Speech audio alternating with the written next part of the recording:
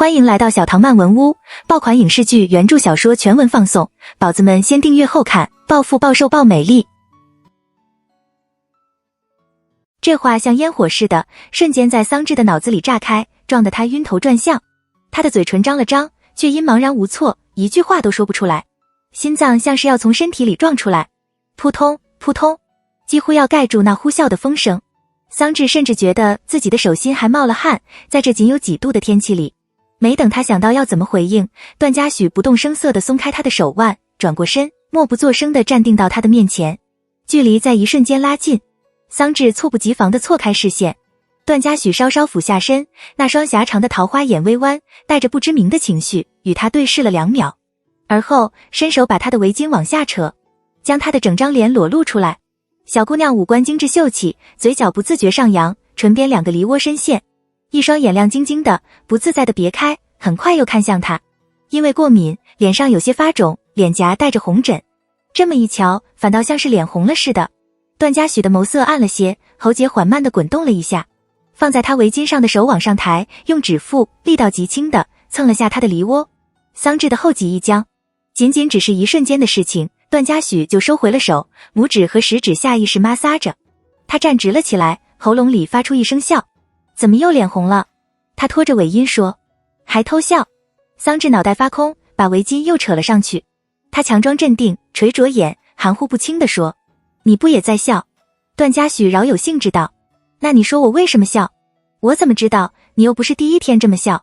桑稚绕过他，继续往前走，自顾自地说着，别在这站着了，好冷。盯着他的背影，段嘉许在原地站了几秒，忍不住又笑了下，很快就抬脚跟了上去。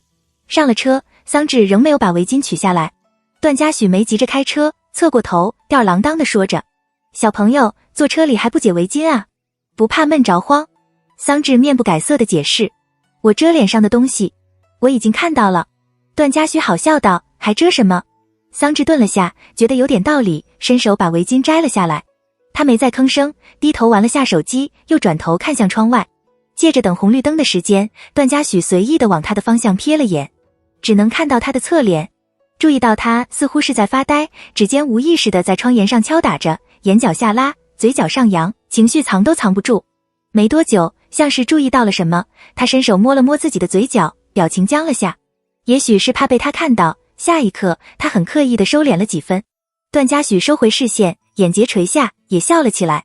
因为隔天是周末，此时宿舍里只有宁薇一个人，其余2人大概是去参加部门活动，或者是跟男朋友约会。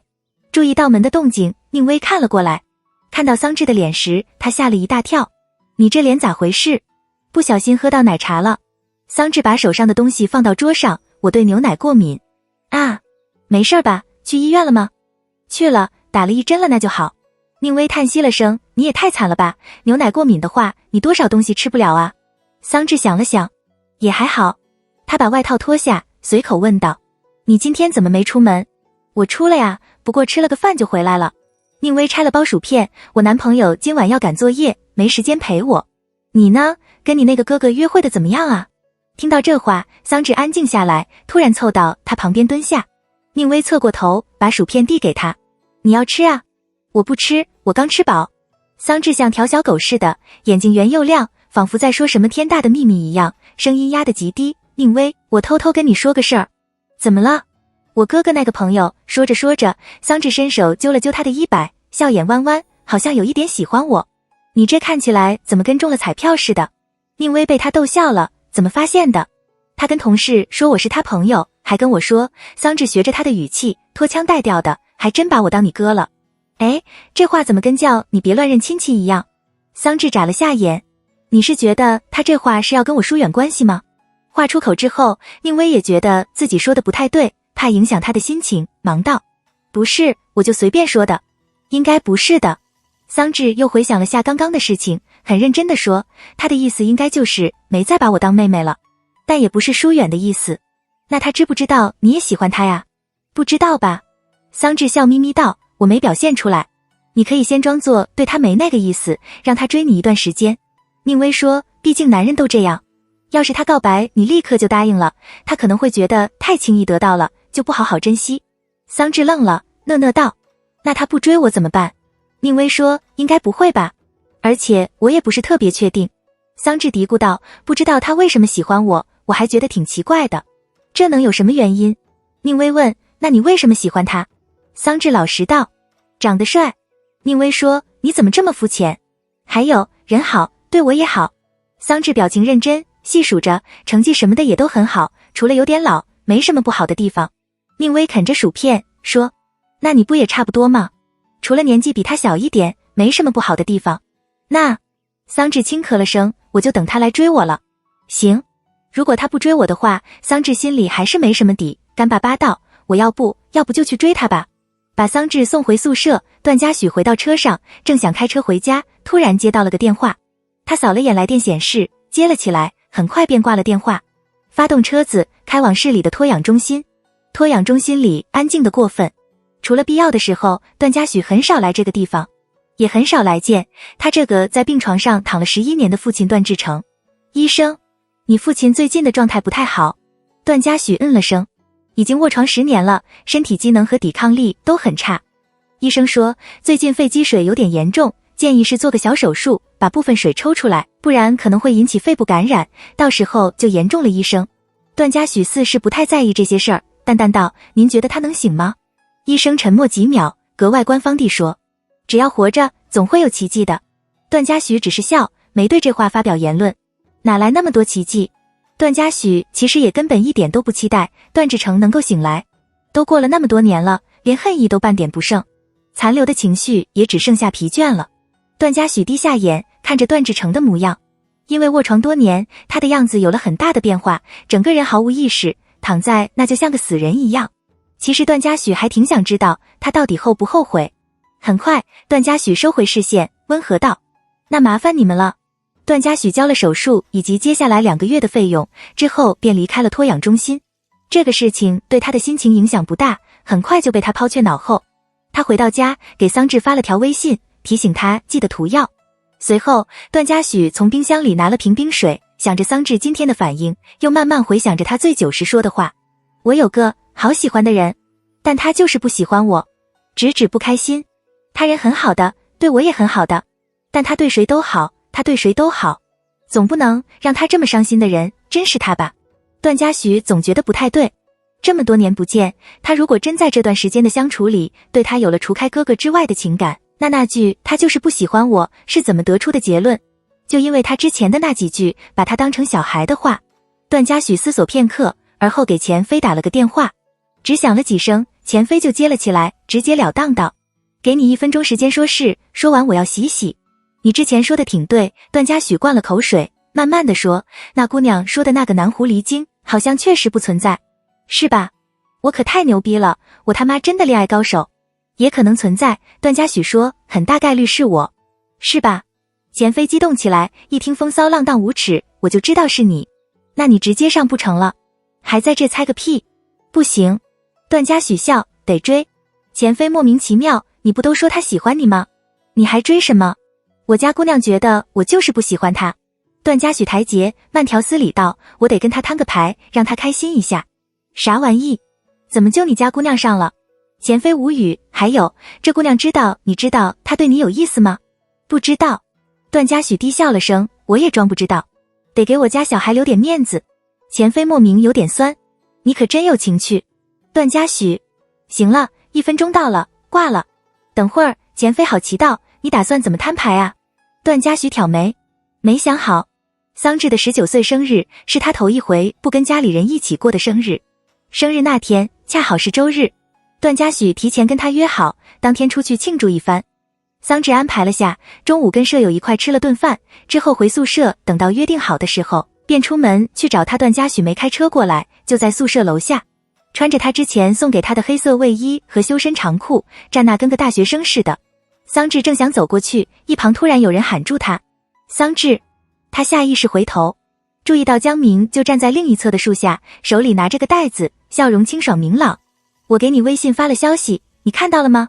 桑稚摸了摸手机，说，我没看。没别的事儿，江明说就来把礼物给你。桑稚犹豫着接过，谢谢。江明，你一会儿有事吗？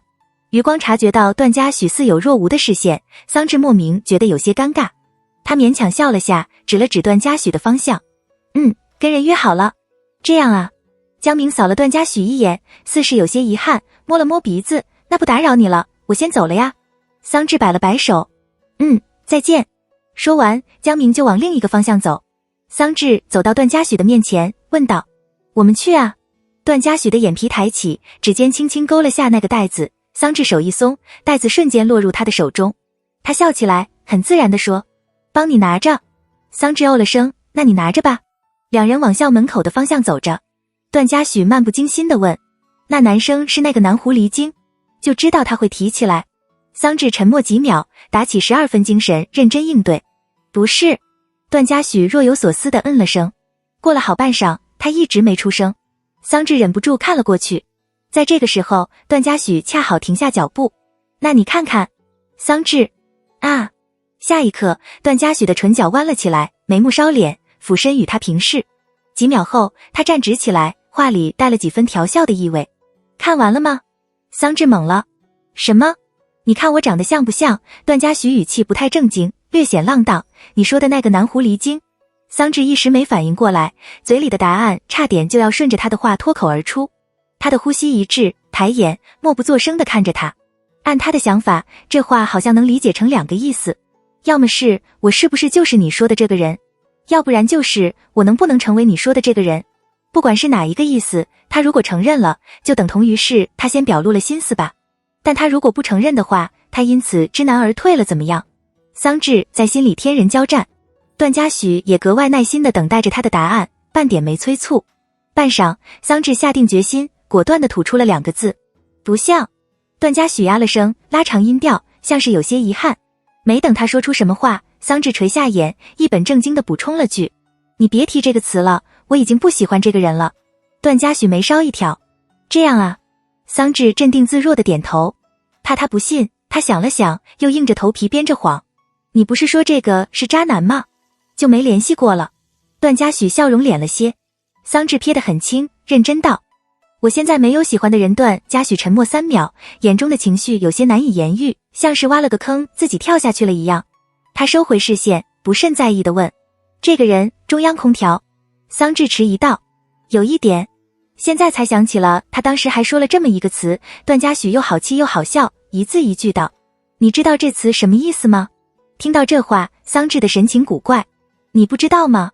你怎么什么都不知道？你都不上网的吗？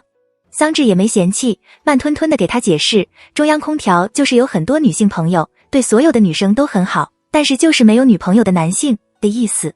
段嘉许垂眸，上下扫了他一眼，淡淡的嗯了声。这3点符合1点，就算中央空调了。桑稚理所当然道：当然要3点都符合。话题终止于此，两人并肩往校门口的方向走。路过一群正在玩闹起哄的大学生时，桑稚似有若无地听见段嘉许好像说了句话，语气不可名状，带了几分凉意，还挺会诬陷人。桑稚先前想看的超能陆战队，大多数电影院已经下架了，只剩下一家还有最后一个场次，位置在市中心的一个商业圈里。段嘉许提前订了票，两人上了地铁。因为是周末，人格外多，桑稚和段嘉许恰好赶上，就挤在门旁的位置。怕他被别人挤到，段嘉许把他扯到自己的身前。周围都是人，找不到一个能让他支撑的东西，桑稚忍不住说：我站着我就没东西扶着了。段嘉许垂睫，松开手，指了指他原本握着的吊环。那你握着这个。桑稚伸手乖乖抓住，回头看他。那你呢？段嘉许轻松地抓住上面的横杆。过了几秒，像是注意到了什么，他忽地低笑了声，懒懒道：有点高，抓着费劲。桑稚正想说点什么，下一刻他的手往下挪，握住了他的手腕。这儿轻松些。桑稚还保持着原来的姿势，眼睛瞪大了些，咕噜噜地盯着他，显然对他这个行为格外不耻。你握那上面哪里费劲了？真的费劲。段嘉许笑容未变，悠悠地说：不然你握一下试试。桑稚有些不自在，伸出另一只手抓住横杆，没多久就松开，嘀咕道：你好意思拿你的身高跟我的比？但他也没把他的手扯开，视线忍不住往上瞟。桑稚看着他修长的手指扣在他的手腕上，带着温热的触感，极其真实，无法忽视。段嘉许其实很少会跟他有肢体的接触，包括在他年纪还小的时候，他最多也只是揉他的脑袋，或者捏一下他的脸，似亲昵却也会把握着一个度。他垂下脑袋，又开始摸自己的嘴角。段嘉许的目光往前看，盯着窗户里倒映着的他，而后低下眼，稍稍侧头，不动声色地看着他此刻的模样。两个人各做各的事情，一个在努力装作若无其事的样子，另一个正沉默地盯着他，看着他偶尔还是不经意弯起的唇角，然后也莫名地笑了起来。到商城的时候，电影还有半个小时才开场。两人不急着取票，桑稚往周围看了一眼，忍不住指了指不远处的奶茶店。我要买杯饮料喝，你喝不喝？段嘉许，不喝。桑稚，那你一会儿看电影不可？段嘉许，我去买。没等他说完，他突然觉得这对话跟历史重演似的。段嘉许眉心动了动，改了口。你这次喝之前，得先看看里面装的到底是不是你点的。哦。奶茶店前没别人排队，桑稚走到前台，看了眼饮品单，没纠结多久就定下冻柠水加珍珠。段嘉许头一回听说这种搭配，能这样喝？桑稚瞅他，当然可以。段嘉许皱眉，而且今天才多少度，还喝冰的。桑稚，室内不冷啊。段嘉许，别喝太多。桑稚有点不满，咕哝道，你怎么老管着我？闻言，段嘉许侧过头看他，盯着他有些郁闷的样子。他的眉眼舒展开来，语调稍扬，玩味道，觉得我烦？恰好店员把他的饮品做好。桑稚接过，把吸管戳进去，喝了一口。他不好太直白，只是含糊道，我也没这么说。段嘉许笑，你这不就是这个意思？桑稚当没听见，自顾自地咬着珍珠。过了几秒，段嘉许扯了下唇角，意有所指，而又缓慢地吐出了4个字，早点习惯。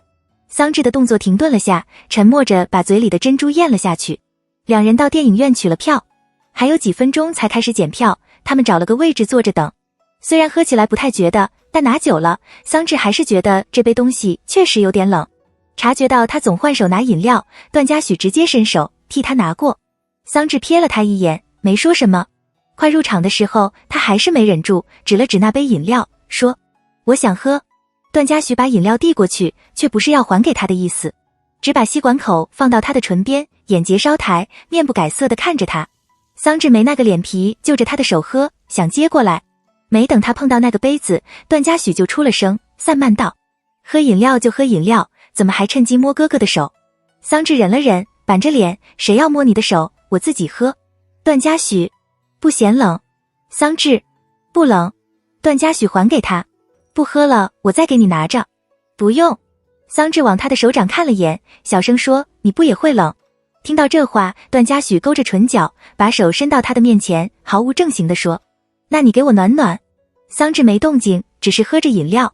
他却也并不觉得尴尬，收回手，淡然道，走吧，入场了。两人站了起来。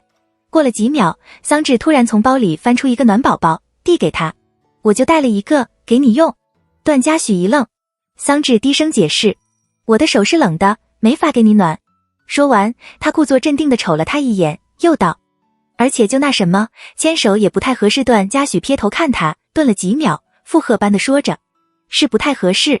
两人找到位置坐下，段嘉许把替桑稚拿了一路的袋子放到腿上，撕开暖宝宝的包装，声音斯文又温和，也没个名分的。桑稚大脑空白，把手里的饮料放下。与此同时，段嘉许把暖宝宝放进了他的手里。电影也开始放映，背景音乐响起，止住了他所有的话。电影结束后，已经到了饭点的时间。虽然看电影的时候，桑稚大部分时间都在想着他的那句话，但过了1个多小时，他也不好再提起。两人在外面找了个餐厅吃饭，之后回到段嘉许的住所附近，在一家蛋糕店取了蛋糕，回了段嘉许的家。桑稚脱了鞋，注意到鞋架上多了一双新的女士拖鞋，恰好是他的鞋码。他往段嘉许的方向看，没主动拿来穿。倒是段嘉许把鞋子放到他的面前，平静道，给你买的。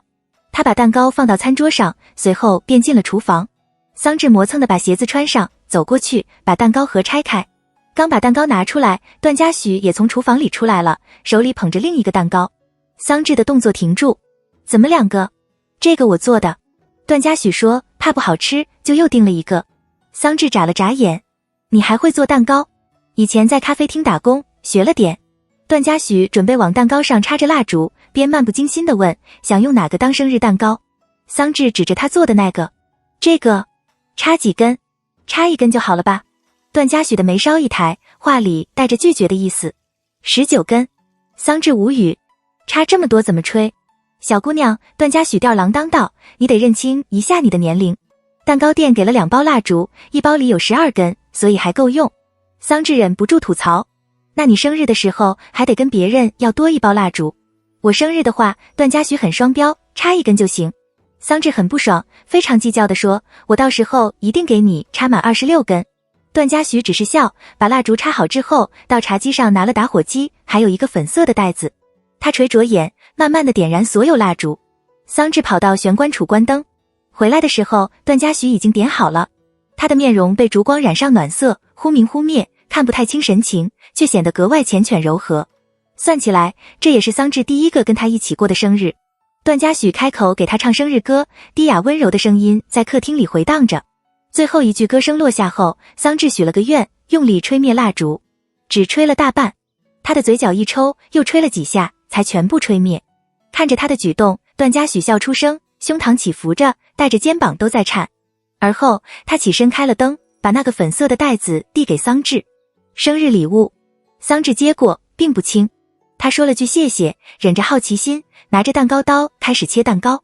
只切了一下，段嘉许就接过蛋糕刀，帮他切了一小块出来。他瞥了眼放在一旁的袋子，突然问，要不要看看别人给你送的礼物？桑稚看了眼，摇了摇头，回去再看吧。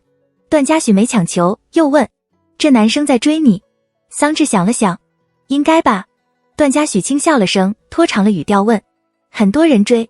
想到先前在医院吹的牛逼，桑稚也不知道该怎么回答，只能含糊道，还行。很快，段嘉许又问，追你有什么条件不？桑稚莫名其妙，这哪还有条件，又不是选对象。那说说，像只是随便聊聊一样。段嘉许的语气很淡，你有可能看得上眼的，要什么条件？桑稚抬眼，犹疑地说，长得帅。段嘉许，脾气好，得比我高1个头，三观正，还有呢。桑稚拿着叉子咬了口蛋糕，没了。你说的这些条件我都符合。段嘉许用手只抹了层巧克力酱，轻蹭到他的脸颊上，所以问你个事儿。像是期待已久的事情终于要发生，带着极为强烈的预示感。桑稚撞上他的眼，几乎能猜到他的下一句话是什么，心跳却仍是漏了半拍，紧张到有些喘不过气。他把唇角的蛋糕残渣舔掉，讷讷看他。什么？段嘉许笑了声，目光暧昧，却又显得认真。这次他没在先前那样有任何掩饰，也不再说什么模棱两可的话，直截了当的跟他摊了牌。我能追你了吗？室内的光冷白打在段嘉许的脸上，轮廓清晰又明了。他的眼眸低垂，又密又长的睫毛衬得那双棕色的眼眸越发深邃，带着细碎的光。段嘉许还盯着他，不带任何压迫感。他向来是极具耐心的，不催促，也没表露出着急的模样，安静地等待着他的答复。在这个关头，桑稚还莫名想起了初次见到他时的场景。他歪坐在沙发里，神情疏淡又玩味，对他那极其离谱的猜测也只是一笑而过，不正经地附和着，整得好看不就得了。过了那么多年，他也长大了那么多岁，却似乎并没有多大的变化，只是变得更成熟了些，却还是他喜欢的那个模样，让他在恍惚间突然有了种时间其实是会等人的错觉。两人一站一坐，约莫只有10几秒的光景，桑稚猛地回过神，他的尾音隐隐发颤，却仍是装作平静地问，你这句话是我理解的那个意思吗？段嘉许收回手，轻舔了下指尖上的巧克力酱，这话还能找出第二个意思。桑稚沉默了下，轻声问，你不是说我是小孩吗？你要愿意的话，段嘉许弯着唇，话里带着依稀的笑意，你90岁了，我也能这么喊你。桑稚低下眼，继续啃着蛋糕，就一称呼。段嘉许笑了下，语速缓缓悠悠，不然你喊我哥哥，也真把我当你亲哥了。桑稚有些别扭，故意跟他作对，就是把你当亲哥。这样啊。段嘉许瞥他一眼，也没拆穿他，用打着商量的语气说，那哥哥15年就洗心革面，不做人了，行不行？段嘉许不甚在意的补充了句，改当个畜生。桑稚咳嗽了2声，忍不住说，也没那么严重。那你给我个答复，行吗？段嘉许的指尖在桌上轻敲着，语气略显散漫，再不说，我这会儿要紧张的喘不上气了。我也没见你紧张。桑稚在心里嘀咕着，哪还有人追人之前，桑稚想了想，还是没忍住吐槽，还先来问问我能不能追你的。我不问的话，段嘉许拉了张椅子，在他旁边坐下，你不就把那些事儿当成长辈的关爱了吗？安静3秒。那随便你。桑稚收回视线，故作无所谓的样子，这是你的事情，我又管不着。段嘉许低笑着，那你对我有那个意思不？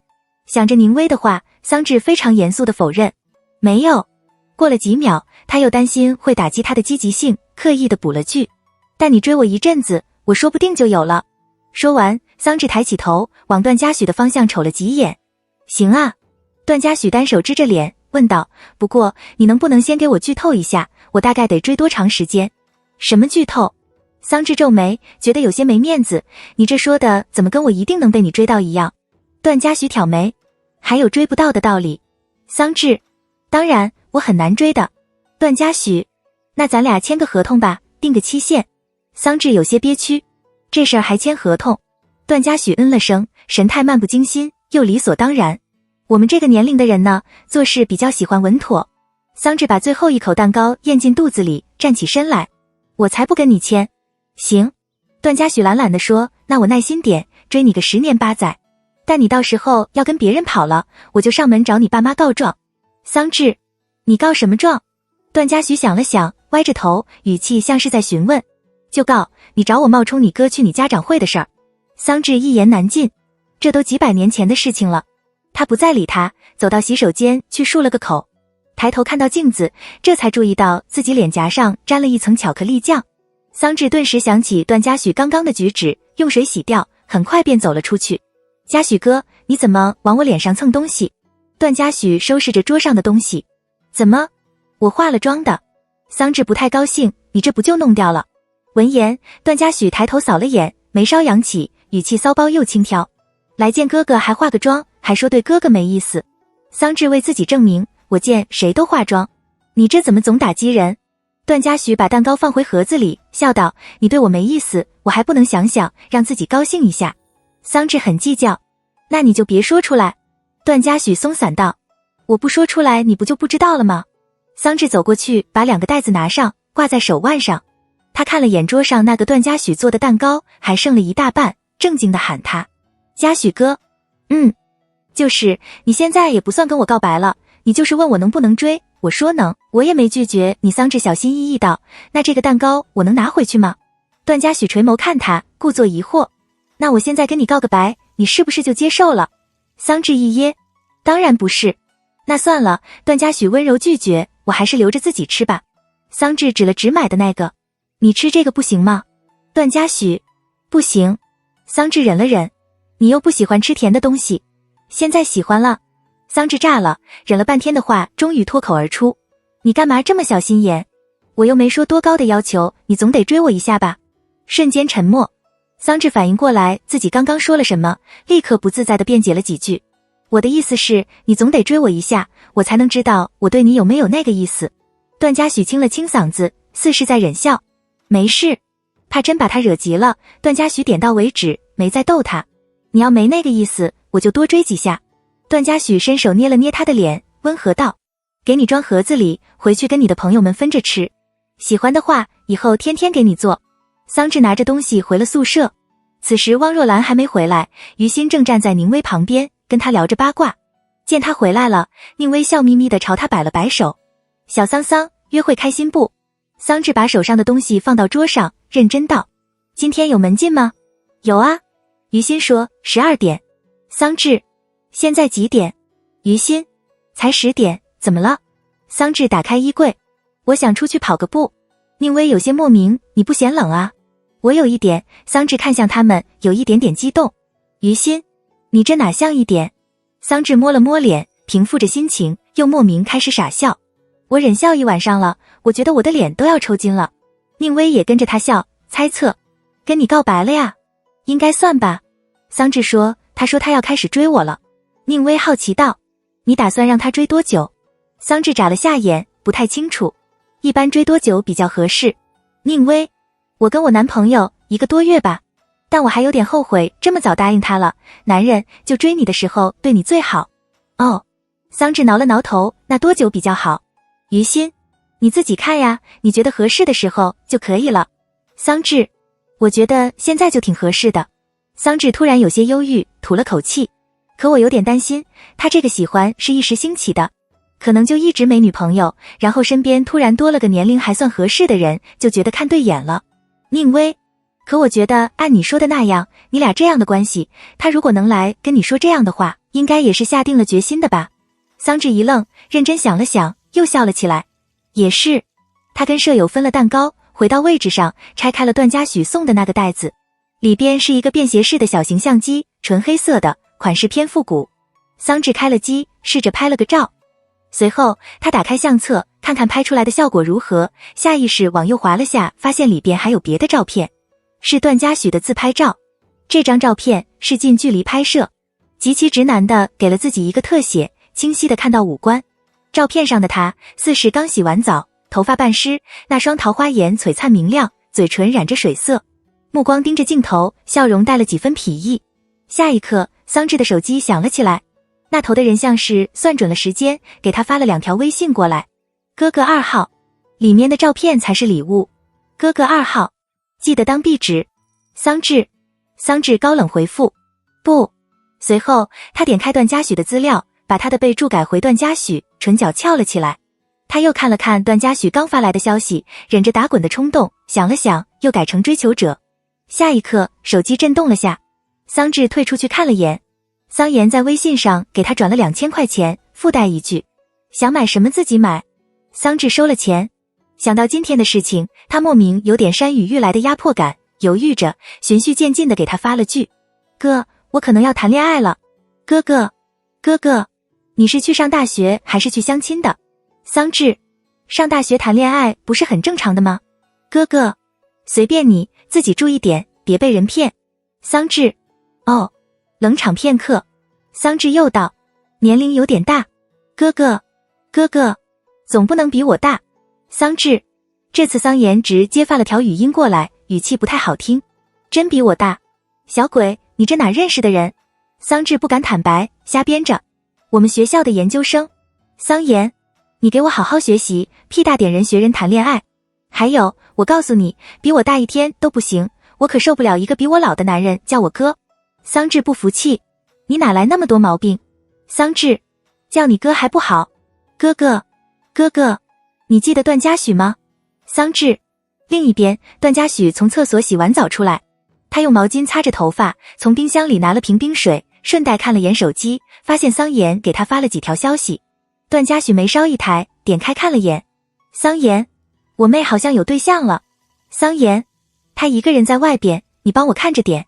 桑岩，别让他被人骗了。段嘉许气息悠长的呵笑一声，眉眼间无半点愧意。他打开瓶盖，慢条斯理地喝了口水，而后回复，行啊。洗完澡，桑稚坐回位置上，又摆弄了好一会儿的相机。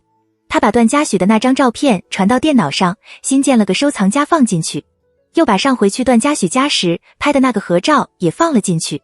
他想了想，用电脑登录了 QQ， 从空间的一个私密相册里翻出了他以前偷拍段嘉许的照片，3张照片的色调和像素都不一样，这么放在一块带来的时间感明显又分明。桑稚怔怔地看了好一会儿，突然想起了高3的那个阶段，那段时间他的状态莫名变差，向来考得很好的物理也经常犯一些粗心的错误，总体成绩直线下降，在年级的排名也一直往后靠。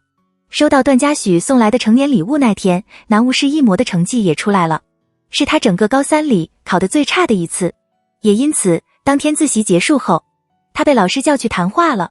班主任有注意到先前他和隔壁班体育生的事情，所以他的成绩一下降，就觉得他是因为谈恋爱才影响了成绩。跟他交流的时候，说话也格外不留情面。桑稚默听完他的教训，只是又重复了句我没谈恋爱，之后便回了班级，拿上书包坐车回家。算起来，高3一周只放半天的假，周6下午放学之后，隔天要回来继续上晚自习。但普遍学生都是中午就从家里出发，下午就到了学校。他回家的那天恰好是他的生日，黎平和桑荣正在厨房里做饭。也许是因为他的生日，桑岩破天荒地也在家，正坐在沙发上看电视。见他回来了，也只是抬抬下巴，淡声道，段嘉许给你寄了快递，放你房间了。桑稚点头，沉默着回了房间。他关上房门，把笨重的书包放到桌上，垂眸看着快递箱上的寄件人，而后缓慢地把箱子拆开，看到里边的一套化妆品，还附带着一张贺卡。桑稚把贺卡打开，男人的字迹大气又利落，只写着一行字：祝小桑稚成年快乐。这好像是他很久之前就期待着的话。所有情绪一涌而上，高三带来的压力，老师不由分说的指责，以及难以克制的委屈感。桑稚盯着这句话，眼眶渐渐发红，半晌后，喉咙里忍不住发出一声哽咽，伴随着不断向下砸的眼泪，觉得难熬至极。他不敢让任何人听见，蹲在地上，用尽全力忍着哭声，全身都在颤，然后开始打着哭嗝，像是要喘不过气来。在那一瞬间，桑稚真切地意识到了真正长大了是怎样的一种感受，是再不敢肆意的大哭，把诉说当成一件丢脸的事情，是再不敢把任性当成家常便饭，清楚地明白什么该做，什么不应该做，是再不敢做天马行空的梦，再不敢把童话当成生活，让日子变得规矩而又寡淡，是一件根本不值得期待的事情。手机响了一声，打断了桑稚的思绪。他回过神，用力眨了下眼，伸手把手机拿起来看了眼，追求者发来一条消息。桑稚点开看，追求者：明天有空。桑稚想了想，没有。追求者：后天呢？桑稚：也没有。追求者：大后天。桑稚：没有。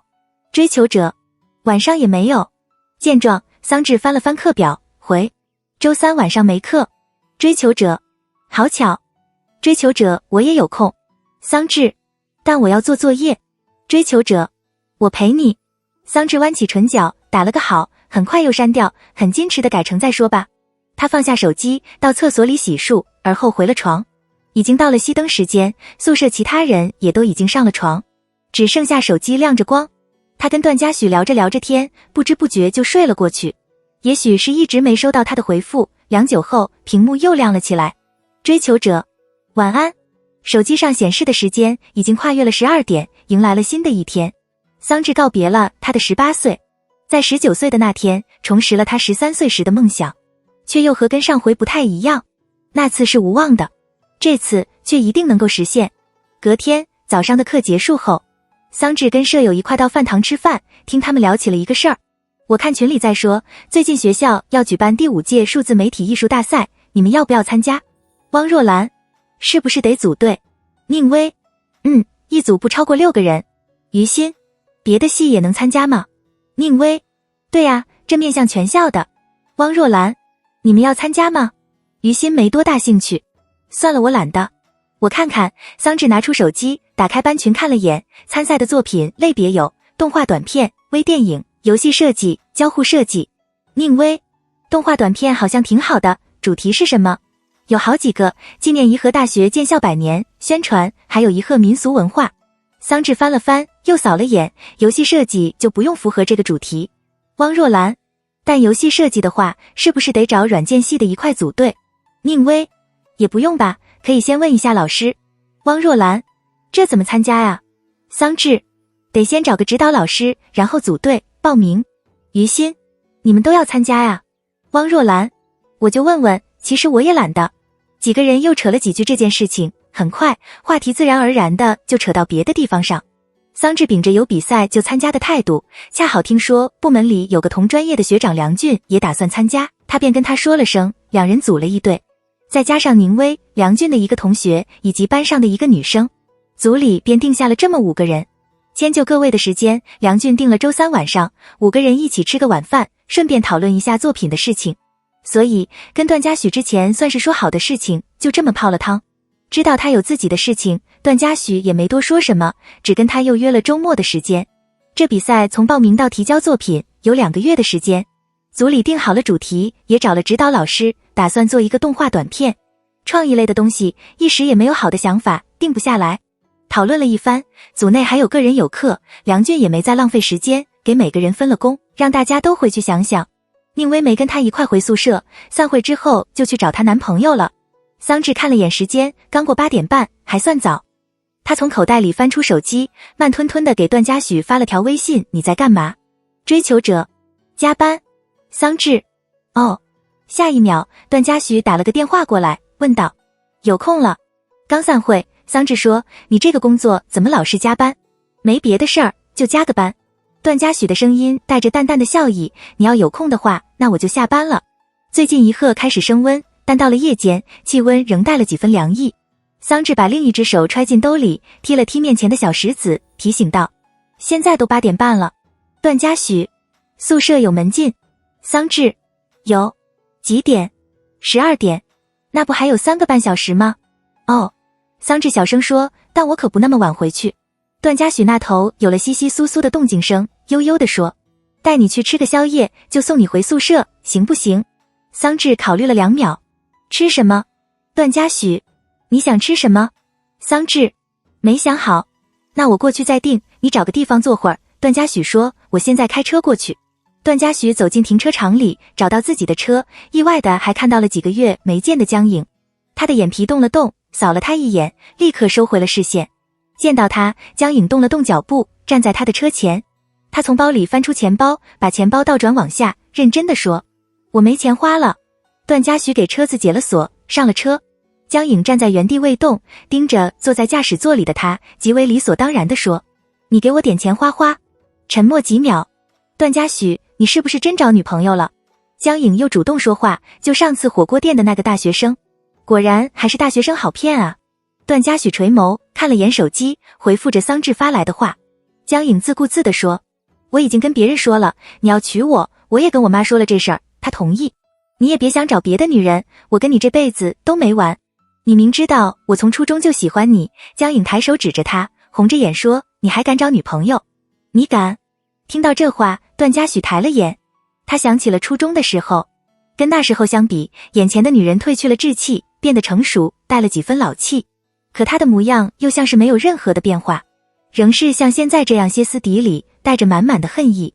他在任何人的面前指责他，说他是杀人犯的儿子。见到他的时候，永远都是激动愤怒的，眼里全是怨念，仿佛他就是段志成一样。最严重的一次，他直接从教学楼2楼的楼梯口把他推了下去。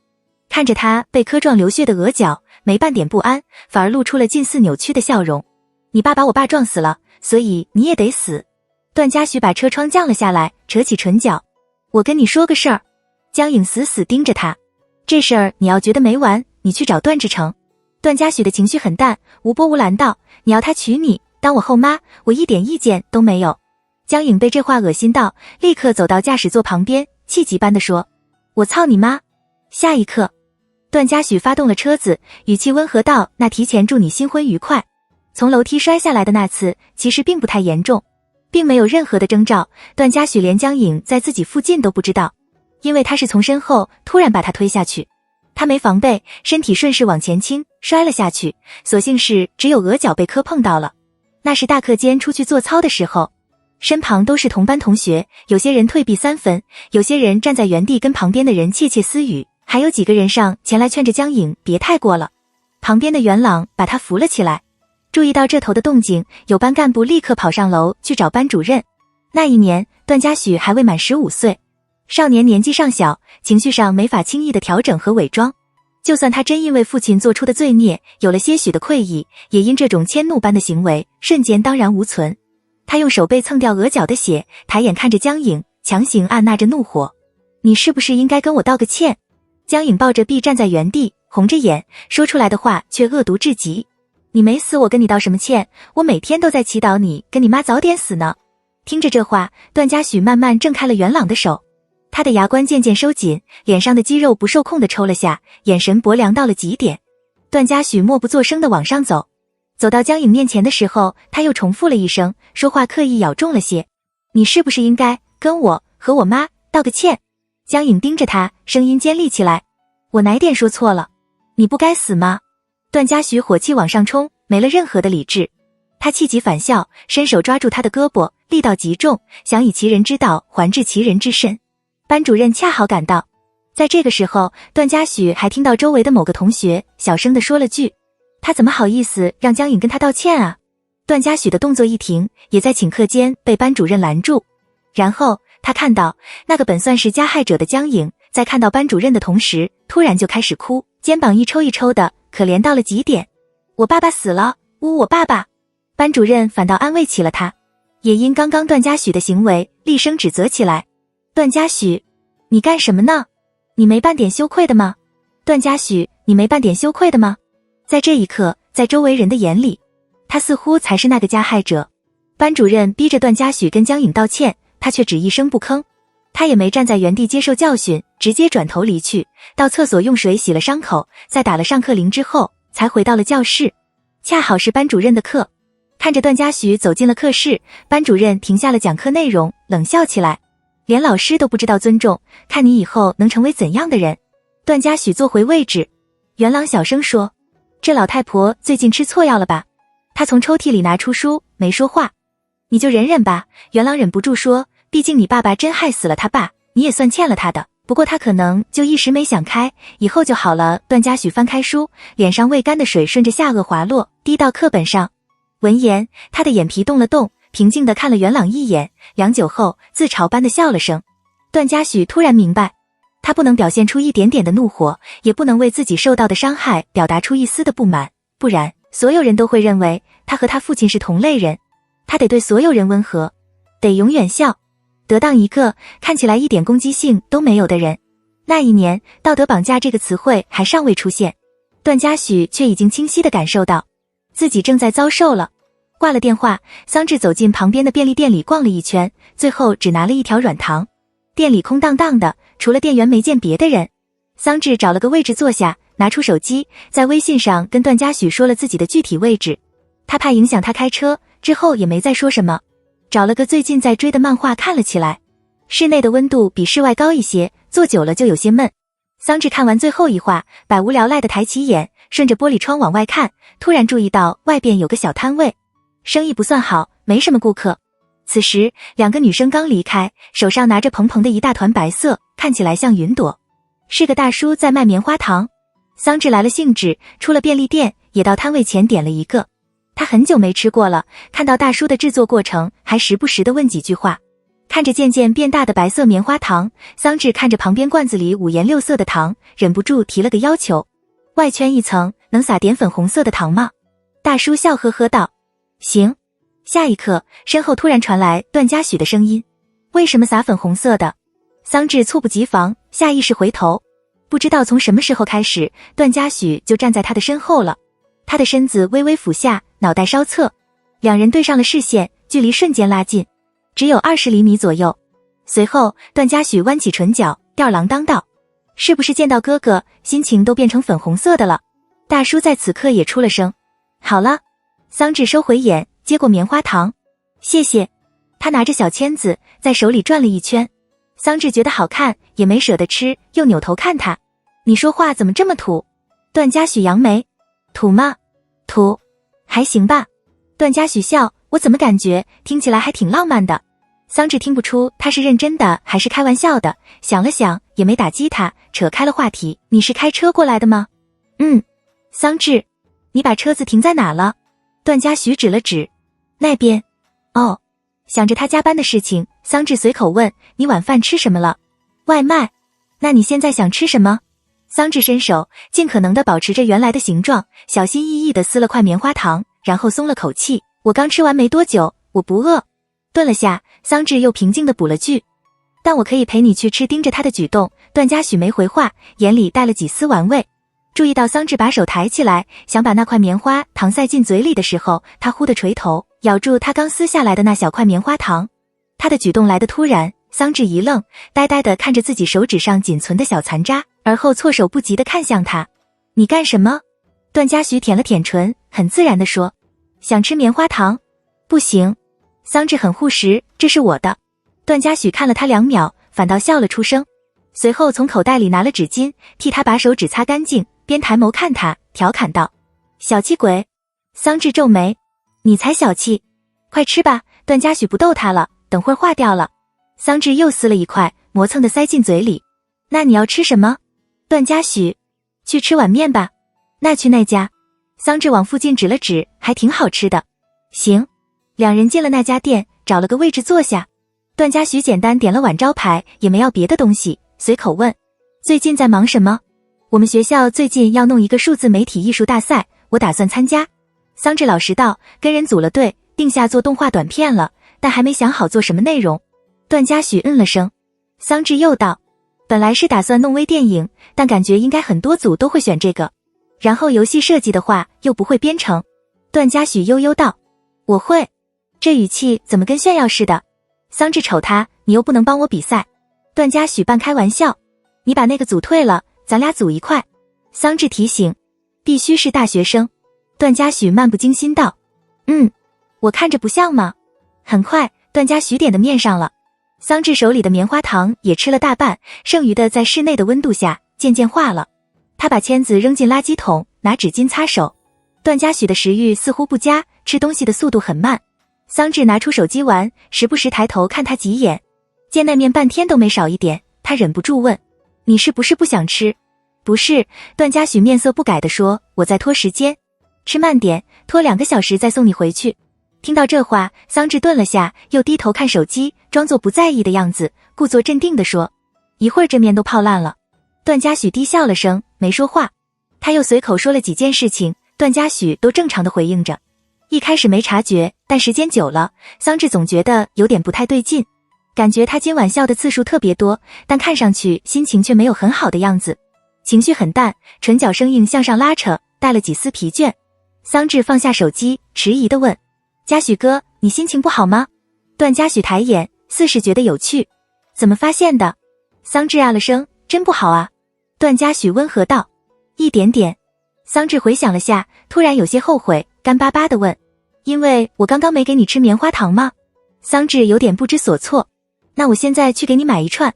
段嘉许把最后一口面吃完，抽了张纸巾擦嘴。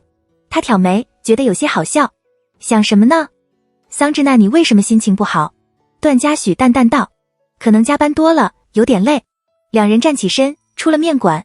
桑稚没怀疑，那你就别加班了呀。段嘉许，桑稚思考了下，忽地从兜里摸出自己刚在便利店买的那条糖，撕开，递了一颗给他。请你吃糖。段嘉许接过，眉眼略微舒展。哄小孩呢？桑稚眨了下眼。哄老小孩？见他没动静，桑稚拿了一颗，把糖纸撕开，递到他唇边。这个糖好吃，我哥也喜欢吃。段嘉许顿了下，就着他的手，低头把糖含进嘴里。桑稚把剩下的都塞进他的手里。都给你吧。段嘉许盯着手里的糖，眼底的阴霾散去，敛着下颚笑了起来。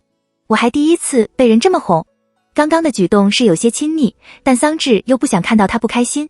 他别开视线，嘴硬道，我只是刚刚吃太多棉花糖了，这个不想吃了。段嘉许抬眼对上他的眼，视线莫名往下滑，停在他的嘴唇上。几秒后，他的喉结滑动了下，哑着嗓子问，那我能不能得寸进尺一下？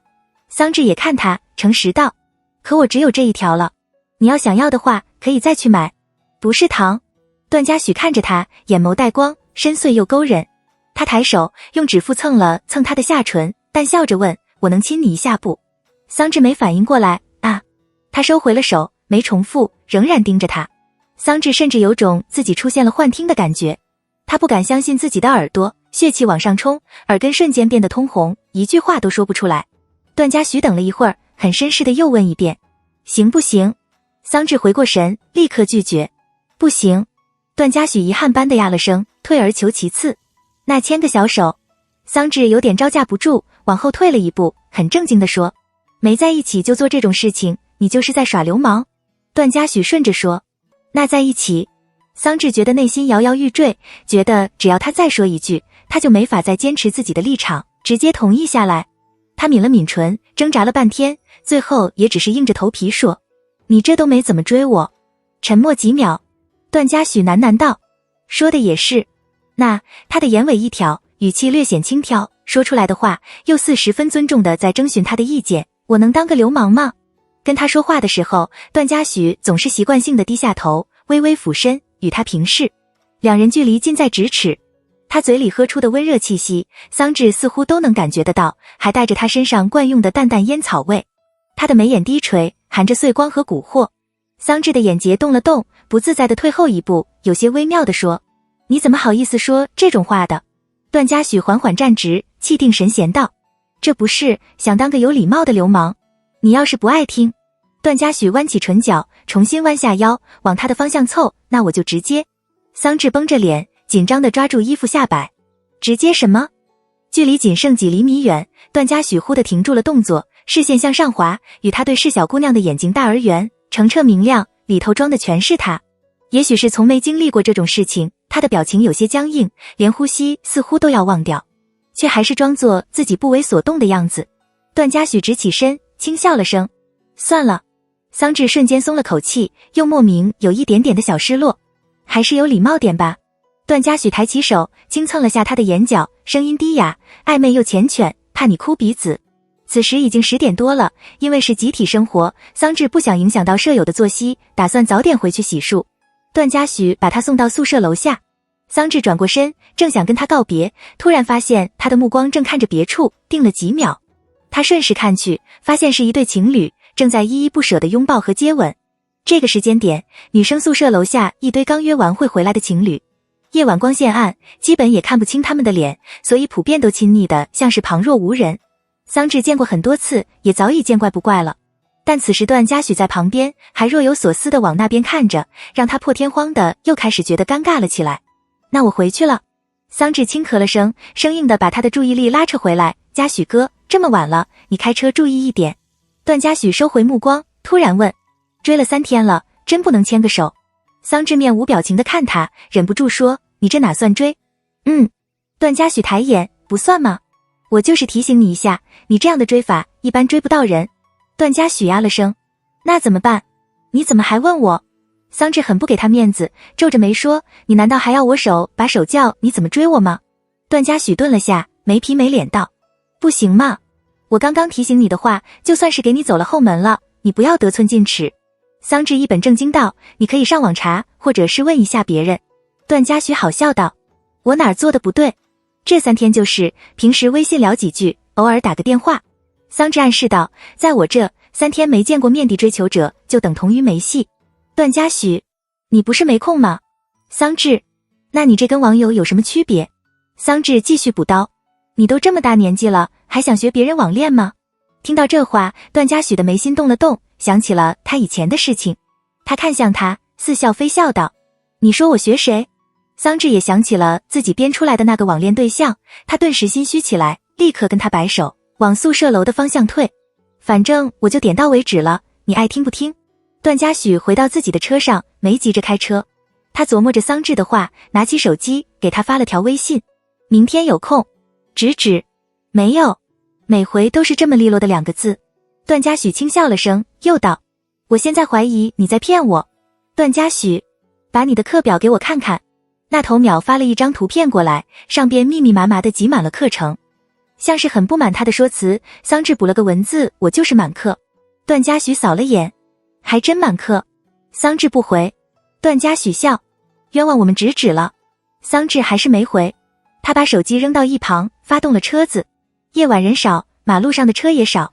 段嘉许把车窗降下来一半，想到此时正在宿舍跟他闹别扭的桑稚，嘴角的弧度又上扬了些。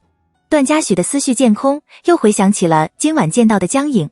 偶尔他甚至会觉得他是不是精神出问题了，可能江颖这个人只是他偶尔疲惫过度而出现的幻觉，不然怎么会有一个人能这样10年如一日的纠缠着另一个人不放，时不时的出现在他的眼前，说着相似而偏激万分的话。情绪没被岁月冲淡半分，反而愈演愈烈，把那些所有不该他承受的仇恨都发泄在他的身上。被江颖从楼梯推下来之后，有几个同学来安慰过他，让他尽量躲着他点。没多久，这件事情包括班主任说的话都被传到校领导的耳中。后来班主任受了处分，考虑到江颖和段嘉许的关系，学校把他调到了另一个班。再后来，其实也有很多人跟段嘉许说，让他不要再意班主任的话，也不要太在意江颖的做法。但其实比起班主任的话，更让段嘉许觉得难堪的是那个同班同学脱口而出的那句话，他怎么好意思让江颖跟他道歉啊？那是段嘉许第一次觉得尊严被踩到了泥底。就算江颖在班上的人面前用言语对他进行多次的讽刺和攻击，他也从不在意，听了就过。因为段嘉许认为其他人应该也都是抱着跟他一样的想法，都认为这件事情其实跟他一点关系都没有。但江颖刚失去了父亲，觉得痛苦，因此言语上偏激，口不择言，把他当成迁怒的对象，所以他只能尽可能的理解和迁就。但在那个同学的话出来之后，段嘉许才知道原来并不是这样的。原来在暗地里，也有人都觉得他父亲造下的孽，他也应该要偿还，不管是多数亦或者是少数。但那句话确实给了段嘉许很大的影响，让他在后来的一段时间里对江颖的各种刁难也都逆来顺受。他想让自己对此变得麻木不仁，他不想让别人影响了自己的生活。段嘉许只能强行的让自己理解江颖见到自己等同于伤疤再次被揭开的心情，所以他也尽可能的不出现在他的面前。可江颖的想法却跟他完全不同，他觉得自己痛苦，也一定要让他也活得不痛快。调班之后，段嘉许所在的班级在5楼，原本的班在3楼，隔了好一段的距离，可江颖依然时不时的过来找他茬。当时已经临近中考，许若书听说了这个事情，问了他的意见之后，然后跟学校申请了让他回家自主复习。再后来，段嘉许考上了颐和一中，江颖的成绩不佳，没能跟他考上同一个学校，他的生活才渐渐的开始能喘得上气。不知不觉，车子开回了小区里，段嘉许熄了火，拿起手机看了眼，发现桑稚就在2分钟前回了句我睡了，拜拜。他也回了句我到家了，那头立刻回了个哦。段嘉许莫名笑了起来，而后从口袋里把他刚给的那条糖拿出来，塞了一颗进嘴里。桑稚觉得自己暗示段嘉许的那些话就像是石子掉进了大海，没半点回应。接下来的几天，他跟先前没有任何的区别，只有周末的时候两人一起出来吃个饭，看个电影，然后又变回了原来的状况。他感觉如果他们谈了恋爱，估计也会过得像异地恋一样。按理来说，桑稚说自己没空，但他总不能不吃饭吧，他就不能趁着饭点过来约他吃个晚饭。别人追人都故意制造偶遇的机会，就他追人高冷又端着架子。可能他最后说的那句反正我就点到为止了，你爱听不听，他就在心里默默回答我不听。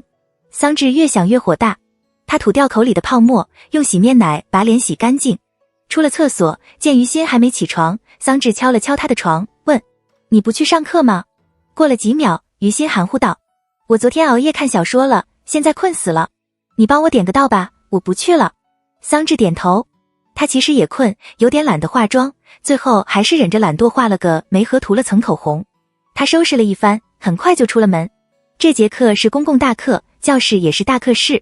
桑稚来得早，大半位置都还是空的。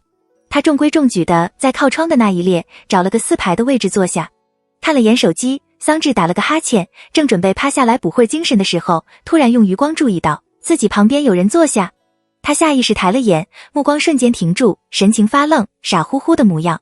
眼前的人穿着简单的白衬衫和黑色长裤，气质清润又干净。他侧着头看他，掀起眼皮，唇角一如既往的勾着。好巧，你也上这个课啊？桑稚还有些没反应过来，呼吸都变缓了些。你不用上班吗？调休？桑稚挠了挠头。那你怎么知道我在这上课的？段嘉许笑，不是跟你要了课表？哦。桑稚收回视线，小声说，你要跟我一起上课吗？段嘉许言简意赅，偶遇。就不提你大学根本不在一课上，你一个毕业快4年的，到底哪来的脸说出这2个字？距离上课还有10分钟的时间。桑稚嘀咕，还穿得像个大学生。段嘉许挑眉，年轻。桑稚，还行吧。段嘉许，行，那我以后都这么穿。桑稚还因为他这突如其来的出现有点难以保持平静。他拿出书趴到桌上，决定按照他来之前的计划执行，顺带平复一下心情。我好困，我要睡10分钟，不然一会儿上课了睡着了，这老师会点我起来回答问题的。段嘉许盯着他看了2秒，气笑了。我一来你就困啊？桑稚辩解，我本来就困。段嘉许，行，你睡。桑稚合了眼，又因为他强烈的存在感，睡意早就消失得无影无踪。也许是他的错觉，他总觉得此时段嘉许正盯着他看。半晌，他犹豫着要不要换个方向趴，又怕会显得刻意。桑稚突然想起来，他今天都没怎么化妆，哎，怎么也不提前说一下，那他就不犯懒了吗？段嘉许支招侧脸，直勾勾地盯着他的露出来的侧脸。他的五官小巧，皮肤光滑细腻，嘴唇埋在了臂弯里。过了几秒，他的眼睫轻颤着。段嘉许顿了几秒，桃花眼弯起，装睡的小朋友。段嘉许的眼里带了几丝玩味，忽然直起身，然后慢慢凑近他。而后用指腹触碰着他的脸颊，嘴唇同时贴近，在自己的手背上亲了下，发出浅浅的声响。下一刻，他看到桑稚睁开了眼，抬起头来，盯着他还未远离的脸，他的嘴唇动了动，不敢相信地看着他。桑稚发了几秒的呆，像是在回想刚刚的事情。段嘉许调笑道：“怎么醒了？”桑稚回过神来，脸颊包括耳根的一片都在烧，脑海里被偷亲这两个字占据。他恼羞成怒般的喊：“段嘉许！”头一回听到他这么喊自己，段嘉许愣了下，笑出声来，不可思议地问：“喊我什么？”段嘉许正经提醒：“桑稚，注意一下礼貌，咱俩现在这关系，你就这么喊我。”段嘉许慢条斯理道：“不太合适吧？”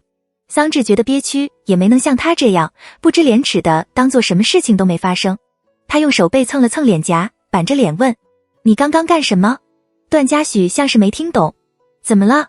桑稚盯着他，强行让自己冷静下来，故作委婉的暗示：“我没睡着，你干什么我都知道。”段嘉许笑得浪荡：“那我干什么了？”看着他这副永远不正经又镇定的样子，桑稚真想把他的嘴巴撕烂。在这个时候，他突然想起了舍友2个舍友都给他提过的建议：他撩你的话，你就也撩回去。脸上不断往上升的热度，仿佛冲昏了他的头脑。桑稚有了个极其冲动的想法，他抬起眼，淡声道：“你过来。”他这副模样气势汹汹的，像是下一秒就要给他一巴掌。段嘉许却没半点抵抗，很听话的凑了过去。“怎么？”桑稚，再过来点。段嘉许，要跟我说悄悄话啊？桑稚没吭声。距离10厘米左右的时候，桑稚猛地仰头，破罐子破摔般的快速亲了下他的侧脸，不到1秒就收回。随后他盯着他因为完全没预料到瞬间变得有些僵硬的模样，面无表情地说：“你刚刚就干这个了？”恰好上课铃响起，老师已经站在了讲台的位置，桑稚旁边的空位也坐下了几个刚跑进来的学生。桑稚收回视线，心跳快的像是要从身体里跳出来。理智回来之后，比起后悔，更多的是终于掰回了一局的痛快感。用余光能感受到段嘉许的目光还放在他的身上。桑稚装腔作势的拿起水杯喝了口水，摆出一副根本没把刚刚的事情放在心上的大气模样。过了好一会儿，段嘉许笑了起来，说话带着浅浅的气息，似是心情极好，又觉得不敢相信，自顾自地说着：“还有这种好事？”这话说的像是他摆出了什么态度一样。桑稚猛地回头，很刻意地说：“我刚刚做出的那个行为，不代表我对你有那个意思。”这还不代表？段嘉许挑眉：“那你不是耍流氓吗？”桑稚理直气壮：“你先的，那以后都这样。”见他真被骗到了，段嘉许也没解释，拖腔带调地说：“我耍流氓的话，你也耍。”桑稚顿了下，看了他好几秒，不想被他发现自己其实是觉得占了便宜。他思考了下，很冷酷地说：“你要敢再这样，我就告诉我哥。”段嘉许：“叫你哥来打我呀？”桑稚：“段嘉许不甚在意道：“行，你叫他来吧。”桑稚：“段嘉许笑：“咱俩迟早得公开。”桑稚：“段嘉许，那不如早点。”桑稚忍不住说：“我又没跟你在一起。”我知道。段嘉许悠悠道：“我这不是在给你洗脑吗？”桑稚不搭理他了，装作在认真听这节他基本就没认真听过的水课。他的脸颊和唇部都发着烫，很想从包里拿个小镜子看看自己此时的模样，但他在旁边，他又觉得做出这样的举动有些没面子。没多久，段嘉许又主动开口：“咱俩来谈一下你刚刚喊我全名的事儿。你不让我喊，那也别喊我的名。”桑稚脖子很硬，完全不虚，一字一顿地说：“我也觉得不太合适。”段嘉许：“行。”桑稚低哼了声。段嘉许靠到椅背上，轻笑道：“你不喊我哥了，就代表我们的关系更进一步，那我就当你在跟我调情了。”桑稚愣了下，觉得荒谬：“我喊你个名字就是跟你调情了？”段嘉许说：“我比较喜欢自作多情。”这节课下课之后，桑稚用手机看了下课表，带着段嘉许去了另一间课室。这节是专业课，此时里边坐着的大多是桑稚的同班同学。宁薇和汪若兰都到了，此时正坐在第2排的位置，给他和于心都占了位。看到跟在桑稚后边的段嘉许，他们瞬间了然，给了桑稚几个眼神。桑稚当没看到，只剩2个位置，他也不好带着段嘉许过去坐，干脆坐到另一排去。没一会儿，段嘉许隔壁的位置坐下了班里的一个男生，跟桑稚的关系还算不错。瞅见段嘉许，男生随口说了句：“桑稚，你男朋友陪你来上课呀？”桑稚看了段嘉许一眼，没解释也没否认。男生当两人默认，很自来熟地问：你哪个系的呀？段嘉许：软件系。男生：也大一的吗？段嘉许嗯了声。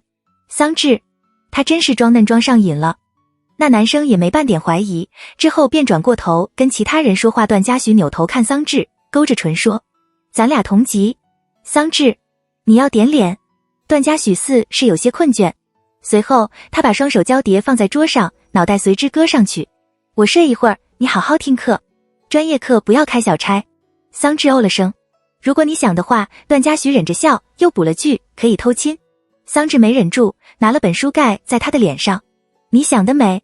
两人的坐的位置比较靠前，况且这还是间小课室，所以段嘉许在桑稚旁边趴着睡觉的举动，在老师的眼里格外显眼。上课没多久，段嘉许就成了老师的眼中钉。老师的年纪不算大，笑得和蔼。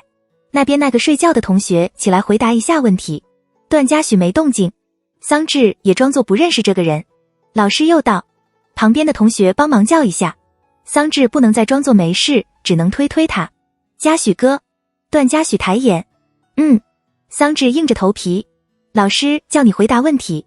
段嘉许皱着惺忪的眼站了起来，没半点慌乱。听着老师的问题，他沉吟片刻，很快也镇定地答上了一两点。桑稚觉得神奇，等他坐下之后，忍不住问：你怎么知道怎么回答的？段嘉许指了指他的书，随便照着念了几句。桑稚看了半天，也没在书上找到他刚说的答案。跟桑稚同班的那个男生在此刻也凑了过来，小声问道：同学，你不是来陪女朋友上课的吗？你怎么知道答案的？我都不知道。学了点。段嘉许淡淡道：以后能帮女朋友补补课。男生给他竖了个大拇指。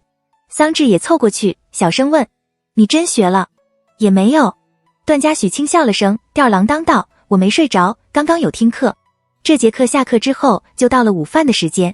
为让他再次真实的体验校园生活，两人没出校外，直接去了学生饭堂。颐和大学的饭堂并不对外开放，段嘉许要点菜的话，只能用桑稚的饭卡。两人吃东西都不太挑，随便点了个套餐，找了个位置坐下。段嘉许拿起筷子，自然而然地说：改天轮到我请你。这才几块钱。桑稚：不用。段嘉许抬眼：免费。桑稚被他请吃的东西也不少，总不能这点都跟他算。请你的。行。段嘉许坐得端正，斯文又客气地说：那我下次还来。有了陪上课这个借口，之后段嘉许来找他的次数也多了不少。但他白天要上班，普遍都是晚上的时候过来找他。桑稚有事的时候，也会下意识地提前跟他说一声。除了上课，桑稚还在忙比赛的事情。因为这事儿，桑稚也经常找指导他们的老师刘淼沟通，一来二往也就熟悉了起来。转眼间，五一假期到来。桑稚参加了部门的活动，晚上回到宿舍的时候，恰好听到他们在讨论暑假回不回去的事情。我应该不回去吧，我想找份实习。宁薇说，在家那边我肯定不会找的，闲着也是闲着，还不如给自己找点事情干于心。啊，你大一就实习了吗？桑稚也有些惊讶。我是这么打算的。宁薇笑道，我部长也是大一暑假找了份实习，我听他那样说，就也不想闲着吗？而且我男朋友也不回家。桑稚被他说的有些心动，但他觉得他跟桑荣和黎平提了这个事情，一定会遭到他们的反对，说不定还会派桑岩过来把他绑回去。桑稚试探性的给桑岩发了条微信：哥哥。桑稚：我暑假不想回家 QWQ。哥哥。桑稚斟酌了半天，磕绊又非常官方的打出了一大段话：我打算在这边找份实习，充实一下我的大学生活。我不想浪费我的青春，想趁着年轻，什么都尽量拼命去做。所以你能帮我跟爸妈说一下这事儿吗？过年的时候，妈妈如果还催你结婚，我也会帮你说话的。桑岩没耐心打字，直接发了条语音过来，语气明显是不相信他说的任何一个字。你那个研究生男朋友也不回家？桑稚。桑岩冷笑：放假了就给我滚回家来，说的什么玩意儿？桑岩。隔着屏幕我都替你脸红。桑岩这一番话，加之他毫不客气的语气，明显表示了他这条路行不通。桑稚被他说的有些不爽，本想直接不搭理他，但又没忍住想跟他吵架的冲动，觉得通过文字和语音没什么气势，他翻出通讯录，直接给他打了个电话。响了一声，桑稚心情有些憋，气势汹汹的在内心酝酿了几千字的小作文，正想开口的时候，那头直接挂断。桑稚。下一刻，桑岩又发了条语音过来，没事别给我打电话。桑稚忍了忍，也开始发语音，我说的是实习，我哪有说谈恋爱？而且我找个比你年纪大的谈恋爱怎么了？我又不是找比爸爸年纪大的。他这条10几秒的语音刚发过去1秒，桑岩立刻回，有事打字，明显点都没有点开。桑稚很不爽，依然发着语音，你不也发语音吗？等了好一会儿，桑岩没回复。桑稚，你不能因为你自己大学没谈过恋爱，也不能因为你到现在都还没有女朋友，就心里不平衡，对我起了嫉妒心。依然没回。桑稚心里窝着火，却不想就这么终止了对话，整得他一点道理都没有。他抿着唇，只能忍气吞声的用文字发了一遍。这次桑岩回复的很快，我百忙之中抽空回复你一下，还想我给你打字，做什么梦？桑岩的语气很骚包。还有，你哥哥我呢？有女朋友了。桑稚。桑岩。没办法，人姑娘追了我太长时间了，再不同意的话，他得。桑稚一点都不想听他自恋到欠揍的话，又点了下语音条，强硬的中断了他的话。拜拜。桑岩又发来一条，很短，就1秒的时间。桑稚盯着看了2秒，迟疑地点开桑岩嗤笑一声，小屁孩。桑稚炸了，还没等他回句什么，桑岩又道，我最后跟你提一次，你别谈个恋爱就跟没脑子似的，你高中那会儿去颐和找网友的事情，我就当你年纪小，叛逆期。这事桑稚理亏，立刻收回了火。桑岩的语气淡淡，这次别的我懒得跟你说，恋爱你要谈谈，暑假不回家这个事儿你试一下，我直接飞到颐和打断你的腿。桑稚决定不再从桑岩这边下手，算起来从小到大管他最多的人其实也是桑岩。桑稚这么仔细一想，也想不起什么时候桑岩会帮着他在父母面前说几句话，除了欺负他就是教育他。他觉得自己一开始的方向就找错了。反正距离暑假还有2个月的时间，桑稚也不着急。5一假期过没多久，就迎来了段嘉许的26岁生日。2人的生日隔得不远，就差了半个月的时间。所以桑稚的生日过没多久，就已经准备好了要送给段嘉许的礼物。下了课之后，桑稚没回宿舍。他算了下时间，这个点段嘉许应该还没下班，但他还得去拿蛋糕，加上这个路程的时间也差不多了。桑稚还没出校门，突然收到梁俊的消息，找他出来说一下短片的事情。这个比赛，梁俊虽然是组长，但总体桑稚比较上心，花的时间也多，所以组内有问题的人，除了在群里问，私下都是来找桑稚沟通。看了眼时间，桑稚回了句，我今天有事，你有什么问题在微信上说吧。桑稚，或者明天。梁俊，没事儿，微信上说吧。桑稚边跟他说着话，边上了地铁。他选的这家蛋糕店是看网上推荐的，不在颐和大学附近，也不在段嘉许的家或公司附近。桑稚先前在网上预约，此时得专门跑一趟。那家蛋糕店在一个大商城里，桑稚不太认得路，顺着指示牌找了半天才找到位置，走了进去。店员把他订的蛋糕拿出来给他看了一眼，牌子上是他特地让店员写的一行字，祝26岁的段嘉许生日快乐。桑稚的嘴角翘了起来，眼角弯弯，眼里带了几丝幼稚的报复。他抱着蛋糕盒出了店，思考着要不要再去买点东西，亦或者是一会儿跟段嘉许一块去买。上回去他家的时候，发现他冰箱里都是空的，除了饮料没别的东西，但他拿着那么多东西也不好买。桑稚没纠结多久，很快就决定作罢。见时间还算早，他进了附近的精品店逛了一圈，正准备走的时候，他隐隐听到外边有人在吵架。店里的几个顾客也因为这个好奇的走出去看。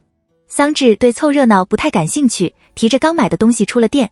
外头吵架的声音越来越大声，听着内容像是一对母女，年轻的声音听起来还有些熟悉。一个在骂，另一个在小声的哭。年长的女人声音又尖又利，火气十足，你再跟我提一次这个事情试试。你是不是脑子有问题，一天到晚疯疯癫癫的？你要找那畜生的儿子要钱，你去找他麻烦，这都随便你。你要跟他结婚，你是想把我气死吗？你对得起你爸？我就想折磨他一辈子。年轻的女人的话里带着哭腔，怎么了吗？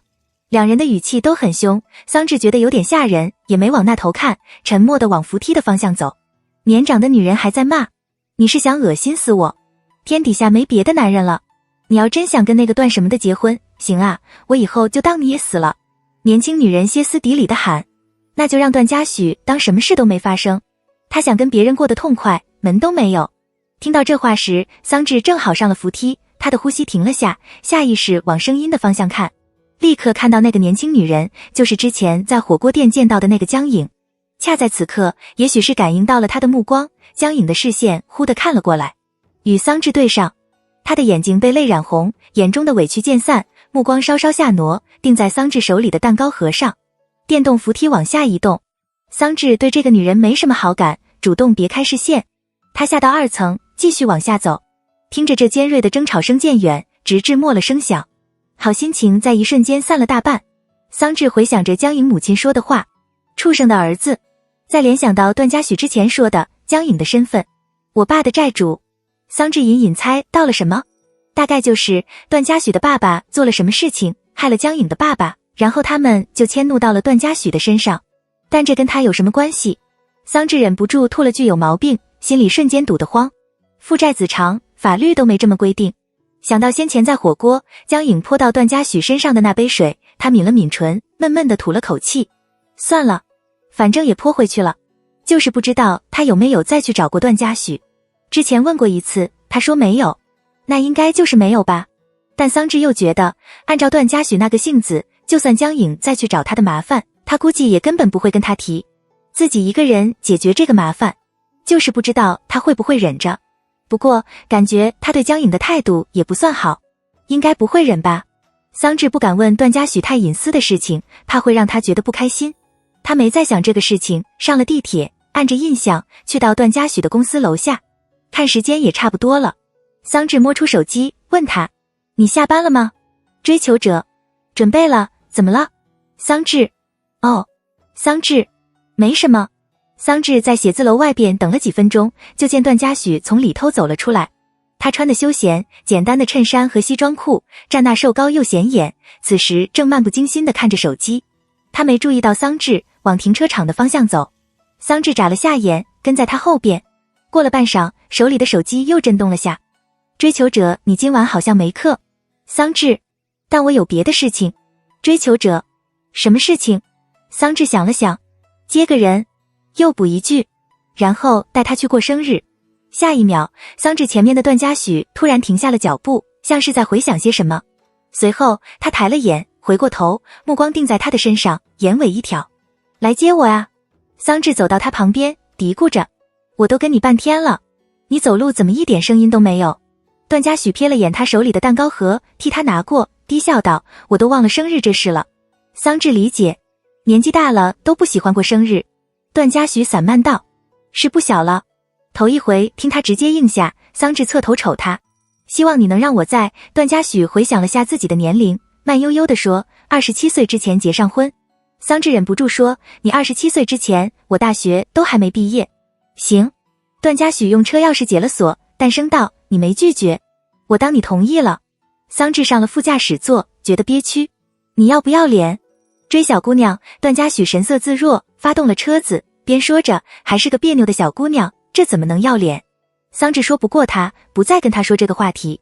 他拿出手机，随口问，我哥还有钱飞哥他们没跟你说生日快乐吗？那几个人连自己的生日都不记，还记别的人的呀？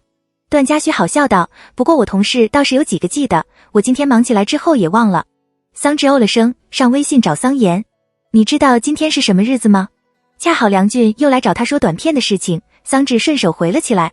注意到他的手机一直在响，段嘉许扫了眼，语气似是不太在意。在跟谁聊天？桑稚老实道，我部门里的一个学长。过了几秒，段嘉许又问，找你做什么？桑稚说比赛的事情。段嘉许闲闲地吐出3个字，长得帅，三观正，比你高一个头。桑稚扭头看他，人家有女朋友。段嘉许目光未动，声音也无波无澜，我就问问。桑稚低下眼，继续回复着，我以前跟你说过吧。段嘉许的语调平稳，听起来像是在阐述一件很正经的事情，不要早恋。桑稚莫名其妙，我早成年了，成年就能谈恋爱，这哪来的道理？段嘉许说，我说的这个早恋的意思是2个人年纪加起来没45，就是早恋。段嘉许拖长气息啊了声，故作惊讶，咱俩加起来刚好45。桑稚沉默几秒，那我再等几年吧。再过3年半，我就能找个同龄人了。桑稚理所当然道，我干嘛非得找一个比我老那么多的，我又不急着谈恋爱。下一刻，段嘉许的手机响了起来，桑稚帮他看了眼，说，我哥的电话。段嘉许嗯了声，帮我接一下，直接外放吧。桑稚照做。哦，桑延的声音在狭小的车内响了起来。突然想起来，你今天生日啊？恭喜啊兄弟，都快30了，都没有女朋友，跟你说个事儿，我有。桑稚，明明是他提醒的，还说什么突然想起来。桑稚无语，倒想当作不认识这个人，一声都懒得吭。段嘉许懒懒道，挂了。桑延又道，问你个事儿，我妹送你礼物了吧？段嘉许，桑延，那份是我送的。桑稚，没别的事了，就来问候你一下，我挂了。桑延顿了下，又突然提起另一件事情，对了，我妹那男朋友你见过没？桑稚的视线一顿，用余光能察觉到桑稚的动静，段嘉许的嘴角扯了起来，刻意道，男朋友。桑延啧了声，我不是跟你说过吗？好像是个研究生。段嘉许装作刚想起来的样子，笑道，好像见过，人怎么样？桑延凉凉道，这小鬼还挺痴情，为了这么一个人，今天还想打电话跟我吵架，非要暑假留在颐和。见他一副没完没了要把所有事情都说出来的样子，桑稚猛地出声中断他，哥哥。冷场2秒，这头和那头都瞬间没了声响。桑稚缓慢地看向段嘉许，尴尬到只想顺着电话过去把桑延揍一顿。下一刻，我是不是听到我妹的声音了？桑延顿了下，像是想到了什么，话里带了几分若有所思，你俩在一块。外头暖黄色的灯光洒进来，在段嘉许的脸上染上了明暗不一的光，他的眼睛下方被睫毛打出了浅浅的阴影，瞳仁的颜色偏淡，天生自带温柔。他轻咳了声，像是在忍笑，很有深意的嗯了声。桑稚硬邦邦的补了句，你该挂了。等会儿。桑延的声音轻了些，听起来捉摸不透，段嘉许，你年纪比我大吧？段嘉许平静道，怎么？桑延，我妹的男朋友也比我大。段嘉许转着方向盘，眼皮都不动一下，跟我一样大。沉默片刻，桑延似乎是气笑了，你别告诉我。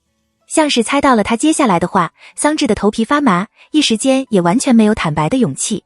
他连忙打断，不是，绝对不是。哥哥，你想什么呢？桑延冷声说，我说什么了你就说不是。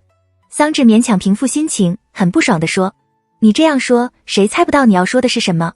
桑延，你俩一块出去吃饭。桑稚底气十足，是啊，嘉许哥生日，我就找他吃饭了。总不能像你那样，跟一点感情都没有一样，还好意思说我买的礼物是你送的。段嘉许在一旁安静听着两兄妹吵架。桑延嘲讽，大老爷们过什么生日，矫情。四世也觉得自己的猜测有些离谱，桑延没再提刚刚的事情。那你俩吃去吧。还有，小鬼，记得早点回学校。我挂了。车内瞬间安静下来，不知是不是桑稚的心理作用，没了桑延的声音，一时间他觉得这尴尬的气氛像是升到了一个最顶端。桑稚装死般的窝在位置上，抱着手机在玩。按照他俩刚刚说的话，应该是他每回跟桑延说了什么，然后他一转头就告诉了段嘉许，这老男人在他面前还装作什么都不知道，估计每天都在心里笑话他的装模作样。烦人精。果然没多久，段嘉许的话里带了疑问，慢条斯理道，什么男朋友？桑稚不想没了气势，坐直了起来，认真解释，我跟我哥说的是可能要谈恋爱了，没说已经谈了。他轻笑了声，研究生。段嘉许，我现在去考还来得及不？桑稚觉得丢脸，继续装死，不考的话，那以后在你哥那边要怎么说？段嘉许尾音稍扬，语气不太正经，说你跟那个研究生男朋友没成，跟我成了，行不行？桑稚憋了半天才憋出一句，我跟你哪里成了？段嘉许笑，都跟你哥那边摊牌了，还不承认对我有那个意思。桑稚，我就不能真是看上了个研究生吗？闻言，段嘉许的眉梢抬起，悠悠道，我真只有本科学历。每个字句都在暗示，你看上的人，就算你形容出来的长相、年龄、身世背景跟我不符合，那个人还是我，所以只能是你形容的有误。桑稚直直地盯着他，突然有些丧气，低声道，你是不是早就知道了？段嘉许瞥他一眼，知道什么？桑稚没吭声。趁着等红灯的时候，段嘉许又往他的方向看了几眼，他低着头，唇角略微下拉，眼皮也耷拉着，看不出在想什么，但很明显的能感觉到是有些不开心的，表现得那么明显，他还得装作没发现的样子。段嘉许觉得好笑，正经问你个事儿。桑稚小声道。什么？段嘉许，真对我一点意思都没有。桑稚扭头看他，眉眼稍稍舒展开来，沉默了好几秒，他看向窗外，这次终于松了口，含糊不清地说，有一点。行。桑稚语气古怪，你就这反应？段嘉许，你怎么不说我？桑稚也觉得自己有点矫情，咕哝道，明明对你有意思，也不同意，每天就等着你来追我。你不是说只有一点吗？段嘉许不太在意，替他想着理由，那估计是还没到能在一起的地步吧。桑稚没说话，车子不知不觉就到了段嘉许家附近的一个超市，他找了个位置停车，顺带调侃道，我们只第一次谈恋爱，顾虑多，哥哥理解。桑稚忍不住说，那我要是一直不同意呢？段嘉许替他解开安全带，挑着眉道，那你就每天等着哥哥来追你。段嘉许思索了下，淡笑着说，你这一辈子估计也就谈这一场恋爱了。桑稚没否认，表情有些不自在。段嘉许目光下滑，与他对视，眼睛弯成漂亮的月牙儿。而后他开了口，声音很轻，像是在哄他，所以别的小姑娘有的，我们直也得有。两人进了超市，段嘉许的来意只是想买点蔬菜和肉，晚饭就在家里弄着吃。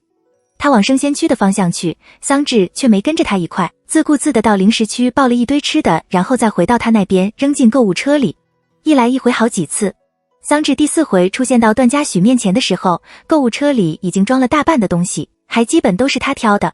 他把刚拿的一盒鸡翅放进购物车里，随口道，你这是要在我家住下了？桑稚一噎，我这给你买的。段嘉许接过他手里的果冻，给我买的，你平时嘴馋的时候就可以拿来吃，不吃的话也可以放着，我有空来帮你吃。桑稚厚着脸皮说，我也喜欢吃这个，就不会浪费。段嘉许笑出声，也干嘛？桑稚理不直气也壮地说，我又没见过你吃零食，也不知道你喜欢吃什么，那我只能拿我喜欢吃的吗？段嘉许低下眼扫了一圈，评价，小姑娘吃的东西。桑稚安静2秒，不甘不愿地说，那我放回去。段嘉许推着车往蔬菜区的方向走去。放回去干什么？桑稚像个小尾巴似的跟着他，嘀咕道，你不是说这是小姑娘吃的东西吗？段嘉许平静道，我家刚好养了一个。桑稚一愣，脚步瞬间停了下来，耳根莫名发烫，很快又跟了上去。他没再跑到零食区，跟着段嘉许一块挑蔬菜。段嘉许掀起眼睑，问他，不挑零食了？桑稚，没要买的了，那去结账了。桑稚看着购物车里的东西，问道，嘉许哥，你会做饭吗？段嘉许，会一点。桑稚想了想，我一会儿给你煮个长寿面吧。你还会煮这个呀？桑稚无辜道，把水煮开，再把面扔下去，不就完事了吗？段嘉许眉心一跳，那能好吃？这不就吃个仪式，哪里是吃味道？桑稚自认为很有道理，转身往另一个方向走，你先去排队，我去买长寿面。出了超市，两人回到段嘉许的住所。怕蛋糕坏掉，桑稚换上室内拖鞋之后，连忙把蛋糕盒放进了冰箱里。段嘉许整理了下刚买回来的东西，而后进了厨房洗米煮饭。桑稚跟进去帮忙。段嘉许，饿不饿？桑稚摇头，还好。段嘉许洗了盒圣女果，塞了一颗进他嘴里，然后把手里的水果盘给他，抱着这个自己出去外边看会儿电视。桑稚拒绝，我要来给你做长寿面。他拿出手机上网查食谱，你做你的，不用管我。盯着他一本正经的模样，段嘉许没再拦着，弯起唇角，忍不住笑了几声。两人各做各的事情，桑稚只占了厨房里的电磁炉，偶尔会用一下砧板和刀。段嘉许要过来帮忙，还会被他很不悦地赶走。煮个面的时间并不需要多久，但桑稚从没下过厨，从小到大连包泡面都没煮过。他磨蹭了半天，切菜的时候也小心翼翼的，唯恐在这好日子里见了血。等饭熟了，段嘉许的3菜1汤也做好了，桑稚才极为狼狈地完成了一碗看起来味道并不太好的长寿面。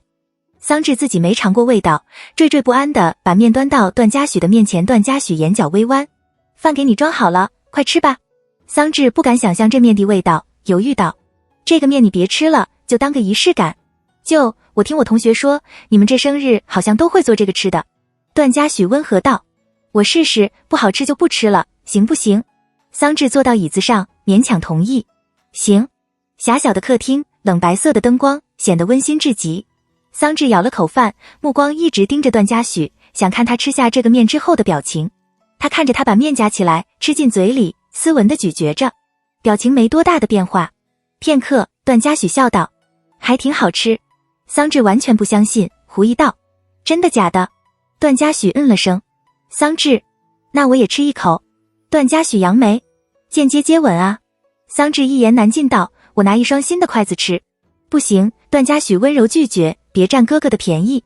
饭后，桑稚把蛋糕从冰箱里抱出来，他拆着装着蜡烛的包装袋，笑眯眯地说：“嘉许哥，你自己把蛋糕拿出来，上面有字的。”段嘉许把蛋糕扯出来，照着念：“祝26岁的段嘉许生日快乐。”桑稚眨了眨眼：“我还特地跟店员要多了一包蜡烛。哦，对了。”桑稚拿起另一个塑料袋，这个店还有送生日帽的，你给戴上。段嘉许好笑道：“什么玩意儿？”桑稚瞅了眼，往他脑袋上戴。这个形状像个皇冠，你今天当个段王后。段嘉许笑出声，顺着说：“怎么不是段公主？”桑稚打击他：“你这年纪怎么当公主？”蛋糕上已经写了26三个字，桑稚也没坚持要插26根蜡烛。他点燃了蜡烛，按照流程给他唱生日歌，而后认真说：“你许个愿。”段嘉许想了下，淡声道：“明年也这样就成。”随后他便吹灭了蜡烛。桑稚还没反应过来，眼前就陷入一片漆黑。什么也这样？段嘉许起身把灯打开，吊儿郎当道：“明年你也过来接我过生日。”那算什么愿望？那我总不能当不知道你生日。桑稚觉得他这愿望有些莫名，把准备好的礼物递给他：“给你的礼物。”段嘉许接过，桃花眼扬起：“谢谢。”安静几秒，桑稚的动作顿了下，忽地想到一种可能性。他抬起头，干巴巴地说：“嘉许哥，我问你个事情。”假如，我是说假如我们真在一起了，如果觉得不合适，然后分手了。桑稚轻声问：“之后应该也不会再联系了吧？”听到这话，段嘉许的眼皮动了动。很快，桑稚反应过来，觉得这场合说这种话不太合适，连忙补了句：“我就随便问一下。”段嘉许切着蛋糕，声音清润朗朗：“信不过我？”桑稚安静了下：“不是。”段嘉许：“是我平时的样子太不正经了。”桑稚没吭声。段嘉许反倒笑了：“看来是的。”桑稚讷讷道：“我没这个意思。桑稚，你要是觉得咱俩以后会分开，那确实不太合适。你不答应呢，我也没办法逼着你。”段嘉许垂眸与他平视：“但你答应了的话，如果还提分手这事儿。”他的声音停住，眼尾微勾，又笑得像个妖孽。见过哥哥发脾气没有？桑稚手掌抓着衣角，抬眼看他。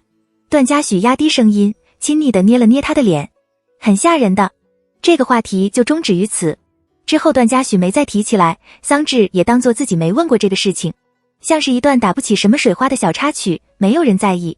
见时间差不多了，段嘉许把桑稚送回了学校。桑稚洗漱完，回到位置上继续做着自己的事情。他的思绪有些空，没法集中精神，回想着自己突然浮起来的那个念头。他其实很清楚自己的顾虑是什么。桑稚一点都不担心段嘉许会对他不好，他知道他是怎么样的人，可他会担心他也许并不会喜欢他很久。就算不喜欢了，段嘉许很大概率上也不会跟他提分手，只会把他们两个的关系当成一种责任来对待，会演变成让双方都很痛苦的一个结果。是不是真是他太矫情了？跟他在一起的这件事情，桑稚明明已经期待很久了，可真要发生的时候，反而又觉得患得患失，不安到了极致。不安到连接受的勇气都没有。桑稚努力地抛开自己的这些想法，依然按照之前的方式跟段嘉许相处。很多时候，他终于下定决心，打算跟他在一起了，可话到嘴边又收了回去。段嘉许似乎有察觉到他的不对劲，来找他的次数也因此比先前多了不少。桑稚不知道要怎么跟他说自己的想法，毕竟他也不愿意告诉他自己从13岁就开始喜欢他的事情。他也不知道自己要怎么才能不再去钻这个牛角尖。转眼间5月就到了底。周五结束后，晚上7点，桑稚跟部门的人约了出去聚餐。他正跟部门里的一个女生挽着手说话，一出校门就注意到站在树下的江影。桑稚愣了下，疑惑地盯着他，恰好跟他的目光对上。很快，桑稚就收回视线，完全没有那种他是过来找自己的想法，只觉得莫名。他继续跟部门的朋友聊着天，往校外的一家烤肉店走去。这个时间点，再加上明天就是周末，店里的人并不少。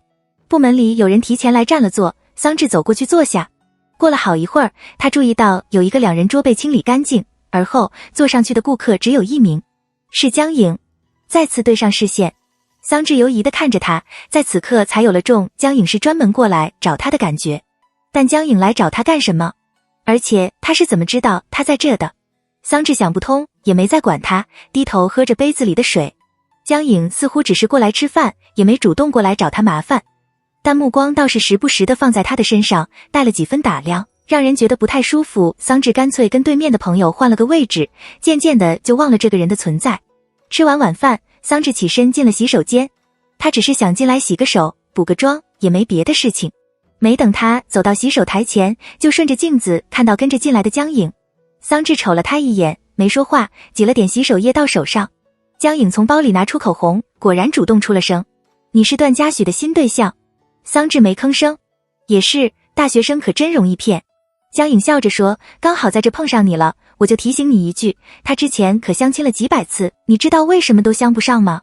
桑稚面无表情道：“不是刚好，你就是主动来找我说这些话的。我这不是不想看你这么一个小姑娘误入歧途吗？”江颖语气很平静：“你知道他有个现在还躺在医院的植物人爸爸吗？”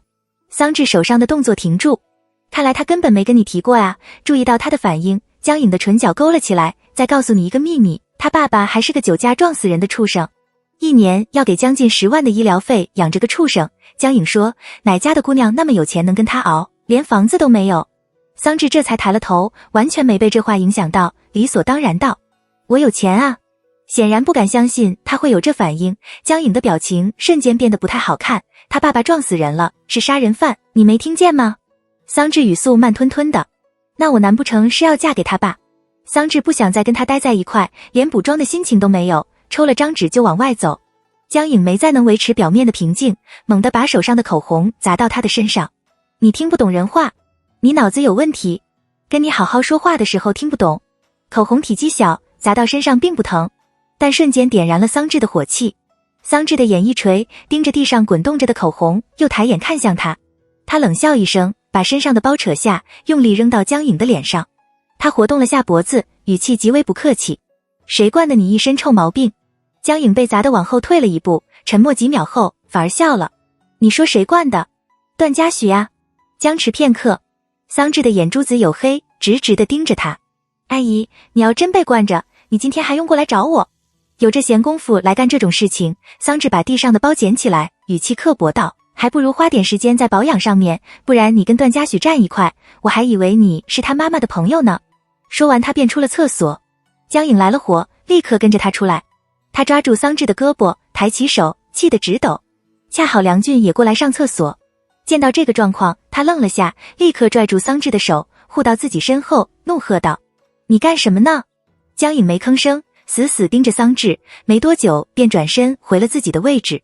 梁俊问了几句，桑稚含糊地编了几个理由。他也回到位置上，心不在焉地看了眼手机，脑海里不断回荡着江颖刚刚说的话。结束这场之后，部门里的人决定到附近的一家清吧玩游戏。桑稚没有意见，跟着一块过去，但他没法集中精神，莫名回想起了段嘉许到他家住的那个晚上，他一个人在阳台处抽烟的画面，想起了他的那句：“小桑稚以后赚的钱要给自己买好看的裙子穿。”想起了他大学的时候一个接着一个的兼职，想起了他生病了不去医院，逢年过节都一个人过的事情，想起了他最近的生活过得似乎明朗了起来，想起了他弯着眼纵容般的笑着对他说：“别的小姑娘有的，我们直指也得有。”一直过不去的那关，在此刻像是豁然开朗了起来。桑稚瞬间脑热，忽地起身跟其他人道了别：“我有点事，我先走了。”到段嘉许家楼下的时候，恰好有人开了楼下的大门，桑稚跟着进去，脑子一片空白，进了电梯，上到段嘉许家的楼层，然后站定在他家门口。他吐了口气，按响了门铃，门很快就被打开。段嘉许似乎是刚洗完澡，头发上还淌着水，身上发着极为浓郁的薄荷香气。他的表情有些愣，似乎完全没想到这个点他会过来。盯着他的表情，段嘉许弯下腰，迟疑地问：怎么过来了？桑稚也盯着他，没有回答他的问题，像是冲动，又像是忍了很久的话，终于说了出来，异常直白地冒出了句：你能一直喜欢我吗？反正本来就是我先喜欢你的，本来也是我更喜欢你，所以我想一直陪着你，就算你以后真的不喜欢我了，我也好像并不吃亏。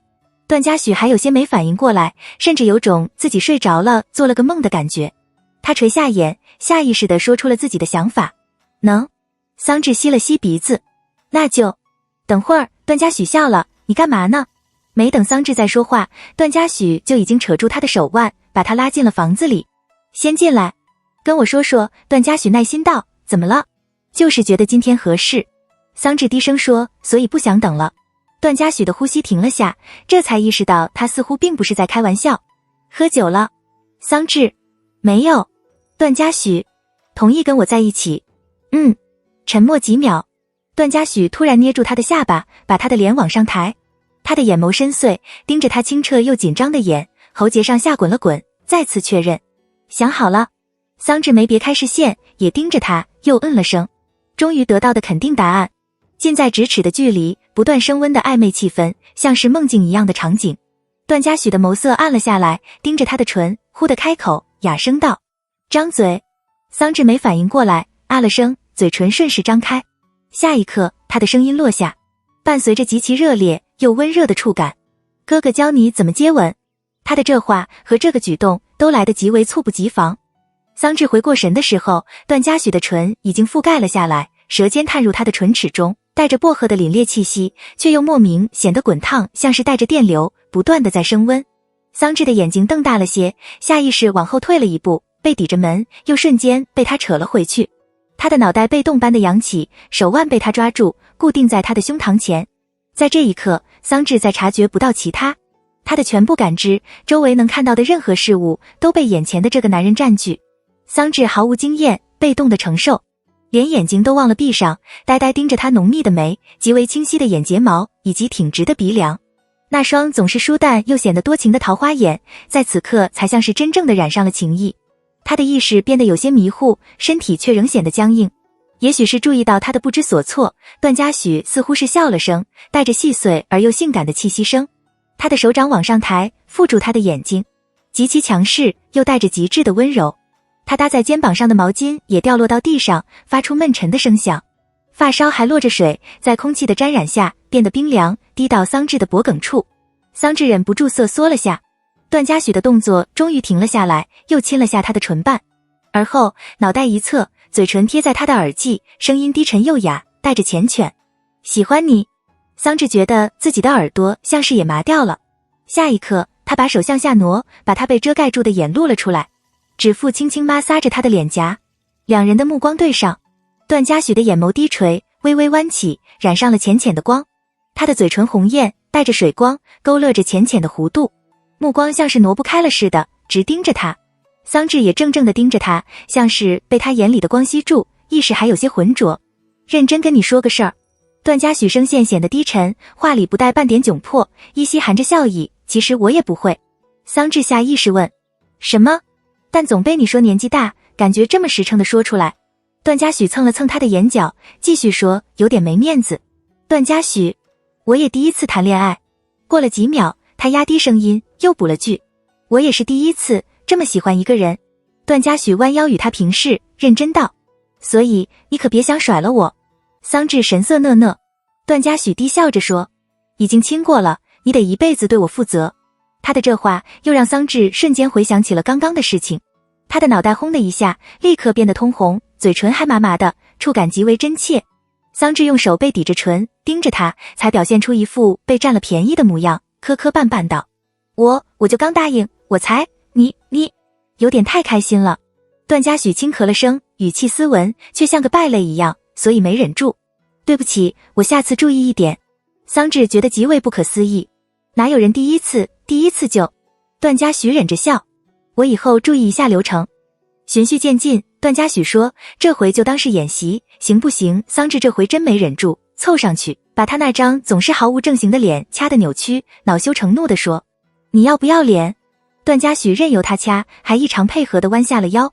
很快，他又直起身，提醒道：“你还是别靠我这么近了。”桑稚不乐意：“我偏要。”段嘉许挑眉，很直白地说：“你靠这么近，我想亲你。”桑稚表情一顿，这才有些不自然地收回手，别开视线，嘟囔道：“我话说完了，我要回学校了。”等会儿，像是想起了什么事情，段嘉许忽地俯身，仔细盯着他的嘴唇：“我刚刚牙齿是不是磕到你嘴巴了？”桑稚不敢相信地看向他，他到底是怎么做到能面无表情的说这种话的啊？没等他说完，桑稚猛地伸手捂住他的嘴巴，几乎要崩溃。没磕到，没磕到，没有，你别说了。段嘉许愣了下，盯着他涨得通红的脸，笑出声来，温热的气息喷在他的掌心上，有些痒。好，不说了。说完，他又朝桑稚的嘴唇上看了几眼，喃喃道：“看来是没有。”趁段嘉许回房间换衣服的时间，桑稚到冰箱里翻出一瓶橙汁，又从电视柜里拿出一包鱿鱼丝，坐到沙发。他撕开包装，抽了一条咬进嘴里。想起先前在宿舍聊天，舍友所得出的结论，25岁没有性经历的男的会变态的呀。桑稚严肃纠正：“已经26了。”真的有一点无语。说着正经事情，就突然亲上来，还说要教他。自己亲的明明也不怎样。但想起段嘉许刚刚的话，桑稚心里小小的郁闷瞬间散去，唇角莫名又弯了起来，拧开瓶盖，小口小口地喝着橙汁。段嘉许在这个时候从房间里出来，他的头发还半湿着，随意耷拉在额前，看起来多了几分少年气。他走到桑稚旁边坐下，盯着他像仓鼠一样啃着零食。段嘉许莫名其妙就想笑。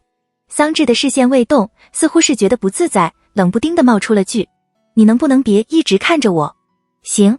段嘉许顺从地收回视线，拿起桌上的水杯喝了一口水，问起了最开始的问题：为什么突然觉得今天合适？桑稚思考了下，不知道该不该说。段嘉许笑：“你还打乱了我的计划。”桑稚瞅他：“你还有计划？”“准备后天晚上去你宿舍楼下告白。”段嘉许平静道，点个爱心蜡烛，捧个花，还准备了台词。土，这还土啊？段嘉许说，现在不都流行这么告白吗？桑稚回想了下，在学校见到的次数似乎确实不少。他勉强同意，小声问道：“你准备的台词是什么？”段嘉许突然喊他，语速缓缓：“桑稚，桑稚，啊，我喜欢你，请你跟我在一起。”桑稚眨了下眼，犹疑道：“这么正经的吗？这场合肯定得正经。”段嘉许懒懒地瘫坐在位置上，但笑着说：“会给你补回来的，这次是什么时候就不告诉你了，不用补了。”桑稚嘀咕道：“都在一起了，干嘛还告一次白？”他吐出3个字：“仪式感。”桑稚侧头：“你还在意仪式感？”“我不在意。”段嘉许想起上回他生日的时候，桑稚专门给他做的那碗面，慢条斯理道：“但我家只在意。”桑稚没否认，唇边的梨涡深陷，继续喝着橙汁。“嘉许哥，你真第一次谈恋爱啊？”段嘉许：“哦，怎么？”听出他若有所思的语气，段嘉许撇头：“瞧不起人啊？”桑稚也不知道他没谈过恋爱是怎么长成这个样子的，也有可能是他以貌取人了。他忍不住想笑，这次也没再憋着，自顾自地笑着。“没有。”段嘉许看着他笑，也不恼，跟着笑了起来。注意到墙上的时间，桑稚抽了张纸巾擦手，指了指桌上的鱿鱼丝：“我吃不完，能不能带回去吃？”“想带什么就拿吧。”“最好。”段嘉许替他把橙汁的瓶盖拧好，“把我也带回去。”桑稚正色道：“我只对吃的有兴趣。”“段嘉许笑得暧昧：“我也挺好吃吧？”桑稚收拾着东西，站起身来：“我要走了。”看着他准备离开了的模样，段嘉许还坐在原来的位置，没动静。他忽地叹息了声，眼眸略微垂下，淡声道：“突然想起来，好像也没跟你说过我家里的情况。”听到这话，桑稚停了动作，想起了今晚江颖的话。随后他轻声道：“你不想说也没事。”“没不想说。”段嘉许表情带了几丝无所谓，语气很平静：“母亲过世，父亲植物人，酒驾撞死了人，没房有车，积蓄有一点。”桑稚盯着他，一时也不知道该说什么。别觉得不自在，就是觉得段嘉许吊儿郎当道：“咱俩都这关系了，还是得跟你交代一下。”桑稚摇头：“我没觉得不自在。”段嘉许又笑了下：“走吧，送你回学校。”段嘉许，桑稚觉得他有些不对劲，正经叫他，凑到他面前，盯着他的脸，提这个事情，你是不是不开心？没不开心。段嘉许的喉结滚动着，平静的表情瞬间瓦解，有点紧张。桑稚愣了。紧张什么？段嘉许自嘲般的笑了下。怕你介意。他怔怔地看着他，在此刻突然觉得有些荒唐。这样的一个男人，一个让桑稚在遇见了他之后再无法爱上任何人的男人，真切的在因为自己的父亲所造下的罪孽感到自卑。桑稚安静几秒，低声坦白了今天的事情。我今天遇到江颖了，他跟我说了你爸爸的事情。段嘉许的目光一顿。他来找你？应该吧。桑稚说，你别被他的话洗脑了，他说话没道理的。你下次如果还见到他，你记得建议他去医院看看脑子。段嘉许还想说些什么，桑稚睁着圆眼，轻轻拍了拍他的脑袋，一本正经地哄着他。其实我觉得房子不是生活的必需品，但如果你想要的话，你再等我几年，等我毕业赚钱了，给你买。把桑稚送回了宿舍。段嘉许回到车上，想着他的话，自顾自地笑了起来。他想了想，拿出手机给桑妍发了条消息，而后给钱飞打了个电话。响了几声，钱飞接了起来。我真的好奇。你为什么总喜欢深夜给我打电话？也没很晚吧？段嘉许好脾气道，想跟你说个事儿。追到了。段嘉许笑。可以啊，兄弟。钱飞兴奋道，是吧？真多亏了我，要不是我，你能追到吗？要不是我，你得好好感谢我。段嘉许顺从道，谢谢兄弟。不用客气，你最好比桑妍早结婚，我真受够他了。兄弟，有个事儿我没跟你坦白啊。段嘉许，这姑娘你其实认识。钱飞有了不好的预感。啊，你一鹤认识的人，我在南吴怎么认识？你疯了吗？段嘉许，不是在一鹤认识的。钱飞猜测，我们大学同学。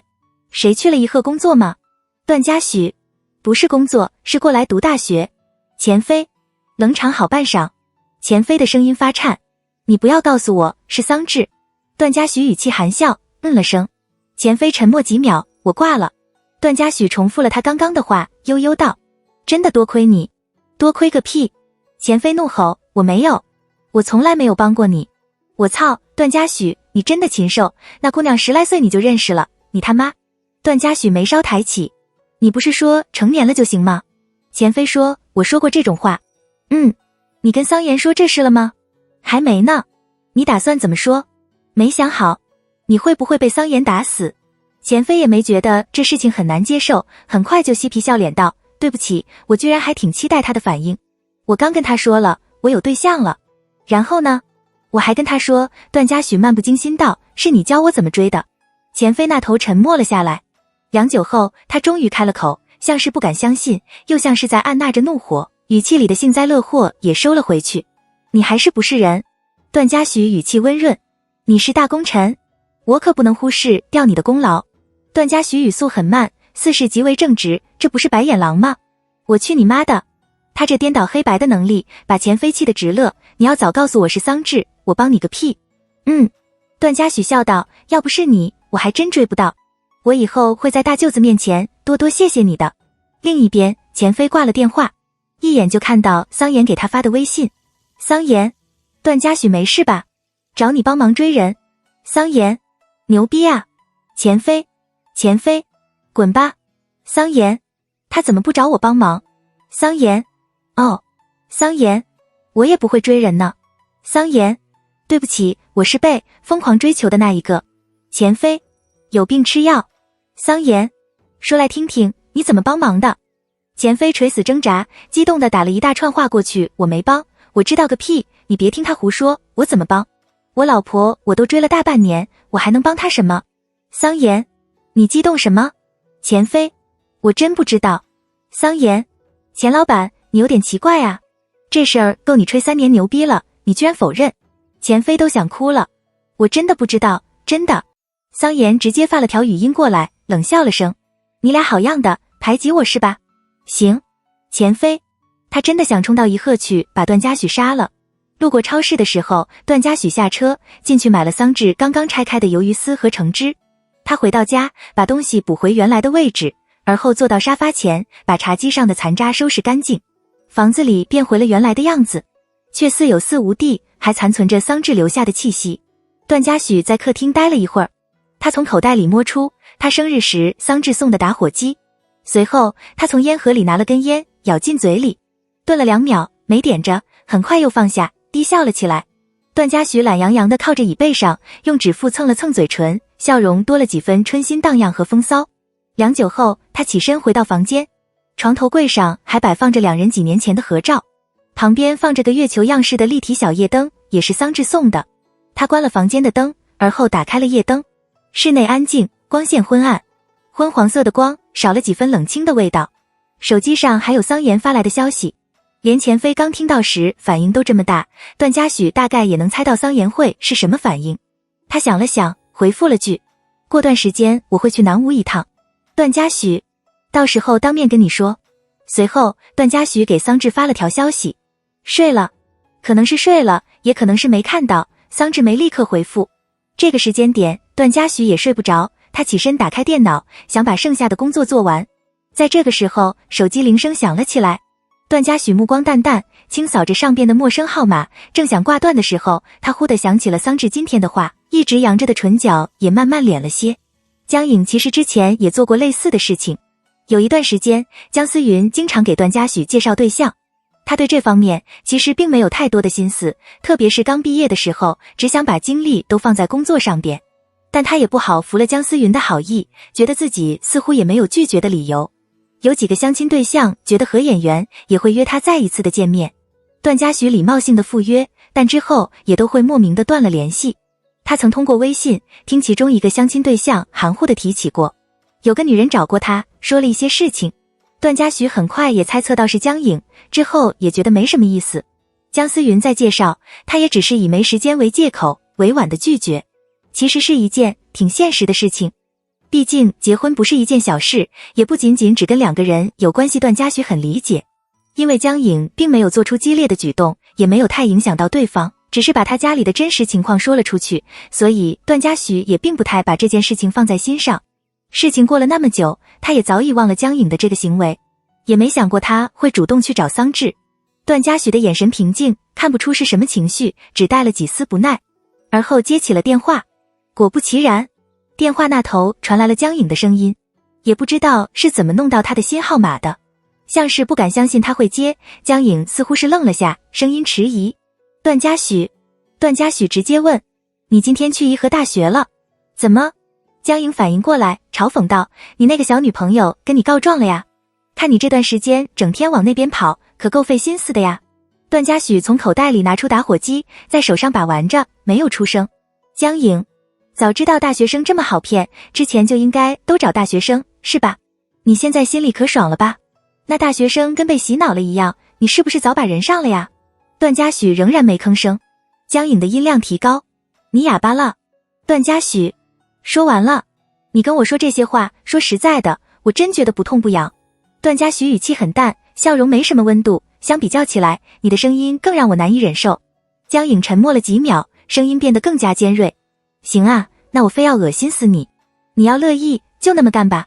段嘉许不太在意，我呢，原本觉得这都是小事，懒得管，但现在觉得有点烦了，自己处理不太好看，所以也只能麻烦一下人民警察了。我做什么你就报警啊？虽然不知道有没有用，段嘉许轻笑了声，但总得试试不是？段嘉许。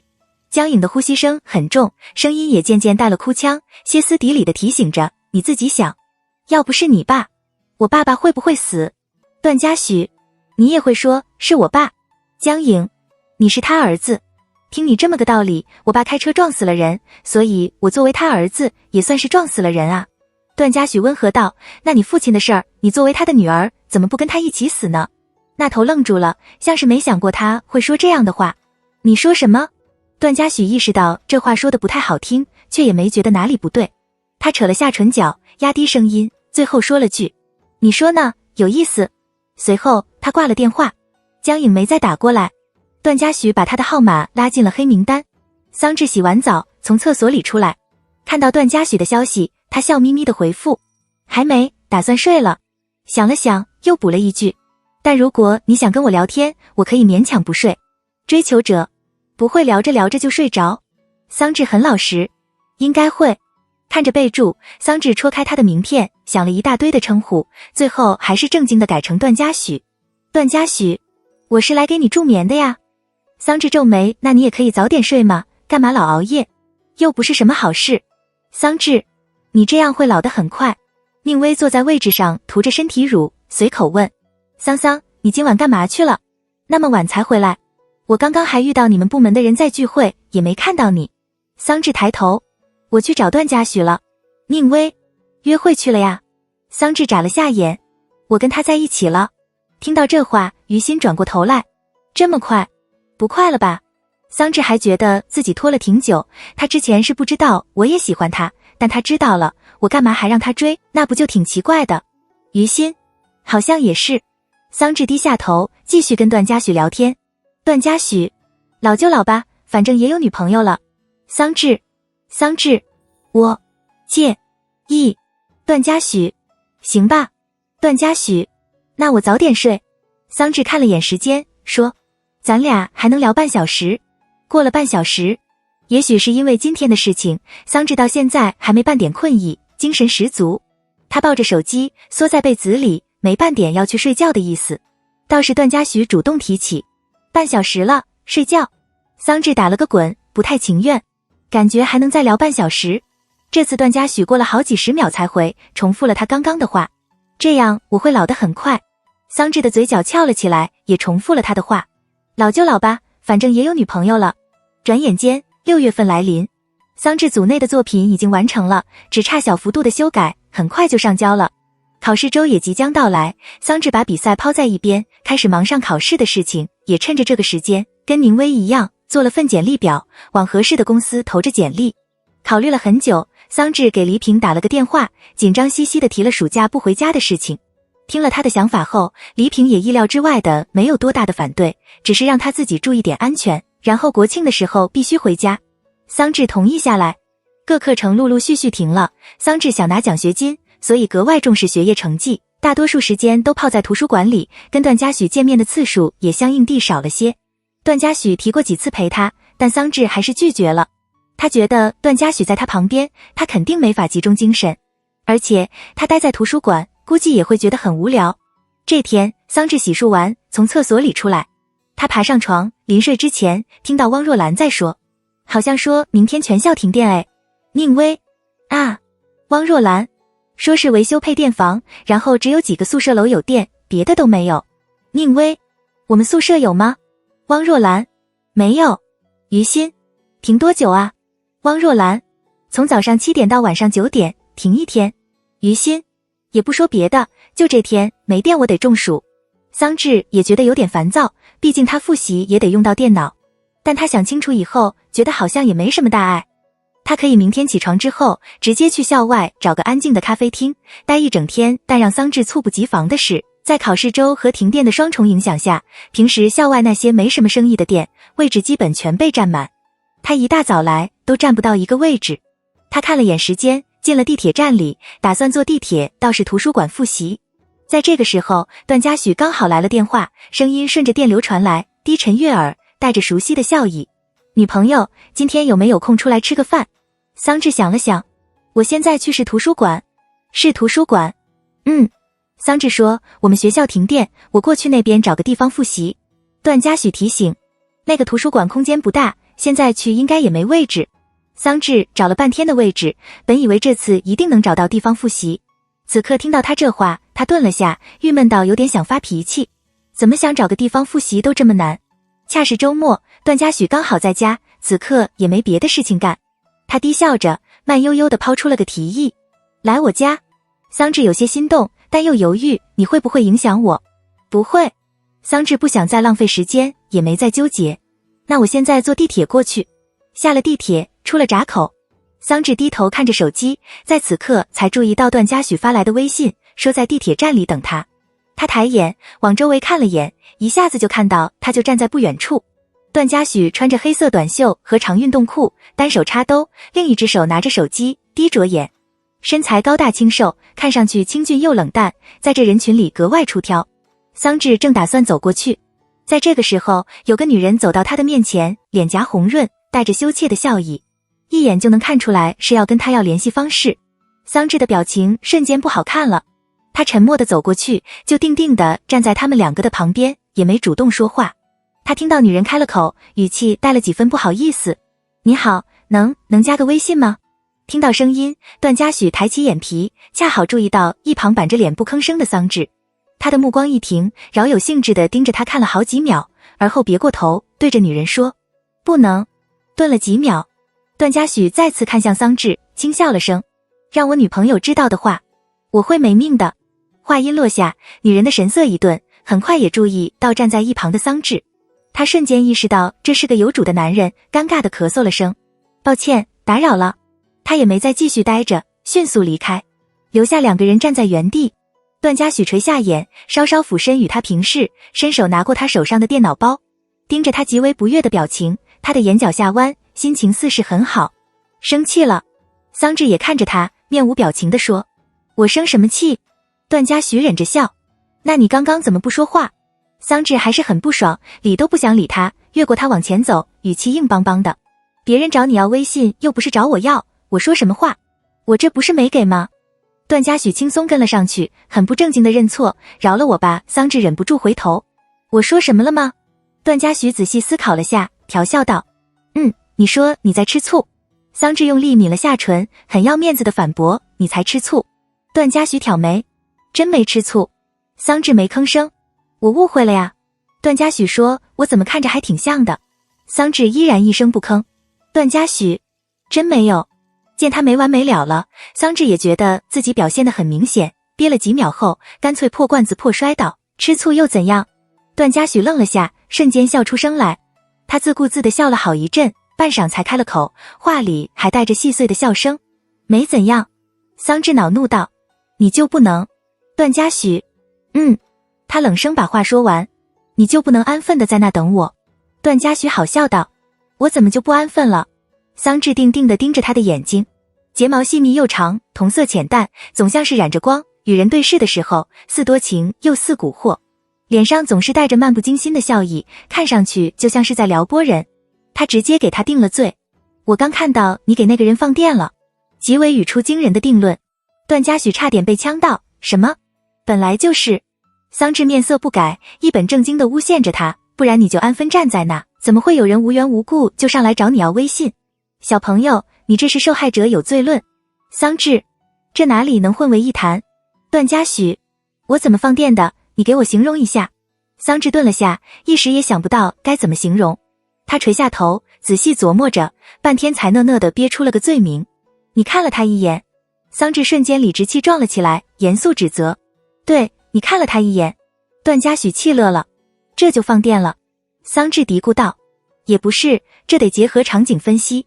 随后他上下扫视着他，神色古怪：你还特地打扮了一番才出来？段嘉许低眼看着自己身上的短袖运动裤，瞬间明白了自己现在不管做什么都是错。听着这些歪理，他侧头低笑着捏了捏他的脸：小心眼。桑稚皱眉：你才小心眼。恰好出了地铁站，桑稚从包里把遮阳伞翻出来，非常刻意地冒出了句：今天超级晒。他瞅他一眼，幼稚地补充：我不给你遮。段嘉许：真不给我遮？桑稚沉默2秒，松了口：那你要是想遮，我还是可以给你遮的。给我。桑稚乖乖把伞给他。段嘉许打开伞，大半边倾向他，随口问：吃了早餐没有？吃了。桑稚说：喝了杯豆浆，还吃了个煎饼。还有没有想吃的东西？桑稚一时也想不到吃什么，摇头。段嘉许想了想：我去买点水果吧。桑稚眨了下眼：我想吃西瓜。行。两人进了附近的一个水果摊，这摊位小，顾客还不少，熙熙攘攘挤着人。在老板的推荐下，段嘉许挑了个西瓜，桑稚没跟他待一块，在一旁的小架子上挑了几个李子。随后段嘉许去结账，让桑稚到外边等着还有要买东西的人。桑稚站在店外的阴凉处，有些站位，挡了别人的道。他往四周看了眼，找了个树荫待着。他翻出手机看了眼时间，眼前的光线忽地变暗，余光能看出是有个人站到了他的面前。桑稚第一反应就是段嘉许买完东西回来了，抬起头：怎么这么……下一秒，桑稚注意到眼前的人并不是段嘉许，他瞬间把剩下的话收了回去：是个年轻的男人。男人眉眼清秀，脸上带着大男孩般的阳光笑意，十分开朗地指了指他的手机。抱歉，打扰了，能给个微信吗？桑稚愣了下，下意识道，对不起，我有男朋友了。男人遗憾地呀了声，挠了挠头。好的。桑稚的目光不由自主地一挪，发现段嘉许已经买完水果出来了，此时正站在不远处，神色难以揣测，平静地看着他们两个。等男人走后，两人并肩往段嘉许家的方向走，一路无言。桑稚时不时看他几眼，神情惴惴不安。很快他轻咳了声，故作镇定地说了句，那人就是来问个路，我就给他指路了。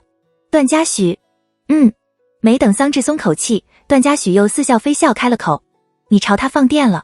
桑稚收回视线，保持沉默，没对这个事情做出回应。也因为自己刚跟段嘉许说了那么多指责的话，没多久就打了脸，感到极其的尴尬。段嘉许声音悠悠，故作随意，哥哥就去买个水果。桑稚，段嘉许，这才几分钟的时间，不能乖一点。桑稚认真道，我觉得我们两个算是扯平，言下之意就是你可以闭上嘴了。段嘉许的目光向下一瞥，完全没有要适可为止的意思，语速极缓，意味深长地，这么一看，今天还特地打扮了。不等他说完，桑稚很没骨气地说，我收回我刚刚的话。段嘉许掀起眼睑，散漫道，刚刚怎么跟回答那个人的？桑稚老实说，我说我有男朋友了。段嘉许像是没听清，有什么？桑稚瞅他，男朋友。段嘉许弯起嘴角，撇过头与他对上视线，在呢。段嘉许家只有一个房间，没有书房。桑稚本来是打算在餐桌上复习，没打算占用他的私人领地，倒是他主动把他带了进去。他在家也一般是在房间里工作，里边有张书桌。段嘉许已经提前把桌子清理干净，此时上边空荡荡的，除了个排插，没别的东西。桑稚坐到椅子上，把电脑和复习资料都放到书桌上。余光注意到段嘉许的身影，他扭过头问道，那你现在要干嘛？段嘉许拍了拍床，自然道，我就躺在这。桑稚，你要睡觉吗？不是，段嘉许说，这不好几天没见了，看多你几眼。闻言，桑稚把脸凑到他面前，停了好几秒，随后无情地说，看完了吧，你去客厅看会电视，或者睡个觉也行。我得复习。两人对视几秒，段嘉许忽地抓住他的手腕，将他整个人往怀里扯，极为猝不及防，我呆着不行。桑稚瞬间坐到他的腿上，目光再次撞上他那双带着蛊惑的眼，而后他勾起唇角，低声道，一句话都不说也不行。桑稚有些失神，差一点就应下来。很快他就回过神来，内心还残存着些许的理智，提醒道，你说不会影响我的，行吧？段嘉许没再闹他，用指腹蹭了蹭他的脸颊，拖腔带调道，很新的女朋友。桑稚从他身上起来，段嘉许，对了，你回家的机票订了没？桑稚坐回书桌前，小声道，我这暑假不回去。还真不回啊？段嘉许笑，那你住哪？宿舍。跟你家里说了。段嘉许站起身来，把窗帘打开。行，学习吧。小朋友。桑稚，那你干嘛去？准备做个午饭。段嘉许揉了揉他的脑袋，温和道，中午想吃什么，给你弄好吃的。我家直指学习辛苦。桑稚眨了下眼，什么都行。我一会儿会出趟门，买点食材。你有什么想吃，自己去冰箱或者柜子里拿。段嘉许想了想，又道，如果有人来敲门，不要乱开门。桑稚嘀咕道，你怎么跟照顾小孩一样？段嘉许，我怕你被人偷了。两人各做各的事情，直到午饭的时间。段嘉许简单弄了个几个菜，把桑稚叫出来吃饭。饭后，桑稚帮着他收拾好桌子，秉着他做饭他就得洗碗的公平原则，他还主动提出要把碗洗了。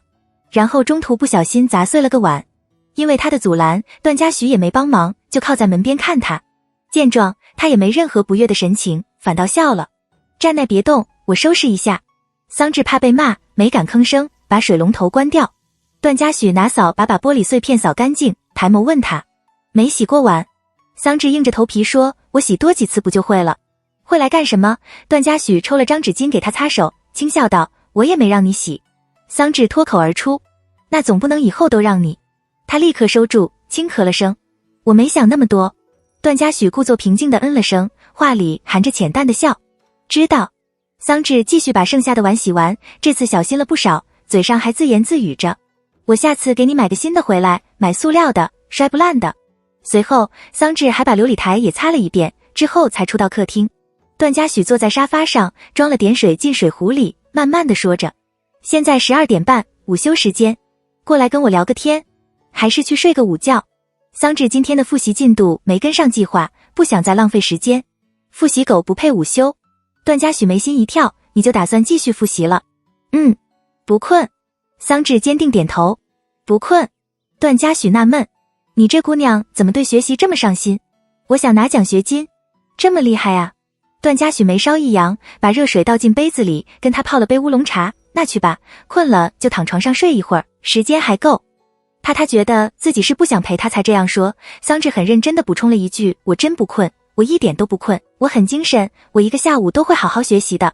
段嘉许顺从道，你不困。虽然话是这么说，但生物钟来得格外准。桑稚今天7点钟起床，还到校外的各店逛了一圈，之后还专门搭地铁过来段嘉许家这边，复了一上午的习。此时精力确实不足，吃饱喝足后，疲倦瞬间涌了上来，他的眼皮直打架。桑稚侧头看着旁边那张干净又大的床，此刻就像是诱惑一样。他又想到刚刚对段嘉许说的话，以及还有大半没复习的内容。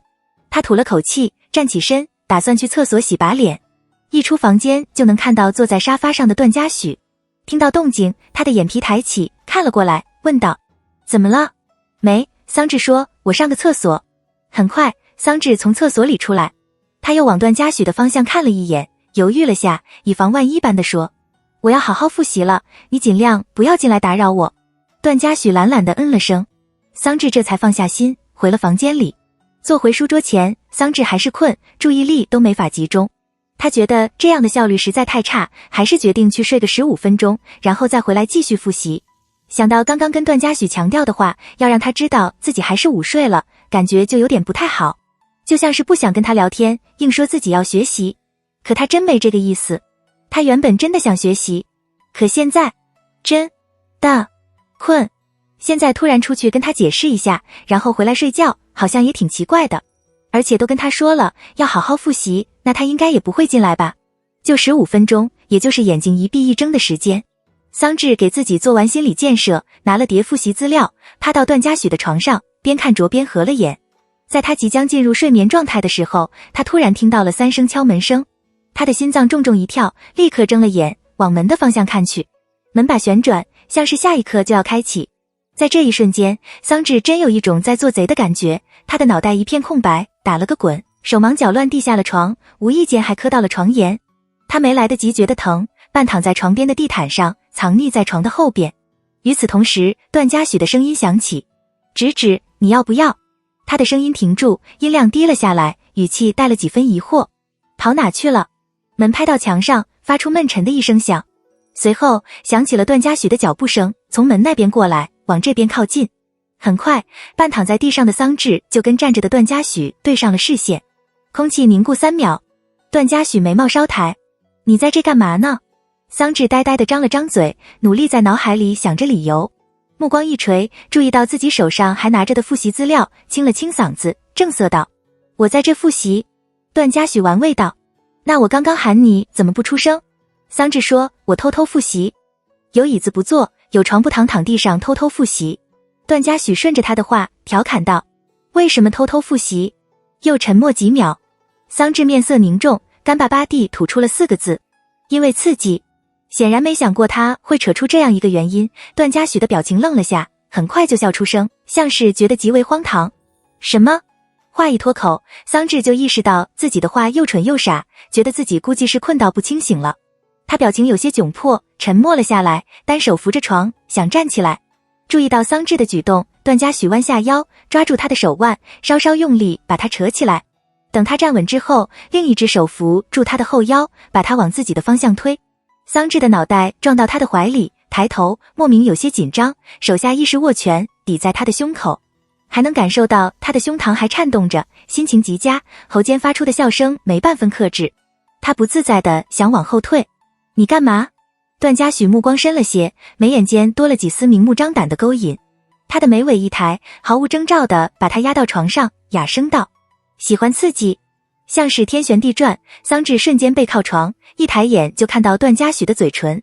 床垫软，他的手还扶着他的背，他也没觉得有一点疼，只是因为这突然的举动，他的脑子发空，一时间没听懂他话里的意思。段嘉许仍在笑。桑稚眼睛缓慢地眨了下，回过神来，他深吸了口气，拿脚去踹他，恼羞成怒地喊：段嘉许！他完全不受影响，嘴唇贴近他的耳际，压低声音，暧昧道：咱俩来刺激一下。桑稚的呼吸一顿，一瞬间，他的脖子到脸颊都红了一个度，像是被火烧，极为灼热。他感觉自己的心跳都要撞出身体了，强行让自己冷静下来，直盯着他。他没压着他，只是用手撑着床。桑稚抿着唇，伸腿，用力把他往旁边推。男女间的力气本就悬殊，段嘉许挑眉，没反抗，就着他的力道躺到旁边。桑稚坐起来，咬着牙说：你耍什么流氓？段嘉许侧躺着，单手支着脸，模样玩世不恭的。在一起了算什么耍流氓？好像确实不太算，而且他实际上也没做什么过分的事情。桑稚没再跟他计较，伸手揉了揉自己的额角，蹭到床边想下去。察觉到他的举动，段嘉许把他扯了回来，眼睫一抬，盯着他的额头，这才注意到红了一块。撞到了。他指了指床沿，小声道：不小心磕到了。段嘉许，疼不疼？桑稚摇头：不怎么疼。跟我说说。段嘉许好笑道：怎么躺地上去了？桑稚老实巴交道：我突然困了。段嘉许：那怎么不睡床？我刚刚都那样说了，我怕你觉得我是不想理你。桑稚语气闷闷：但我真得复习，明天下午就考试了，我想考好点。我哪那么小心眼？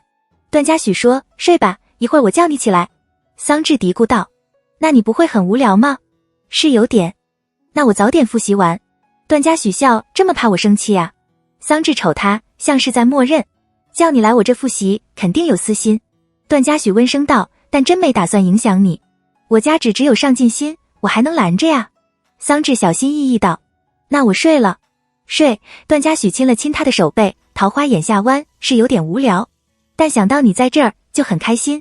桑稚爬到被窝里，没多久，段嘉许拿了条热毛巾进来，捂在他被撞到的那个位置，边说着：刚刚是听到我开门才藏起来的。桑稚迟疑点头。段嘉许弯起唇，傻乎乎的，他的半张脸埋在被子里，说话显得有些闷。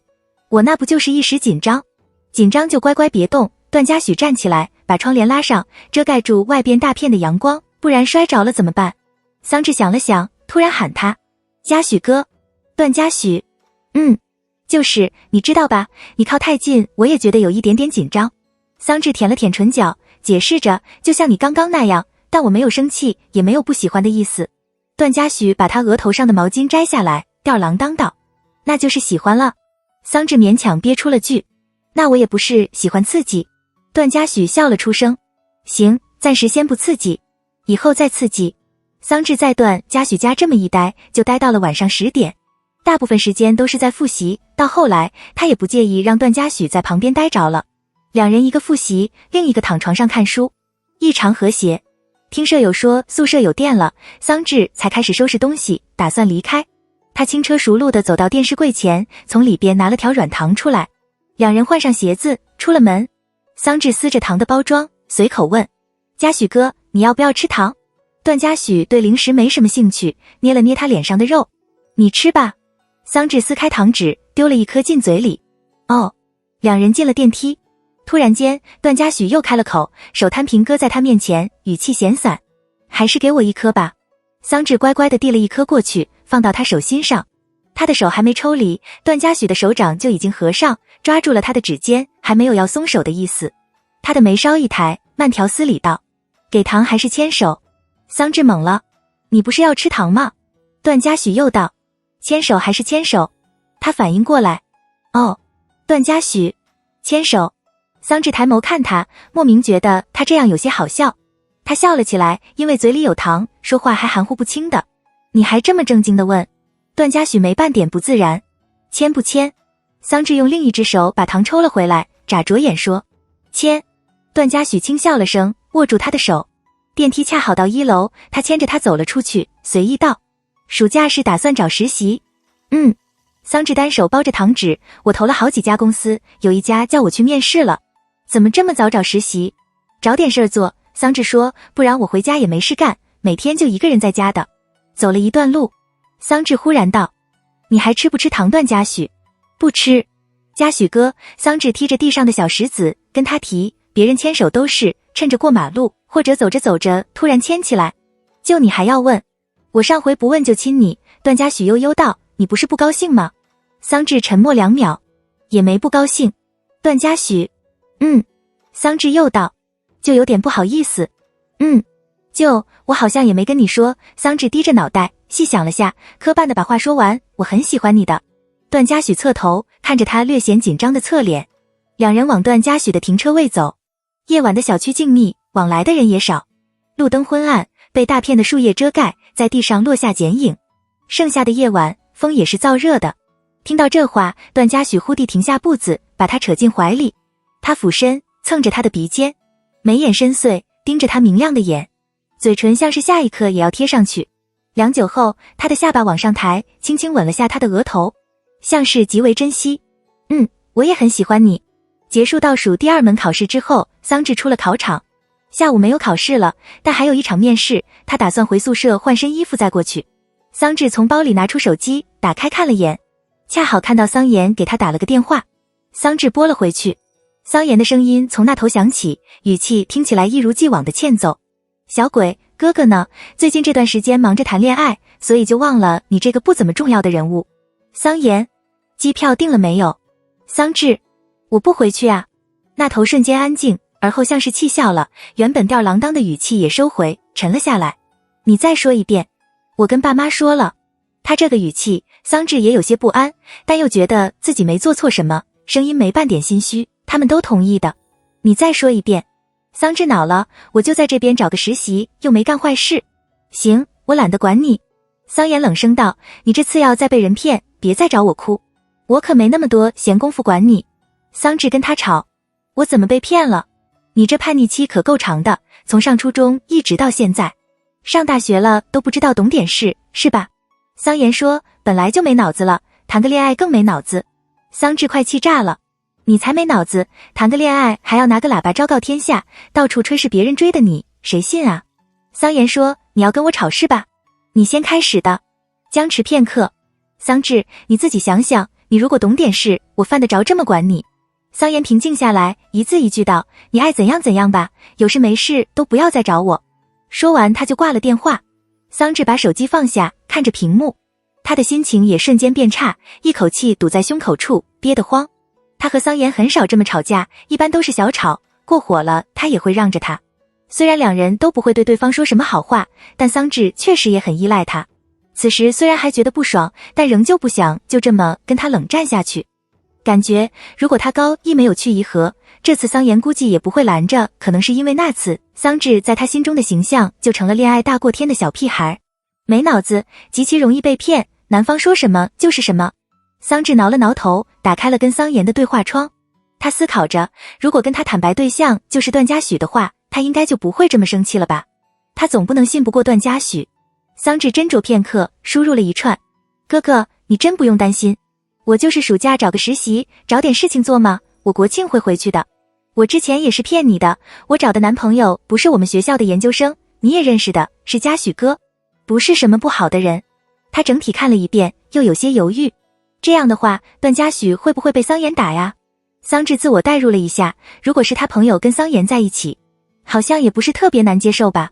桑稚放下心来，点了发送，气泡前边立刻多了个红色的感叹号。消息已发出，但被对方拒收了。桑稚，行吧。桑稚的火气再度升了起来，他在低头，他就是狗。桑稚面试的是一家小广告公司，位置就在学校附近，坐地铁过去也才2个站。按照地址，他进了写字楼里，上到所在的楼层。公司的面积不大，里边横竖摆放在3排桌子，有个小区域放着沙发，还有个小会议室。来面试的人不多，除了他就只有另一个看起来跟他差不多的男生。男生先进去会议室里面试，桑稚在外边等着，有个女人给他倒了杯水，他礼貌说了句谢谢，下意识往四周看了眼。这家公司可能是刚起步，员工也不多，大多数位置都是空着的。桑稚的目光一挪，停在某个女人身上2秒。女人正跟一个男人说话，心情看上去很好，笑容满面。桑稚不好盯着别人那么久，也怕被察觉，很快就收回了视线，总觉得有点眼熟。没多久，里边的男生出来了，示意桑稚可以准备一下进去了。他点头，收回心思，起身走了进去。面试结束后也才11点出头。桑稚算着时间，坐地铁到段嘉许的公司楼下，找个家咖啡厅待着。之前听段嘉许说过，他午饭一般都是跟同事叫外卖，不会出去吃。他点亮手机，给他发了条微信：你看一下窗外。段嘉许，你过来了。桑稚喝了口咖啡，笑眯眯道：没有。桑稚，让你看看风景。段嘉许，行。段嘉许，你让看就看。桑稚，中午一起出来吃饭。段嘉许，想吃什么？桑稚，吃个烤肉。段嘉许，行。桑稚没再打扰他工作，又输了一句：我现在坐地铁过去，你下班的时候我应该差不多到。他有些无聊，干脆下载了个解密游戏来打发时间。等桑稚过了一关，也不知道过了多长时间了，恰好段嘉许也来了消息，桑稚点开，发现此时已经12点过1刻了。段嘉许，回个头。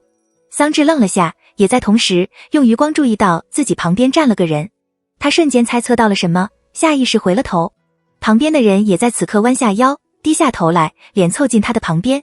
桑稚的头一偏，像是意外一样，嘴唇在不经意间碰到了他的脸颊。他的身体僵住，身子顿时往后倾，瞬间撞上段嘉许略微上挑的眼。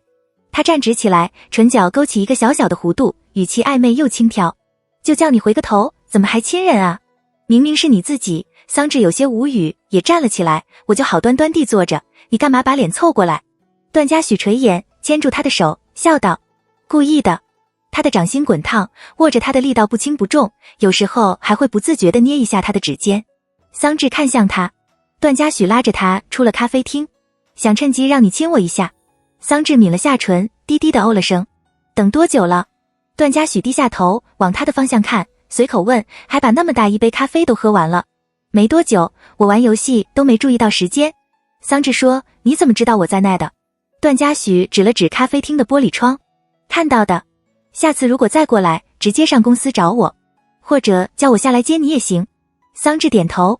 两人进了旁边的烤肉店，找了个位置坐下。段嘉许拿热毛巾擦了擦手，而后往他的杯子里倒水。还剩一门考试，什么时候考？桑稚，周4，还有3天。桑稚抬手揉了揉眼睛，所以打算下午回宿舍睡个觉，这几天熬夜，困死我了。段嘉许笑，那刚刚还喝咖啡？桑稚一本正经地说，就是因为要睡觉才喝咖啡，我一喝咖啡就困。你这什么体质？段嘉许好笑道，接下来还要熬夜？不了。桑稚说，这考试有3天时间复习呢，够了。刚刚面试的怎么样？还行，感觉应该能过。那个公司看上去还挺缺人。桑稚挠了挠头，突然问，嘉许哥，我哥有找你吗？闻言，段嘉许看了眼手机，没有，怎么了？看来这次确实有点严重。但想到他还无情到把他拉黑了，桑稚也一点都不想跟他和好。他喝了口水，面无表情地说，吵架了。怎么了？他不同意我暑假不回家，然后还说，桑稚没把话说完，犹豫了下，对了，你有跟我哥说过咱俩的关系吗？没呢。段嘉许淡淡道，本来是打算你暑假回南吴，我抽个假期过去找你，顺便当面跟你哥说一下这个事儿。现在呢？那只能等你国庆放假，咱俩一块过去。够诚恳吧？段嘉许笑，亲自上门让他揍一顿。桑稚没什么底气地说，应该也不会吧。没事儿，段嘉许不太在意，桃花眼微敛，心情看上去极为不错，我挺乐意挨这一顿揍的。吃完午饭，两人在附近逛了一圈消食之后，桑稚便坐上地铁回了学校。到宿舍的时候刚过2点，宿舍里只剩下宁薇一个人。桑稚瞅了眼汪若兰和于心被收拾整洁的位置，问道，他俩走了？宁薇也在收拾东西，他们没考试了呀，刚刚回来收拾完东西就走了。于心回家，若兰跟她男朋友好像要去玩几天吧。宿舍的其他人都没考试了，只剩桑稚剩一门选修课的考试。桑稚，你这是要去啊？我男朋友在外边租了个房子。宁薇说，我打算过去跟他一块住，这个暑假就不在宿舍住了。桑稚啊了声，有点不舍。我还以为咱俩能做个伴，你可以去找你的段哥哥呀。宁薇抬头看他，笑眯眯的，话说谈恋爱的滋味如何？不对，跟暗恋那么多年的人在一起，滋味如何呀？还行吧。桑稚思考了下，犹豫地说，我感觉没什么区别。就跟在一起之前好像没什么区别，除了在一起那天，桑稚突然抬起左手，把5根手指的指尖并在一起，碰了碰自己的嘴唇，这样了一下，别的真没什么区别。我靠！宁薇惊了，极为意外，你俩已经亲了呀？在一起那天就亲了。宁薇兴奋起来，肯定是你家段哥哥主动的吧？可以呀，年龄大就是不一样。但我觉得我给的反应不太对。桑稚小声说，我问你，你跟你男朋友就是举动比较亲密的时候，你会紧张吗？一开始有一点吧。宁薇说，但我觉得他比我紧张多了，我男朋友贼害羞，在一起1个月都不敢牵我的手，我都要急死了。哦，这么一想，我觉得我紧张，完全是因为被他传染的。宁薇翻了个白眼，但他现在奔放多了，在我面前放了屁还要诬陷是我放的。桑稚笑出声，什么呀？宁薇把话题扯回来，所以你是会紧张啊？桑稚有些郁闷，然后看起来就像是不高兴一样，我怕他误会，就是特地跟他说了，我很喜欢他的。啊，应该也不会误会吧？但我没跟他说过吗？桑稚说，我感觉的说出来，不说的话，他应该也不知道吧？这样吗？宁薇眨了眨眼，你就正常相处就好了吗？不用太小心翼翼，做什么事都要解释一下，时间久了也很累的。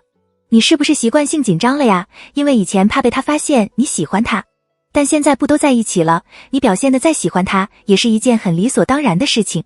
宁薇说，我能这么说，主要我觉得你也不像脸皮薄的人。桑稚忍不住说，你这夸我还是损我呢？就是让你这恋爱谈得开心点，还是跟自己那么喜欢的人。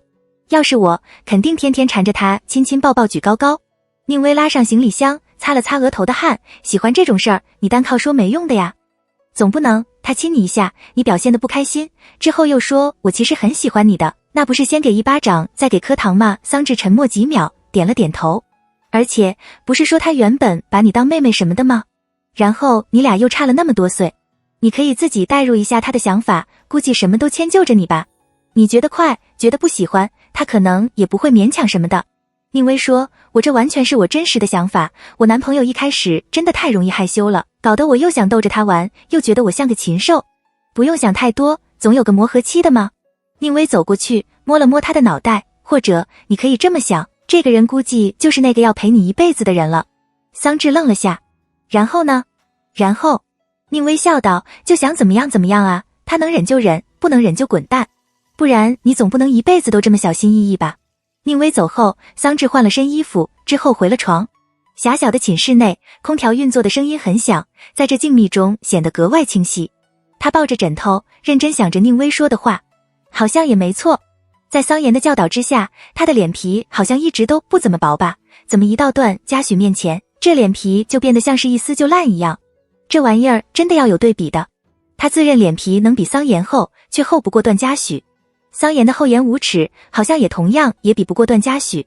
想着想着，桑稚的脑海里莫名浮起了一排脸皮厚度对比段嘉许 GT 桑稚桑延，这根本没法比，而且好像确实也没什么好不自在的吧。今天不小心亲到他脸的那次，也觉得有点不知所措，但现在这么一想，感觉他大可以直接说一句，我就亲你了，怎么？这样听起来就牛逼哄哄的。好，以后就这样，谈恋爱而已，不就是谈个恋爱，有什么好紧张的？他可是从小跟男生打架长大的，牙齿磕掉了1颗都不掉眼泪，天不怕地不怕，连桑延都得敬他3分，人称恶霸小桑稚。不就谈个恋爱，亲个嘴，他有什么好怕的？桑稚越想越精神，睡意完全消散。他坐了起来，打开跟段嘉许的聊天界面，输入了句段嘉许。过了几分钟，他才回，怎么了？桑稚，你想玩密室逃脱吗？段嘉许，想啊。段嘉许，你有想玩的主题？桑稚，我们学校这边新开了一家，有个主题是同学聚会，不是灵异的，还挺多好评。段嘉许，行。段嘉许，你不是要补眠吗？先睡会儿，我到你宿舍楼下再给你打电话。决定下来之后，桑稚又自顾自地计划了一番，心情渐渐放松了些，不知不觉就睡着了。这一睡就睡了个天昏地暗。桑稚是被段嘉许的电话吵醒的，他被吵得头疼，迷迷糊糊地接起来，听到那头的段嘉许在说，还在睡。他一时没反应过来，迟钝道，你打个电话过来把我叫醒，就是为了问我是不是还在睡觉吗？段嘉许笑出声，说什么呢？沉默3秒，桑稚渐渐回过神。哦，想起来了，你在我宿舍楼下了吗？又沉默几秒，桑稚坐了起来，忍不住指责，你怎么不早点叫我起来？不急，段嘉许懒洋洋道，你现在下床洗漱一下，然后换身衣服，穿上鞋就能出门了。桑稚掀开蚊帐，爬下床，那你等会儿，我挂了。他飞快地到厕所里刷了个牙，用清水冲洗着脸，而后回位置换了套衣服。桑稚简单化了个妆，把头发全部绑了起来。他随手拿了个包，勾在手臂上，拿上手机和钥匙就出了门。这么一抹也花了将近20分钟的时间。怕段嘉许等不耐烦了，桑稚小跑下楼。一出宿舍楼就能看到站在外边树下的他，他又加快了脚步，蹦跶到他的面前。听到动静，段嘉许也抬起了眼，像是刹不住脚，桑稚撞进了他的怀里。他下意识往后退了一步，怕他摔着了，立刻伸手扶着他的背。段嘉许的表情有些愣，不由自主地笑起来。今天这么开心。桑稚仰头盯着他，也没后退，眼睛弯起来。段嘉许的眉梢一扬。桑稚看了他好几秒，才退开2步，从包里翻出手机，眨着眼说，我还以为你要说我磨蹭那么久。没多久，段嘉许提醒，下次别跑下来，容易摔。桑稚点头，我睡之前订了票了，跟老板预约8点，大概1个小时到9点，行吗？刚好吃完饭过去。段嘉许牵住他空着的那只手，稍稍侧头。行。过了好一会儿，桑稚忽然喊他，段嘉许。怎么？没。桑稚打着商量，以后就这么喊你。想怎么喊都行。段嘉许习惯性地捏着他的指尖，像在玩泥巴一样，声音含着笑意，我还想着你什么时候会改口。感觉的改口，桑稚想了想，不然总加个鸽字，感觉就有点在跟家长谈恋爱的感觉。而且你也总管着我，桑稚说，这感觉就更加明显了。段嘉许挑眉，我总管着你？桑稚，你不觉得吗？我以前老想跟你说，你怎么喜欢带小孩，怎么不干脆自己去生一个带？段嘉许反倒笑了。行，等你大学毕业再说。他的话出来，桑稚才反应过来这事儿跟他有点关系。等我大学毕业之后，你都30了。本以为他又会恼，听到他这么平静的语气，段嘉许还有点意外。桑稚认真补了4个字，老来得子。谁跟你说的？段嘉许又气又乐，50岁才算。两人在附近随便吃了个套餐饭。随后，桑稚便带着他到了那家密室逃脱店。两人到前台找了老板，交了手机，听老板说了这个主题的背景。随后，老板给他们2个发了个校卡，让戴在脖子上。桑稚看着校卡上的名字，又翻了段嘉许的来看。桑稚笑出声，你的名字叫小红，2年级1班的学生，小学生。段嘉许跟着笑，了声。桑稚喊，小红。段嘉许好脾气的应，在。老板，恋爱是真的酸臭。老板把他们带进了其中一个房间里，说，限时1个小时，旁边这是时间，要提示或者想延长时间，都可以用这个传呼机跟我说一声。桑稚点点头。之后房间关上，被老板从外边锁上。桑稚没怎么玩过这个，此时有点无从下手，只是到处翻着东西。里边是一间小客室，黑板上写着几串数字，讲台上也放着东西。旁边的一张桌子上摆放着资料，上边还有历年的学生毕业照。桑稚从其中一张课桌的抽屉里翻出一个盒子，上边有个3个数字的密码锁。他看了眼黑板，也是3个计算题，猜测道，把黑板上的计算题解开，是不是就是这个盒子的密码？段嘉许扫了眼，接过盒子，拨弄着密码条。很快，盒子打开，里边有2个手电筒。桑稚想不来，这个用来干嘛的？段嘉许陪着他玩，轻声提示，应该要关灯，可能涂了什么东西，用这个灯才能照出来。哦，桑稚觉得自己跟没脑子的一样，照着他说的做，到一旁把灯关上，照啊。段嘉许把其中一个手电筒递给他，都照一下试试。这个房间密闭，关了灯就几乎没有任何光线。桑稚打开电筒，手电筒的光偏紫色，他随意的往地上、墙上和天花板上照着，半天找不着什么线索。桑稚干脆蹲在地上，在灯光的照射下，他恰好注意到其中一张靠墙的桌子旁边出现了个数字。他还有些怀疑自己的眼睛，盯着看了好几秒，才高兴地说，这儿有个数字。段嘉许原本在讲台那边，听到这话，他凑过来看，也蹲了下来。我刚看到了一张纸，应该要4个数字。两人都蹲在地上，距离靠得极近，黑暗以及狭小的空间让这气氛更显暧昧。他正常说的话，莫名像是贴近他的耳朵。桑稚下意识看向他，电筒也随之抬起，照到他的下半张脸上。在这微弱的光中，能清晰地看到他的鼻梁以及稍稍弯起的唇。他想到了宁薇那句想怎么样怎么样的话，忽地把电筒放下，站了起来。段嘉许跟着站起来，找别的。桑稚沉默几秒，答非所问。怕你觉得紧张，我提醒你一个事情。段嘉许漫不经心道。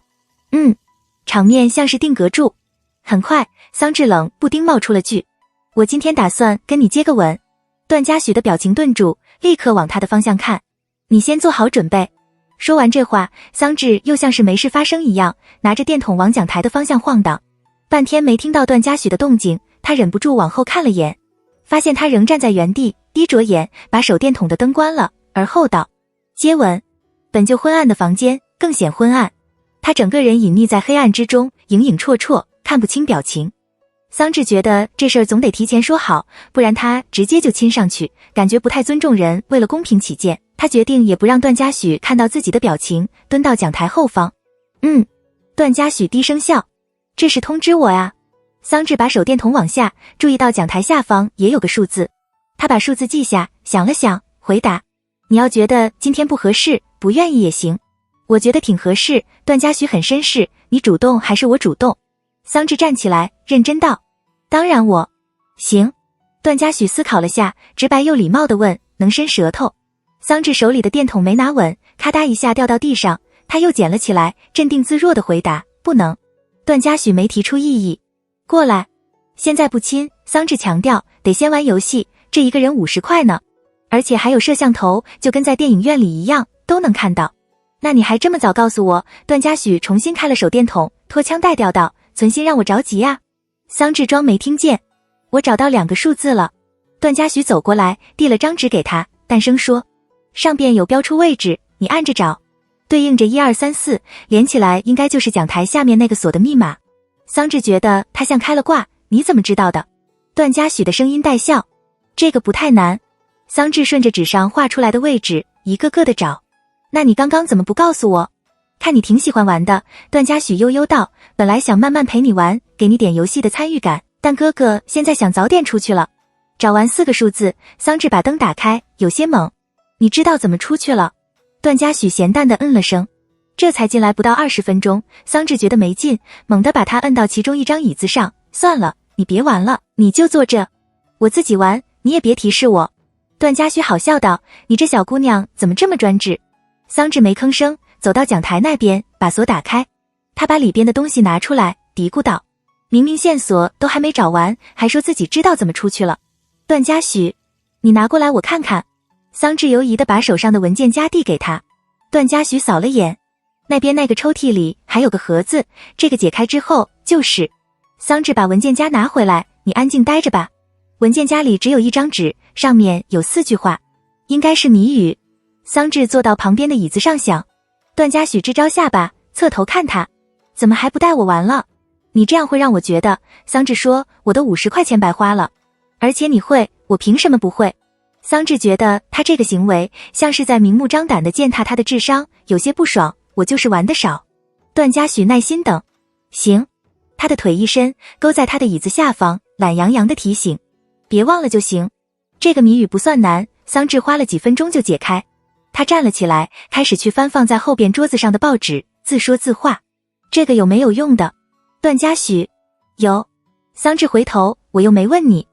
虽是这么答，但他都那样说了，桑稚还是下意识认真检查了下，他又抬头，在几张毕业照上看了好一会儿，下边还对应着人名。他认真地想着，在这一部分磨蹭了10多分钟。段嘉许扫了眼时间，时间快到了，可以加时。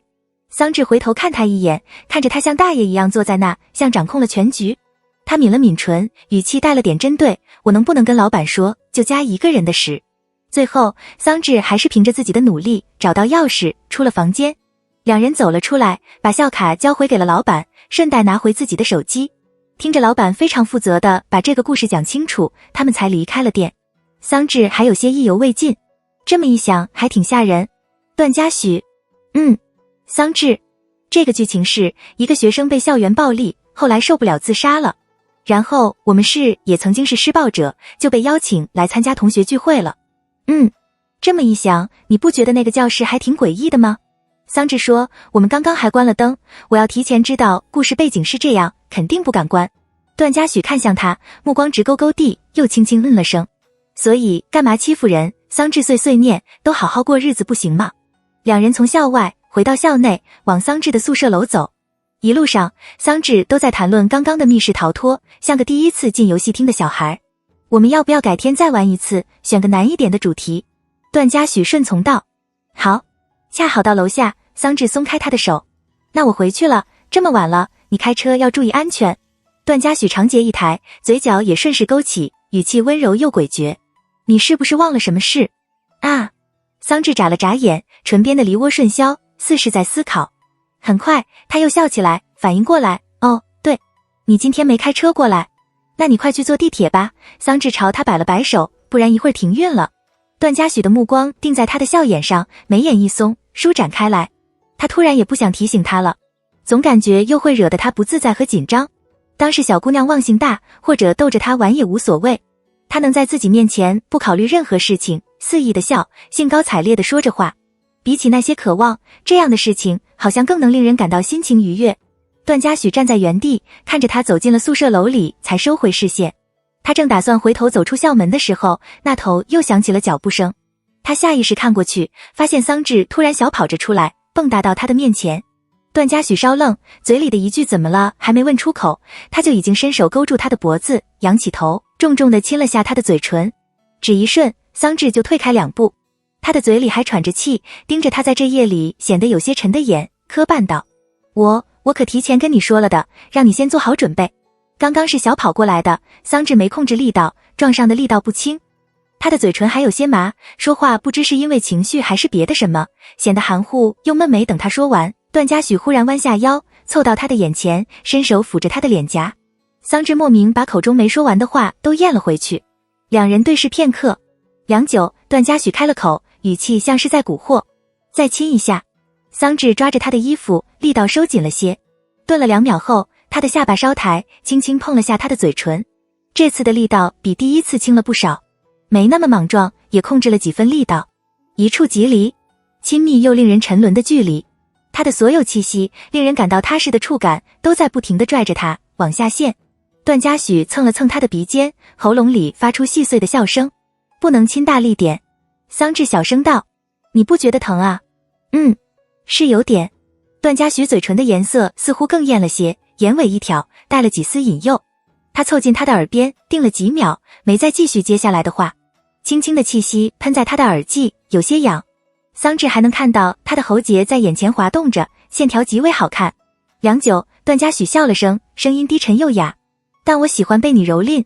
回到宿舍，桑稚坐到位置上，把鞋子脱掉。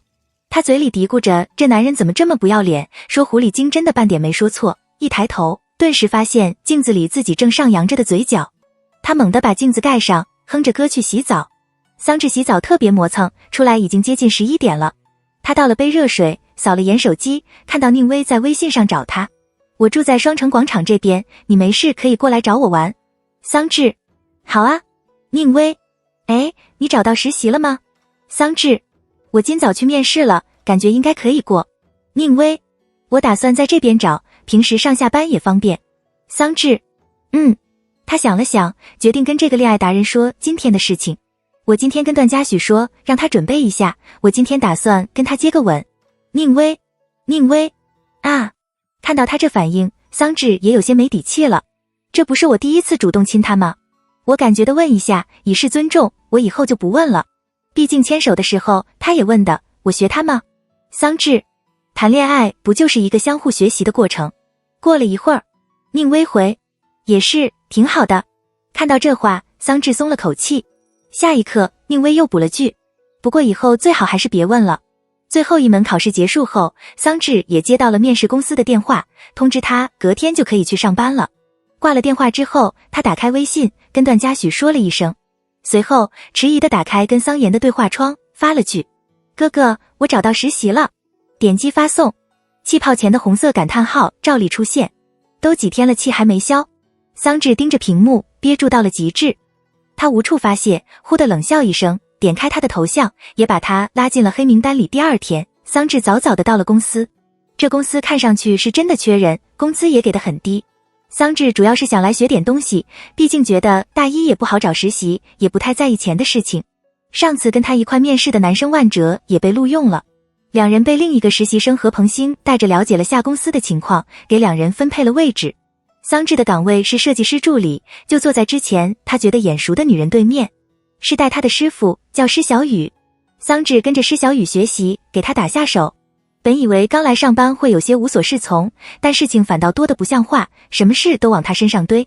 这公司还有个第一天上班不用加班的原则，下午6点钟，桑稚看着万哲准时下了班，但施小雨没放他走。不知是不是桑稚的错觉，他总觉得施小雨对他不太友好。但总体算起来，施小雨每次语气不好的时候，也是在说他图画的不行，其他闲杂事干得不好。桑稚第一次出来工作，多数事情也没经验，只听着他训完，又乖乖的重新做。广告公司加班是常态，施小雨没让他走，桑稚也不敢主动走。他待在位置上，认真画着稿子。不知过了多久，施小雨站了起来，上下扫视着他。我先下班了，你画完再回去。桑稚点头。等他走后，何鹏信凑了过来。小雨姐今天脾气好爆哦。桑稚继续画着图，非常官方地说。确实我没做好。何鹏星没比他早来几天，被他的师傅也骂得惨，此时像是同病相怜。但小雨姐平时不这样啊，你是不是惹到她了？怎么惹？桑稚第一次见施小雨，又不认识她，而且今天一天的态度都极其谦卑良好。哪里惹了？桑稚继续官方回答。小雨姐比较严厉吧，也是希望我能做得更好。虽然嘴巴上是那样说，但实际上，桑稚极其不爽。出公司的时候已经过8点了，桑稚晚饭没吃什么东西，只吃了包饼干。他到附近的一家店买了个肉包，在路边找了个椅子坐下，慢悠悠地啃着。段嘉许在这个时候来了电话，桑稚接起来。段嘉许，还在加班？桑稚情绪恹恹，没，下班了。这么忙？段嘉许说，第一天就加班。我面试的时候，老板说不用加班，然后跟我同一天上班的那个实习生也准时下班的。桑稚抱怨着，有些委屈，还被骂了一天。段嘉许沉默几秒，在哪？我过去找你。段嘉许到的时候，桑稚手里的肉包还没啃完，他有些吃不下了，小口喝着水果茶。见到他的身影时，也没起来，还坐在原来的位置。他走过来，半蹲在他面前，坐着吃包子。桑稚不吭声。段嘉许笑，怎么这么可怜啊？桑稚继续咬包子。段嘉许握住他的手腕，语气带了几分哄意，别吃这个了，哥哥带你去吃好吃的。我不饿。桑稚摇头，我回去洗洗睡了。段嘉许，晚饭就吃了这个。桑稚老实道，还吃了个饼干。去喝碗粥吧。段嘉许皱眉，加班也得吃东西。哦。段嘉许站起来，把他也扯了起来，随口问，上班不开心？我从小到大被人骂的次数加起来，桑稚吐了口气，嘟囔道，都没有今天多。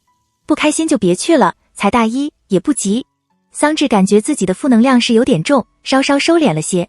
没，我就抱怨一下。我这才去1天，而且其实也还好，没有骂得特别过分。段嘉许，再不行来我公司上班。桑稚被他牵着往前走。你公司好像不招实习生。段嘉许轻笑道，让你走个后门。桑稚当他在哄自己，顺着说，那你给我留着实习老板的位置吧。行。这么一说完，桑稚的心情好了不少，又开始自说自话。算了，我跟他杠上了，我就不信我不能让他满意。段嘉许，对你哪点不满意呀？桑稚思考了下，诚恳道，没有一点满意。我总感觉他对我有敌意。桑稚迟疑着看他，你真没交过女朋友？我怀疑他是你的前女友。段嘉许气乐了，说什么呢？哦。桑稚瞅他，这么一想，你好像也没在朋友圈发过我的照片。段嘉许挑眉，把手机给他，我怎么没发？桑稚接过，我真没看到过。他打开他的朋友圈，发现他之前从没发过朋友圈，但这段时间发了好几次，内容基本都是他的照片，还屏蔽了好些人。你屏蔽了谁？段嘉许，大学同学。桑稚又哦了声，拿出自己的手机看了眼，我真从没见你发过朋友圈。他点开段嘉许的资料，突然注意到右上角有个不看他朋友圈的标识。他的目光扫了过来，也瞬间察觉到。桑稚突然想起从怡鹤回来的那次，怕自己看到他的消息不开心，他把他的朋友圈屏蔽掉了。之后也不太记得这事，几次改备注都没注意到。段嘉许把目光挪到他身上，淡淡道：解释一下。这要怎么解释比较合适？要是他朋友圈发得很频繁，桑稚还能以刷屏为理由，但他之前根本一条都没发过。场面定格几秒，桑稚绞尽脑汁地想着理由，默默收回视线，也表现出一副茫然的样子，点开资料设置瞅了眼。哦，我点错了。段嘉许仍看着他，神情带了几分意味深长。我本来是打算点不让你看我的朋友圈的。桑稚硬着头皮解释，没看清楚就点成屏蔽你的朋友圈了。段嘉许，这什么理由？就是你懂吧。桑稚说，有些朋友圈的内容不太好让家长看到，我又懒得总分组屏蔽，干脆就直接。我不说别的。段嘉许打断他的话，抓住其中的2个字，家长。桑稚极为费劲地扯着理由，那你看到了不就等于我哥看到了，我哥看到了转头就告诉我爸妈了，我得从根源切断吗？而且我这都好久之前屏蔽的了，你这没屏蔽，我也没见你发什么不好让家长看到的。段嘉许的指尖在他的手机屏幕上轻点，东西。桑稚伸手取消掉屏蔽，我都删了。这么一提，段嘉许吊儿郎当道，小姑娘，你的朋友圈怎么什么玩意儿都没有啊？也没有男朋友，这暗示意味十足。桑稚确实没有发朋友圈的习惯，偶尔发了一条，没多久也会删掉，所以点进去就是空白一片。他没有意识到这一点，刚刚也是随口一提。这么一想，好像确实有种藏藏掖掖的感觉。桑稚小心翼翼地说，那我现在发一条。听到桑稚的语气，段嘉许也知道他今天的情绪不佳，他确实不太在意这些事情，漫不经心道，不用，跟你闹着玩呢。桑稚翻相册的举动停住，沉默着点头。过了好半晌，桑稚没忍住问，你不介意吗？我没在朋友圈提过你。故意的。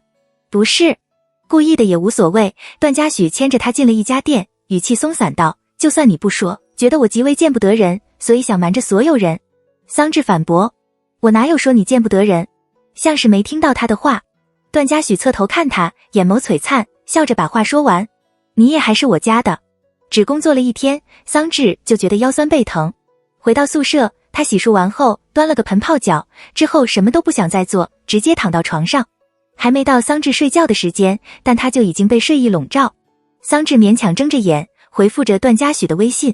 他退开，注意到家里的群有了新消息，分别是桑荣和黎平都发了个红包，庆祝他找到了实习。见状，桑稚的心情又好了不少。他先发了个抱住的表情，随后一个一个地点开，发现都已经被桑妍领了。桑稚耷拉着的眼皮瞬间抬起，当作是他误领了，输了个问号提醒。桑妍没回复。桑稚等了好一会儿，不知不觉就睡着了。第二天醒来的时候，发现桑妍依然没回复，反倒是桑荣为了哄他，昨晚又发了2个红包出来。过了几分钟后，他还发了句，臭小子，整天除了欺负你妹还会干什么？桑妍仍然一句话没说。桑稚睡眼惺忪，莫名有种不好的预感。他伸手点开，发现这2个红包仍然被桑妍领了，加起来整整800块大洋。行，别说冷战。桑稚现在还想跟他断绝关系，老死不相往来。接下来的几天，施小雨对桑稚依然是同样的态度。桑稚不管做什么都会被骂，比如施小雨让桑稚去装杯水，桑稚第一次装常温的被骂了，第二次先问了句您要热的还是冷的，他反倒回了句这还要问的吗？然后桑稚按照他上次的要求倒了杯温的，依然被骂。再比如按照施小雨的要求找的素材画出来的稿子，他总能找到挑刺的地方。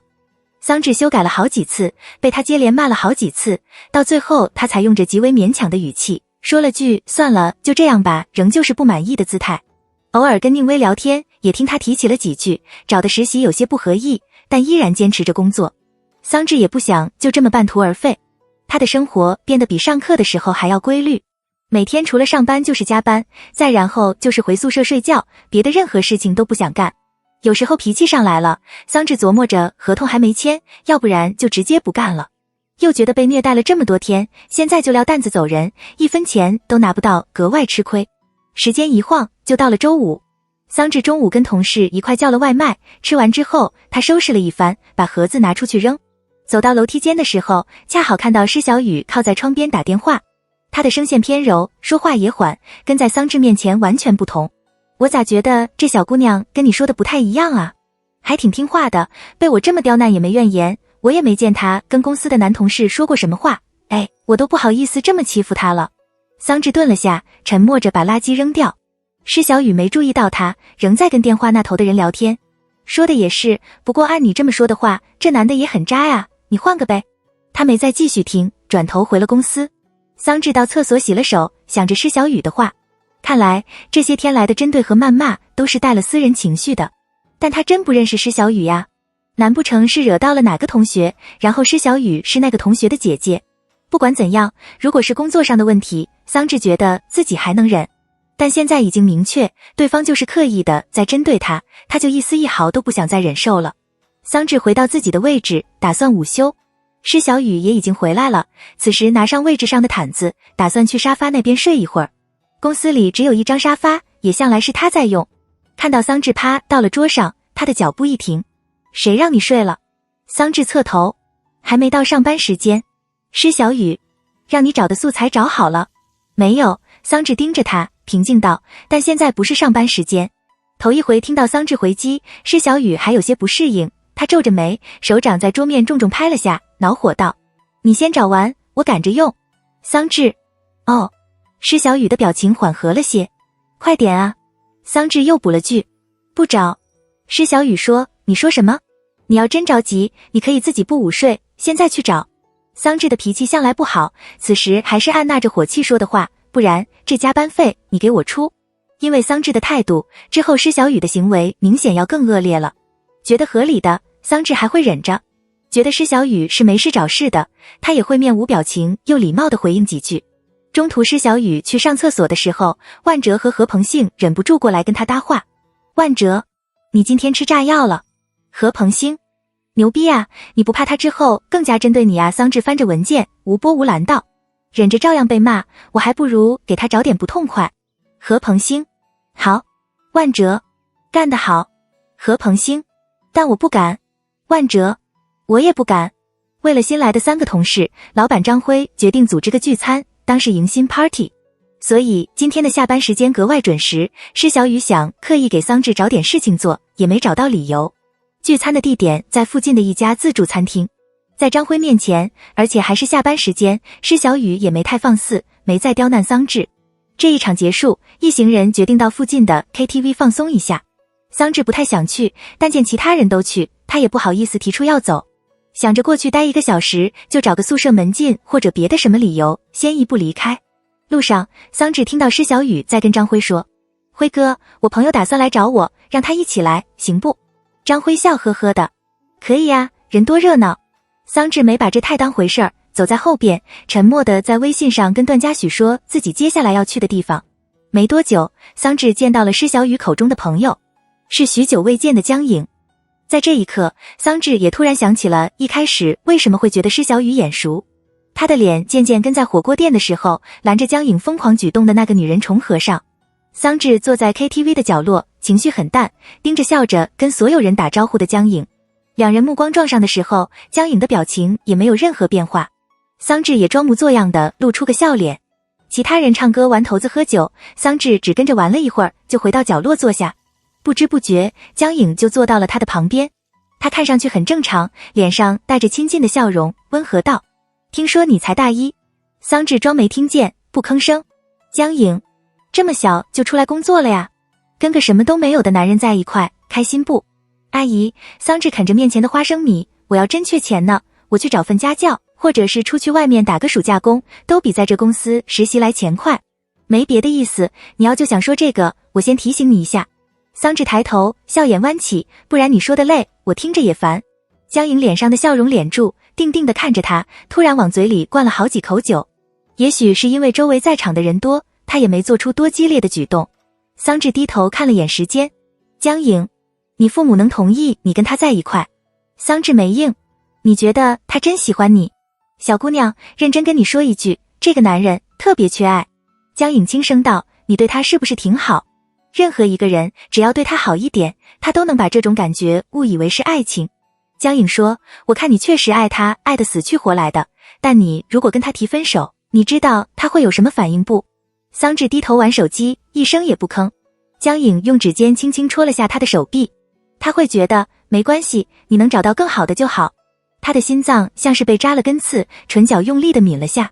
然后呢？江颖慢慢地说着，你这样的人他能找出千百个。桑稚这才开了口，轻声道，你来找我说这些话有意思，被我戳到痛点了呀。抱歉哈。江颖嘴里的酒气格外浓郁，有些难闻，我就是看不惯他，好心提醒你。你说我没事儿针对他干什么？因为他爸开车把我爸撞死了。我知道。江颖一愣，突然大笑起来，全身都在抖。这事儿他告诉你了呀？他还好意思说啊？可真够厚脸皮的呢。现在5012年了，桑稚语气无波无澜，1000年前连坐制就废除了。阿姨。沉默好半晌，江颖僵硬地扯起嘴角，凉凉道，那我找谁怨？如果是你家人出了这样的事情，你觉得你不会变成我这样？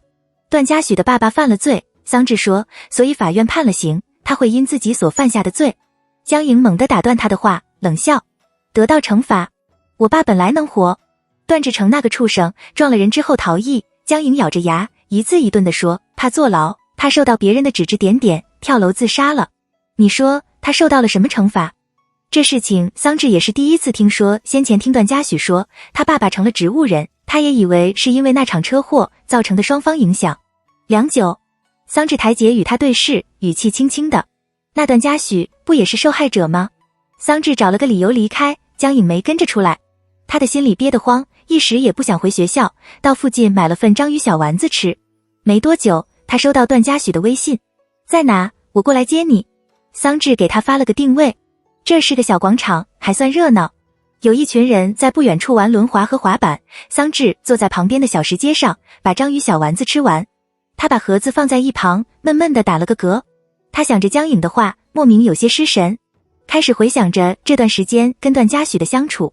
他是对他很好的，什么都迁就着他，他想做什么都陪着去做，他不愿意的事情他也不会强迫，他对他很好，这样还不算很喜欢吗？但从第一天在一起的时候，桑稚就很清楚，他们的喜欢应该是不对等的。他是一时兴起也好，是日久生情也好，只要他有一点点喜欢他，好像也就足够了。桑稚忽地站了起来，盯着别人嘻嘻笑笑地玩着滑板，注意到远处有个男生牵着女生的手，小心翼翼地扶着她，像是怕她摔了，然后猛地被她亲了一下，表情愣住，面红耳赤地松开手。结果两人一起摔了，却都在笑。桑稚莫名也跟着笑。他又看了好一会儿，段嘉许才给他发了个微信，跟他说到了。桑稚给他回复着消息，问着他具体位置，没多久就看到了他的身影。桑稚把手里的盒子扔掉，站到他的面前。段嘉许上下观察着他，喝酒了吗？桑稚摇了摇头，抬眼看他，突然问，我能问你一个问题不？段嘉许眉眼一挑，问。桑稚，你为什么喜欢我？闻言，段嘉许愣了，好笑道，这还有什么原因？桑稚顿了下，轻轻地哦了声，也是。怎么了？没怎么。桑稚低下眼，忽地松开他的手，翻着自己的包，从钱包里拿出一张银行卡，这个给你。我之前办的卡，里面有1000多块钱。桑稚慢慢道，我上学期参加的那个比赛，我们组拿奖了，然后把奖品卖掉，分了钱。我还做了几份家教，不过有点少，加起来没多少钱。奖学金不知道能不能拿到，如果拿到了就赚进去。这个工作如果我能坚持做下去，应该也有2000块钱。桑稚说，到时候也会赚进去的。段嘉许有点反应不过来，喉结上下滑动着。为什么给我这个？就想告诉你。桑稚鼻尖一酸，轻声说，我会一辈子对你好的，所以你不用找别人对你好，我能永远毫无保留的对你好。段嘉许歪着头，低下眼看他，这是要包养我的意思，但怎么说的这么委屈？段嘉许从口袋里把自己的钱包拿出来，放在他的手心里，拿这些钱给自己买漂亮的裙子穿。而后，段嘉许接过他手里的卡，这个就用来包养哥哥。桑稚抬头看他，这钱给的还不少，所以段嘉许的心情似乎不错，伸手捏了捏他的耳垂，往他耳边吹了口气，老板，你想干什么都行。他的气息温热，喷在他的耳际，又痒又麻，语气带了几分调笑，是故意在逗他，格外不正经，又让人生不上气。桑稚的情绪瞬间散去大半，抬眼默不作声地盯着他。怎么不说话？段嘉许直起身，轻笑了声，主动承认，行了，我知道我说话土。听到这话，桑稚的嘴角脸直，维持几秒，这次没忍住笑。你不是不承认吗？段嘉许的眉眼稍抬，还真土啊。桑稚吸了吸鼻子，没打击他。还行。他垂下眼，看着手上的黑色钱包，递还给他。还你。段嘉许没接，反倒是把手上的卡揣进兜里，似有若无道。这个我可不还。桑稚小声说。我没让你还。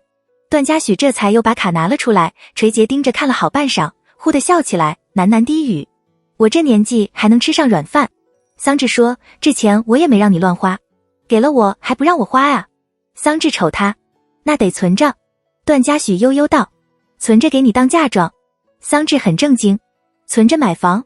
我之前上网看了下，市中心100平米的，首付大概50万。桑稚说，按这个进度，我存个20年应该能存到。段嘉许愣了下，笑了出声。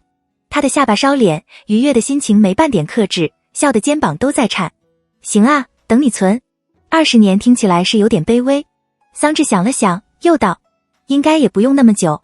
段嘉许，哥哥等你金屋藏娇。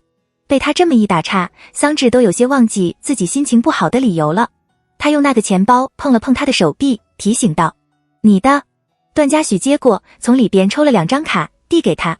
老板，您的卡。桑稚没拿。你给我卡做什么？我身上可不能留钱。段嘉许笑，不然怎么吃软饭？桑稚忍不住说，我花钱很大手大脚的。那我运气还挺好。段嘉许拖腔带调道，找到了个出手阔绰的金主。桑稚只收了1张，小心翼翼地收进包里，我不用，给你好好放着，你要的话我就还给你。见他情绪总算好起来，段嘉许才开口问，今天不是跟公司的人聚餐，怎么还不开心？算起来，江颖也是第2次来找他了。加之桑稚过去1周被针对，也是因为江颖。他没打算辞职，还想着膈应施小雨1个月，再拿着工钱走人。怕也影响了段嘉许的心情，桑稚没坦白。就带我的师傅有点烦人。把桑稚送回学校之后，段嘉许开车回了家。他把车开进小区里，放缓了车速，还没开到要转弯的地方，眼前突然有个人撞了上来。段嘉许的目光一紧，下意识刹了车。他的背脊在瞬间出了冷汗，大脑也有一瞬的茫然，而后他解开安全带，下了车。刚撞上来的那个人半靠在他的车前，明显喝醉了酒的样子，没被撞到，嘴里囔囔着听不清的话。段嘉许深吸了口气，喊了声先生。男人站直起来，突然指着车轮，骂骂咧咧道，你的车压到我的狗了。闻言，段嘉许扫了眼，并没有看到他所说的狗。他闭了闭眼，情绪还没太缓过来，淡声道，您喝醉了，去旁边坐会儿吧。我没醉。男人还有些站不稳，醉醺醺的拿手指他，我说，你的车撞到我家的狗了，你得赔钱。听到这边的动静，周围陆陆续续有人围着看。没多久，保安也过来了，了解了情况之后，耐心地劝着架。但这个男人完全没理智，听到保安说，那你把狗扯出来，还火气十足地回了句，狗的命就不是命了呀。闹到最后也没了法子，只能报了警。段嘉许回到车上，漫不经心地看着男人在外边闹。警察来了之后才脱了身。这么一折腾，也花了半个小时的时间。回到家，段嘉许打开冰箱，拿了瓶冰水往嘴里灌，舌根被刺激得有些发麻。他的脑子像是有根线在绷着，一扯就要断。扫了眼里边五花八门的零食，段嘉许抿了抿唇，随手抽了根巧克力。他坐到沙发上，撕开包装咬了一口，极为甜腻的味道。段嘉许顺手把口袋里的卡也抽了出来。他盯着看了好一会儿，眉眼一松，桃花眼随之下弯，紧绷着的心情好像也渐渐散去。把剩下的巧克力吃完，段嘉许拿上换洗衣物进了浴室。等他出来的时候，已经接近11点了。这个时间点，桑稚早就已经睡着了。段嘉许没什么睡意，拿出手机玩了好一阵子的游戏，直到凌晨1点才躺下睡觉。然后他做了个梦，梦到今天晚上他在应酬上喝了酒，却觉得自己没醉，毅然决然地选择开车回家，而后在路上撞上了刚刚的那个男人。他还听到了自己的声音，听到自己不断在阻止，极为绝望又歇斯底里的声音，像是要刺破耳膜。然而梦境里的他还是逃跑了。段嘉许梦到他成为了段志成，那大概是段嘉许经历过的最兵荒马乱的一个晚上。他在房间里写着作业，想着写完这点还有时间能看会儿漫画书。许若书在客厅看电视，他还隐隐能听到他断断续续的笑声。本来是极其安宁的一个晚上，直到段志成回来，他极为莽撞，身上还散发着浓郁而难闻的酒气，整个人都在发颤。对着许若书担忧的问话和上前的安抚，也只是极为崩溃的推开，恐慌到了极致。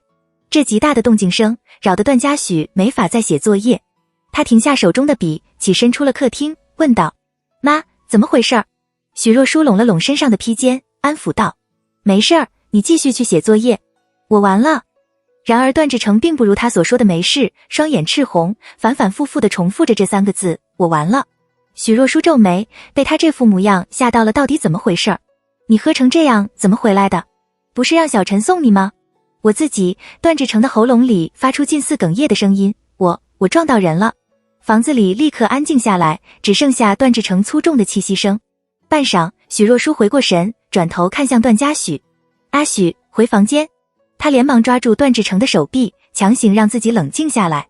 你好好说，发生了什么事情？段志成扯着嗓子大吼着。我不知道。你在哪儿撞的？你叫了救护车没有？许若书的眼睛红了，声音也不自觉地发着颤。你下车看了吗？在人民路那家是多店旁边。段志成突然抬了头，眼泪直掉。我怎么办？我要怎么办？段嘉许在这个时候开了口。爸，你叫了救护车吗？段志成连连摇头，什么都听不进去。不能叫，没有人看到是我撞的，没有人知道，你们不要管了。你们不要。许若书也吼。段志成，你是不是疯了？段嘉许的额角突突地抽着，手心发凉。他听着父母的争吵，沉默着走到沙发旁，拿起话筒开始打120。察觉到他的举动，段志成看了过来。你干什么？那头接通，段嘉许眼睛发红，回头直视着段志成。医院吗？人民路这边有家士多店，隔壁有人出了车祸，有伤者，麻烦。段志成像是疯了，想过来抢他的电话，被许若书拦着。麻烦尽快派人过来，谢谢。把话说完，段嘉许挂断了电话，一字一顿道：得救人。那个人还不一定死了，你为什么不救人？父亲的形象在一瞬间崩塌，段嘉许脸上的肌肉收紧，咬着牙问：你为什么要跑？许若书把段嘉许护在身后，认真道：你去自首，认错，赎罪。第一次碰到这么大的事情，许若书的声音带着浓厚的哭腔，你做错了事情，你得弥补，这是你该做的，不该逃避的。看着两人的表情，段志成仍在摇头，他的整张脸都是红的，额头上也不停流着汗。我不想坐牢，我不想。许若书还想说什么，段志成的精神像是不清醒了一样，喃喃道：我偿命行吗？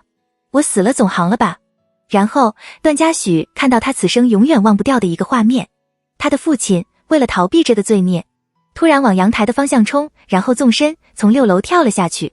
段志成没死成，躺在床上成了植物人。庞大的医药费，巨额的赔偿金，永不停息的指责，所有一切该让段志成承受的罪责都全部转换了方向，重重的往这个家庭压了下来。段嘉许和许若书承受着江颖一家，包括他们所有亲戚的纠缠不放。年纪尚小的孩子以及温柔懦弱的女人成为了最好欺负的对象。没完没了的勒索以及尖锐恶毒的诅咒，直到他们搬家了之后才渐渐的消停下来，却成了永久散不去的阴影。你也该去死。真不知道你长大之后会变成什么样。他会像所有人所说的，段嘉许以后会成为段志成那样的人，所以他从不喝酒，做任何事情都循规蹈矩。段嘉许带着自卑，小心翼翼而又努力地活着。他不相信命运，也绝不在其他人的言语中选择自暴自弃，跌入泥潭。他相信会像许若书说的那样，也像他自己所想的那样，他会活得比任何人都好。桑稚的手机长期静音，主要是因为上课以及平时怕影响到舍友。但最近一个人在宿舍，也因为总没及时看到别人的消息，他便开了声音。半夜，他被一通微信电话吵醒，桑稚被吵得心烦意乱，一时间还以为是闹钟响了，他摸着手机，迷迷糊糊地把电话挂掉，蒙上脑袋继续睡。没多久，电话再度响起，桑稚稍稍清醒了些，皱着眼，定神看屏幕，发现是段嘉许打来的。注意手机中央的时间，桑稚顿时炸了。他平复着呼吸，忍着脾气接起了电话，直接开了外放。狭小的寝室内瞬间响起了段嘉许的声音：睡了。桑稚快疯了，现在3点了，大哥。段嘉许顿了下，在那头闷笑着。对不起，我有点睡不着。桑稚只想睡觉，敷衍道。你要干嘛？跟你说说话。我要睡觉。桑稚忍着直接挂电话的冲动，说道，你去找我哥，我觉得他现在估计也没睡，他一般周末都通宵的。段嘉许，只想找你。桑稚的眼皮掀了掀，觉得他半夜这个点来骚扰他，好像也不太对劲。他伸手把摄像头打开。你干嘛？他这边黑漆漆一片，开了摄像头也看不到任何东西。见状，段嘉许那头也开了，露出了他的脸。他那头的光线不太亮，显得像素有些低。没事儿，你睡吧。桑稚说，你是不是做噩梦了？段嘉许笑了声。你怎么知道？因为刚醒，桑稚说话带了点鼻音，听起来软软的，语速也很慢。这个时间除了做噩梦还能是什么？你是不是梦到有鬼？鬼压床？你怎么胆子这么小？桑稚嫌弃道，你现在躺好，我给你唱个催眠曲。段嘉许轻轻嗯了声。桑稚趴在枕头上开始唱。睡吧，睡吧，我亲爱的宝贝。很快，桑稚就停了下来，坐了起来。我感觉这样唱我得先睡着。段嘉许又开始笑，带着依稀的气息声。桑稚裹着被子靠墙坐，手里抱着手机，想到什么就说什么。就做个噩梦，都是假的。你看看周围的东西，你看看屏幕里的我。哦，桑稚的脑子有点不清晰，我这边没光，我懒得下去开。段嘉许笑着应，都是假的，就连坐着桑稚都觉得自己要睡着了，乱七八糟的扯着话，我才是真的，别的都是假的。段嘉许声音低沉，显得缱绻我知道。两人有一搭没一搭的说着话，桑稚不知不觉又躺到了床上，渐渐睡去。手里的电话仍旧没挂，那头的人听着他平缓的呼吸声，低笑了声，也渐渐入了眠。直至天明。新的一周，桑稚照常到公司上班，照常被施小雨针对挑刺，然后利落地回应。次数多了，看着每次被他气得够呛的施小雨，桑稚居然还有种十分乐在其中的感觉。下班时间，施小雨准时背上包走人。临走前，他冷冷瞥了桑稚一眼，面无表情道，把报表整理好再回去。桑稚点头。哦。等他走了之后，桑稚也开始收拾东西，准备下班。注意到他这边的状况，和彭星瞪大眼。你要走了？不是让你整理报表吗？桑稚，明天来整理。万哲羡慕。桑稚，你咋这妖牛逼啊？何彭星，你明天过来的被小雨姐骂死，整不整理都被骂。桑稚说，那我还不如早点下班，好好休息一下，养精蓄锐，等着他明天来骂我。万哲，我要跟他一样大，我也能这么酷。何彭星，我要不打算转正，我也能这么酷。桑稚，这样上班就真的比较有意思。出了公司，桑稚也不觉得疲倦。坐上地铁，到段嘉许的公司楼下等他下班。他找了家寿司店，随意点了个套餐。他翻出个漫画来看。没多久，桑稚接到了黎平的电话。他接了起来。黎平，直指，你现在在哪呢？还在加班啊？桑稚咬着寿司，说，没，刚下班。我现在在吃晚饭，吃完就快点回宿舍吧，知道吗？黎平叹息了声，你一个人在那边，搞得我太不放心了。以后实习在南吴这边找，成不？没事儿。桑稚看了眼时间，我应该8点就回去了，不会太晚的。行，晚点跟妈妈视个频。好。桑稚挂了电话，没太把这件事情放在心上，继续吃着寿司。很快，段嘉许也来了，桑稚也给他点了一份，说着，我今天得早点回去，我妈要跟我视频。吃完饭，段嘉许就送桑稚回了学校。他没开车，两人下了地铁之后，手牵着手往怡鹤大学的方向走。今天施小雨叫我去给他装一杯温水，我就去给他装。然后呢？我装完之后，他就骂我，说他明明要的是冷水。提到这个，桑稚来了兴致，我就说那个饮水机出不来冷水了。段嘉许觉得好笑，然后他很生气啊，说怎么可能出不来冷水？我说那你去试一下，他就去试了，然后跟我说明明就可以。我就说可能我一用就坏了。没等桑稚说完，他的手机突然响了起来。桑稚边说着边摸出手机，看到来电显示居然是桑妍。他眨了下眼，非常没骨气地接了起来。干嘛？那头顿了下，语气凉凉的。你回宿舍了？你跟妈妈今天怎么都要问一遍？桑稚莫名其妙，我现在快到学校了，怎么了？所以桑妍一句一句的从嘴里蹦着话，现在在校门口跟个男人手牵着手的人是你，对吧？极其突然的话语。桑稚还有些茫然，一时没反应过来他话里的意思，下意识地往四周看着。啊，哥哥，你来一贺了吗？那头已经挂了电话。桑稚也同时发现了桑延的存在，他正在马路边上，面无表情地盯着他们两个交握着的手。旁边有辆出租车启动，消失在车流之中，像是带走了这世上的所有声音。桑延淡淡道：是我眼瞎了，我怎么觉得你这个研究生男朋友？桑延冷笑了声，长得跟段嘉许那条狗一个样。桑稚机械般的转头，顺着他的视线往段嘉许的脸上瞟，像是被家长抓到早恋一样，他猛地把手抽回，不自在地背到身后。他咽了咽口水，本来不觉得这是什么大事情，但桑延不善的表情以及关系突如其来被戳破，两者结合之下，让本无心理准备的桑稚心脏顿时提到了嗓子眼。段嘉许低着眼看着自己瞬间空荡的手，眉梢一挑，而后桑稚憋出了句：是挺像的，但你仔细看看。桑稚干巴巴道：还是有一点区别的，就是壮脸大众脸，我认识好几个人都长这个脸。桑延打断他的话，气急反笑：你真当我是傻子？要不我帮你想个理由？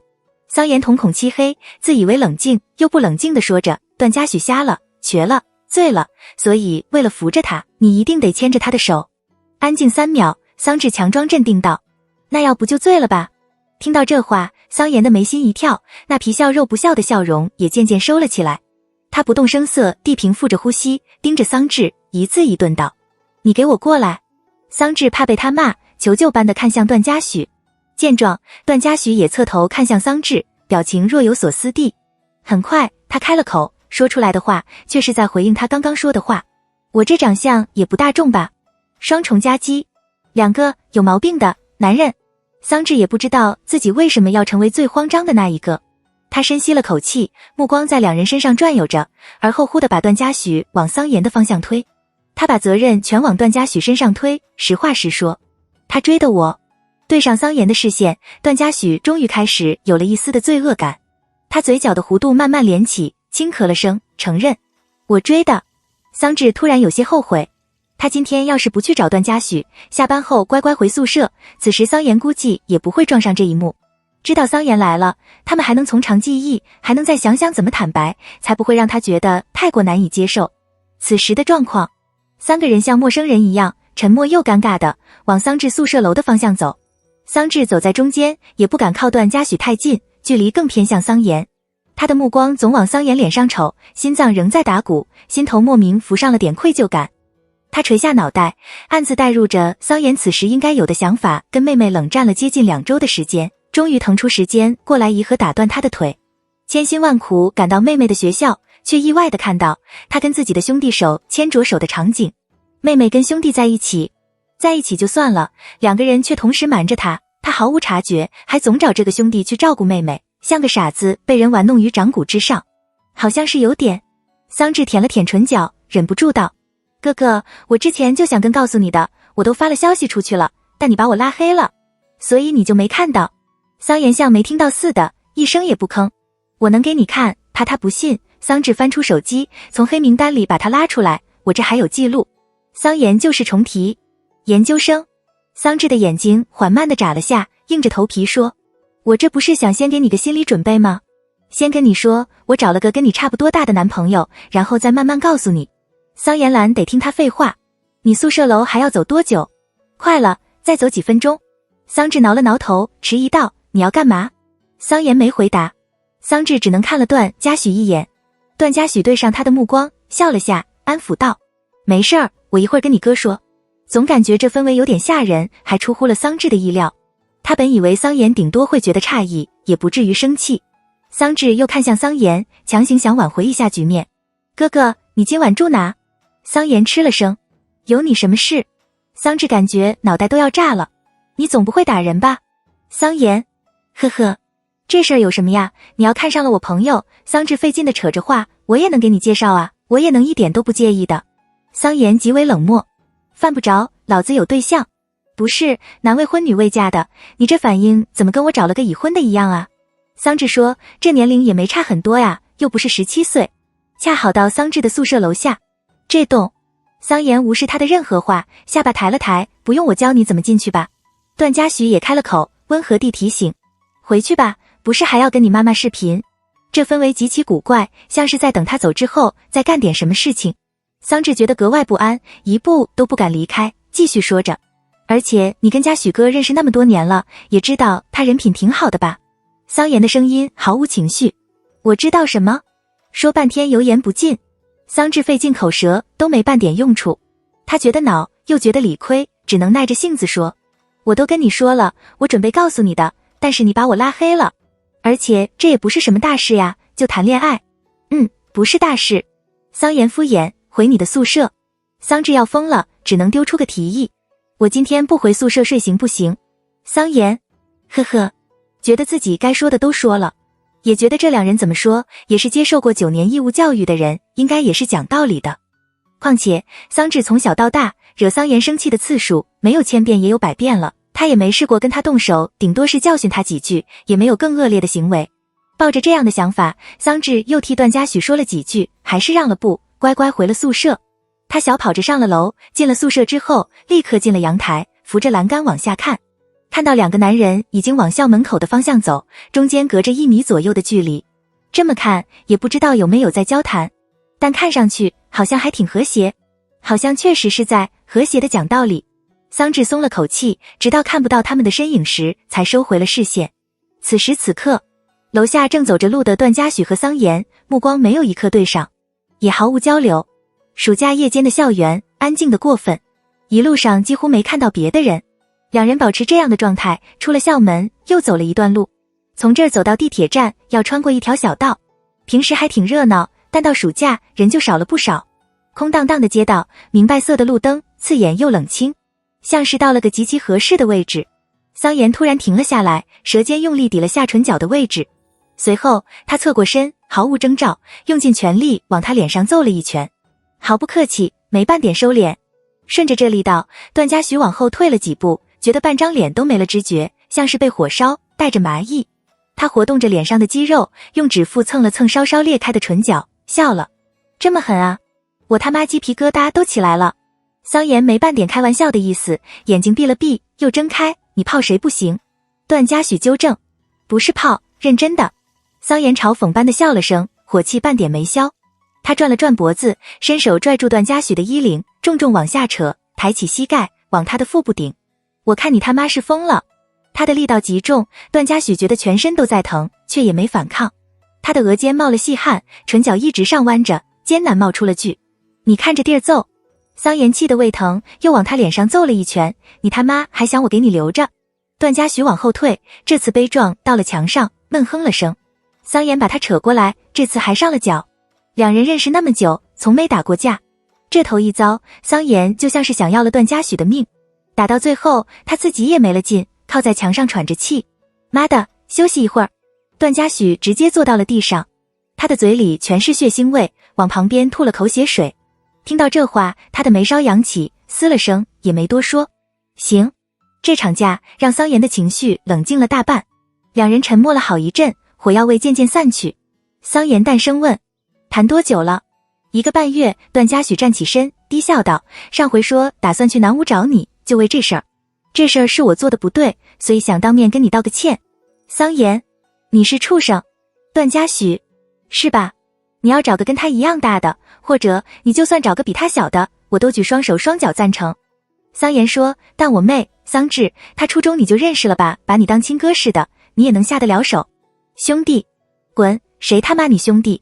段嘉许忍不住笑出声，扯到唇角处的伤口，疼的声音都哑了几分。行，哥，知道你难接受，你要打我几顿都成。桑言气笑了。谁你哥？段嘉许迟早的喊，你适应一下吧。2人直接拦了辆的士，上了车。桑言仍觉得荒唐，想到都觉得不可思议。你怎么想的？还别说，恰好收到桑稚的微信。段嘉许低下眼，边回复着边吊儿郎当地说：小姑娘长大之后还挺漂亮的。桑言忍着在车上打人的冲动，你没见过漂亮的。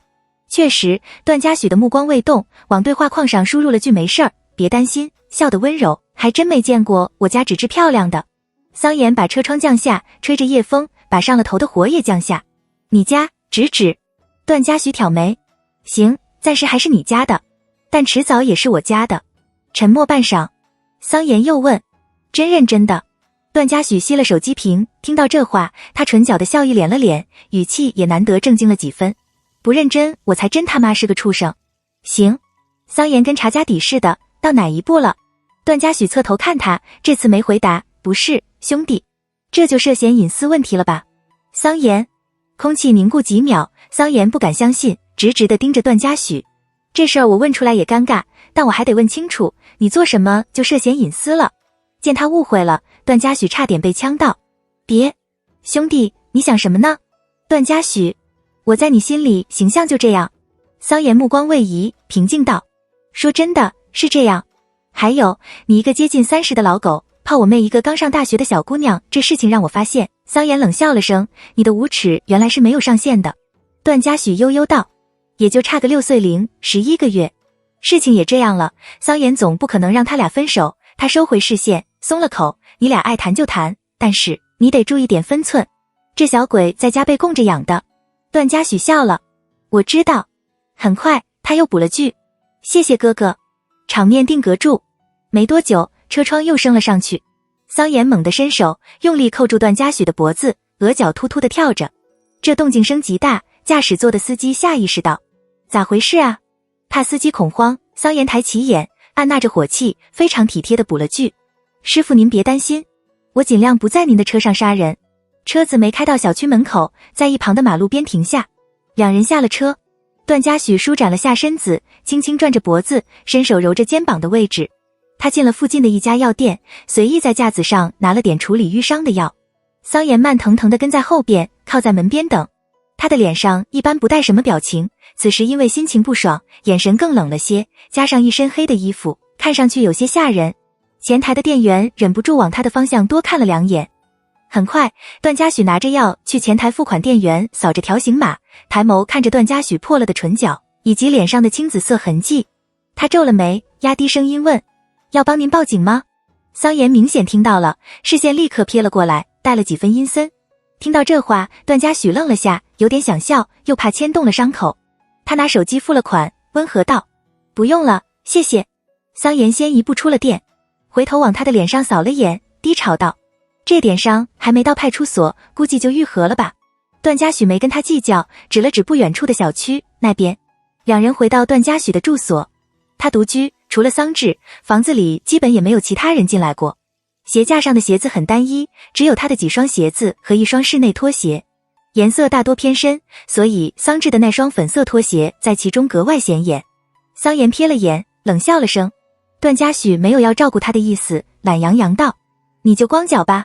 把这儿当自己家似的。桑延一进门就往冰箱的方向走，从里边拿了瓶可乐，目光在冰箱里的零食上转了几圈，很快就合上。桑延回到客厅，段嘉许已经从房间出来，手上拿着换洗的衣物。注意到他手上的东西，他的眉梢微抬，淡声提醒：是这样的。桑延，冰箱里的零食和饮料，还有这个柜子里的东西。段嘉许语气斯文又礼貌，缓缓道：我希望你都尽量不要碰。桑延眼皮都没抬一下，闲闲道：你这可乐里掺了金。倒也没有，段嘉许笑，不过是我女朋友的。这个身份的转变让桑延觉得格外不适应和别扭。他凉凉地看了段嘉许一眼，懒得搭理。段嘉许进了浴室里，他脱掉衣服，往镜子前照了下自己此刻的模样。唇角破了皮，左眼角有些发肿，脸颊的淤伤还带了几丝血丝，身上有几块地方也泛了紫，全身上下都疼。也不知道明天能不能消淡点。想到先前被江颖泼了杯水，桑稚都能气哭，这次看上去比上回狼狈多了，也不知道他明天会有什么反应。段嘉许叹息了声，打开淋浴，把水的温度调高了些，稍稍舒缓着身上的酸疼。他洗澡的速度向来很快，但这次因为身上有伤，冲洗的时间长了些。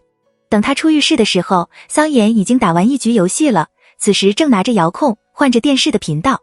茶几上放着几包被拆开的零食，桑延轻身拿了一包，丢了块薯片进嘴里。段嘉许目光清扫，没多说什么。他从袋子里把药拿出来，往伤口处涂着，随口道：你什么时候回南吴？桑延，没那么快。注意到段嘉许的举动，他又道：这点伤有必要？段嘉许好笑道：真的疼。除了第一下，桑延靠在沙发背上，语气很欠揍：我之后哪下用力了？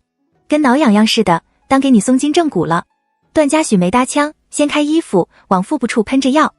明天那小鬼看到了，估计要说我欺负你。桑延打了个哈欠，语气困倦，来，我这人很公平，给你揍一拳。段嘉许挑眉，淡声说，算了，我没打过人，不会。桑延，让你打就打，磨蹭什么呢？沉默3秒，段嘉许把手里的药放下，侧着脑袋，很配合地说，那你站起来吧，坐着不好打。原本已经休了战，但事端莫名再度被挑起，这次却是桑延主动求揍。但他似乎并不把这一下看在眼里，声音极其瞧不起，速战速决。段嘉许笑，我真不会，刚刚脾气上来，确实下手没个轻重。这么一想，确实有些过。桑延不耐烦地指了指脸，握拳，往这儿打。没等他说完，段嘉许就已经上了手，往他所说的位置揍了一拳。桑延的脑袋一偏，往后退了一步，撞到鞋柜上。他感觉半张脸都麻了，牙齿磕碰到嘴唇，刺刺的疼。他扯了扯嘴角，气笑了一声，没吭，只朝他竖了下大拇指。事情莫名演变成了两人一起坐在沙发上涂药，还有点后悔。段嘉许给手背也喷着药，慢条斯理道，打完我手也疼。桑延拿热毛巾敷着脸，面无表情地说，你劲够大啊。段嘉许低笑了声，我真不会。滚。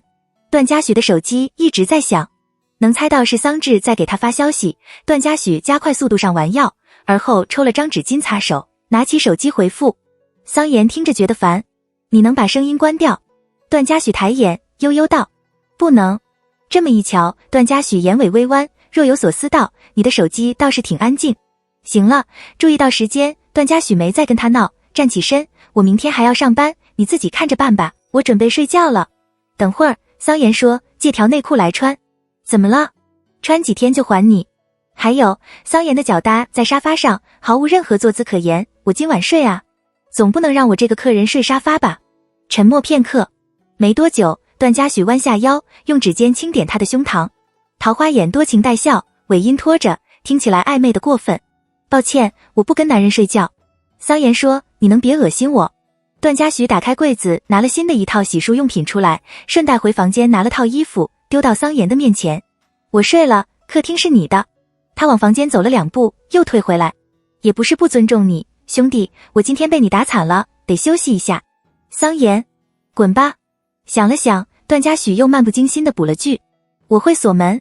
跟黎平视频完，桑稚洗了个澡便回了床，一直给段嘉许发着消息。他尝试着给桑延发了一条，发现他还没把自己拉出黑名单，很快就作罢。段嘉许回消息回得慢，想着他俩应该有话要说，桑稚也没一直烦他。桑稚又玩了好一会儿的手机，想了想，也给段嘉许发了个视频通话。他没接，很快就发来个消息，没穿衣服。桑稚，段嘉许，行不行？没等桑稚回复，那头就已经给他回了个视频通话。桑稚的呼吸一顿，下意识挂断，又回了个语音通话回去。接通之后，他皱了眉，说道，你不能穿衣服吗？你不怕着凉？段嘉许总带着笑意的声音传了过来，懒得穿，真不想看。段嘉许压低声音，像是在跟他说耳语，又像是在蛊惑，还挺性感。桑稚无语，你跟我哥喝酒了？没喝。桑稚说着正事，不跟他闹。那没事吧？段嘉许笑道，就被骂了几句，没事儿。桑稚放下心来，嘟囔道，你就先让他骂着吧，我找机会帮你骂回去。段嘉许轻轻地嗯了声，我哥怎么突然过来了？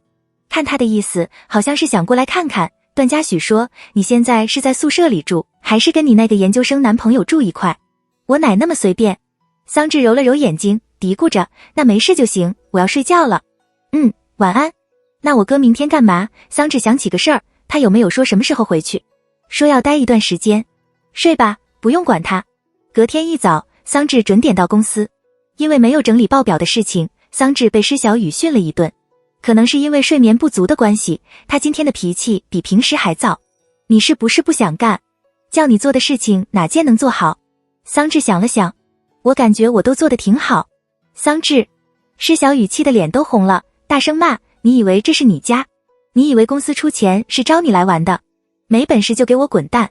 桑稚不懂他为什么情绪能波动得那么厉害，认真道，我什么时候在玩？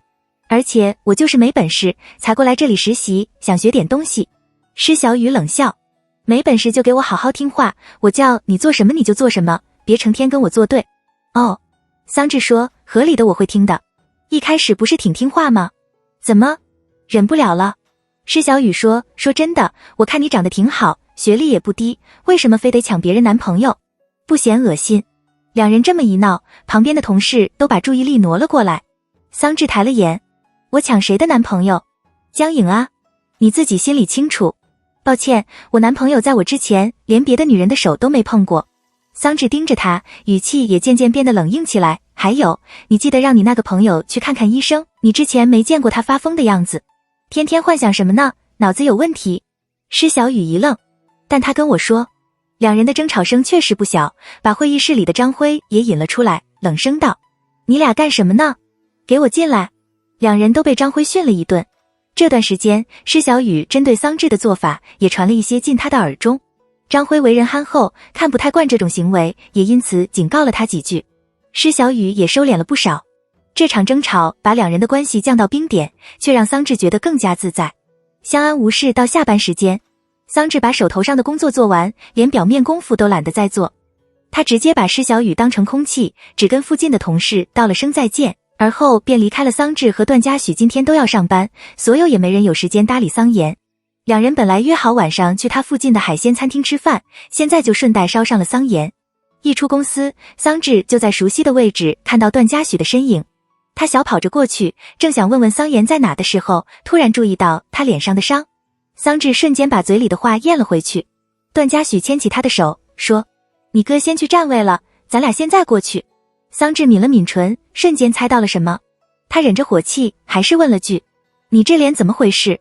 段嘉许唇角已经结了痂，脸上的淤血也稍稍散了些，看起来比昨天好了不少。他抓了抓眼下的皮肤说：不小心磕到了。桑稚哦了声，磕桑妍拳头上了。他定定地盯着他的脸，很快便转身往那家海鲜餐厅的方向走。没多久又回头看他：你别告诉我你昨天就站着给他打。段嘉许轻咳了声：也不是。桑稚问：还打哪了？没。段嘉许不动声色道：就脸上这点。像是在思索他话里的真实性，桑稚停在原地没什么动静。半晌后，他猛地抬起手，毫无预兆地碰了下他肚子的位置。这突如其来的触碰所导致的酸疼，让段嘉许条件反射退了一步，表情也有了轻微的变化，格外明显的反应。桑稚彻底火了：我要去杀了他！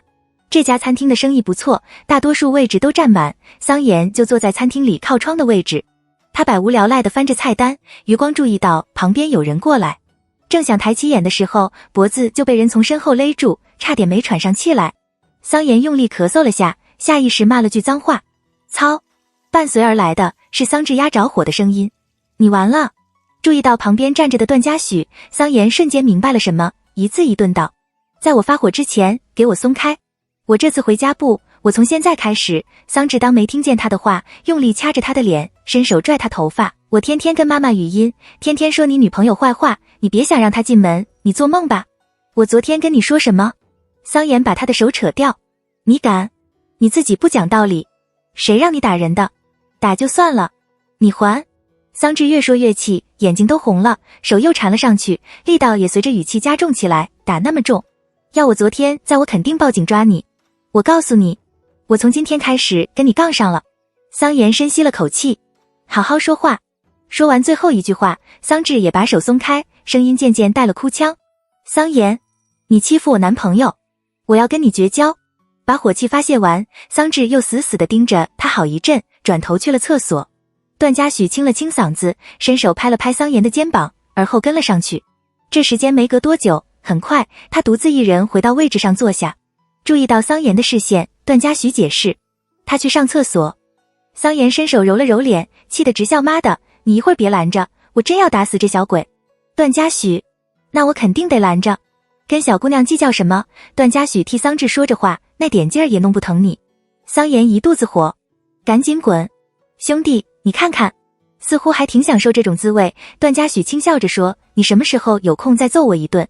女厕所外的人很多，队伍已经排出了门外。桑稚没打算上厕所，只是想洗把脸。他直接从人和门的空隙中穿了进去，走到洗手台前，打开水龙头。突然注意到镜子里的自己眼睛还红着，唇角拉得平直，看上去不像是刚骂了人，倒像是被人骂了一顿。桑稚后知后觉的因为自己说着说着就被气哭了的事情感到有些丢人。他吐了口气，抽了张纸巾擦脸，想着他昨天绞尽脑汁说的口都干了的话，段嘉许若无其事的态度，以及自己最后也觉得桑延还挺讲道理的智障想法。刚降下去一丝的火气又再度升了起来。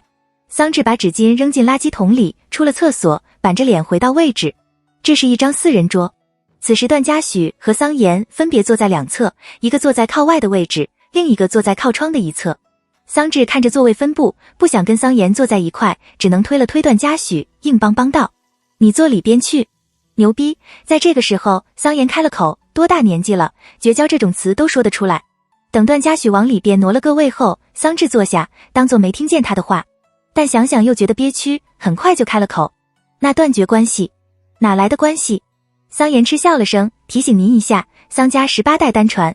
桑稚看向他：“我等会儿就告诉姑姑。”哦。桑延改口：“1代单传。”见惯了两人吵架，段嘉许也没觉得这是大事，饶有兴致的在旁边看着。很快，他把菜单放到桑稚的面前，中断了他们的争吵。先点菜。桑稚抿了抿唇，憋着火开始翻菜单。桑延却没完没了，继续火上浇油。这才在一起多长时间，胳膊肘再往外拐的折了吧？你能不能讲点道理？桑稚一点即燃，火冒三丈，用力把菜单合上。我下次回家冲到你那把你女朋友揍一顿，你怎么想？这两个能一样？桑延说：“白眼狼。”我这怎么就白眼狼了？还有哪里不一样？桑稚跟他吵，反正打人就是不对，你讲道理不行，又不是多严重的事情。讲道理。桑延盯着他看了好几秒，反倒笑了。抱歉，我呢，不喜欢这么娘炮的解决方式。而且，这位同学，桑延的指节在桌面轻扣，缓缓道：“我跟我兄弟打架，有你什么事？”桑稚立刻看向段嘉许。段嘉许歪坐在椅子上，单手支着侧脸，与桑稚对视。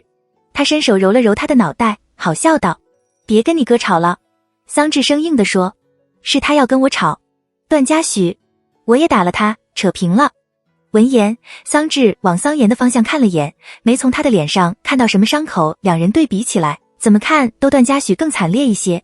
但也可能是段嘉许打人比较给面子，不打脸，只往身上打。桑延也没说话，正低着头看手机，看上去莫名显得可怜。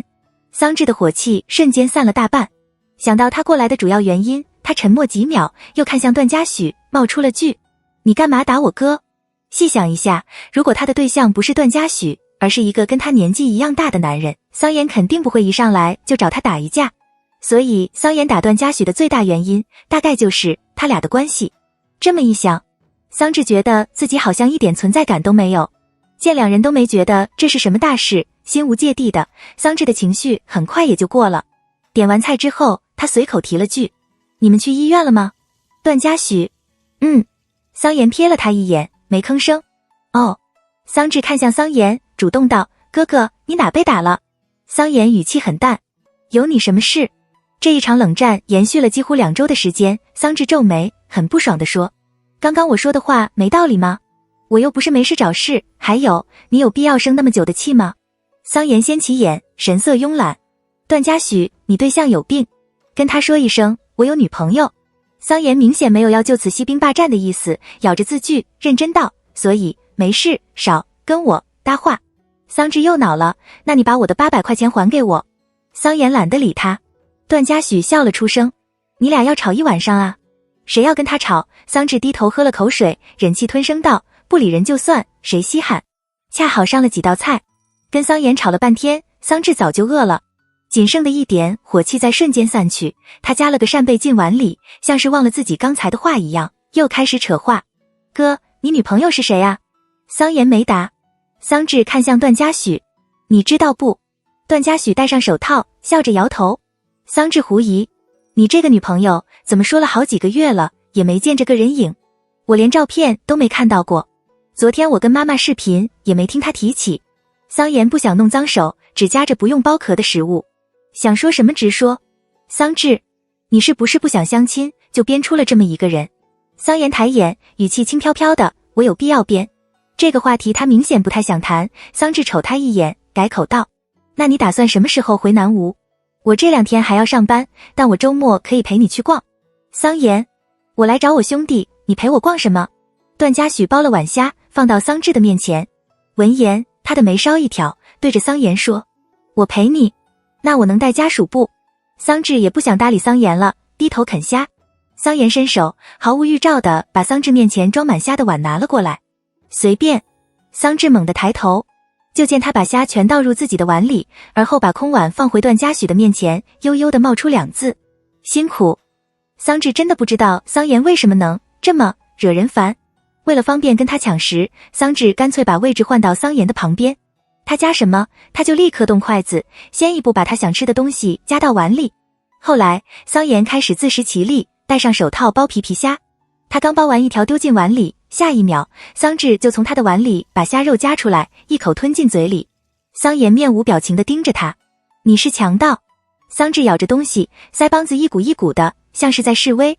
很快，他咽下嘴里的东西，诚恳道：帮你试个味。但我没试出味来。桑稚说：你再给我剥20条，我再试试。桑延，哪来哪滚。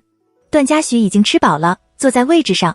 见状，他朝桑稚勾了勾手指头，弯着唇说：坐回来。桑稚，干嘛？段嘉许轻笑道：我来伺候你。桑稚眨了下眼，乖乖哦了声，起身回到位置。听到伺候2个字，桑延的嘴角抽了下，把手套扯了下来。你俩谈个恋爱可真够恶心人的。晚饭结束后，段嘉许去付了账。3人出了餐厅，桑延从兜里拿出段嘉许的车钥匙，打了个哈欠：我回去了，你俩该干嘛干嘛。总有种桑延大老远来到一个陌生城市，估计会有很孤单、很可怜、很无助的感觉，所以桑稚不想让他一个人待着。哥哥，要不我们去看个电影吧？我跟你俩。桑延困倦道：我脑子有问题。桑稚低头翻着手机：你干嘛来都不提前说一下？你昨天晚上来，我昨天下午就订了电影票了，现在也退不掉。他看了下场次，不过也没什么人订票哎，我要不把隔壁也订了。桑延，我不去。那我订了呀。桑稚自顾自地说着，这个是情侣座，一定只能订2张票，不过一个厅也没几个座。桑延，你聋了。桑稚付了款，订好了。电影院离这儿还有一段距离，3人上了车。既然都这样了，桑延也懒得开车，把车钥匙丢给了段嘉许，之后便上了后座。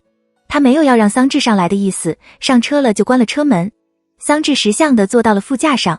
算起来，他也好几个月没见到桑延了，又回过头跟他说话：哥，所以你几号回家？桑延懒懒道：下周吧。桑稚算了下时间：那都8月了。桑延，差不多8月。段嘉许系好安全带，听到这话，他也看了桑延一眼，而后发动了车子：行啊，我月底要搬个家，你顺便帮个忙吧。桑延，桑稚也是第一次听说。啊，你要搬家吗？租房时间到了。段嘉许说不打算续了，中介推荐了几个你学校附近的，打算周末去看看。我帮你搬家。桑延语气带了几分凉意：你没问题吧？没什么问题。段嘉许温和道：你愿意帮就行。到了电影院，桑稚取了票，还买了桶爆米花。他盯着手里的票，犹豫着位置该怎么分配好。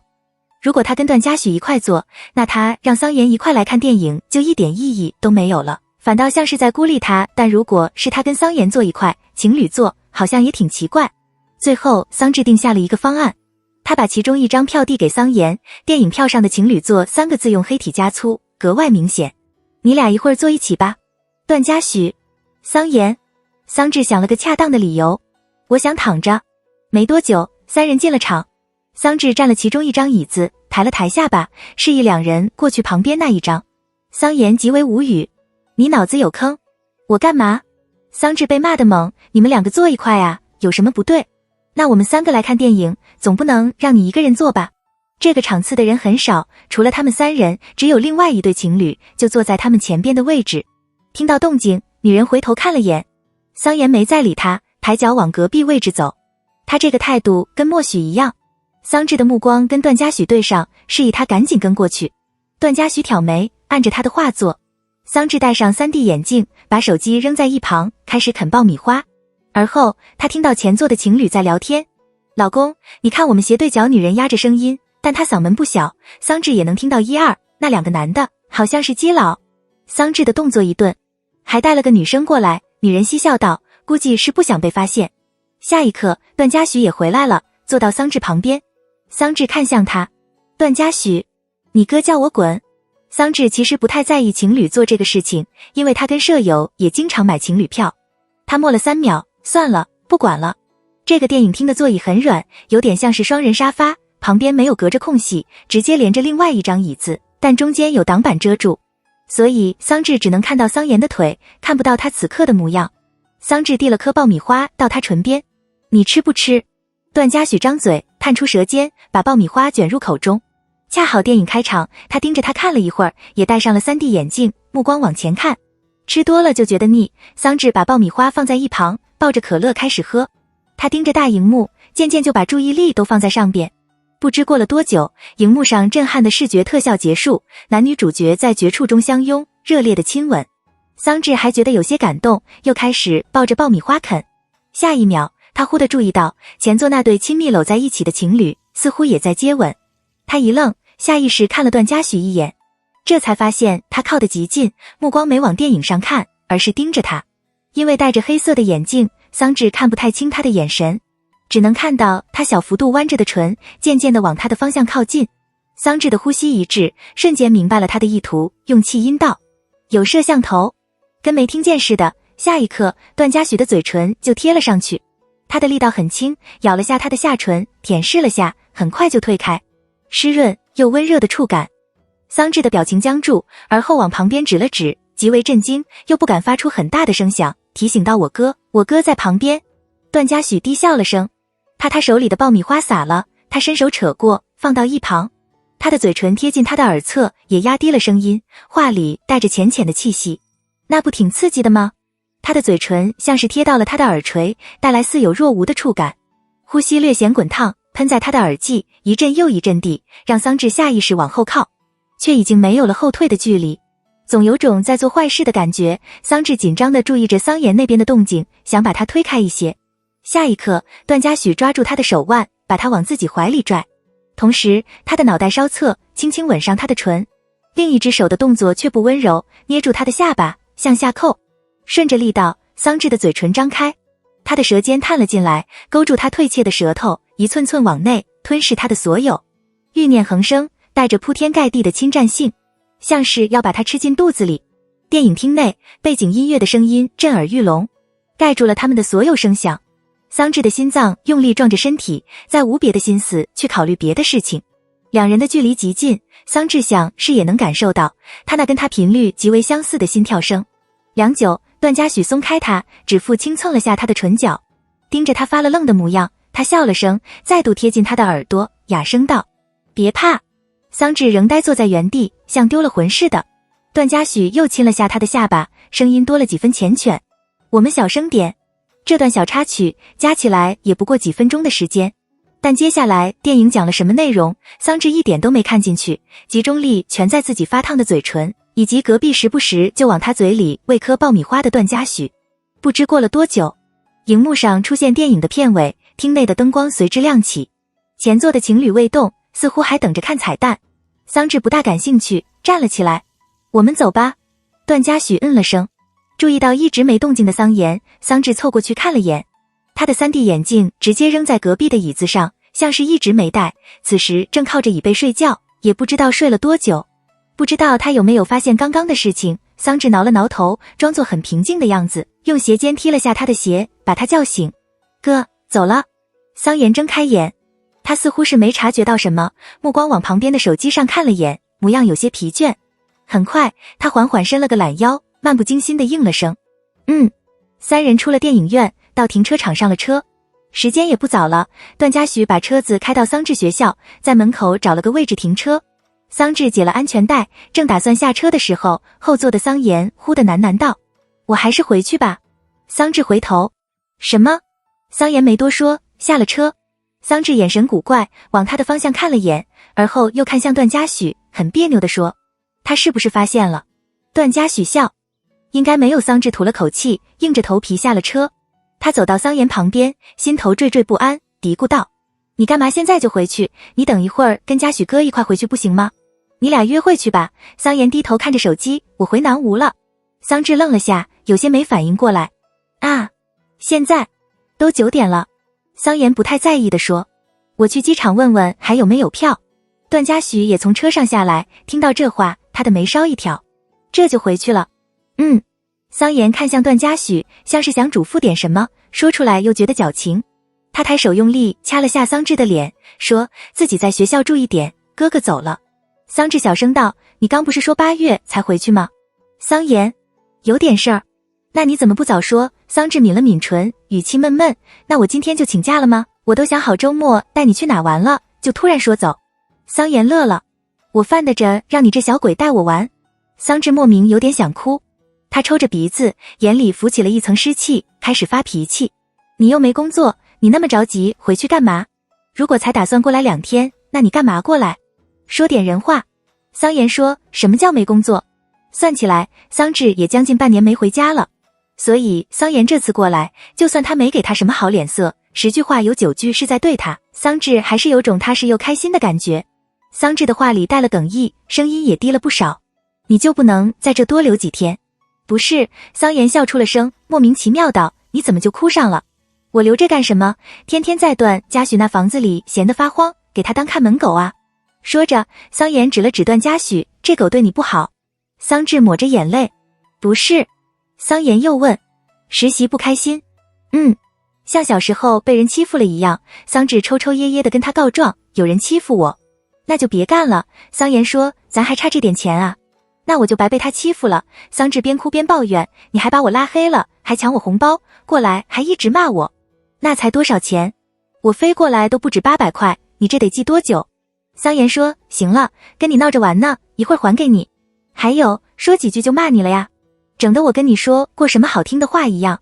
自己在这边待得开心就行，也不是不回去了，为这事哭不嫌丢人。桑延被他哭得头疼，往段嘉许的方向看了眼，示意让他自己来管，找你那老对象去吧。段嘉许开了口，你再等会儿，我一会儿开车送你去。你不嫌麻烦，我还怕赶不上最后一班飞机。桑延的语气仍然欠揍，我滚了，你照顾这小鬼吧。牛逼，19岁了还跟9岁一样。颐和大学附近的出租车不少，桑延很快就拦到一辆，坐上离开了。小姑娘，你当我不存在啊？段嘉许走到桑稚面前，半开玩笑，在我面前因为别的男人哭成这样。桑稚默不作声地扯着他的衣摆，开始擦眼泪。段嘉许没脑，玩味般地说，别先那么上。哥哥露肉了。桑稚的声音带着很重的鼻音，咕弄道，又没人看到，在这公司实习很不开心。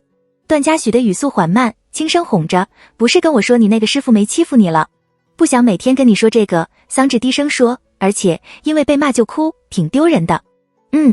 段嘉许笑道，你在我面前哭多少回了，还有什么丢人的？那都是小时候了，现在哪有？桑稚没再哭，眼睛却还红彤彤的，一本正经道，我一点都不喜欢哭，小孩子遇事才哭，我这个年纪都应该要想怎么解决问题。段嘉许盯着他看了好一会儿，眼角向下弯，明明就是小哭包，如果你觉得哭是小孩的权利。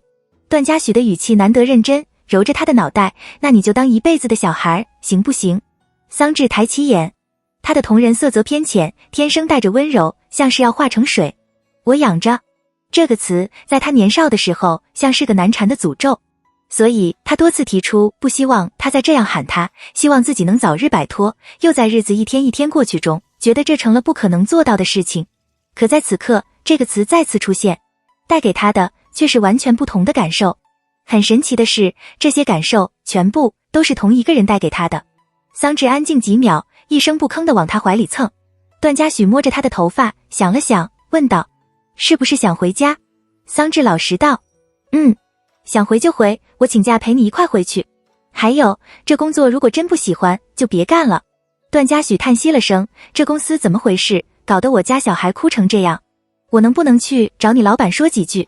这语气像家长看孩子在学校被欺负，说要去找校长一样。桑稚莫名笑了，坏心情也随着他的安慰散去大半。段嘉许眼睫垂下，也跟着他笑。他低头吻了下他的额头，低声道，我不想只是成为你的男朋友。闻言，桑稚的心脏停了下，有些愣。下一秒，段嘉许认真把话说完，我也想成为你依赖的人。桑稚回了宿舍，拿出手机看了微信一眼，注意到把他拉黑2周的桑延终于来了消息，给他转了5000块钱，还附带了一句话，桑延加上生活费。桑稚收了钱，问了几句他现在的情况，很快就熄了屏。想着段嘉许刚刚的话，他莫名失了神，感觉心脏有些空的位置，似乎被人填补了些东西。没多久，桑稚回过神，眨了下眼，自顾自地傻笑起来。第二天，桑稚照常去上班。昨天因为张辉的训话，施小雨没怎么再针对他，但桑稚不太确定会不会过了一天，他就恢复了原来的姿态。桑稚也不想再跟他较劲，他暗暗想着，如果施小雨还像之前那样，自己似乎也没有要一直待在这儿的必要。虽然说是来学东西的，却什么内容都没学到。每天花费最多的时间思考的事情，就是该怎么跟施小雨作对，也像是在浪费时间。但庆幸的是，施小雨的状态还跟昨天差不多，接下来的几天也一直是这样的相处方式。施小雨不再刻意刁难桑稚，只吩咐他做该做的事情，偶尔觉得他有些事情没做好，也只是淡淡的提了几句，桑稚才渐渐松下了口气。转眼间就到了周末，桑稚陪着段嘉许到颐和大学旁边的小区看房子。本以为他会找跟之前差不多条件的，但这次他找的房子明显比之前那间大了不少，2室2厅2卫，主卧也带了个厕所，加起来70平米左右，租金也比先前那间高了不少。趁中介去打电话，桑稚把他扯到一边：“你一个人住，租这么大干什么？”段嘉许没回答，反问：“这间行不行？”桑稚下意识道：“挺好的，那就这间吧。”桑稚愣了：“不是，你一个人住还要2个厕所？”段嘉许挑眉，若有所思道：“也不算一个人住吧。”桑稚瞬间懂了点什么，沉默几秒，强调：“我不跟你一起住的。”段嘉许悠悠道：“但也不妨碍我想给你留个房间。”桑稚小声说：“你这不是浪费吗？”“还行吧。”段嘉许吊儿郎当道：“你能来住一晚，我就算赚到了。”桑稚没太把他这话放在心上。定下之后没多久，段嘉许就搬了过去。他的行李没多少，收拾出来也就几箱的东西，连搬家公司都不用找。这个小区就在颐和大学隔壁，走过去不过5分钟的路程，两人见面也方便了不少。每天早上，段嘉许还能顺路把桑稚送到公司去。下班之后，两人回到这边，在附近的小吃街解决晚饭，一天的时间就过去了。不知不觉，8月份就过了一半。恰是周五，最近公司的事情少，桑稚准点下了班。他给段嘉许发了个微信，得知他要加班的事情，便自己打包了份饭回到学校。桑稚打开电脑，把勺子咬在嘴里，抓起空调遥控，把空调打开，耳边传来熟悉的运作声。随后，空调莫名响起了咔咔的声音，特别响。桑稚顿了下，抬头看了眼，也没觉得有风出来。他觉得有些奇怪，郁闷地关掉，又打开，却还是一样的效果。这个宿舍楼老旧，空调的款式也比较老。桑稚不懂怎么弄，只能下楼找了宿管阿姨。阿姨没跟他上去看，只是让他自己去申请报修，但放假期间，学校的维修人员也放假，报修了也得等到开学才有人来修，要么他就只能找校外的维修工。桑稚不知道上哪找，重新回到宿舍，又自己折腾了一会儿，想着要不忍忍就算了，但又觉得这天气完全没法忍受。桑稚把风扇打开，先把饭吃完。随后，他在微信上跟段嘉许说了这个事情，思考着今天要不要去外面找个酒店住，明天再看看能不能找人来修理。没等他想好，段嘉许就已经回复了：“去我家，不是给了你一把钥匙？”桑稚想了想，确实觉得自己好像也没什么矫情的必要。他拿了套换洗衣物，又带上自己的护肤品，还把电脑也抱上，而后出发去了段嘉许家。他来的次数并不少，此时也没觉得不自在，进去之后便开了空调，躺在沙发上玩手机。桑稚经常自己一个人待在家，此时也没觉得无聊，时间消磨的也快。接近晚上9点的时候，段嘉许才回来了。桑稚抱着包薯片，边看电视剧边啃着，随口问了句：“你吃饭了吗？”段嘉许应了声：“桑稚没再继续问。段嘉许脱了鞋子过来坐在他旁边，这才开始问：“你宿舍的空调怎么了？”就响得很大声。桑稚说：“而且也没风。”段嘉许：“我明天帮你找人去修。”桑稚点头，把薯片给他：“你吃不吃？”“不吃。”段嘉许揉了揉他的脑袋，嘱咐道：“我先去洗澡，你睡主卧，床我一会儿过去给你铺，洗澡也去那间洗。”哦，虽然不是头一回来，但桑稚是第一次住在这，时间晚了也渐渐觉得不自在。等段嘉许进了浴室里，他把剩下的薯片解决完，也进了主卧的浴室，准备洗澡。这个浴室比外边那个大一些，还带了浴缸。洗脸台上放了沐浴露和洗发水，还有一系列洗漱用品，都是适合女生用的。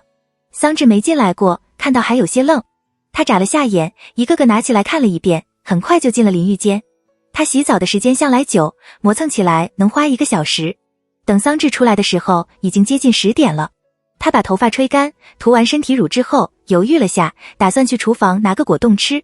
桑稚打开房门，就见段嘉许已经洗完澡出来了，此时正躺在沙发上。他穿着睡衣，深蓝色的格子衬衫，配套的短裤，肩膀上搭着条毛巾，头发还湿漉漉的，垂在耳际和额前。段嘉许低着眼，拿着手机，像是在看视频，神态漫不经心。桑稚没打扰他，直接去了厨房。他回到客厅，思考着要直接回房间，还是跟他打声招呼再回去的时候，段嘉许就已经出声喊他：芷芷，帮我个忙。桑稚乖乖过去。怎么了？他坐到段嘉许的旁边，边撕着果冻的包装，边说：你也要吃？段嘉许把手机放下，摇了摇头。他的嘴角弯了起来，其中一只手的指尖往上滑，停在衣服上的某颗扣子上，而后拖腔带调的开了口：有点热，帮哥哥解一下扣子。这话像是一阵响雷，突然在桑稚的耳边炸开，导致他手上一滑，力道没控制好，手里的果冻就飞了出去，掉到了地上。桑稚慢吞吞地捡了起来，抽了张纸巾，擦了擦包装。他的视线挪到他放在扣子上的手指，停顿了好几秒，才微妙地问：你自己没手吗？段嘉许低笑了声，吊儿郎当道：小朋友，知不知道什么叫情趣？桑稚当没听见，拿起遥控，把空调调低了几度，我调到23会着凉的。桑稚默了几秒，注意到他头发还没干的样子，只能又把温度调了回去。他继续低头撕着包装纸，但却像是粘上了强力胶水一样，怎么都撕不开。到最后，开口处还被他扯烂了。段嘉许伸手接过，从另一边替他撕开，递还给他。桑稚默默地拿了回来，用塑料勺子挖着吃。他总觉得这个走向变得有些奇怪，思考着自己现在突然提起想回房间会不会显得突兀。孤男寡女共处一室，电视没开，两人都不说话，屋里没别的声响。他能用余光感觉到段嘉许的视线似乎毫不掩饰的明目张胆地看着他。客厅的光线略显昏暗，大灯没开，只开了沙发旁的立式台灯，偏太阳光的颜色晕染出温暖又旖旎的氛围，带了几丝暧昧。这灯像是带了温度，桑稚莫名也觉得有些热。但段嘉许一直没再开口，桑稚的精神也慢慢放松了些。他把果冻吃完，站起身，把壳扔进垃圾桶里。那我回。没等他把话说完，段嘉许突然有了动静。他直起身，伸手握住他的胳膊，往怀里扯。力道不算大，但桑稚没预料到，也因此没太站稳。他的呼吸停了下，下意识就顺着这力道往他的身上倒。夏天的衣服薄，两人也都只穿着短袖短裤。桑稚能很清晰地感受到，他坚硬的皮肤比他身上的温度滚烫了几分，以及他那突然就近在咫尺的气息，熟悉又凛冽。他的身体有点僵，不敢乱动，细声道：你干嘛？段嘉许的指腹蹭着他的手腕，带着他的手挪到自己的衣服上。他的眼眸微敛，染着几分水汽，声线低沉沙哑。吃完了，那该帮忙了。对上他那双像是带着蛊惑的眼，桑稚的大脑有些空白，仿佛被催了眠。指定隔了几秒，他的手指动了动，莫名听着他的话，缓慢地解开了他最上方的扣子。衣服随之打开，露出了深陷又分明的锁骨，性感到了极致。他的目光往上挪，注意到他的喉结滚动了些，线条极为好看。在这一刻，桑稚猛地回过神，因为自己的举动，他的脸颊整片烧了起来，磕磕绊绊道：行了吧，我回房间了。段嘉许摁着他的手：这么敷衍啊？桑稚紧张的说不出话来，觉得太快，又不知道该怎么拒绝，只知道看着他，眼里多了几分不知所措。察觉到他的不安，段嘉许仰头亲了亲他的下巴：别怕，不碰你不会让我家芷芷吃亏的。段嘉许的语速很慢，自己单手解着扣子，但你要不要先验个货？桑稚觉得自己的心脏都要跳出嗓子眼了。半晌后，段嘉许的动作停住，只解了一半的扣子。他的指尖又向上滑，停在锁骨的位置，举动带了几分色气，桃花眼微弯，像个来摄人心魂的狐狸精。世界安静下来。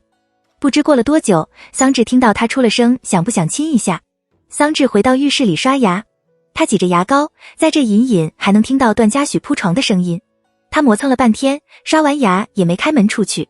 没多久，外头响起了段嘉许的声音：早点睡。桑稚含糊地应了一声。段嘉许，缺什么跟我说一声。桑稚又应，而后传来房门打开又关上的声音。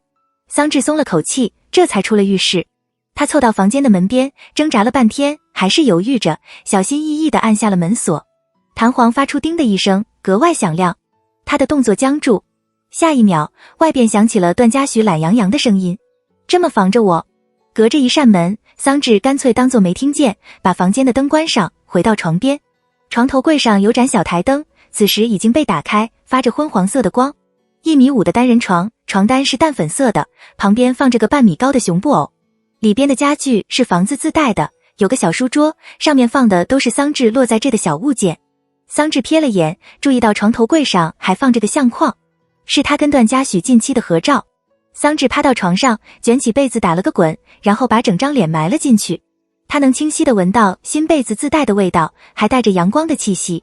想起刚刚的事情，桑稚觉得有些憋不过气，又把脑袋冒了出来，半点睡意都没有。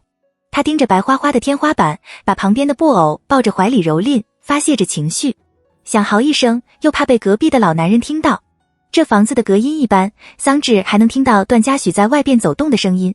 他勉强平复着心情，拿起手机翻了个漫画出来看，心思却完全不在这上边。说来是不是有点丢脸？桑稚从来没有过这种经历，也没听过身边的人说过有发生这样的事情。他居然被一个男人色诱了，重点是他居然没把持住，太丢人了，真的太丢人了。桑稚闭了闭眼，把手机扔到一旁，又钻进了被子里。他摸着嘴唇，在这狭小的空间里，呼吸和心跳的声音都被放大。脑海里冒起的却是他刚刚落到段嘉许喉结上的吻，他那放在自己后腰处摩挲又松开了的手，以及他微喘着气，调情般的说着：“这手我管不住，要不你给绑起来。”因为翻来覆去半天都没睡着。第二天，桑稚起得很晚，迷迷糊糊点开手机的时候，发现时间已经到10点了。他赖了一会儿的床，爬起来洗漱，而后出了客厅，却没见着段嘉许的人影。桑稚疑惑地打开微信看了眼，早上7点左右，段嘉许就给他发了几条微信：“我有事出去一趟。”段嘉许：“微波炉里有粥，热一下就能吃。”段嘉许：“起来跟我说一声。”桑稚回了句：“起了，你去干嘛？”随后，桑稚进了厨房里，把粥热好之后就端了出来。他拿了个小碗，装了一些出来，坐到餐桌前在看手机的时候，段嘉许已经回复了：“回来了。”段嘉许：“有没有什么想吃的？我给你带。”桑稚想了想：“鸡排。”段嘉许：“行。”桑稚的粥还没喝完，段嘉许就回来了。他换了鞋，把手里的塑料袋放到他的面前，随口问：“今天怎么起这么晚？周末就睡久一点。”桑稚随口扯了个理由，咽下嘴里的粥，又问：“你干嘛去了？那么早就出门？”段嘉许坐到他对面，诚实答：“我妈忌日去扫墓。”桑稚的动作一顿，抬头看他，讷讷地呀了一声。见状，段嘉许挑眉：“怎么这反应？”桑稚松开勺子，小声说：“你怎么没告诉我？我陪你去呀。”段嘉许似是不太把这事情放在心上，但笑着说：“去那地儿怪影响心情的，怕你回来了不开心。而且难得周末，让你多睡一会儿。”桑稚沉默几秒，段嘉许把袋子打开，翻出里边的纸袋，插上签子。他的唇角上弯，提醒道：“别吃太多，一会儿吃午饭了。”桑稚继续喝着粥，又了声。段嘉许往他脸上看了几眼，问道：“昨天熬夜了？黑眼圈都冒出来了。”桑稚点点头，扯了个谎：“看剧。”段嘉许：“那一会儿再去睡会儿。”“不用。”桑稚把剩下的粥喝完，忽地抬起眼看他。段嘉许：“就是。”桑稚抿了抿唇，停顿了好半晌。他莫名有一点挫败，半天后才低声道：“我可以陪你一起不开心的。”两人对视几秒，桑稚收回视线，站了起来，自言自语般地说：“我去把这个碗洗了。”与此同时，段嘉许也开了口：“过来。”闻言，桑稚抬起眼，他也没问什么原因，乖乖绕过餐桌，走到他面前。他再度对上他的眼，下一刻就见段嘉许嘴角的弧度往内收，变得平直，负能量在顷刻间爆发出来。而后他把脑袋靠在他的小腹前，双手抬起抱住他，没有说任何的话，一声也没吭。桑稚顿了下，抬起手摸了摸他的头，想了想，他放缓了声音，手忙脚乱而又认真地哄着。你要想哭也没事，我也能把你当小孩，桑稚强调，而且不说你是小哭包。段嘉许笑了出声。桑稚没怎么安慰过人，郁闷地挠了挠头。我说真的。段嘉许的心情似乎好了一些，低声道，那你多抱一下你家小孩。因为这个事儿，桑稚一个下午都陪着段嘉许。他没主动提前他家里的事情，也害怕多说多错，只知道在他旁边待着。他走啊，他就跟啊，像他身上突然长出来的一条小尾巴。段嘉许再差的心情，也因他这个模样而烟消云散。没一会儿，又像平时那样毫无正形地逗着他玩。桑稚默默记下了这个日子。他想，以后到这一天，他一定不会睡懒觉。两人在房子里待了一整天，也忘了去弄桑稚宿舍空调的事情。他回了宿舍拿了套衣服，又在段嘉许家住了一晚连住2晚。桑稚居然也觉得过得挺开心。从这儿去上班也方便，不像在学校那样，从宿舍楼走到校门还要一长段的距离。而且一个人待在宿舍，有时候确实还会觉得挺孤单的。隔天中午，段嘉许帮桑稚联系了个空调的维修电工。登记完后，3个人一起进了宿舍里，电工拿着扶梯爬上去修理。段嘉许站在桑稚的位置旁，瞥了眼另外3张空荡荡的床。要不就住我那。桑稚收拾着桌子。闻言，他抬头瞅他。段嘉许，开学了再回来这住。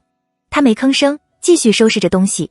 段嘉许没强求，靠在桌边，把玩着他桌上的一个小玩意儿。良久后，电工把空调修好，让桑稚打开试一下。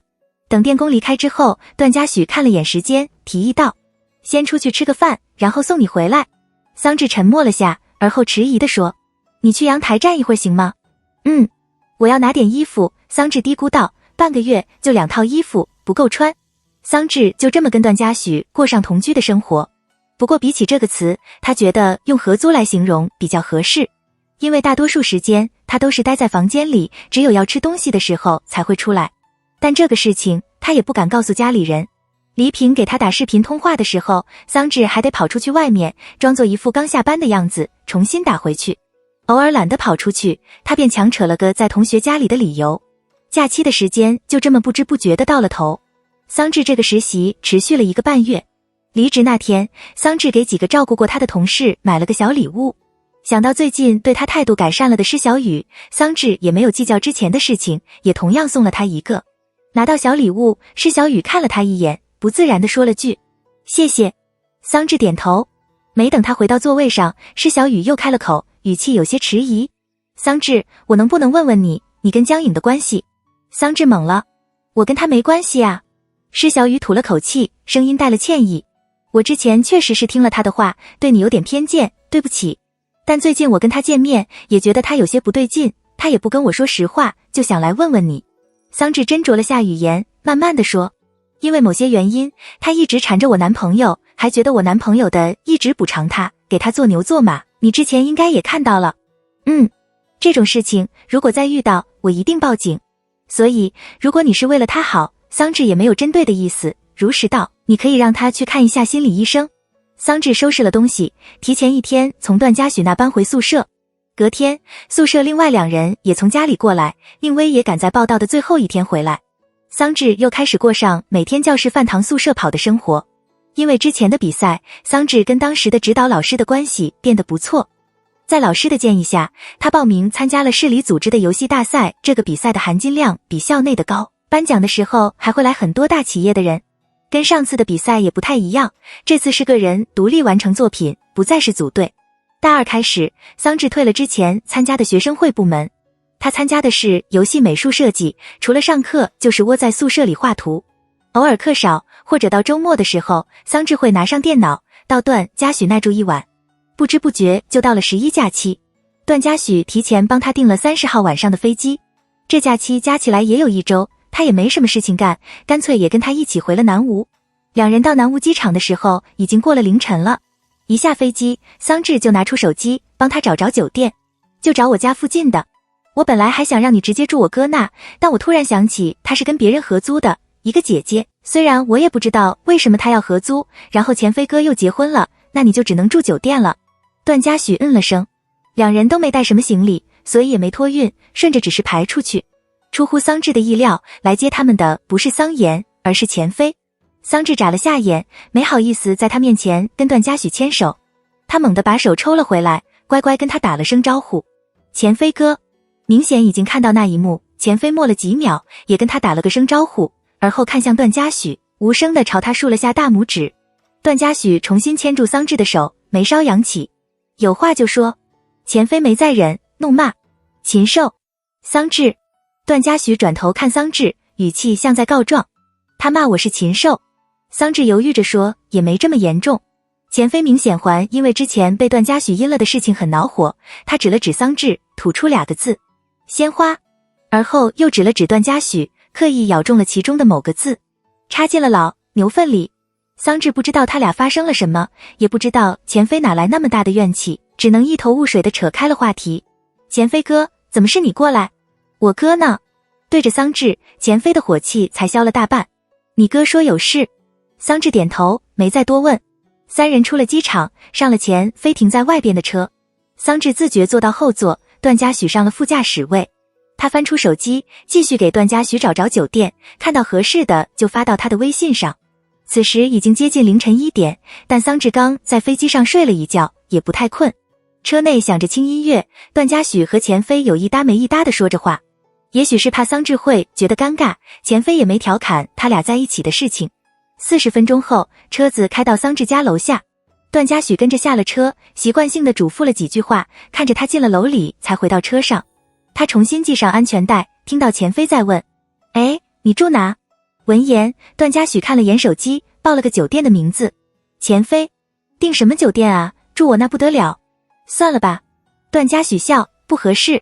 怎么不合适？不过也是。钱飞嘿嘿地笑了起来。1周，让你听到什么就不好了。对了，听桑言说你又搬家了。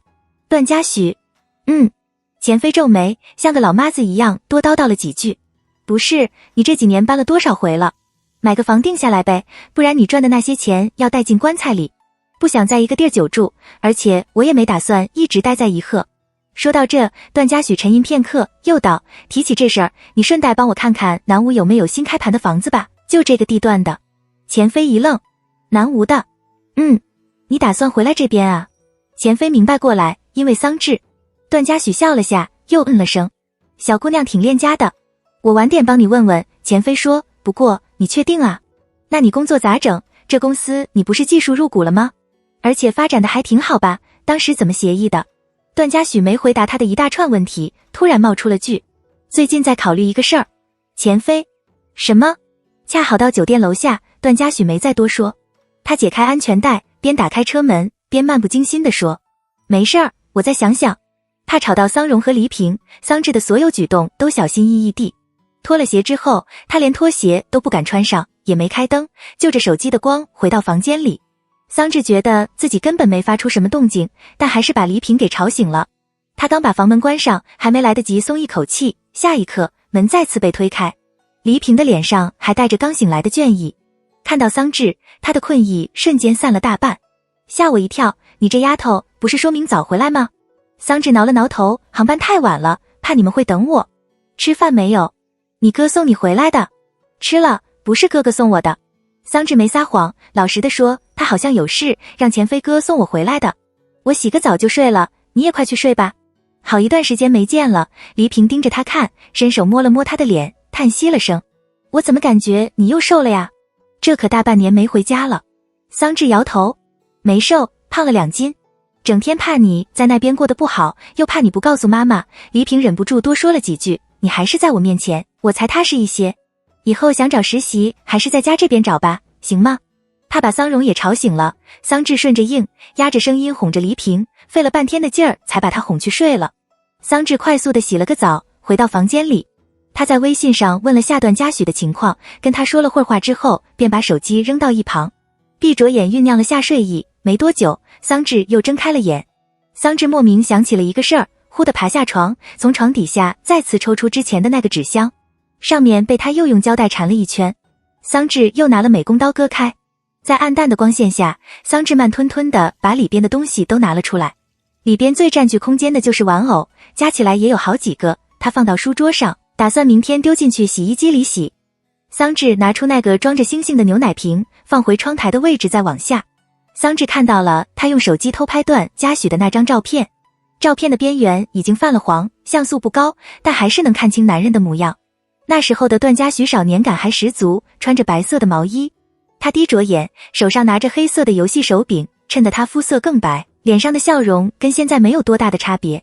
其实桑稚都有点不记得拍下这张照片时的心情了，却还是有一种很神奇的感觉。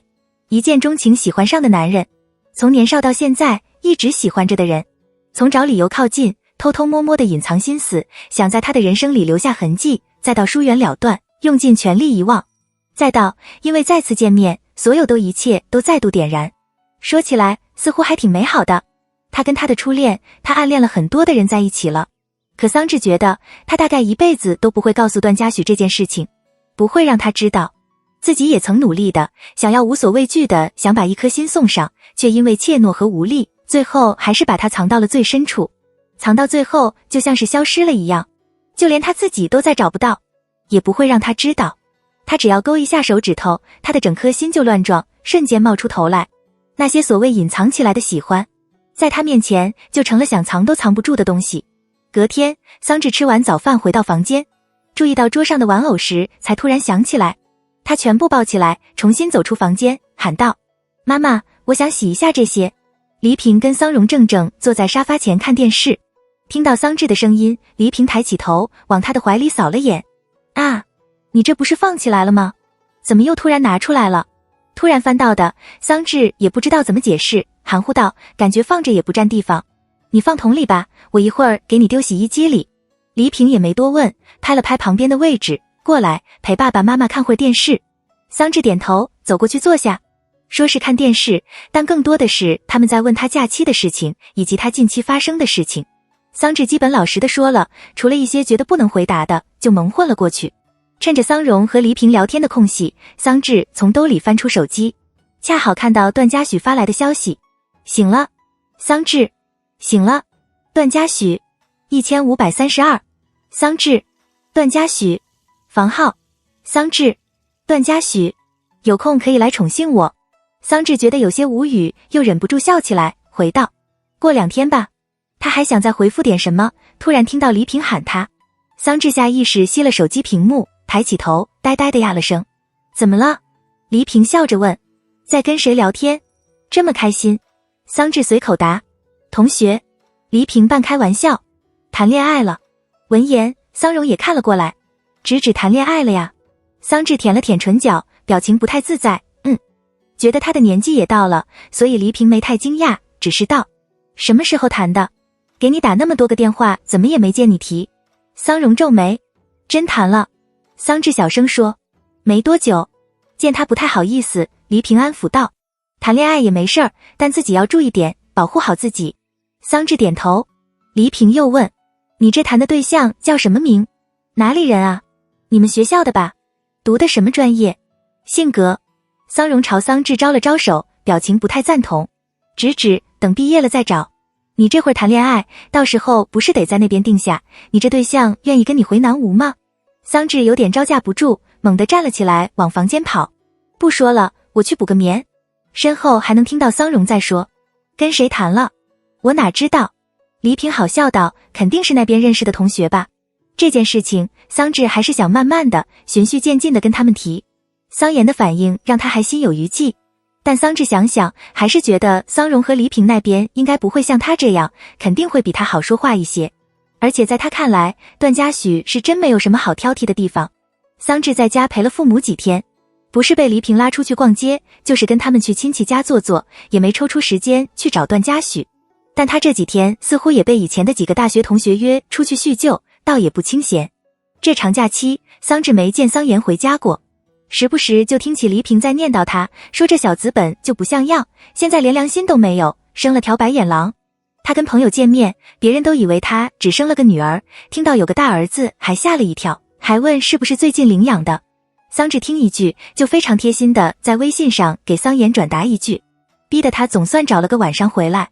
也因此，桑稚在这晚的饭桌上终于不再是中心，也不用绞尽脑汁的应付黎平和桑荣抛出来的问题。桑稚沉默的在一旁咬着饭，兴致十足的听着桑妍被桑荣和黎平轮番教训。这么持续了10多分钟，桑延总算忍不住，毫无情绪地说：“还让不让人吃饭？”黎平顺着他这话又开始骂：“现在我跟你说几句都不行了是吧？”桑延深吸了口气，用手肘撞了下旁边的桑稚，示意让他帮忙说几句。桑稚侧头看了他一眼，叹息了声：“哥哥，你这样不行，很伤妈妈的心的。”桑荣，那么大人了还没你妹懂事。桑延掀起眼皮，凉凉道：“他懂事，那估计长假短假都会回来陪你们了。”说到这，他停顿了下，看向桑稚：“是吧？”桑稚一噎。提起这个，桑荣和黎平同时看向桑稚，整张桌上的注意力又再次汇聚到他的身上。桑稚有点后悔刚刚的火上浇油，硬着头皮说：“吃饭吧。”饭后，桑延坐没多久，接了个电话又要出门。黎平坐在沙发上，看到他这架势，又开始说：“不在家住几天，吃个饭就走了。”妈，桑延被骂到也没了脾气，我都多大人了，要是还整天待家里像什么话？黎平不悦：“你这不才刚回来，怎么就整天待家里了？”黎平继续问：“干嘛去？”桑延走到玄关处，边换着鞋子边说：“钱飞找，出去吃宵夜。”又喝酒？不喝。桑稚坐在沙发上吃水果，听到这话，他抬了眼，状似随意地说：“吃烧烤。”我也想吃。看出他的意图，桑延嘴角一歪，亲切地提醒：“你可以叫外卖。”桑稚当没听见，跳起来往房间跑：“你等我一下，我换个衣服。”如他所料，桑延果然没等他，等桑稚从房间里出来时，玄关处已经没了人影。桑稚忙跑到玄关，边穿鞋边说：“爸妈，我出门了。”黎平愣了，纳闷看他，直指：“你真要去？”“对呀，你叫个外卖就行了，再不然我跟你爸陪你去吃。”黎平觉得奇怪：“你以前不都不爱跟你哥出门吗？说觉得都不认识的。”桑稚不知道怎么解释，只能装作赶时间的样子，着急地说着：“我很快回来，你们早点睡，不用等我。”说完，桑稚也不等黎平再说什么，立刻开门走了出去。桑延还在电梯间等电梯，见他出来了，他冷笑一声：“吃烧烤？我怎么觉得这事情这么熟悉？”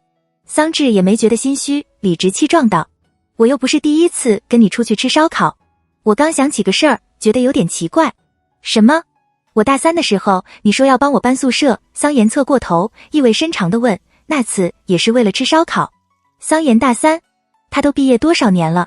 这么久远的事情，听他提起来，桑稚一时没太想起来。恰好电梯到了，他走了进去，莫名其妙道：“什么搬宿舍？”这话一脱口，没等桑延再说话，桑稚的回忆在一刻间涌上。桑延大3的时候，校区搬到他的学校附近，为了跟段嘉许再次见面，年纪尚小的他突发奇想的想借此创造个见面的机会。桑稚又想起从段嘉许宿舍带回来的那个玩偶，也想起了因这玩偶而落下的作业，从而得来的再一次见面。桑延跟了进来，没搭腔。桑稚的表情变得有些僵硬，沉默着按了关门键。他忍不住往桑延的方向瞅了眼，小声嘀咕着：“你大3的时候我才多大？我不记得了。”似乎也只是随口一提，桑延不太在意的哦了声。见状，桑稚的精神松懈下来，他低下头给段嘉许发消息：“我哥和钱飞哥要去吃宵夜，你去吗？”段嘉许：“不去。”桑稚瞬间有了回去的冲动。段嘉许：“你去。”桑稚觉得自己真白费劲了，似乎还让桑延察觉到了不该察觉的事情。他郁闷至极，重重地敲了句话回去：“那我现在回去。”说完，桑稚正准备跟桑延提的时候，段嘉许已经打了个电话过来。桑稚低头瞥了眼，接了起来。段嘉许的声音顺着电话传了过来，带着惯有的笑意：“回去干什么？”出了电梯，桑稚跟在桑延的后边，低声说着：“你不去我去干嘛？”那头响起些窸窸窣窣的小动静，像是在换衣服。段嘉许的语调稍扬，好脾气地说：“我这不是以为你出不来吗？”桑稚：“那你本来打算做什么？”“待酒店。”段嘉许说：“跟你聊会儿天就睡觉。”听起来还挺可怜的。桑稚眨了眨眼，笑起来：“那你还是出来吧。”上了桑延的车，桑稚坐到后座，边系着安全带边说：“咱去哪吃烧烤？”桑延发动了车子：“附近。”沉默2秒，桑稚轻咳了声，礼貌性的提了句：“那先去接嘉许哥吧。”桑延没多说什么，把车往酒店的方向看。怕他不清楚，桑稚还是又提了下段嘉许住的酒店的名字。快到酒店的时候，桑延忽地开口：“我直接在酒店门口把你放下。”桑稚正玩着手机，听到这话有些愣，不是说去吃烧烤吗？说着，他在心中权衡之下，突然觉得桑延提的这个建议似乎比他原本想的要好一些。桑稚抿了抿唇，故作镇定地说：也行，也行。桑延冷笑：美的你。桑延觉得丢脸，您能矜持点。意识到是被他耍了，桑稚吐了口气，很不爽地说：我见一下我男朋友就不矜持了。桑延莫名转了个话题：真段嘉许追的你？桑稚瞪大眼：你什么意思？我就问问。桑延把车开到酒店附近，恰好看到段嘉许的人影，他停了车，降下车窗说：叫段嘉许上来。不是，你先说你什么意思？桑稚炸了，非常在意面子，你以为我骗你？就是他追的我，而且我怎么就不矜持了？这几天是我没时间好吗？他找我出去几百次了，不是没找我。段嘉许注意到他们，开了后座的门。听到桑稚的话，他轻笑道：在吵什么？桑稚瞬间闭了嘴。桑延懒得搭理他们两个，又开了车。桑稚不动声色地看向段嘉许，他大概是刚洗完澡，身上带着酒店沐浴露的味道，头发还有些蓬，身上穿的衣服也随意，像是随意套上就出来，看上去清俊又温和。段嘉许挪了个位置，贴着桑稚坐，而后侧过头也盯着他看。车内没开灯，光线暗，本来桑稚还有些看不清他的五官，但距离这么一拉近，所有一切都变得清晰了起来。他的睫毛很长，瞳仁在这暗光下变得漆黑，看上去深情而不自知，仅仅只是在看他，没有多余的动作。桑稚正想说点什么，前边的桑延已经开了口：麻烦别在我车上做一些不该做的事情。这话打破了两人暧昧的气氛，段嘉许的眼皮动了动，朝桑延的方向看了眼。他没说什么，把手伸出来放到桑稚的面前。桑稚顿了下，很自觉地把手放上去。段嘉许的嘴角扯了起来，握住他的手，习惯性地捏着他的指尖。他往窗外看了眼，眉眼挑起，这才开了口：哥，在前面找个地儿把我俩放下，行不行？桑延当没听见，直到开到烧烤店的附近，桑延才在路边把车停下，熄了火。他扭头看向段嘉许，似笑非笑道：我是你俩的司机。段嘉许笑：我这不是喊你哥了吗？桑稚用手指挠了挠他的掌心：还是吃烧烤吧。段嘉许往他的方向看：行。其实没别的什么原因，这么晚了也没什么地方好去的，再加上桑稚觉得自己真跟桑延去吃烧烤了，就显得他在黎平面前说的话是真实的，并没有撒谎。回去之后如果他们问起来，他也不用心虚了。这家店在钱飞家附近，是一家大排档。三人下了车就往那家店走。桑稚其实不太好意思在亲哥的面前跟他的好朋友做过于亲密的行为，包括牵手，但好几天没见了，他不太想正开，干脆当桑延不存在。桑延也没太注意他俩，低头看着手机。没多久，桑延抬头注意到两人的举动，他的眉梢一抬，又想起了刚刚的话题，懒洋洋地冒出了句：段嘉许，我问你个事儿。段嘉许：桑延继续说：你记得我们大三班宿舍的时候，我妹……这话明显是要再提起刚刚的事情。桑稚的呼吸一顿，立刻挣开段嘉许的手。他明显急了，伸手去拍桑延的手臂，声音带了几丝恼火：哥，你能不能闭嘴？桑延把话收回，似是有些纳闷：你这么激动干什么？桑稚真的烦，你说就说，别提我。段嘉许没有兄弟姐妹，不太懂他俩之间的情绪，也不太清楚他们在说什么，只是觉得好笑。你俩怎么又吵起来了？桑延瞥了桑稚一眼，没再提。没事儿。钱飞提前来占了位，除了他，位置上已经坐了几个男人。桑稚先前在钱飞的婚礼上见过他们，但都叫不上名字，只知道都是段嘉许和桑延的大学同学。在场只有他一个女人。桑稚坐在桑延和段嘉许的中间，自顾自地撕着饭碗的包装纸。注意到桑稚，有个男人随口问了句：桑延，这你妹？桑延：哦，上回钱飞婚礼的时候见到了，还有点印象。桑稚长得显小，男人朝他摆了摆手，随口问了句：好，小妹妹你好啊。桑稚点头：你好。其余几个人也朝他打了声招呼。桑稚又点点头，怕段嘉许会觉得不好意思，他犹豫着，把桌下还跟他交握着的手抽回来，下一秒又被他捉了回去。随后他听到段嘉许悠悠地补了句：喊什么小妹妹？喊嫂子。桑稚差点被呛到，侧头看向他。钱飞默默地对这个情况进行讲解。桑延的妹妹也是段嘉许的，那个对象。其他人并不觉得这是什么大事。桌上安静几秒，而后响起了一片起哄声，几个男人只是诧异了下，八卦地问了几句。倒是另一个男人有些惊讶，段嘉许你牛逼，这姑娘我有印象啊，我记得我们拍毕业照的时候是不是也来了？咱仨还拍了一张，你那会儿不还说这是你妹吗？段嘉许低笑着，厚着脸皮道，我不记得了。桑稚不参与他们的话题，低头喝水。段嘉许侧头看他，桃花眼低垂着，盯着他略微抿着的唇，而后慢条斯理地说，我就记得这会儿这姑娘是我对象。饭桌上多了几个不认识的人，还是让桑稚觉得不太自在。况且不是同一个年龄层的，一群大老爷们都已经工作多年，话题也不一样。桑稚默默地啃着鸡柳，一直没怎么说话。他像与他们不是同一个世界的，看着他们用乱七八糟的理由敬酒，逼着对方喝，也动不动就一杯酒灌下肚，连开车过来的桑延也没法幸免。倒是只有段嘉许，其他人没怎么灌他，有的话他也都拒绝。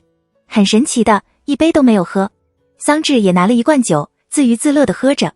也许是注意到桑稚的无聊，没多久，段嘉许凑过来问他，吃饱了没？桑稚点头。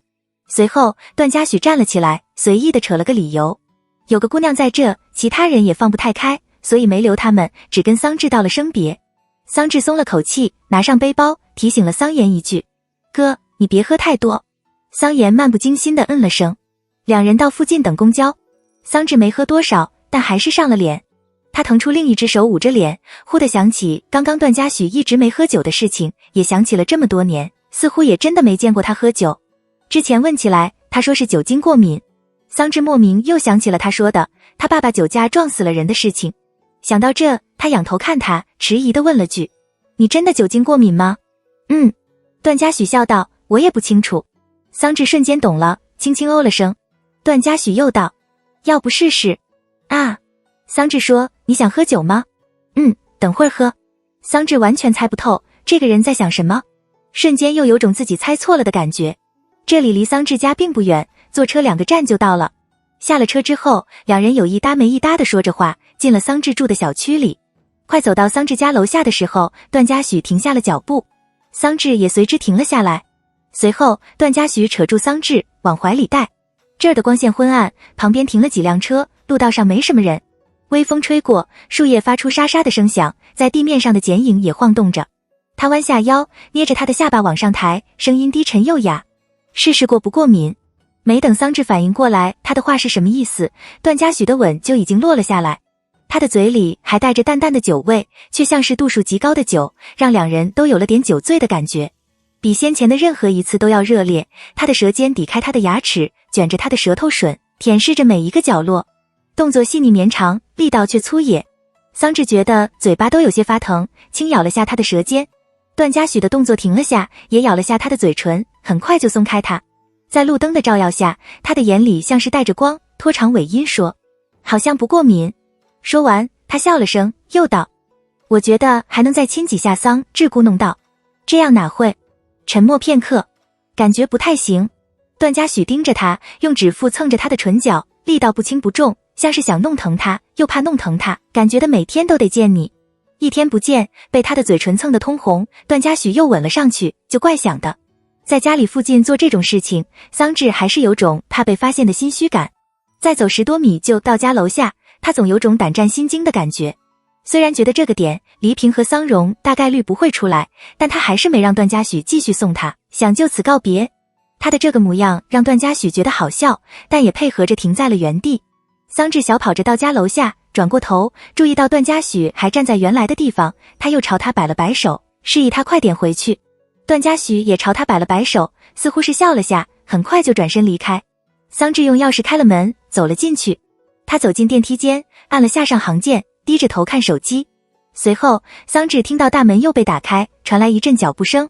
他下意识顺着声音看去，撞上了黎平的眼睛。他一愣，妈，这么晚你怎么出来了？黎平看着他笑了下，淡淡道，下来扔个垃圾。不知道他有没有看到段嘉许，桑稚此时心里也没底，没再多问，心虚地点了点头。果然，下一刻黎平又开了口，我刚看到你哥朋友送你回来的。桑稚挠了挠头，段嘉许。黎平说，他不是在颐和吗？国庆跟你一块回来的。也不是跟我一块回来的。桑稚手心冒汗，干巴巴的解释，嘉许哥刚好也要来南吴，就顺便一起了。然后哥哥喝酒了吗？他没喝，就帮忙把我送回来。黎平随口道。你也喝了？桑稚用手指比划了下，一点点。以后别喝了。黎平皱着眉说，这次就算了，你哥哥在，但你自己在外边的时候能不喝就不喝，自己得注意点。桑稚乖乖点头。两人进了电梯，电梯门关上之后，黎平又提起，指妈妈之前有一次给你打电话，那时候不是听你说段嘉许生病做了个手术。桑稚呆呆的呀了声，很快就想起来，是呀，怎么了？那都去年的事情了。没。黎平的声音很轻，妈妈就问问。黎平的这个反应弄得桑稚有些不安，他也不知道该说什么，只能又点点头，装作很平静的样子。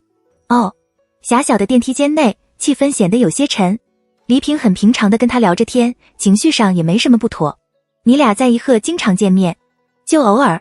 桑稚语气也很平常，会出去吃个饭什么的。以前怎么没见他来南吴？黎平说，这次怎么突然过来了？桑稚不太会撒谎，只想蒙混过去。我也不知道，没问。你也是，你哥喝了酒没法送你，你怎么也不给爸妈打个电话？黎平语速温缓，轻声训着，还得麻烦别人送你回来一趟，难得聚一次会的。恰好电梯到了，桑稚跟着黎平走出去，边说他酒店在附近，顺路。黎平，不知道为什么，桑稚总觉得他有些奇怪。这种怪异的氛围，莫名像是在施压，让桑稚甚至有了坦白的冲动。他的心跳直打鼓，小心翼翼道：妈妈，你怎么了？没事儿。黎平笑了笑，拿钥匙打开门，快去洗个澡吧，一股酒味。进家门后，黎平进了厨房，继续收拾着东西。桑荣正在主卧的浴室里洗澡。桑稚想去个黎平帮个忙，一进厨房就被赶了出去，让他赶紧洗澡，然后睡个觉。他觉得自己也帮不上什么忙，只好回房间拿上衣服，进了浴室。想着跟黎平的对话，桑稚有些心神不宁，总觉得是被他发现了什么，但又好像不是，而且他的这个反应和桑稚想象中的有点不太一样。是因为他瞒着？桑稚吐了口气，胸口处像是被压了块石头，有点憋得慌。他犹豫着要不要趁这2天委婉地跟黎平提一下这个事情，感觉也不是多难提的事情。因为心事重重，桑稚也不知道自己洗了多久的澡。等他洗完澡出来，客厅的灯已经关上了，只有浴室外的灯还开着。就着这个光，桑稚到客厅装了杯水。路过主卧的时候，他听到黎平和桑荣似乎在说些什么，但隔着一道门也听不太清。桑稚回到房间里，他坐在床边的地毯上，拿起桌上的手机，看到段嘉许发来的消息，桑稚打开看了眼，回复了句：到家了，刚洗了个澡。想了想，桑稚迟疑的输入：我妈好像发现咱俩谈恋爱了。没等他发送出去，房门被敲响。桑稚按了下电源键熄屏，而后抬起头，顺带站起来坐到床上。怎么了？你进来就行。下一刻，门从外边被开启，是黎平。他走了进来，坐到床边上，似乎是考虑了一番，表情有些严肃。妈妈问你个事儿。桑稚把手机放下。黎平问，你跟妈妈说实话，你跟段嘉许谈恋爱了。桑稚舔了舔嘴角，神情讷讷。两人对视着，僵持片刻，桑稚垂死挣扎般的做出反应。什么呀？黎平说，妈妈还能不知道你在想什么？突然把那放了几年的东西都拿出来，整天对着手机笑，还莫名要跟你哥一块出去吃烧烤。黎平问，谈多久了？桑稚不知不觉就坐端正起来，小声说，没多久。所以暑假才没回家？不是，桑稚硬着头皮说，就是听我舍友说完，就想找个实习，给自己找点事做嘛。我回家肯定就天天待在家里，什么也不干。黎平脸上的笑意渐收，又问，你暑假的时候是住他那还是住宿舍？桑稚觉得紧张，磕磕绊绊道，宿舍。哥哥也知道的，我没住他那。上回哥哥来颐和的时候也看到了的。妈妈不是要干涉你。黎平叹息了声，我只希望你能保护好自己。毕竟这事儿确实是女生比较容易受到伤害，而且你年纪也比他小那么多。桑稚的声音细细的。我知道。你俩到哪一步了？没有的。桑稚有些尴尬，说不太出口，就没那样。黎平抬眼盯着他，欲言又止。妈妈，你不是也见过嘉许哥很多次吗？桑稚帮段嘉许说着好话，你也知道的，他不是坏人，对我很好的，你不要担心。黎平伸手摸了摸他的头发，认真道，我刚刚跟你爸提了这个事情。说实话，我们两个都是不太赞同你们在一起的。这话极其出乎桑稚的意料，他抬起头，有点不知所措。为什么？黎平，他跟你说过他家的事情吗？桑稚点点头。怎么了？我先前也跟你提过，你哥大一的时候，他找你哥借了3万块钱。你哥哪来那么多钱，只能找你爸。但这个钱不算小钱，我们还是问了一下原因，所以也大概清楚了他家里的情况。黎平说，妈妈没有要太注重家境的意思，那孩子我见过，知道是个好孩子。因为那3万块的事情，他一直也对我们家很好。来给你家教的那次，我给他的钱，他最后一天来的时候都放在茶几上了。桑稚愣了下，一时不知道该说什么。你小的时候，他也很照顾你，我都知道。你哥哥跟他玩得好，或者你把他当成哥哥，我都没有任何意见。黎平又叹了口气，缓慢地说着，但如果是要成为你的另一半，妈妈真的……桑稚有些急了，打断他的话。妈妈，你不能这样想。我不太清楚他现在的情况，但我之前听说他爸爸现在是植物人是吗？黎平说，还有受害者的亲戚总来找麻烦。桑稚诚实说，没有总。你遇到过？桑稚沉默几秒，没有。他这个反应，黎平瞬间明白了。他深吸了口气，平静道，妈妈知道他家里发生这样的事情跟他没什么关系，他也确实可怜。可能我这么说是有点自私，但是我真的不希望是我女儿陪他一起过这样的日子。桑稚喉尖一梗，很认真地说，我没觉得辛苦，他也一直对我很好，我跟他在一起很开心的。你现在还小，你们在一起也没多久。黎平说，而且你现在还在读大学，他已经出来工作好几年了。你们接触的人和事都不一样，平时也没有什么共同话题，很容易会有分歧。但是，妈妈也不想说这些话，让你不开心。黎平站了起来，又道，妈妈只是不赞同，但不会阻止。你自己要考虑好，可能现在说这些，对你来说也比较久远，毕竟现在也只是谈个恋爱。桑稚低声道，我有考虑的，我也不是要你找个多有钱的人。黎平说，我只希望你能找一个对你好的，你喜欢的，并且合适的人。桑稚是真的没想过桑荣和黎平会不同意，他们一向宠着他，不管他提什么要求，只要不要太过分，他们基本上不会有什么意见，包括去颐和上大学以及暑假不回家的事情。况且他们也认识段嘉许，清楚他的家庭情况，也知道他是个怎样的人。桑稚不太明白黎平的顾虑，难道就是因为他家里的事情以及目前的经济条件吗？可他真的不觉得这是什么大的问题，又不是没房就过不了日子。桑稚觉得有些烦躁，爬起来把灯关上。他钻回被子里，拿起被他冷落了好半天的手机，发现段嘉许已经回了他好几条消息。段嘉许，明天有空出来。过了几分钟，又一条，睡了呀。再过几分钟，小朋友就是能睡。难过。看到他发的那个土土的表情，桑稚的坏心情莫名散了些。他把输入框的那行字删掉，思考了下，把脑袋也钻进被子里，戴上耳机给他打了个电话。段嘉许立刻接了起来，还没睡。桑稚嗯了声，纠结着要不要跟他说刚刚的事情。段嘉许低笑着说，刚刚在干嘛呢？还不理人？跟我妈说了会儿的话。桑稚的声音很小，像在跟他说悄悄话，没看手机。那你是不是要准备睡觉了？段嘉许说，我感觉现在的年轻人都挺能熬夜的吧，怎么你就活得像个小老头似的？桑稚皱眉，早睡早起对身体好。段嘉许顺从的应，知道了。回想着黎平刚刚的话，桑稚有些心神不定。他后来说的话，他也没太听进去，心不在焉地附和着。察觉到他的不对劲，段嘉许很快便道，是不是困了？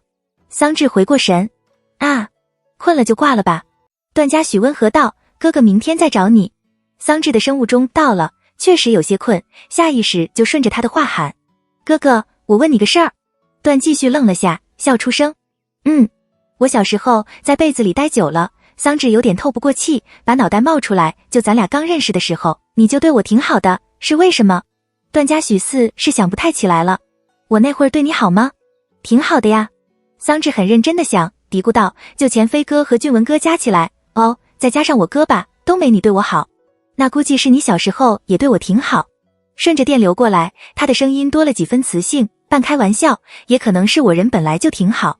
想着他没拿家教兼职费的事情，桑稚沉默几秒，了声。还有的话。段嘉许停顿了下，把话说完，这事儿我好像没跟你说过，之前我妈生病，你家里借了我3万块钱，觉得你爸妈都是好人。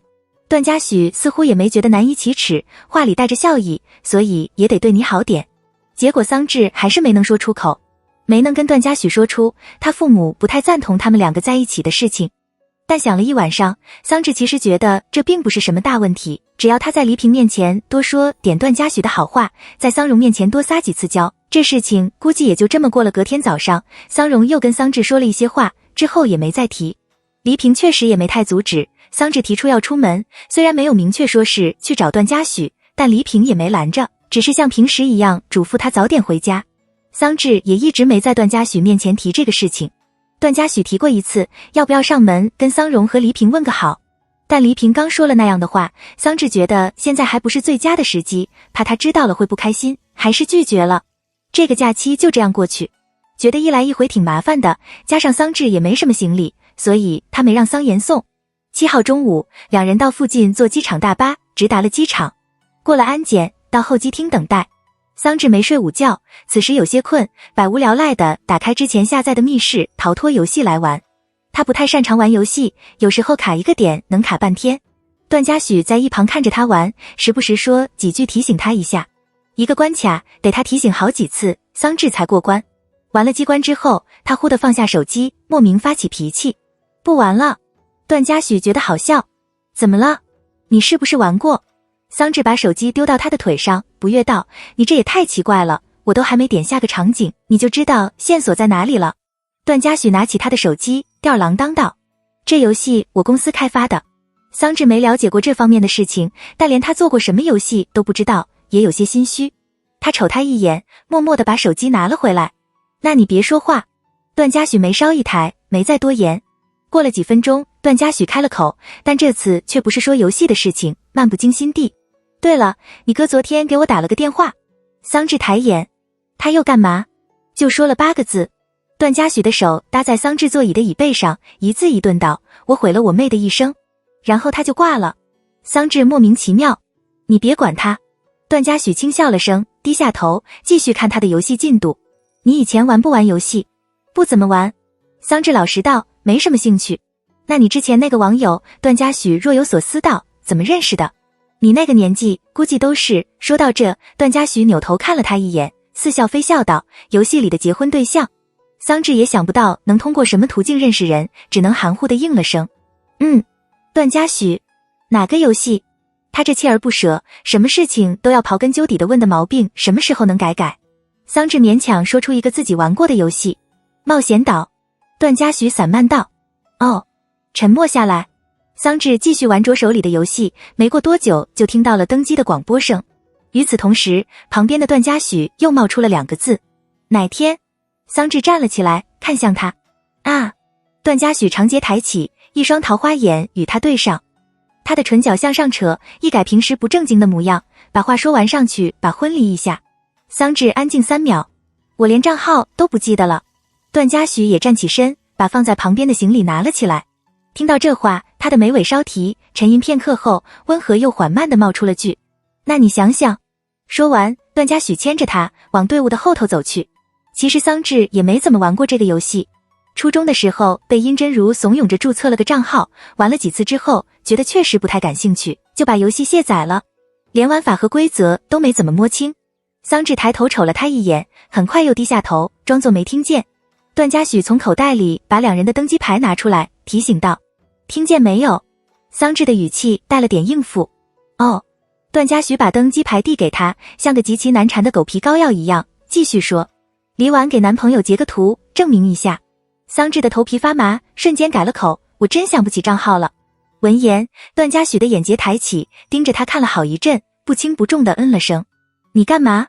桑稚摸不准他是不是不高兴了，小声说：我连账号都不记得了，说明我完全一点都不在意这个人。你不提的话，我都想不起来了。小朋友，段嘉许喊住他，语气无波无澜：重婚犯法。2人进了登机桥。桑稚眨了下眼，觉得他这个言论有点傻，又莫名觉得他这个样子很可爱。他抬起手，轻戳了下他平直的唇角，笑眯眯道：哪有重婚？段嘉许瞥了他一眼。那会儿才多大？什么？网恋那会儿？桑稚嘟囔道：“不记得了。”段嘉许倒是自己开始在捋时间线，像是在思考一件极为重大的事情。第一次听说是帮你家教的时候，听你哥提起来的，那就是大3的寒假，也就是你初2上学期结束。桑稚改掐住他的脸，打断他的话：“别提了。”高1下学期飞来一合，段嘉许没受影响，慢条斯理地说：“那算起来，这网恋还持续了2年的时间。”2年。抓着其中的2个字，段嘉许又重复了一遍，嘴角不咸不淡的勾起，笑得温柔又平静，挺好。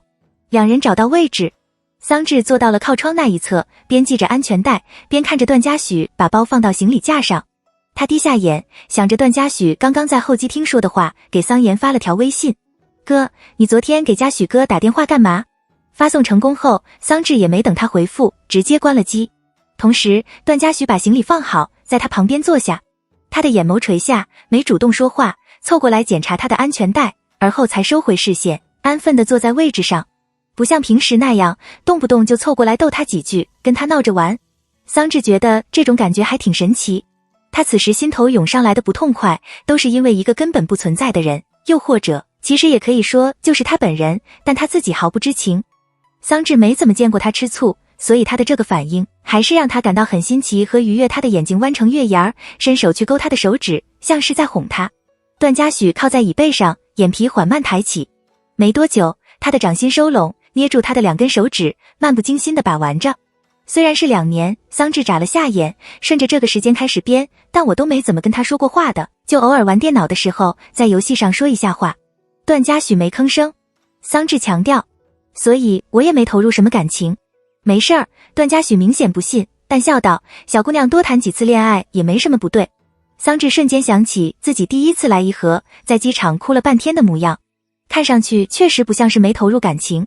他沉默下来，在脑海里搜刮着理由，很快又开了口：“就是我之前哭的理由，其实也不是因为那个网恋对象嫌弃我什么的。”段嘉许，见光死。说到这，桑稚看向他：“你有没有听过这个词？”怎么了？我哭的理由其实是，桑稚神情严肃，诚恳道：“我这个网恋对象真的长得太丑了。”当着这个不知情的当事人面前，桑稚继续补刀：“又老又丑。”段嘉许其实也没生气，虽然是真有些吃醋，但多数行为也是在跟他闹着玩。见他能为了哄他，毫无下限地贬低年少时曾喜欢过的人，而且眼皮都不眨一下。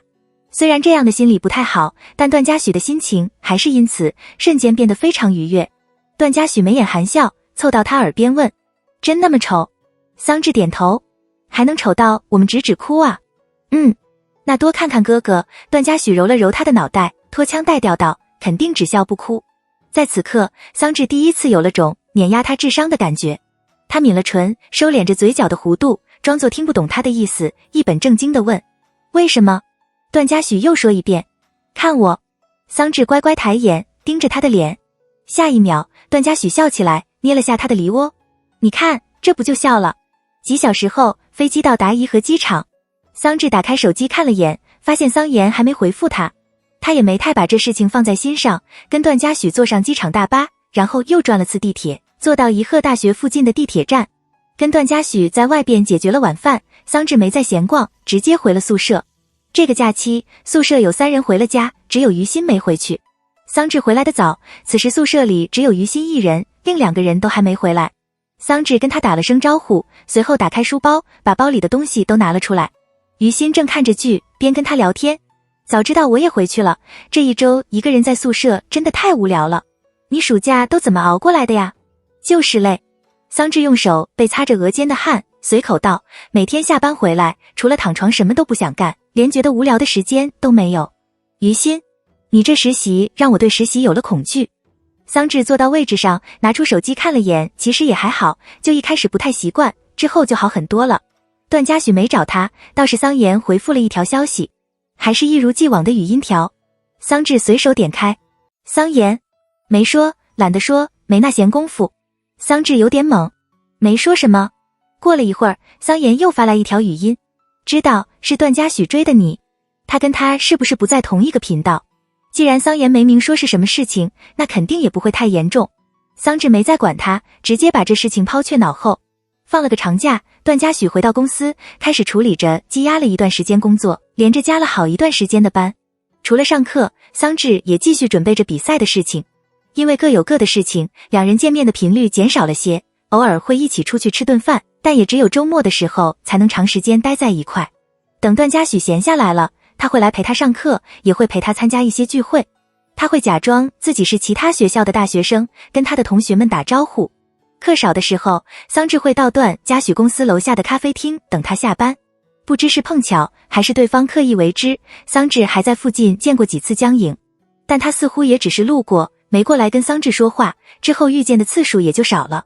时间久了，来这家咖啡厅等段嘉许的次数渐多，桑稚算的时间也准，能在喝完咖啡的同时，一抬眼就见他出现在门口。他们通常是回到颐和大学那边，随意找一家店解决晚饭，偶尔也会在路边的小摊位上买点吃的。段嘉许会趁他不注意，突然咬住他夹起来的食物，然后又笑着哄他开心。有几个瞬间，段嘉许会觉得自己像是回到了几年前还在校园里的时候，却不再像当初那样，生活里只剩下赚钱和学习，以及铺天盖地的压力。不再每天都想着该如何解决自己的学费和生活费，想着2000公里外在医院躺着的父亲每月的疗养费。不再像那样活得快透不过气。毕业了那么长的时间，段嘉许早也已经忘记了当学生是怎样的一种感受，可莫名其妙的又会觉得这个时候好像才是正常的，令人期待的大学生活。时间一天一天过去，季节也从夏转到了秋，又入了冬。12月底，在指导老师的建议下，桑稚把最终版的稿子发到老师的邮箱里。他伸了个懒腰，松了口气，而后跟3个舍友一块到校外吃饭。段嘉许今天要加班，桑稚也没去骚扰他，只给他发了自己的定位。其他几个人都没带男朋友，算是宿舍内聚餐。谈论的话题要么是男朋友，要么就是班里或者部门里的八卦，再或者是最近大热的男星。桑稚觉得他们说的都挺有意思，饶有兴致的听着。过了一阵子，桑稚就快吃完饭的时候，放在桌上的手机屏幕亮了起来。他看了眼，是黎平发来的微信，问他寒假什么时候回家。桑稚拿了起来，说了个大致的时间。那头回了个好。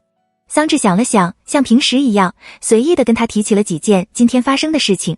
旁边的于心注意到他的举动，笑嘻嘻的凑过来。又跟你家段哥哥聊天啊？桑稚摇头。跟我妈？汪若兰也问。还因为你爸妈不同意你跟段嘉许在一起的事情啊？因为桑稚每晚都会跟黎平打电话，也经常会跟他在这边的情况，以及他和段嘉许的一些事情。所以舍友问起来的时候，桑稚在宿舍提过一次这事，但没有说具体原因，只是随意的扯了个年龄差太多，父母不太同意的理由。不是，桑稚说，他问我什么时候回家。我觉得你不用太在意这个吧。汪若兰继续说着之前的话题，毕竟你现在也才大2，现在说那么多也没什么用，又不是要结婚了。而且你在颐和这边，如果他们真不喜欢，离那么远，你瞒着就行了呀。桑稚啊了声，认真道，隔那么远，我也得跟他们说我在这边的事情，不然他们会觉得不放心的。而且瞒着也没用吧。他顿了下，舔了舔唇。我以后肯定要跟他结婚的呀。于心笑道，这还久着呢。汪若兰支招下巴，叹息了声。对啊，我觉得还有好久，不确定性因素太多了。桑稚愣了，嘀咕道，那谈恋爱不就是奔着结婚去的吗？也可以就只是谈个恋爱。于心说，我觉得我肯定不会跟我这个男朋友一直在一起。我之前无聊跟我男朋友提过，毕业之后想回家那边，问他愿不愿意跟我一起过去，他就不吭声了。宁薇，这个商量一下就好了呀。就是觉得不确定的东西太多了，不用考虑那么多，过好现在就行了。汪若兰抽了张纸巾擦嘴，边说着，不然不是挺累的。4个人又说了一会儿的话，正准备离开，一起回宿舍的时候，段嘉许已经顺着定位到了，此时正站在店门口等他。桑稚眨了下眼，跟舍友道了别，走到他的面前，闻到他身上的味道，段嘉许挑眉，又喝酒了？桑稚老实道，就一点点。小酒鬼。段嘉许帮他把脖子上的围巾戴好，轻声说着，怎么老喝酒？因为点了一大扎，我不喝的话，喝不完。桑稚揪住他的大衣，小心翼翼地说着，那就会浪费。而且舍友都喝，我不喝不好，我就喝了一点点。猜出了他的想法，段嘉许好笑道，没要教训你。桑稚被他牵着往前走，沉默一阵子，他在心里琢磨着刚刚饭桌上的话题，突然冒出了句，段嘉许，还有3个月，我就20岁了。段嘉许撇头看他，桑稚没继续说，没什么。段嘉许的脚步一停，弯下腰去与他对视，盯着他因喝了酒变得红扑扑的脸，他的眼角下弯，轻笑了声。怎么就没什么了？把话说完。桑稚，真没说完。我不。段嘉许安静了好一会儿，摆出一副自己在倾听的模样，而后低头亲了亲他的鼻尖。行，我同意了。桑稚说，我说什么了你就同意？我误会了。桑稚点点头，掰着手指算。我就是想告诉你，我还有3个月，才刚刚20，我是20岁里最年轻的。看着他傻乎乎的模样，段嘉许忍不住笑。然后呢？然后你还有4个月就27了。桑稚打了个酒嗝，很有优越感。你好老哦。年纪确实不小了，段嘉许也不介意他的话，气定神闲道，那你可怜可怜我。桑稚抬头看他，神情正经，温吞的答，我考虑一下。本就是玩笑话，段嘉许没太把这事情放在心上。他捏了捏桑稚的脸，看了眼时间，问道，还想去啊？想看电影不？思考了几秒，桑稚摇摇头。段嘉许耐心道，那送你回宿舍。桑稚还站在原地没动，嘴唇被围巾遮盖住，一双眼显得圆而大，直直地盯着他。他吸了下鼻子，突然提了个要求，我想让你背我。走不动了。段嘉许边说边背过身，蹲下，上来。桑稚趴上去，双手勾住他的脖子。下一刻，段嘉许站了起来，声音从前边传来，近在咫尺，带了点怀疑。真没喝多少？半杯都不到。除了有点上脸，桑稚什么感觉都没有。他把下巴搁在他的颈窝处，认真地说，跟喝可乐一样。段嘉许，那下回喝可乐。走了一段路，顺着这个角度，桑稚盯着他半个侧脸，冒出了句，我是不是很重？段嘉许，没有。桑稚有些不满，那你怎么不说一句，你怎么这么轻？段嘉许顿了下，笑出声，是我考虑不周。很快，他顺从地接了一句，你怎么这么轻？我今天还算比较重了。桑稚说，我身上这个羽绒外套有80斤，我要是把它脱了，我在你背上就跟空气一样。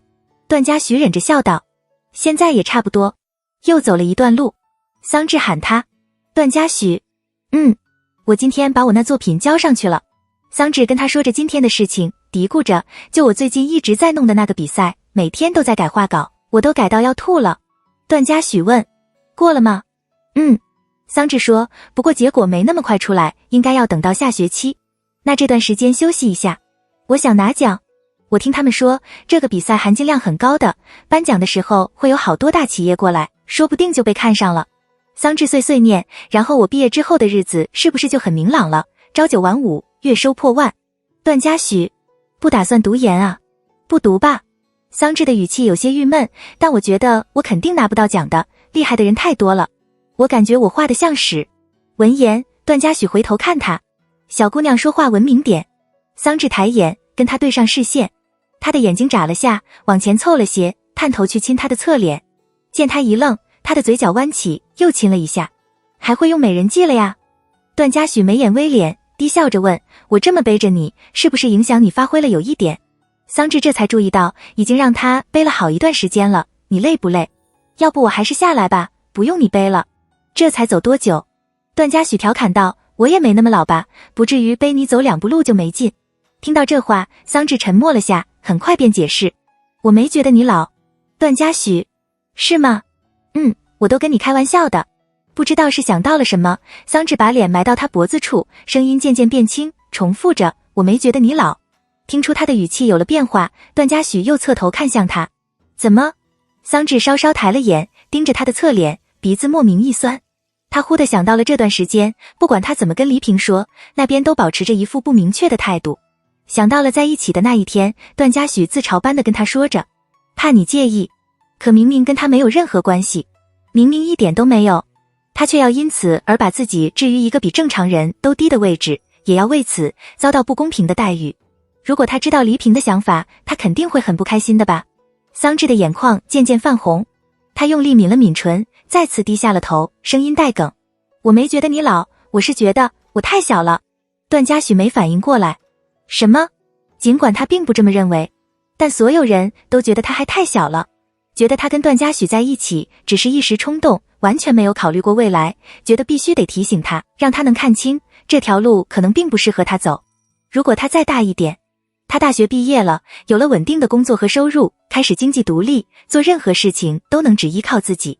到那个时候，在跟父母提起这个事情的时候，他们是不是就能听进去一些？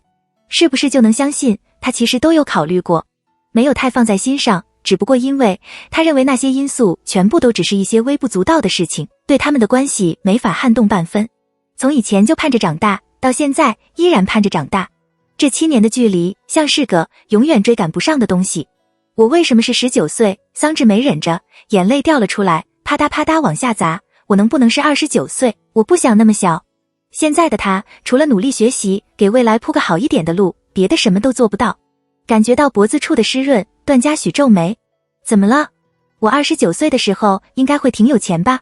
桑稚抽抽噎噎地说，我也不包养你，我就把钱都给你，你花。段嘉许的脚步停了下，很快又继续往前走，怎么总要给我钱花？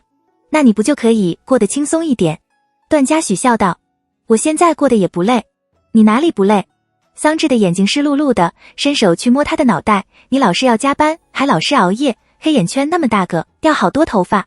段嘉许的尾音稍扬，什么黑眼圈掉头发，别造谣。桑稚自顾自地继续说着，如果我现在是29岁，我还比你大3岁，那我哥肯定也不会打你了，钱飞哥估计要反过来骂我是畜生。那不行。段嘉许说，哥哥就喜欢年轻的。桑稚用手心把眼泪抹干净，说着，那我老了呢？你老了也比我年轻。桑稚抽着鼻子没有反驳。段嘉许觉得好笑，吊儿郎当道，还因为自己年纪小哭，你这往我心上戳刀呢。看着他唇边的笑意，桑稚勾着他脖子的力道收紧了些。他把脑袋凑到他耳边，小声喊着，段嘉许，你现在开心吗？桑稚很严肃地说，那你要天天都开心。下一刻，段嘉许撇头，用鼻尖蹭了蹭他的脸颊，你天天跟我待在一块就行。段嘉许本想把桑稚送回他的宿舍，但桑稚本来就没打算回去。刚刚一瞬间冒起来的情绪散了大半，他没再让他背着，从他背上跳了下来。两人有一搭没一搭地说着话。段嘉许沉吟片刻，还是问道，有人跟你说了什么吗？桑稚不打算告诉他，声音还带着鼻音，摇了摇头。就今天听我舍友说，毕业之后应该会跟男朋友分手，因为要异地什么的。还有，说有很多不确定的事情。桑稚说，我也不知道是不确定什么，所以我想了一下，咱俩好像就只有年龄。年龄乃不确定。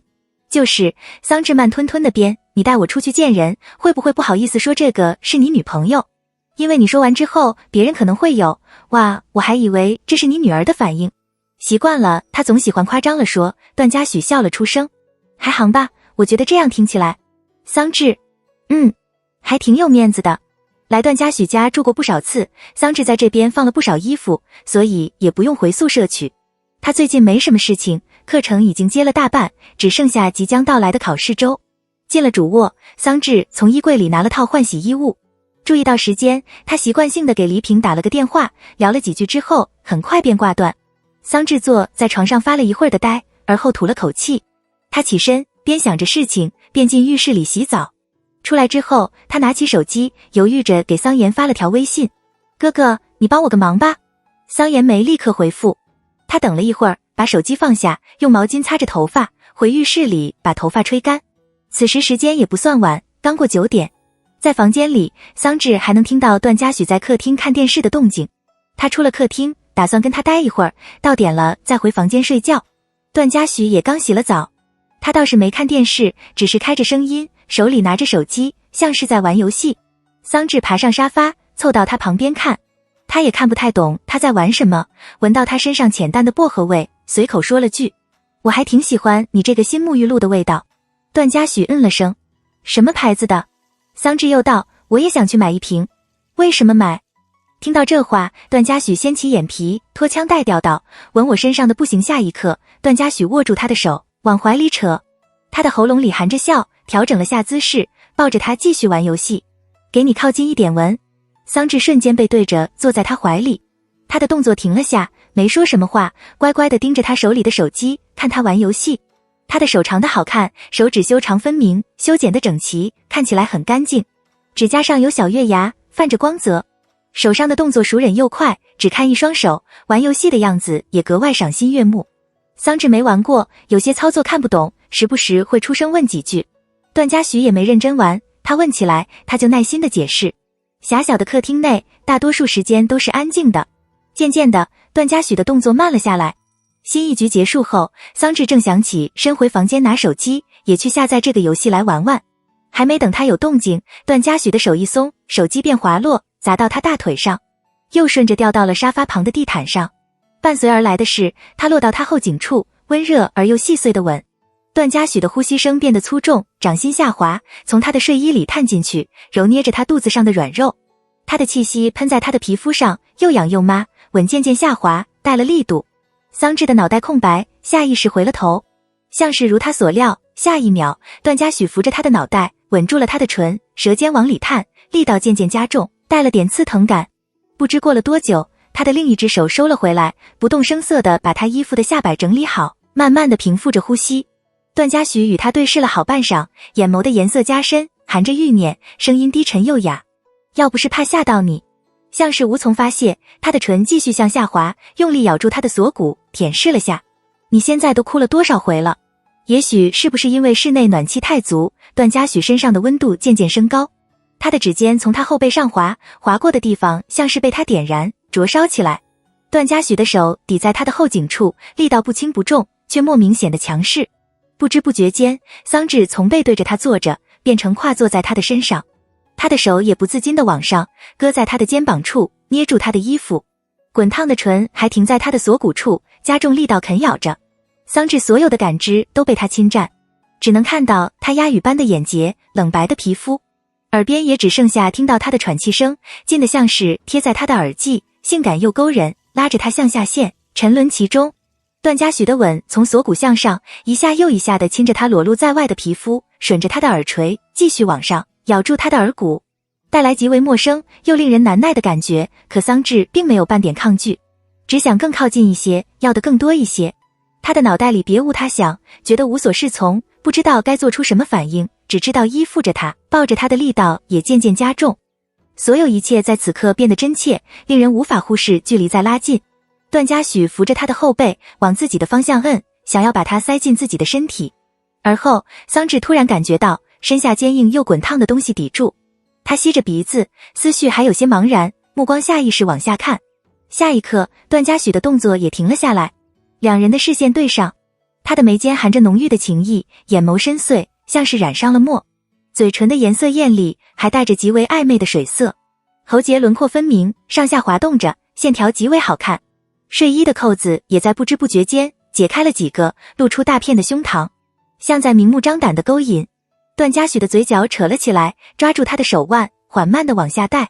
他低笑了声，声音沉得发哑，喘着气，极显浪荡地嗯了一声。怎么就摸哥哥这儿了？桑稚瞬间意识到自己的手被放到了什么位置，脑袋轰的一下炸了。段嘉许的脑袋微扬，又吻了下他的下巴，眼眸稍稍一敛，笑起来的时候妖孽样横生，活脱脱一个勾人魂的男妖精。喜不喜欢？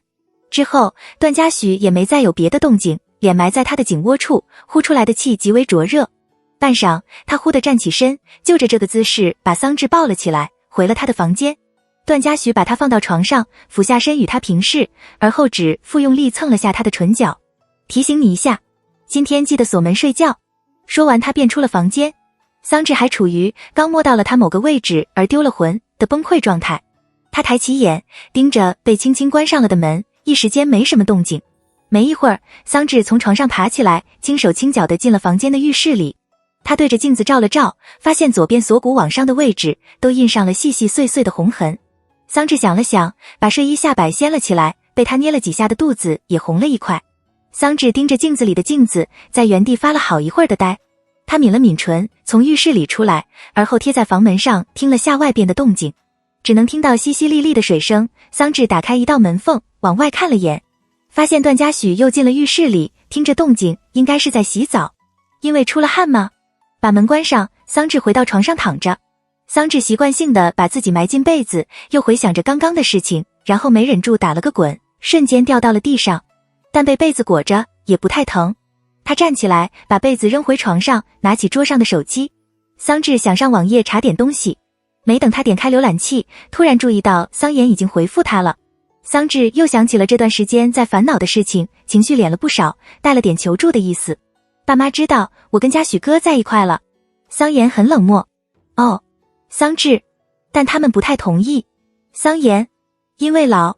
桑稚，你跟他不一样大吗？你好意思说他老？桑延明显懒得打字了，又开始发语音。你哥哥我90后，谢谢桑稚没心情跟他开玩笑，你帮我跟他们说说吧。桑延慢吞吞地说。说什么？你俩要结婚了。桑稚忍不住说了句你可真烦人，很快又删掉，改成不是，你帮我跟他们说说嘉许哥的事情。我感觉你说的应该比较有用，他们都觉得我还是小孩，我说的话都没什么效果。桑延，你急什么？桑延，再过20年你嫁不出去，他们不就自然而然同意了？桑稚强忍着骂人的冲动。过年的时候我想带他回家。桑延的语气懒散。半天不说正事，你总得先跟我说个原因，为什么不同意？如果是老，我也没什么办法，毕竟你这对象呢，是有点。盯着屏幕，桑稚嘀咕了句，你才老。想到黎平的话，桑延估计也是清楚段嘉许家里的事情的。桑稚吐了口气，迟疑的输入，因为他家里的事情。桑延，什么事？桑稚一愣，这反应怎么跟什么都不知道一样？桑延没耐心了，有话能不能快点说，非要我一句一句问？桑稚狐疑道，他家里的事情你不知道吗？桑延，啥玩意儿？我没事问他家里的事情干什么？居然不知道。桑稚还以为是桑延知道之后，然后跟桑荣和黎平说了。那这么看来，之前段嘉许借那3万块钱是直接跟桑荣联系的吗？桑稚不太清楚，但如果桑延不知道的话，桑稚思考了下。好吧，桑稚，你不知道的话，那就算了。桑延，桑稚，88，桑延。桑稚还是决定靠自己，等放假回家之后，再当面跟父母好好谈谈。他躺回床上，打开手机网页，面无表情的在搜索栏输入了句30岁还是处男有问题吗？他默了几秒，把最后4个字改成对身体有影响吗？盯着看了好一段时间，桑稚没按搜索。虽然没有人知道他查了这个，但是他莫名还是觉得很羞耻，默不作声的把网页关掉。桑稚确实也不太介意这个事儿，毕竟在一起也半年多了。而且他这个年龄，感觉还挺可怜的。可能真正到那个时候，桑稚会觉得紧张无措，但此刻想到可怜2个字，他还是有点想笑。他翻了个身，没再想这个事儿，找了个动漫来看。过了几分钟，桑稚突然注意到屏幕上的时间，而后又把注意力挪到房间外的浴室，还有水声。这都洗了快半小时了，他平时不都不到10分钟就洗完澡吗？呆滞好半晌，桑稚忽地坐了起来，瞬间明白了什么。他好奇地站了起来，又走到门边，开了条小缝往外看。恰在这个时候，浴室的水声停下，他的呼吸一顿，立刻把门关上，顺带关上了灯，躺回床上。随后，桑稚听到浴室的门打开，传来拖鞋拍打地面的声音，听起来好像是去了厨房。桑稚把旁边的小夜灯打开，没再继续看动漫，大部分的心思都放在外边的男人上。他能听到段嘉许坐到沙发上的声音。没多久，客厅的电视被关上，变得安静下来。在这静谧的氛围中，桑稚渐渐合了眼。没等睡意笼罩，外头又响起了段嘉许走路的声音，这次从客厅延续过来，停在了他的房间门口。他瞬间睁眼，往门的方向看，下一秒，门把被拧开。定了好一段时间后，门才从外边被推开。桑稚这才开了口，干嘛？段嘉许斜倚在门边，懒懒道，不是叫你锁门。桑稚小声说，我忘了。他背着光，模样看上去影影绰绰，隐晦而不明，但声音依然带笑，一如既往的不正经。那今晚我能跟你睡个觉不？桑稚一愣，两人对视好一会儿。桑稚有些不自在的挠挠头，冒出了句，那你一会儿是不是又要去洗个澡？段嘉许也愣了下，而后笑出声来，似乎也没觉得尴尬。你知道我在干什么呀？倒是桑稚觉得尴尬了，没再出声。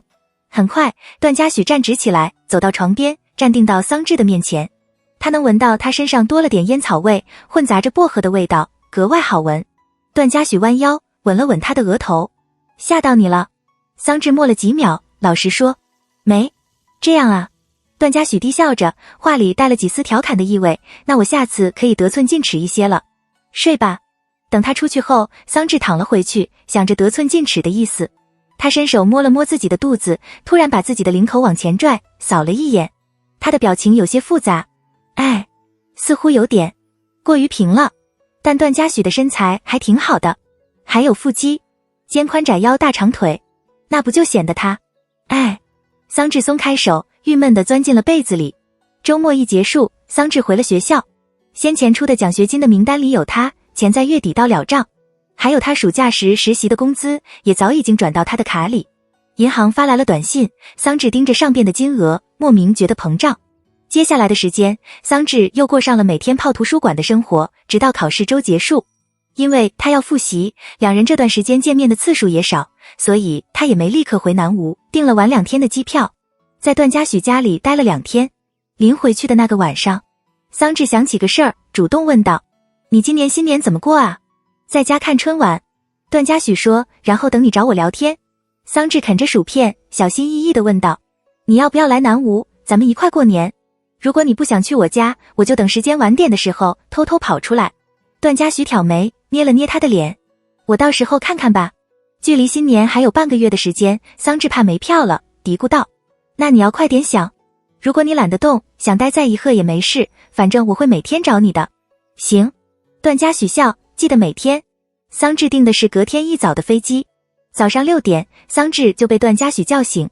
他的动作很慢，所幸是不用收拾行李，行李箱是他从宿舍拿过来的，也没开过。他洗漱完，吃了个早饭，就被段嘉许送到机场。不确定新年的时候，段嘉许会不会来南吴，这样算起来，也要跟他分开将近1个月的时间。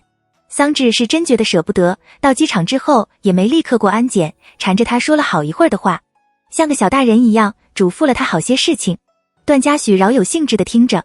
见时间差不多了，桑稚又像个粘人精一样，一直抱着他不动，最后只能很遗憾地叹息了一声，踮起脚尖亲了他一下，而后道：“那我走了。”段嘉许也低头亲他。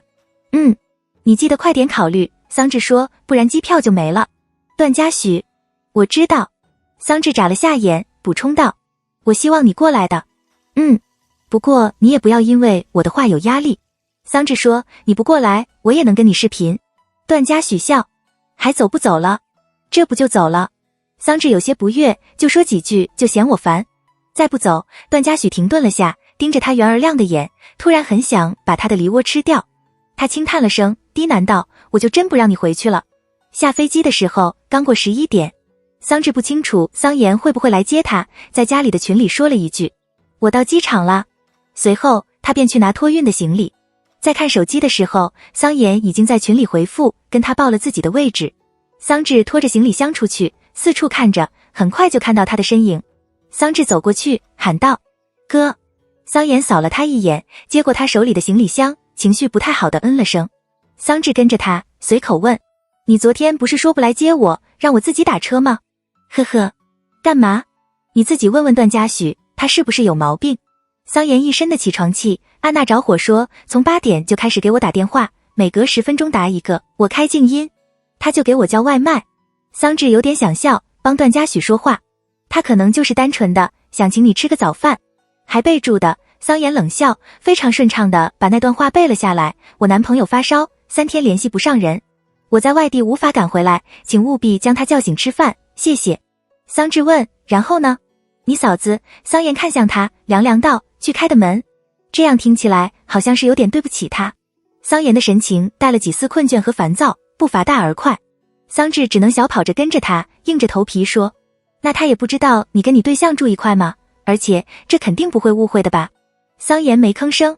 桑稚又道：“你解释几句就好了呀，再不然我帮你解释也行。”桑延边走边从口袋里摸出手机，低头看了眼。“而且爸爸本来就叫你来接我的。”桑稚也不觉得自己半点道理都没有，“你不来接我，这事我没跟你计较，你还跟我发脾气。”桑延瞥他：“你今年多大？”桑稚答：“20。”我20的时候，桑延说，放假回家不仅没人接，还得天天接你这个极其遭人嫌的小鬼放学。您记得你干嘛老拿你跟我比？桑稚莫名其妙：“你在家跟我是一个地位的吗？”桑延懒得理他了。他没有开车过来，出了机场之后就往出租车的方向走，跟司机报了个地址，而后转头把行李箱放进后车厢里。桑稚比他先上车，给段嘉许发了条消息：“我到了，我哥也来了。”很快，桑延也上了车，坐到他旁边。司机发动了车子。桑稚随口问：“怎么去你那？”“我想直接回家。”桑延没应，似乎是真的困，他一上车就合了眼，靠在椅背上睡觉。爸妈不在家，桑稚也有些饿了，主动道，要不然你请我吃午饭吧。玩了一会儿手机，桑稚觉得无聊，你干嘛不搭理我？嫂子真生气了呀。你解释一下就行了吗？就一小事情。桑延依然半点反应都没有。桑稚又想起一件事情，不过你就开始跟嫂子同居了吗？那以凡姐怎么办？桑稚好奇道，不是说不能带男女朋友回去吗？你这样不好吧，他不就会很尴尬吗？听到这话，桑延的眼皮动了动，闲闲地看向他。桑稚反应过来，你没跟他合租了吗？桑延重新闭上眼，像哑了似的，一句话也不说。桑稚觉得无趣，也懒得再理他。车子一路开到桑延所住的小区，桑稚没打算跟他一块下车，打算等他走后，直接让司机继续开回家。倒是桑延把他揪了下来，抬了抬下巴，说，上去把你嫂子叫下来，出去吃饭。桑稚懵了，你自己怎么不去？我又不认识他。桑延把桑稚的行李箱搬下来，不耐地催促，快点。桑稚忍了忍，哦。从桑延手里拿过钥匙，桑稚进了楼里。这个小区离家里不算远，桑稚来的次数也不算多，多是他高中的时候过来的，这2年也没怎么来过。坐电梯上了楼，桑稚犹豫了下，还是没直接用钥匙开门。他按了门铃，在门口等了一会儿，没多久，门就从里头被打开。女人穿着简单的套装睡衣，素面朝天，长相妖艳，长发披散在背后，看上去带了几分慵懒的意味。眼尾略微上挑，瞳仁明亮澄澈，唇不点而红，极为漂亮。桑稚顿了下，喊了声以凡姐。可能是没想到外边的人是他，温以凡明显愣了一下，他的手上还拿着双筷子，往桑稚背后看了眼，直指，你怎么过来了？我哥让我上来的。桑稚走进来，把鞋子脱掉，你还跟我哥一块合租啊？温以凡嗯了声，走到茶几旁，给他倒了杯水。桑稚拿起来喝了一口，压低声音问，我哥女朋友呢？在房间里。电视开着，播着近期大火的剧。温以凡坐回沙发上，饶有兴致地看着电视，继续吃着桌上的盒饭。听到这话，他随口答了句，是我。像是不敢相信自己听到的话，桑稚愣了好半晌才道啊。温以凡把头发挽到耳后，语气温柔，怎么了？桑稚也不想做出太夸张的反应，挠了挠头，没什么。他还想说点什么的时候，突然注意到温以凡吃的那个盒饭上贴着张小票，上边备注着一长串话，就是桑延刚跟他转述的内容。桑稚立刻指了指，以凡姐，你是不是因为这个跟我哥生气了？顺着桑稚的话，温以凡也看向那张小票，没多久他又抬了头，茫然又直接地说，没有啊，我这都吃上了。桑稚松了口气，我还以为你会误会我哥劈腿了。温以凡安静几秒，似是在思考，很快便道，啊，这是劈腿的意思吗？我还以为他是怕自己起不来拿外卖，故意备注的。桑稚解释，不是。温以凡，所以就真劈腿了呀？桑稚连忙摇头，还想说解释点什么的时候，温以凡又开了口，若有所思地说，劈腿就算了，还敢跟2个对象报同个地址。温以凡竖了个大拇指，佩服道，牛逼。也许是等了太久，桑延打了几个电话来催，没多久就亲自回来了。听到门铃声，桑稚小跑着去给他开门，而后又回到厨房。桑延瞥了眼，你俩干什么呢？桑稚，嫂子在给我煮面。温以凡把头发绑了起来，拿着刀在砧板上切着肉。听到这话，他侧头温和提醒，别这么喊我，你哥劈腿了。桑延。桑稚很自觉地出了厨房，把空间让给他们。他坐到沙发上，顺着厨房的玻璃门往里看，也听不清2人在说什么。看了一会儿戏，桑稚开始跟段嘉许聊天，你知道我哥女朋友是谁吗？段嘉许，没听他说过，怎么了？桑稚，一个超级漂亮的姐姐。桑稚，我哥的高中同学，他之前一直跟我哥合租的，我都没想过他们会在一起，我觉得我哥一点也配不上。段嘉许，有这么漂亮？桑稚，桑稚，你怎么这么好奇？桑稚突然有点后悔自己刚刚说的话了，他盯着看了好一阵，别扭地补充了句，那肯定还是我要漂亮一点。桑稚觉得自己在这里有些多余，他边听着桑延和温以凡说话，边慢吞吞地把面吃完，之后也没再打扰他们，提出要离开。温以凡恰好要出门，顺带开车把桑稚送了回去。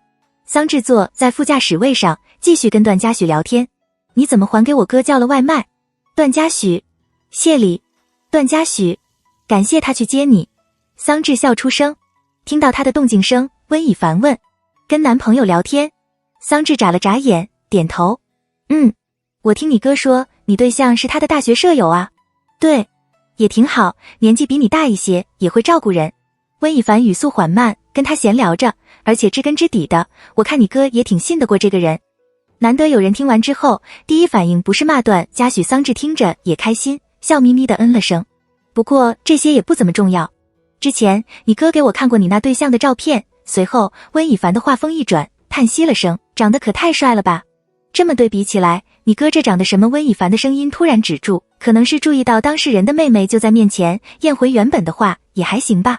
桑稚不清楚桑妍有没有告诉黎平谈了女朋友的事情，他也没主动提，又过上了每天无所事事，不是吃就是睡的生活。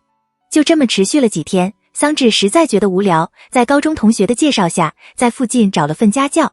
他也没忘了段嘉许可能会过来的事情，时不时的在黎平面前提几句。黎平很快就明白了他的意思，段嘉许要来咱家过年啊。桑稚紧张的点头，行吗？还是别了。黎平思考了下，语速缓慢，语气温温和和，新年在别人家过，妈妈怕他会觉得不自在，如果是上门拜访的话，也有点早了。桑稚安静片刻，决定严肃地跟他谈谈。妈妈，我这段时间跟你说的话，你是不是都没有听进去？黎平，有听的，我知道你们是为我好，担心我以后会过得不好。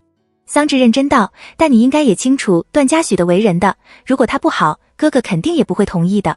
他现在经济条件不差了，大学的时候学习就很努力，一直拿奖学金，现在工作也很努力，不是什么不积极的人。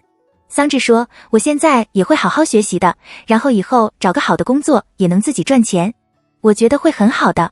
黎平安静地听着，而且他家里的事情，之前是有个女人来找过我，但他都一直护着我的，现在也没这样的事情了。桑稚抿了抿唇，低声道，他自己也因为这个不开心，但这个他也没什么办法。我觉得很多事情他已经做得很好了。我之前一直跟你说那么多事情，就是想让你别担心我，让你在这边能安心一点。桑稚说，也想让你知道，我是认真的，不是没考虑过，也不是一时冲动，我是真觉得很好。妈妈知道。桑稚也不知道这次黎平有没有听进去，他觉得有些郁闷，总觉得自己说的话真的没有半点效果，但怕说多了黎平也觉得烦，之后也没再提起。这种情况，桑稚也不敢把段嘉许带回家。时间一天天过去，新年也即将到来。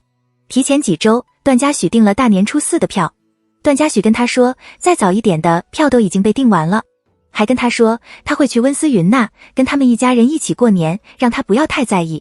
但桑稚还是很清楚，这些不过是他用来安慰他的话。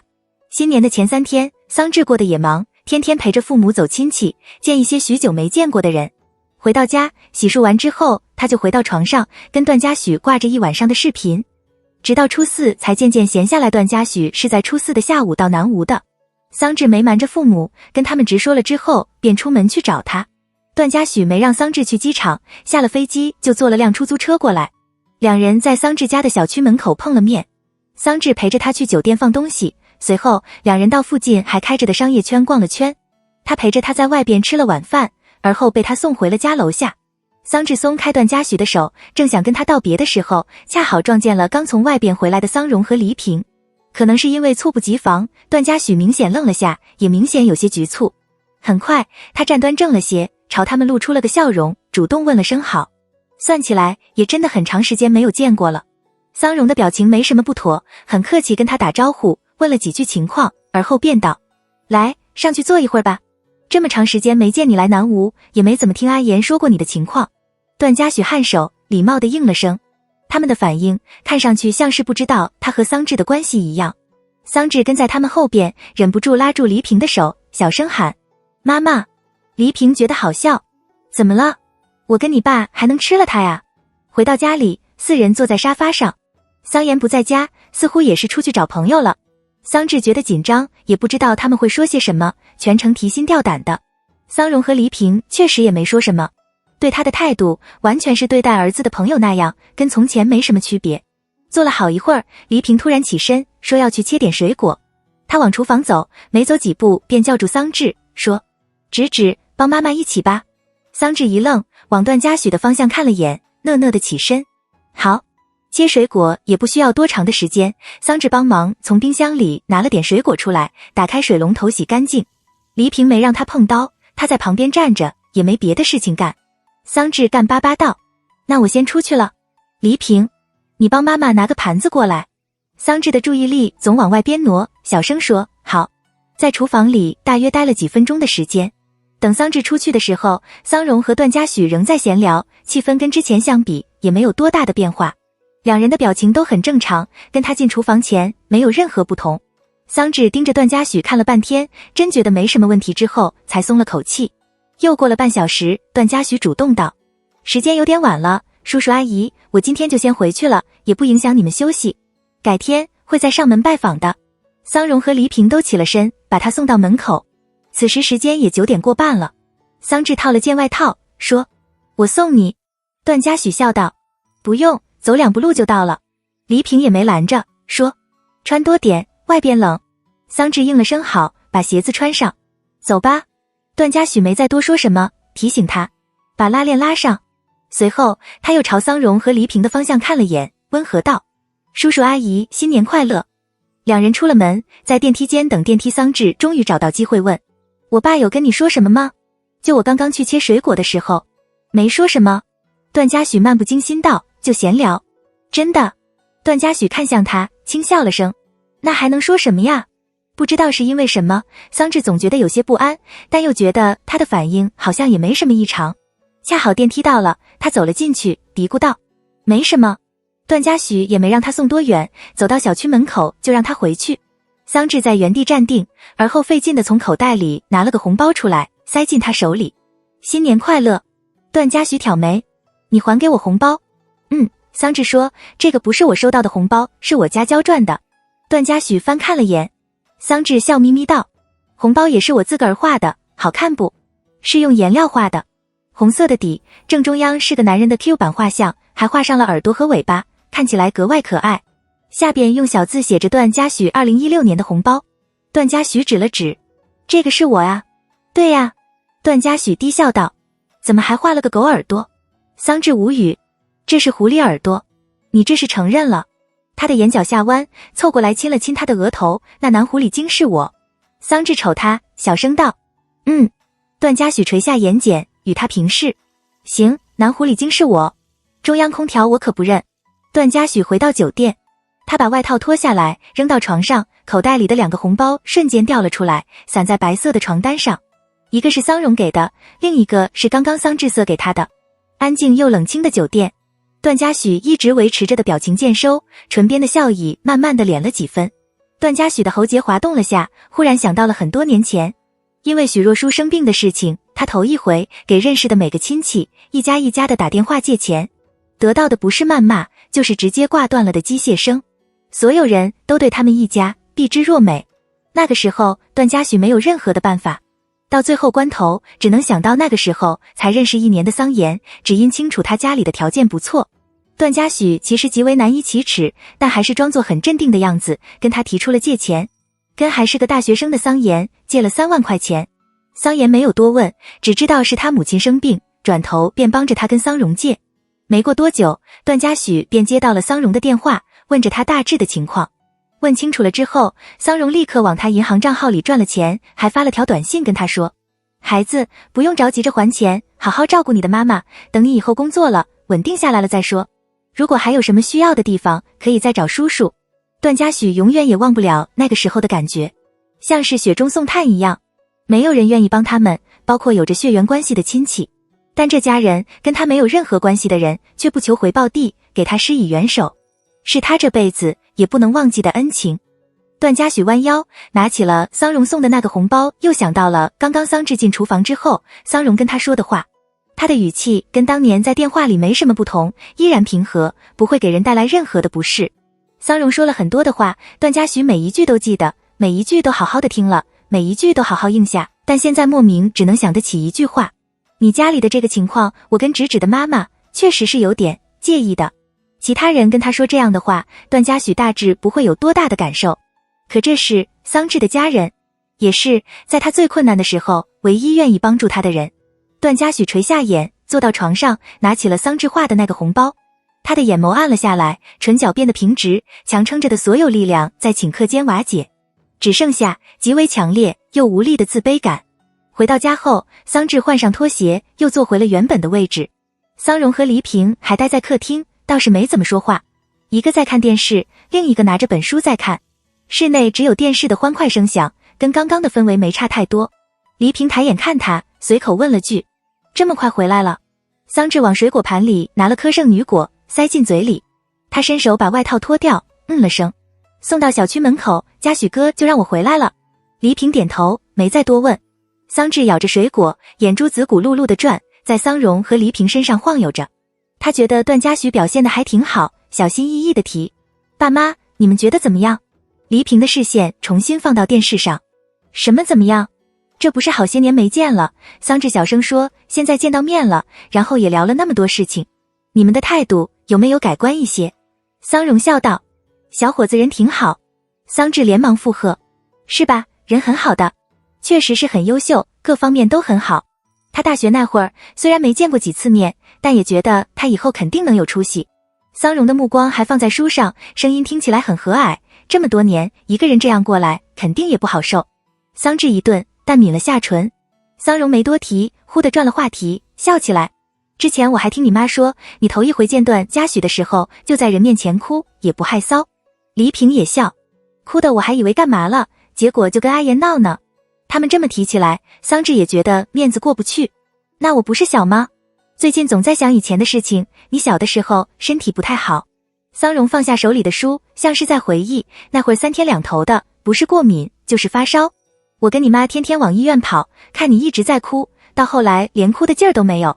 黎平也把电视关上，我们看着也难受，但也没别的办法。你哥那会儿也小，不太欢迎你的出现，觉得有了你之后，我们也不怎么管他。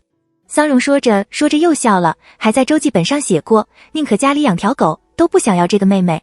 桑稚瞬间不爽了，没等他出声，桑荣又道：“但你住院的时候，他见不到你，又每天都跟我们找你，骗他说把你丢掉了，还把他当场弄哭了。”桑稚舔了舔唇，怎么突然说这个？想到还觉得挺有意思，感觉就是昨天才发生的事情。桑荣说：“结果现在你和你哥都差不多要结婚了。”桑稚窘迫道：“我还早呢。”桑荣轻叹了口气，指爸爸不是什么专制的人，不会因为我们家里的条件还算可以，就有高人一等的想法。也不是说觉得谁都配不上我女儿，不管是谁想跟你在一起，我都一定能挑出不好的毛病。也不是觉得我们只吃不了苦。桑荣说，只是一点都不舍得让你吃苦，怕你以后会过得不好，无时无刻有这样的担忧。桑稚的喉尖一梗：“我只是个普通人，跟世界上所有的爸爸拥有一样的想法。”桑荣说：“希望我的孩子一辈子顺风顺水，过得平安又快乐。”桑稚轻声道：“我知道，本来想瞒着你，但怕你以后知道了会不开心，会怪我们。”桑荣把眼镜摘下，喃喃道：“今天爸爸是跟嘉许说了点话。”桑稚愣住，嘴唇下意识张了张。我把我现在顾虑的所有事情，觉得该说的都跟他提了一遍。可能这些话有一定程度上会伤害到他，但他应该也会因此认真的考虑一下你们的未来。桑荣说：“你可能觉得只是谈个恋爱，暂时不需要考虑那么多。但如果不合适，爸爸觉得你们还是趁早断了比较好。”这话一落，室内陷入一片沉静。桑稚突然明白了他们的意思，可能是因为顾虑他的情绪，他们一直没有明说，只是说不赞成，但也不会阻拦。可他们真正希望的，大概就是他跟段嘉许能够就此结束。半晌后，桑稚出了声：“我就是一点都不能吃苦的，被人骂一句就觉得不开心，吃不到想吃的东西也不开心，不到逼不得已的时候才会去做一些自己觉得很不喜欢又一定要做的事情。”桑稚的声音很轻，所以就是因为跟他在一起很开心，一点都不觉得辛苦，才会一直在你们面前说这些话。黎平摸了摸他的脑袋，没有说话。我还在读大学，不是说谈个恋爱就立刻要结婚什么的。桑稚说，还有那么长时间，我也可以经常带他回来给你们看，让你们了解他是个怎样的人。桑荣看着他，认真的了声：“我不是让你们立刻就接纳他，立刻就很喜欢他。”桑稚吐了口气，只是想让你们不要太在意他家里的事情，因为这个不是他能选择的。别的方面，你们有什么意见都没关系。桑稚说，只要对他公平一点就好。三人的对话因桑延的到来中断。桑稚心情有些堵，回到房间，他坐在床上发着愣，想着刚刚段嘉许的反应，思绪混沌，还想了一大堆的事情。半晌，桑稚吸了下鼻子，给段嘉许打了个电话。那端立刻接了起来，语气跟平时无二。怎么了？桑稚拿起床上的抱枕塞在怀里，他垂下眼，目光盯着虚空中的一个点，一时不知道该说什么，半声也没吭。怎么不说话？段嘉许声音散漫，不小心摁到的。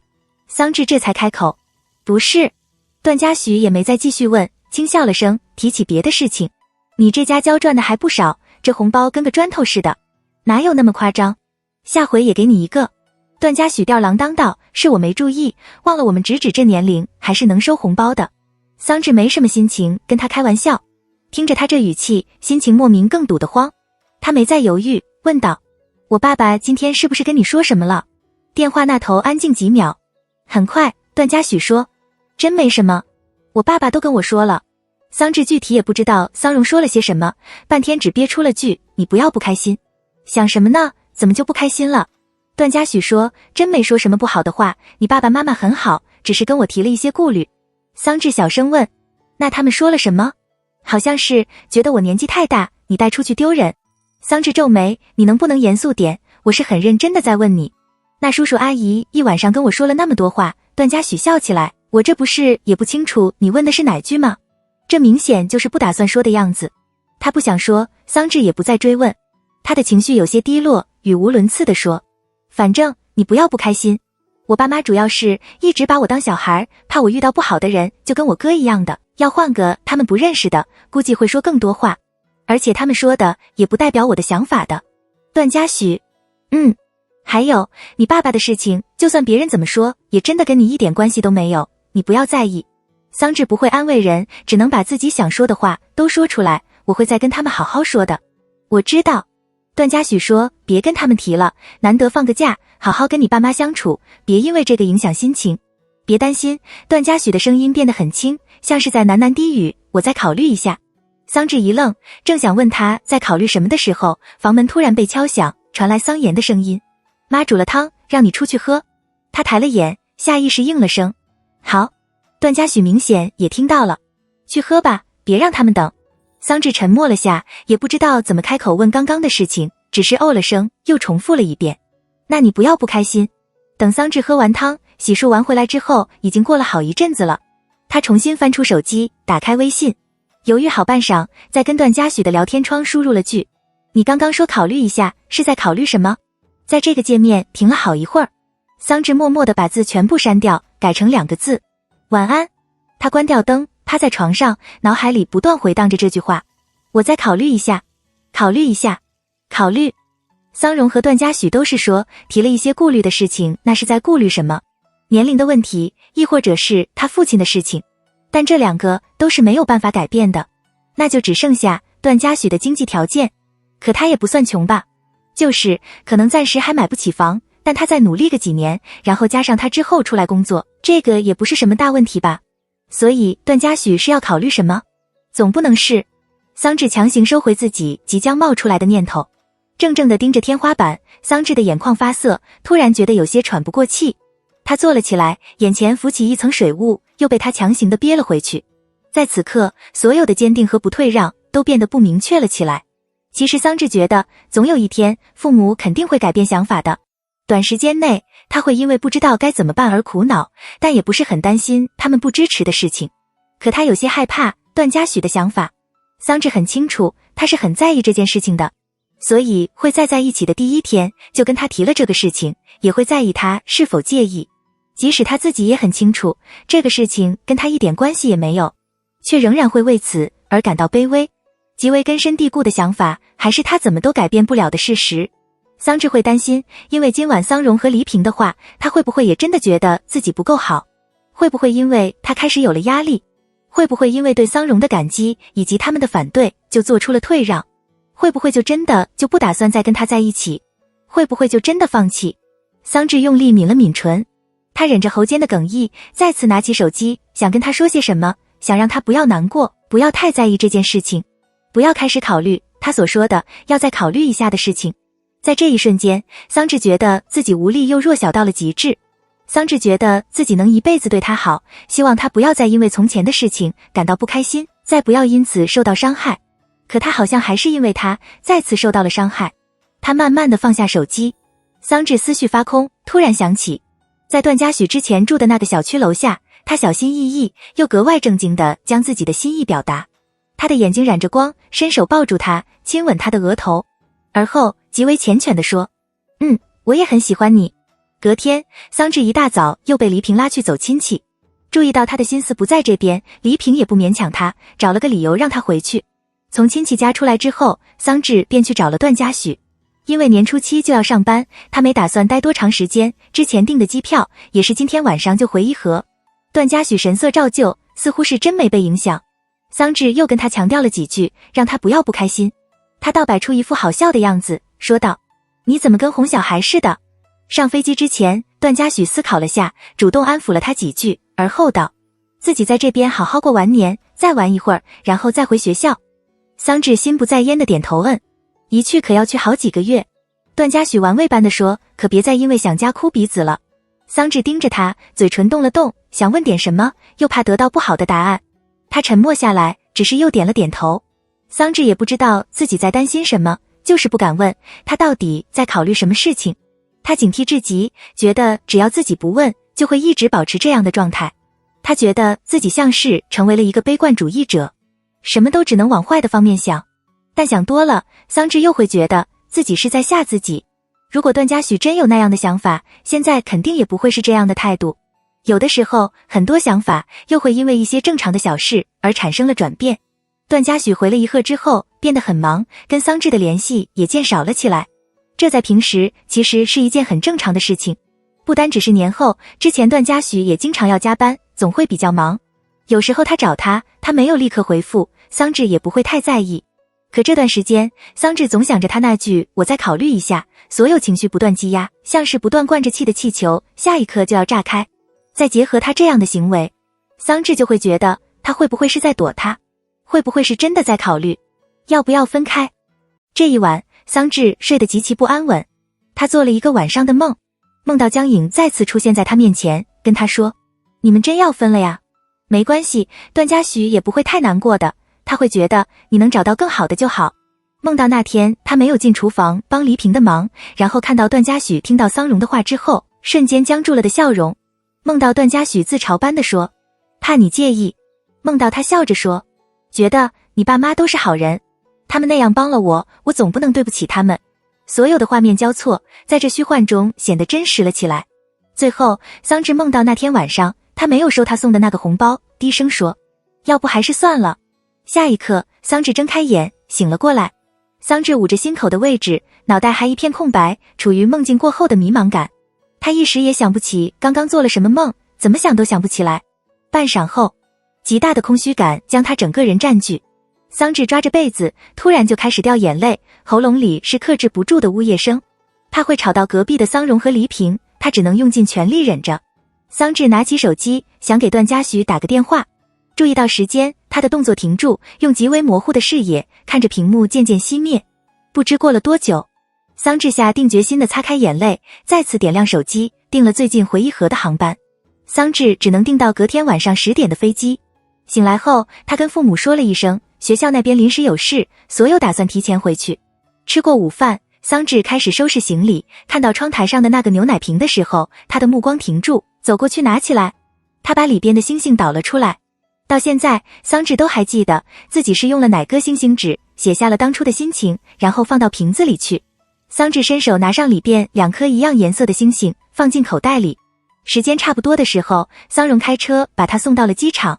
桑稚自己一个人过了安检，在候机厅里等待，犹豫着给段嘉许发了条微信，等了好一阵也没收到回复。他抿了抿唇，还是没告诉他自己现在就要回伊河的事情。上了飞机，坐到靠过道的位置，桑稚系上安全带。在这一瞬间，他突然想起了自己高1的时候偷偷跑到伊河去找他的事情，也是像现在一样临时买的机票。好一点的位置基本都被挑完了。那不是他第一次坐飞机，却是他第一次一个人去那么远的地方。假装自己什么都不怕，假装并没有觉得不安，假装自己勇敢至极，得到什么样的结果都不觉得可惜，只要去见他一面。桑稚把手放进口袋里，摸到了刚刚塞进去的那2颗星星，他的掌心收拢，很快又松开，像是决定了什么事情。3小时后，桑稚下了飞机，他拿出手机，开机，拖着行李箱往出口的方向走，恰好段嘉许的电话过来。桑稚接起来，直指，我刚听你哥说你今天回学校。段嘉许的声音从听筒里传过来，不是周6才回来吗？桑稚小声道。到了。段嘉许顿了下，怎么没跟我说？想跟你说的。桑稚的声音闷闷的，但你没理我。这段时间有点事儿，没怎么看手机，不是不理你。段嘉许说，我到机场了，你在哪儿？T3出口旁边的椅子。段嘉许轻哄道，在那乖乖等着。桑稚坐在位置上，从口袋里把那2颗星星拿了出来。他揉了揉眼，极为坚定地想着，这次一定不会哭。大约过了5、6分钟，桑稚就见到段嘉许赶过来的身影。段嘉许走到桑稚的面前，把身上的大衣脱下来，裹到他身上。在南屋待久了，都不知道一鹤这边的温度了呀。桑稚盯着他看。段嘉许挑眉，怎么了？桑稚垂下头，把手里的纸星星递给他。见状，段嘉许接过来。这什么？他一直想瞒着的事情，这辈子都不想让他知道的事情。在他看来，自己是极为狼狈的，像个败将一样。在这段感情里，桑稚自卑至极。他觉得不对等，所以想让别人都觉得段嘉许才是投入感情更多的那个人。他想让他也这么认为。他希望他能永远离不开他。你记不记得我高一来颐和的那次？桑稚再次抬起眼，认真地说，我说过来找网恋对象的那次。怎么突然提起这个？我其实不是来找什么网恋对象的，我没有什么网恋对象。桑稚其实一点都不想哭，他觉得哭真的太狼狈了，但是说着说着就莫名哽咽了起来。我那个时候是来找你的。像是没听懂他的话，段嘉许半蹲在他面前。什么？我听我哥说你谈女朋友了。桑稚不敢看他，忍着哭腔把话说完，我就偷拿了身份证，买了机票过来。我不是上了大学之后来颐和之后才喜欢你的。桑稚用手背抹着泪，有些说不下去了。我都是骗你的，我怕你觉得我都告诉你，我全部都告诉你。这样的话，你能不能知道自己很好？你能不能因为我这么喜欢你，不要因为任何人的话动摇，也不要觉得自己不好，永远跟我在一起。我喜欢你，很喜欢你。持续了接近7年的时间，从年少到现在，甚至他的整个未来。桑稚极其确定自己一定没法像这样这么喜欢一个人。段嘉许头一回觉得极其无措，完全不知道该怎么反应。他的喉结上下滑动着，突然明白了什么。他低下眼，慢慢地把手里的那2颗星星拆开，看到了上面留下来的字迹，稚嫩又青涩。虽然不太想承认，但我好像真的喜欢上了一个人。他叫段嘉许，你相信吗？在还没清楚你名字对应的是哪个字的时候，我就喜欢上你了。像是回到了那年，寒意彻骨的颐和市，亮场的机场，来去匆匆的人。T3出口外，忍着哭腔掉泪的少女，以及眉目温和赶来接她的那个男人，当时的求而不得，如今的患得患失。在相同的位置，把当年那些不敢说出来的话，藏掖着的所有心思，那个时候的无地自容，全部都撕开，暴露出来，再一次重现。依依地，尽数地，双手奉上，只愿他能够接下他的狼狈，化为能量，变成盔甲。盯着纸条上的字迹看了半晌，段嘉许抬起眼看向桑稚，声音有些沙哑。怕我觉得你什么？桑稚抽抽噎噎地说，怕你觉得我很奇怪，在你看来那么小的年纪，应该什么都不懂的年纪，就对你抱有了这样的心思。在再次遇见后，故意疏远，用一个谎言来掩饰另一个谎言，是很奇怪的吧，也很莫名其妙。小的时候那般靠近你，对你做出的所有行为，曾要求你别找女朋友的事情，渐渐跟你疏远的理由，那些当时露出的你不曾发现的马脚，在此刻是不是终于也都能找到解释的原因？不奇怪。段嘉许伸手把他的眼泪擦掉，低声哄着，这个星星怎么折？我拆了之后不会折了。桑稚的眼睛红彤彤的，接过一条，按着之前的痕迹给他折回去。段嘉许跟着照做，很快长长的星星纸变回了原来的模样。段嘉许把他手里那颗也拿了过来，又盯着看了好几秒，而后放进口袋里，低喃着，我可得好好收着。桑稚低着头看着自己的脚尖，没有吭声。那这样算起来，段嘉许眼眸低暗，牵住他的手，轻捏着他的指尖，我都把你弄哭多少次了。闻言，桑稚吸了吸鼻子，眼泪又要往外冒，还说不是小哭包。段嘉许站了起来，又道：起来，想抱抱你，坐着可不好抱。桑稚再次用手背把眼泪蹭掉，乖乖站起来。下一刻，段嘉许弯下腰，把他抱进怀里。他伸手抵着他的后脑勺，轻轻摩挲着，像是在安抚。怎么突然告诉我这件事儿？桑稚的话里带着鼻音，显得有些闷。就是想说。提前过来，段嘉许声音停顿了下，在此刻才反应过来，就是要跟我说这个吗？桑稚沉默几秒，小声说，过来找你，顺便说这个事情。段嘉许，那怎么还哭上了？这回我可没有你哥造谣出来的女朋友。段嘉许把手松开，轻笑道，不过现在倒是有个真的。桑稚仰起头，盯着他的脸。段嘉许垂下眼睫，耐心地帮他把大衣的扣子一个个扣上，声音慢条斯理，怎么像个小可怜，也不穿厚点。桑稚站在原定没动，只是看着他。很快，段嘉许把最下边的扣子扣上。这衣服在他身上显得又宽又大，就像是小孩偷穿大人的衣服一样。他弯起唇角，把他睫毛上还沾着的泪珠擦掉。走吧，回家。上了车，桑稚从包里拿了片湿纸巾，擦了擦脸。他的情绪缓过来了些，见到他之后，心底的不安也散了大半。段嘉许帮他把安全带系上，又问，怎么突然就提前过来了？桑稚老实道，因为你不理我。没不理你。段嘉许好脾气的解释，最近事情有点多，忙完都很晚了。我也不想吵你睡觉。我以为你在躲着我。段嘉许一愣，我躲着你？你说要再考虑一下，我也不知道你要考虑什么。提起来，桑稚的心情又有些不好，然后你又不怎么理我，我就以为你在躲我。感觉在电话里问的话，你就比较好开口。但如果我当面过来跟你说，桑稚干巴巴的把自己的想法说出来，你估计就不好意思提。段嘉许明白过来他的意思，气笑了。提什么？桑稚没说话。想什么呢？段嘉许发动了车子，语气淡淡，要不是你爸妈那边不同意，我都想直接抓你去扯证了。桑稚嘀咕道，你怎么用抓这个词？这不是怕你跑了？听到这话，一直绷着的那根筋终于松了下来。桑稚瞅他，那你说再考虑一下，是要考虑什么？考虑是在这陪你待多2年，等你毕业之后再跟你一块回南吴。段嘉许漫不经心道，还是现在就过去，先把事情都稳定下来。桑稚怔住了，你不打算待在颐和吗？你要想继续待在颐和也行的，咱俩可以商量。桑稚很认真地说，你不用什么事情都迁就我。真没想待这儿。段嘉许说，而且不迁就你，我还能迁就谁呀？都跟你说了别担心，怎么还因为这事哭鼻子？段嘉许吊郎当道，小姑娘好好学习，还有每天多黏着男朋友就行，别的事情不用管。桑稚皱眉，那我肯定得管。过段时间我会再去你家拜访。段嘉许把车子开进小区里，话里多了几分正经，会跟你爸妈说清楚的，别担心。过来的航班晚，两人到家的时候已经接近凌晨2点了。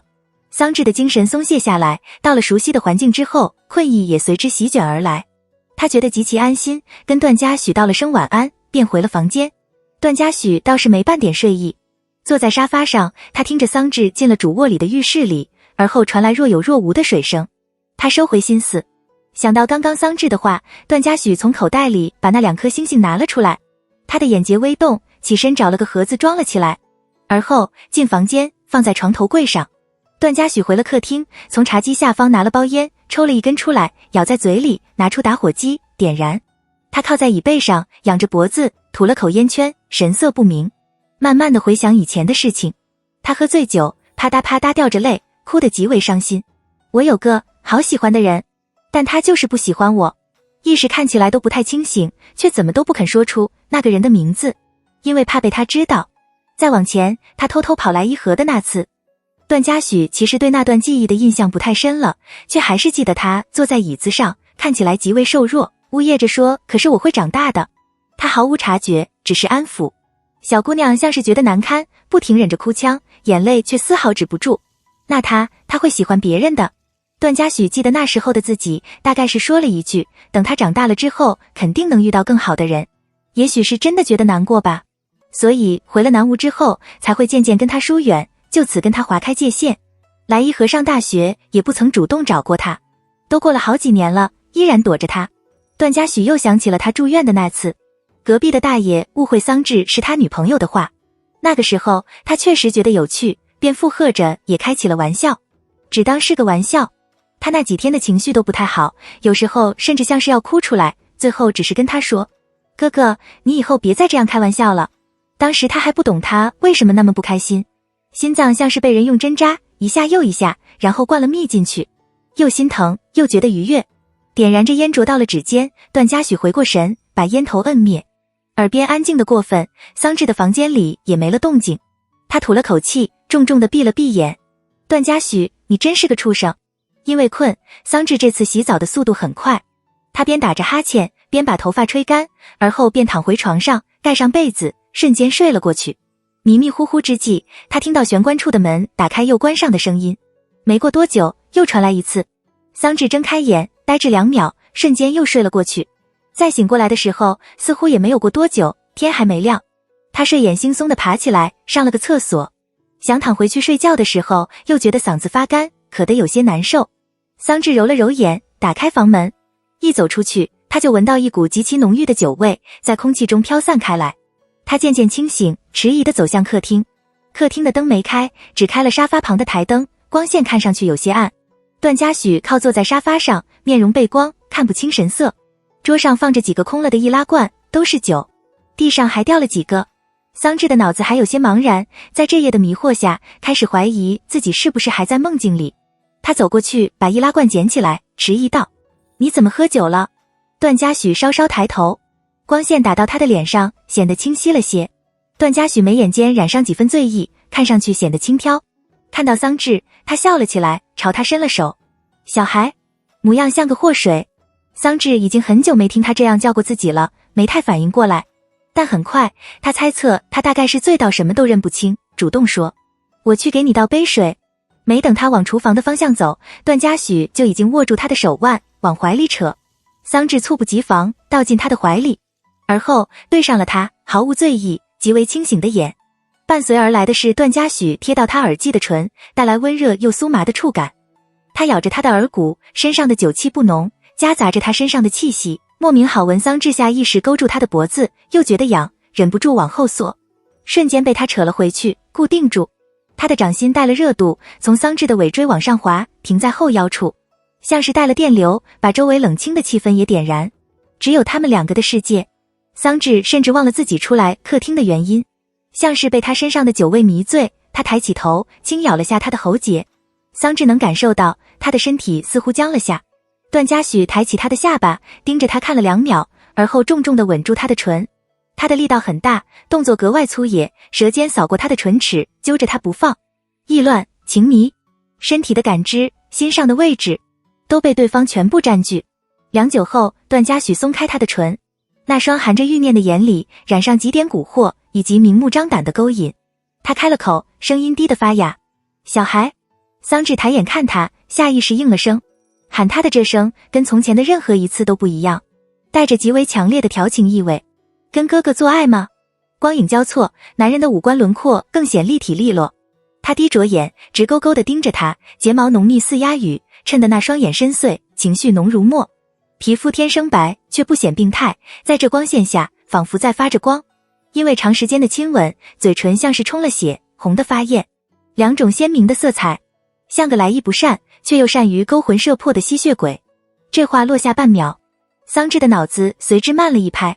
他的目光有些愣，嘴唇上还带着淡淡的刺疼感，提醒着他这一切都是真实的，不是虚幻。仅仅一瞬间，桑稚就回过神，心脏也在这一刻像是被人扔了个巨型炸弹，噼里啪啦地炸开。他的呼吸瞬间屏住，热气顺着脖子往上冲，不太敢相信自己的耳朵。桑稚神色讷讷：“啊，跟哥哥？什么？”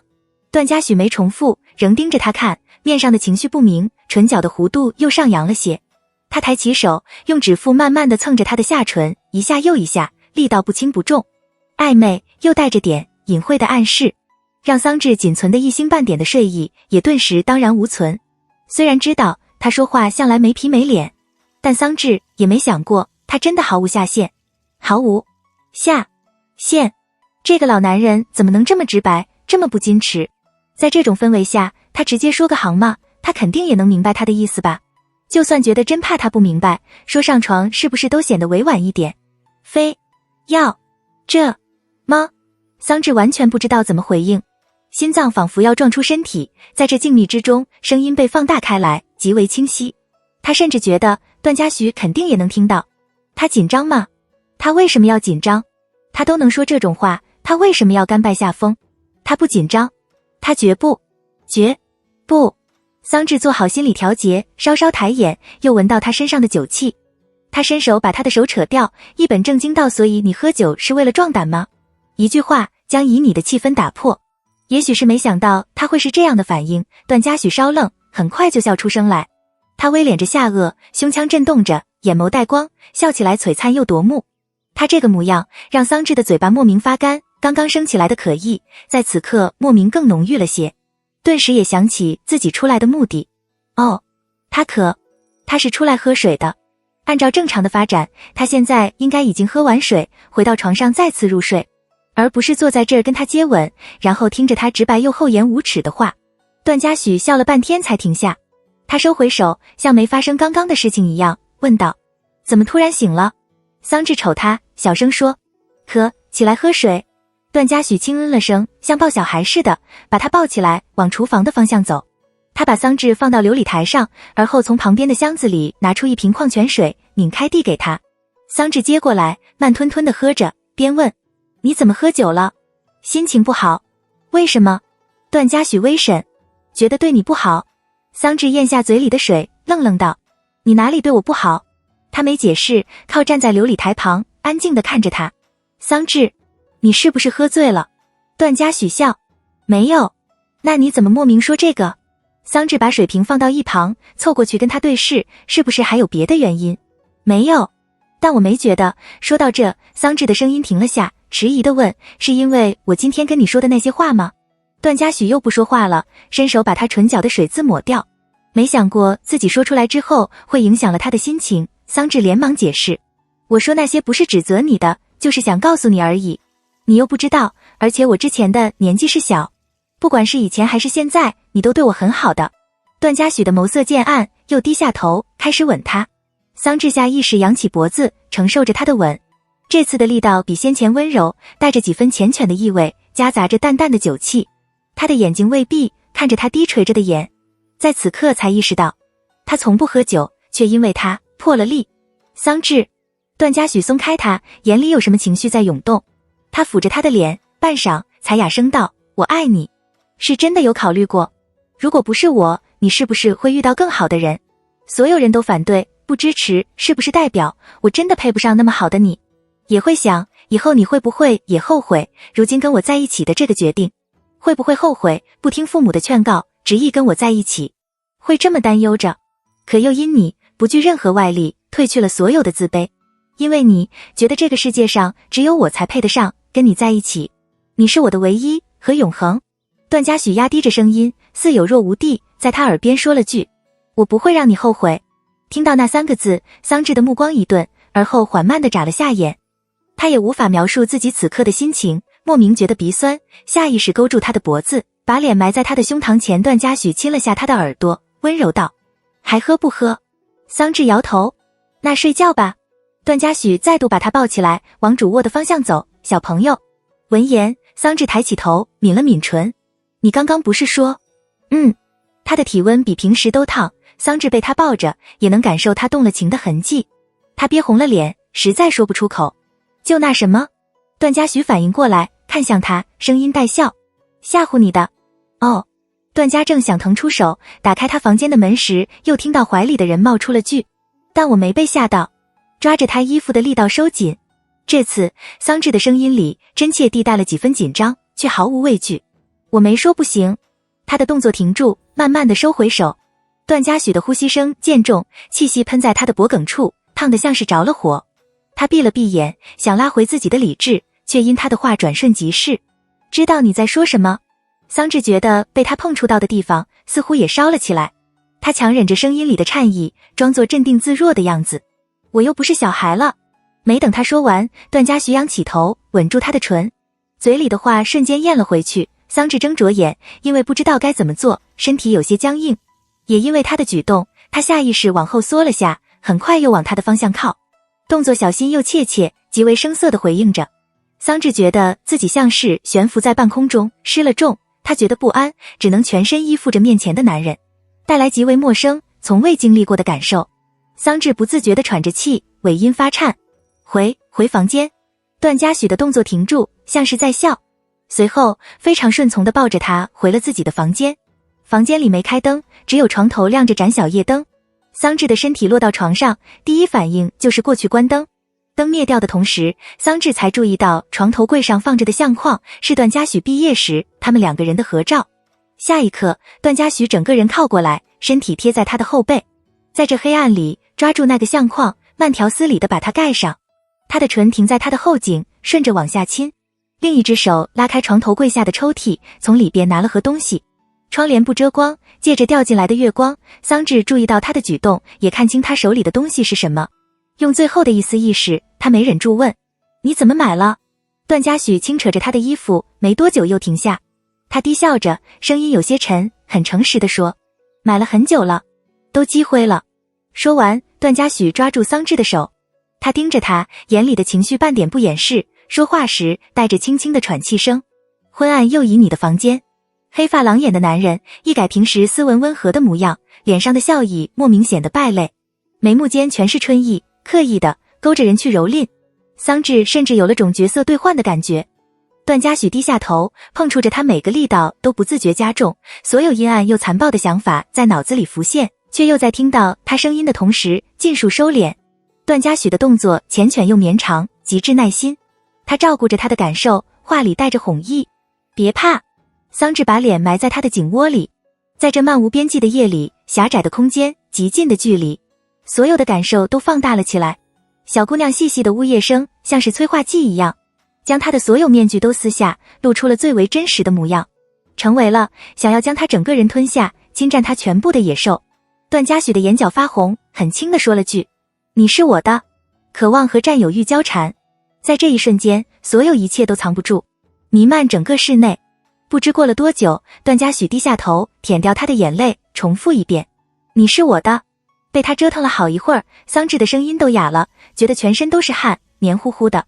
他想爬起来洗澡，腿又发软，一点劲儿都没有。最后还是段嘉许把他抱到厕所，简单的清理了下。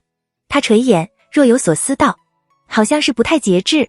桑稚又困又累，全身都酸疼，没心思去听他的话，只想快点收拾干净，快点睡觉。他像个提线木偶一样任他摆布，甚至觉得不自在的精力都没了。很快，段嘉许碰了下，又补了句：怎么肿了？疼不疼？桑稚的困意瞬间没了大半。他深吸了口气，往他的方向踢了一脚，有些恼了：你能不能不要说话？段嘉许轻笑起来，往他身上套了件衣服，而后把他抱回房间。室内残存着暧昧的气息，还未散去。桑稚不太认床，也懒得计较他为什么把自己抱到这，一沾床就想睡觉。他趴到床上，钻进被窝里，还没躺好，下一刻就被他隔着被子抱在怀里。段嘉许笑：咱说会儿话。桑稚的声音还带着鼻音，显得含糊不清。明天说，我困。刚把肉体给你，就对我这么冷漠。段嘉许捏了捏他的脸：你怎么这么无情啊？桑稚不搭理他了。他能感觉到段嘉许似乎还盯着他，视线极为灼热。可他实在觉得困，伸出了只手抱住他，像是在哄他。段嘉许顺着抓住他的手，也不再吭声。半睡半醒之间，桑稚不太清楚自己究竟是在梦境里，还是真听到他在说话。当一次触声，听上去不太真切。沉默几秒，似乎又说了一句话，脱腔带调的：就不想再当人了。前段时间的睡眠状态一直不太好，加上昨天晚睡，桑稚这一觉睡得格外踏实，醒来都不知道是什么时候了。睡的时间久了，他的脑袋有些沉，大脑转不过来，一时还有种不知自己身在何处的感觉。躺在床上，桑稚发了好一会儿的愣。他渐渐回过神，翻过身去看床头柜上的闹钟，注意到时间刚过中午12点。目光一瞥，也恰好看到旁边被盖上了的相框。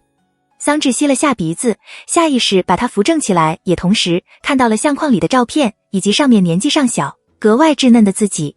他顿了下，伸手用指腹摩挲上边笑着的段嘉许，忽地回忆起他昨天的举动，莫名把相框盖上。那时候没太在意他的举动，但现在这么一想起来，就像是欲盖弥彰一样。又看了几秒，桑稚小声嘀咕，就不能换一张照片？桑稚没再想这个，坐直了起来，被子随着动作滑落。他顺势往下看，注意到自己身上宽大的 T 恤以及皮肤上细细碎碎的红痕。桑稚这才发现自己穿着段嘉许的衣服，而且就只套了这么一件，别的什么都没有。昨日的疼痛也减轻了不少。桑稚下了床也没觉得难受，只还有轻轻的不适感。这衣服穿了跟没穿似的，他有些不自在，只想回房间换一套，顺带把贴身衣物也穿上。没等他走到门前，房门已经被人从外边推开，段嘉许的手还握在门把上。注意到桑稚此刻的模样，他的眉梢微微一挑，视线从上至下，从他身上的每个角落缓慢地掠过，最后又与他重新对视。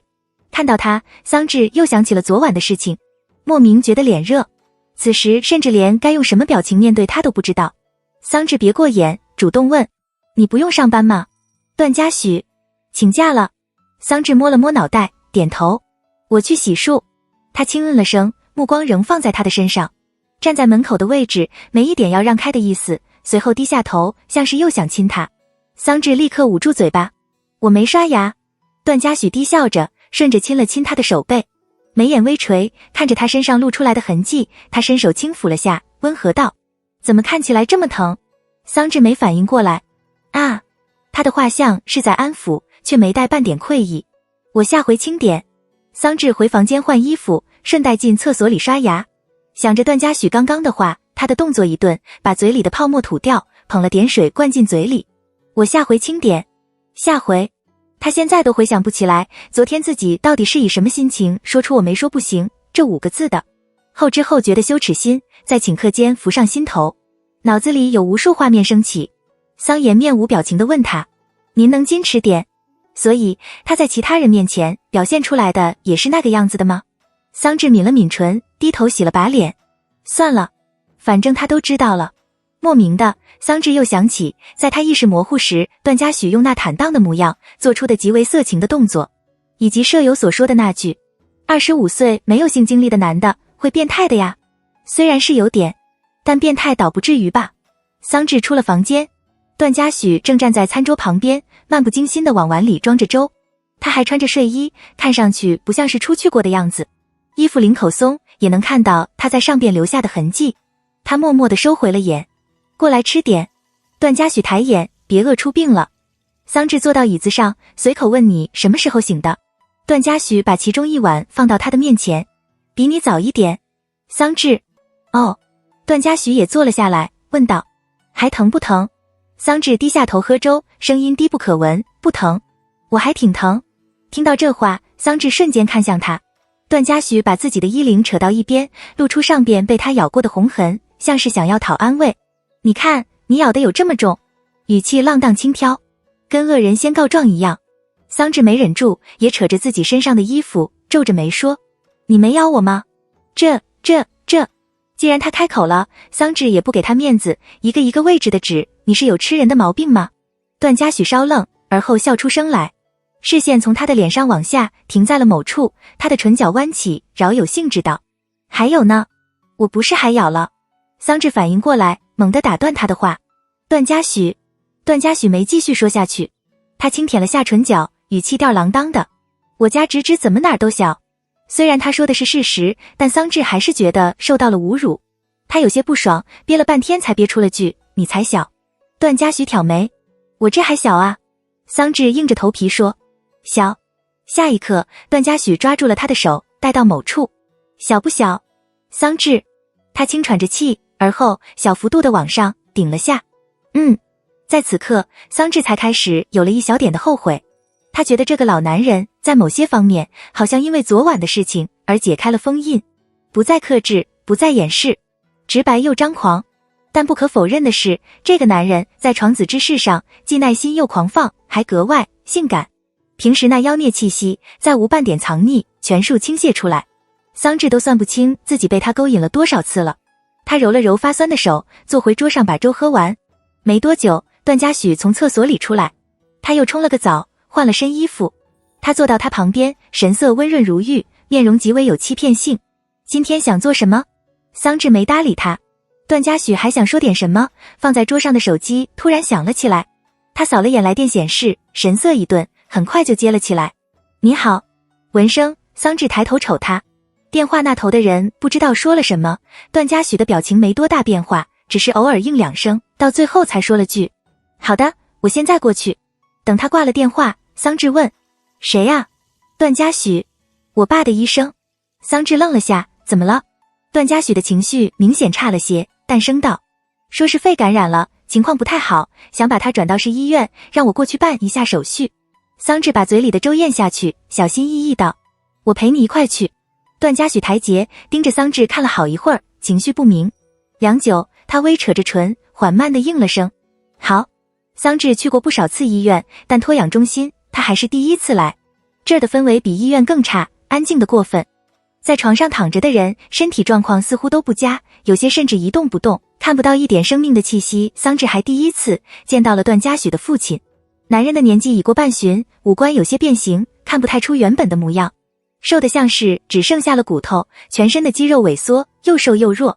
在他身上，桑稚完全找不到一点段嘉许跟他相似的地方。医生在旁边说着最近的情况，卧床已经接近12年了，段志成的身体抵抗力变得很差，加上长期的肺感染，引发各种并发症，情况不佳。这儿的理疗设备不行，医生的建议是转到市医院治疗。虽然委婉，但字里行间的意思就是段志成应该快活不成了。段嘉许只是听着，没多说什么。作为一个跟段志成完全陌生的人，看到他躺在床上的模样，桑稚觉得不太好受。他忍不住看了段嘉许一眼，不知道他现在是什么感受。察觉到他的视线，段嘉许也看向他。桑稚伸手握住他，像是在安慰，像是不太在意。段嘉许回捏了下他的手，笑道去帮我买瓶水吧，刚刚来的时候有没有看到旁边有个便利店？桑稚点头买完就回来，别乱跑。桑稚也能猜到他大概是想支开他，跟段志成说点什么话。他凑过去抱了他一下，小声说那你在这儿等我，我很快回来。见桑稚离开了，段嘉许才坐到段志成病床旁的位置上。他敛了下嘴唇的弧度，轻声开了口听医生说你应该是听得见的吧，不过这些年我也没怎么跟你说过话。段嘉许情绪很淡，语气也很平静，怕你不认得我的声音。我还是先说一句，我是段嘉许，你的儿子。算起来这个事情也快过去12年了。段嘉许说如果你当时没跳楼，你这会儿应该也早就已经出来了吧。这些事儿不知道妈有没有跟你说过。说出来的话得不到任何的回应。病床上的男人就连眼皮都不会动一下，他就像是在自言自语。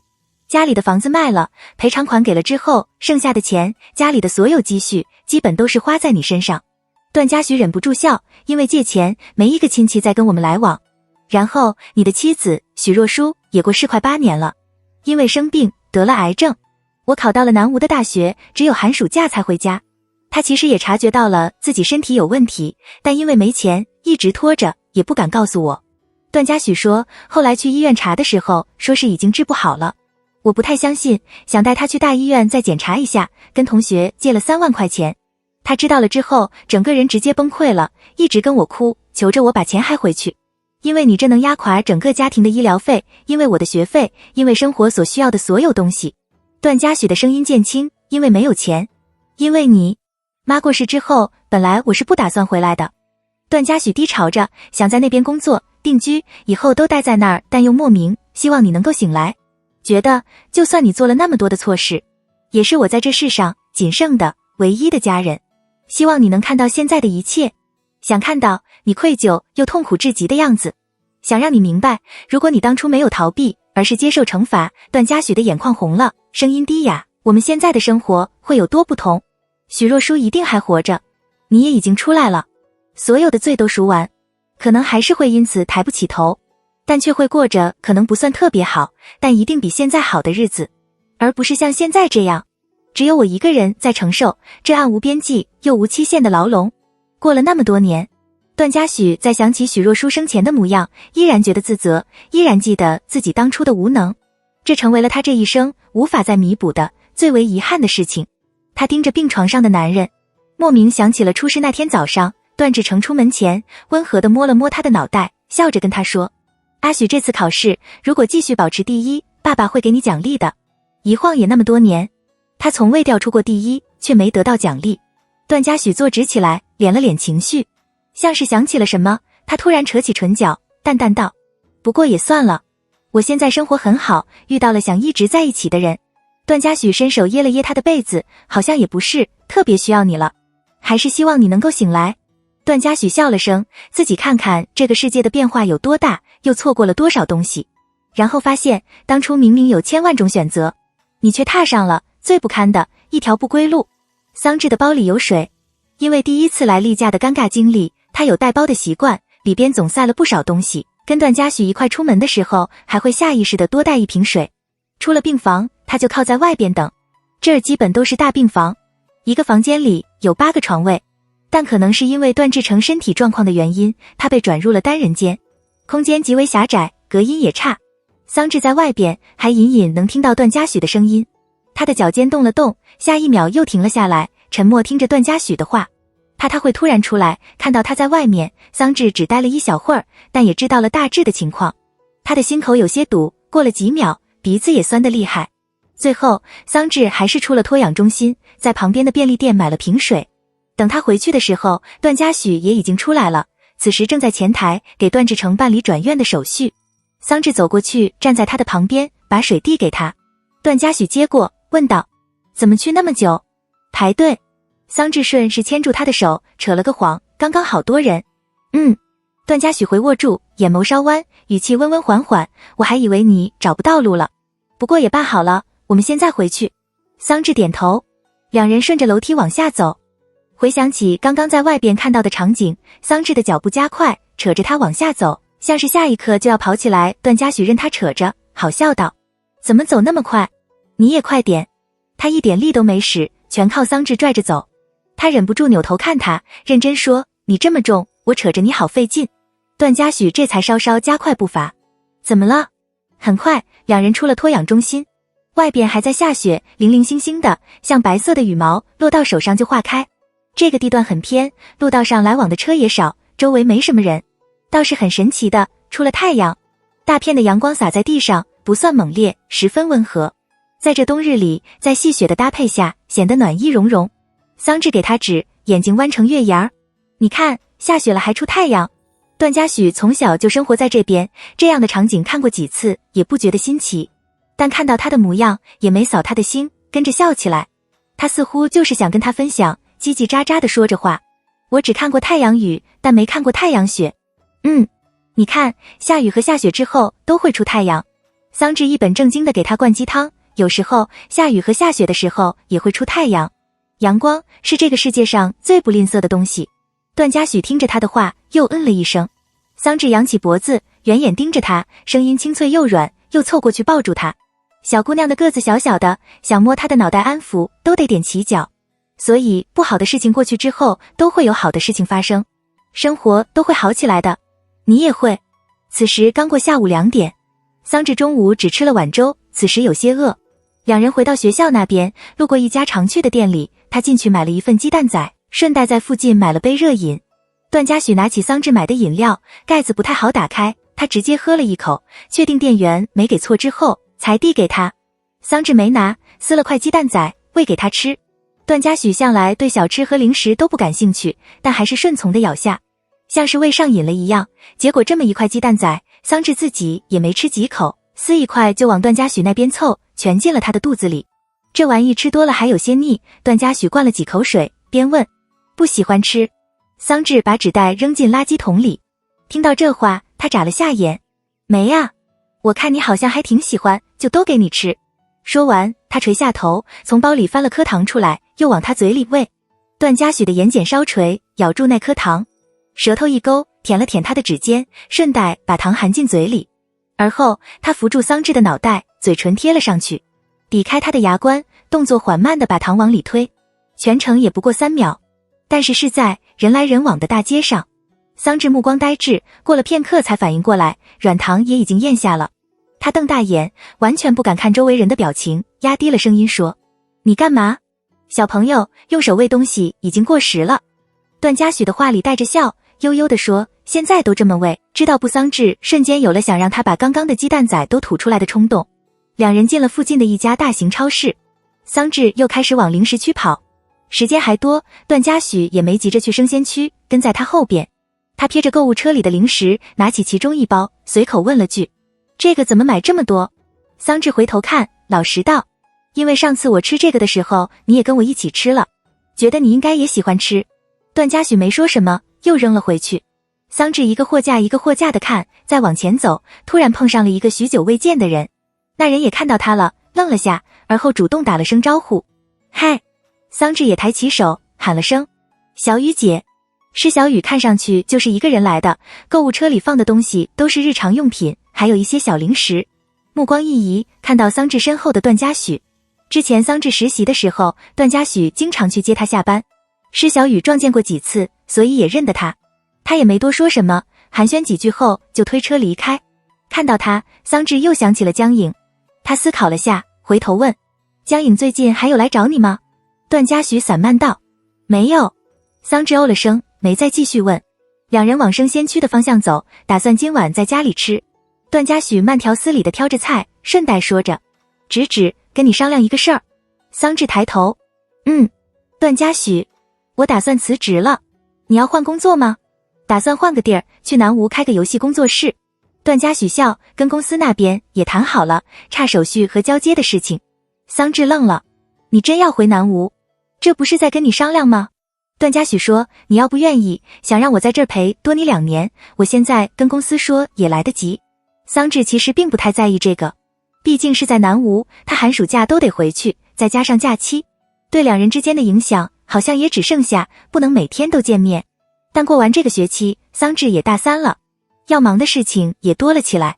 等到大4，他也可以回南吴实习，并不是个多漫长的分离。桑稚温吞道：“那你什么时候去南吴？”段嘉许：“下周吧。”“你住哪？”“钱飞帮我找了个房子，先租着。”段嘉许说：“他给我推荐了几个新楼盘，我过去之后，等有时间了再开始看房子，或者等你回南吴，咱俩一起看。”桑稚没太懂他这话，迟疑道：“你要买房子了吗？”段嘉许撇头看他：“桑稚啊了声，怕他压力会太大，磕磕绊绊道：“在南吴买房，就地段好一点的，也没比一鹤。”他没继续说下去，改了口：“这个不急的。”段嘉许低头与他平视，他莫名笑了出声，胸膛震动着：“真觉得我有那么穷啊？不是跟你说了，积蓄有一点。”段嘉许摸了摸他的脑袋，站直起来，虽然不算多，但交个首付还是够的。哦，桑稚对这个没什么概念，只是说：“反正我真不在意这个，要我自己出来工作5年，估计也买不起房摁。”我的意思就是，桑稚说我自己没有的东西，也没什么资格让你一定要有。你有？段嘉许平静道：“我买给你的。”桑稚又愣了：“啊，到时候顺便让我住一下就好。”段嘉许声音温柔，拖着尾音：“我也不用别的东西，只用你的半张床就行。”桑稚瞅他，想说点什么，又憋了回去。他扭头往饮料区的方向走，拿了几瓶可乐和椰汁，注意到旁边的啤酒，他问：“要不要买点酒？”段嘉许：“你要喝？”“没，就如果你平时突然想喝，也不用半夜跑出去买了。”说到这，桑稚顿了下，不想他再因为这个有阴影，小声强调着：“而且你喝酒的样子还挺好看。”闻言，段嘉许的眉梢一挑：“我喝酒的样子好看？”桑稚小鸡啄米般的点头：“你误会了，哥哥不是喝酒的样子好看。”段嘉许笑起来，桃花眼像是在放电，话里多了几分痞气，以及强烈的暗示意味。哥哥是啊，在床上的样子好看。桑稚过来的早，舍友还没一个回来，他也不急着回宿舍，在段嘉许这待多了2天，到报到时间才回去。段嘉许又忙了几天，临近回南吴的时候才清闲下来，时不时就过来找桑稚，陪着他一块上课。他订了周5早上回南吴的机票，桑稚打算送他，前一天晚上干脆在他那儿住了。他跟段嘉许说了会儿话，注意力渐渐被电视吸引，到后来就躺在沙发上专心看着电视。没多久又开始嘴馋，想把元宵节时没吃完的那点汤圆拿出来煮了。桑稚自己爬起来进了厨房里，发出一阵动静声。桑稚刚把汤锅放到电磁炉上，还没打开开关，段嘉许就走了进来，问道：“干什么呢？”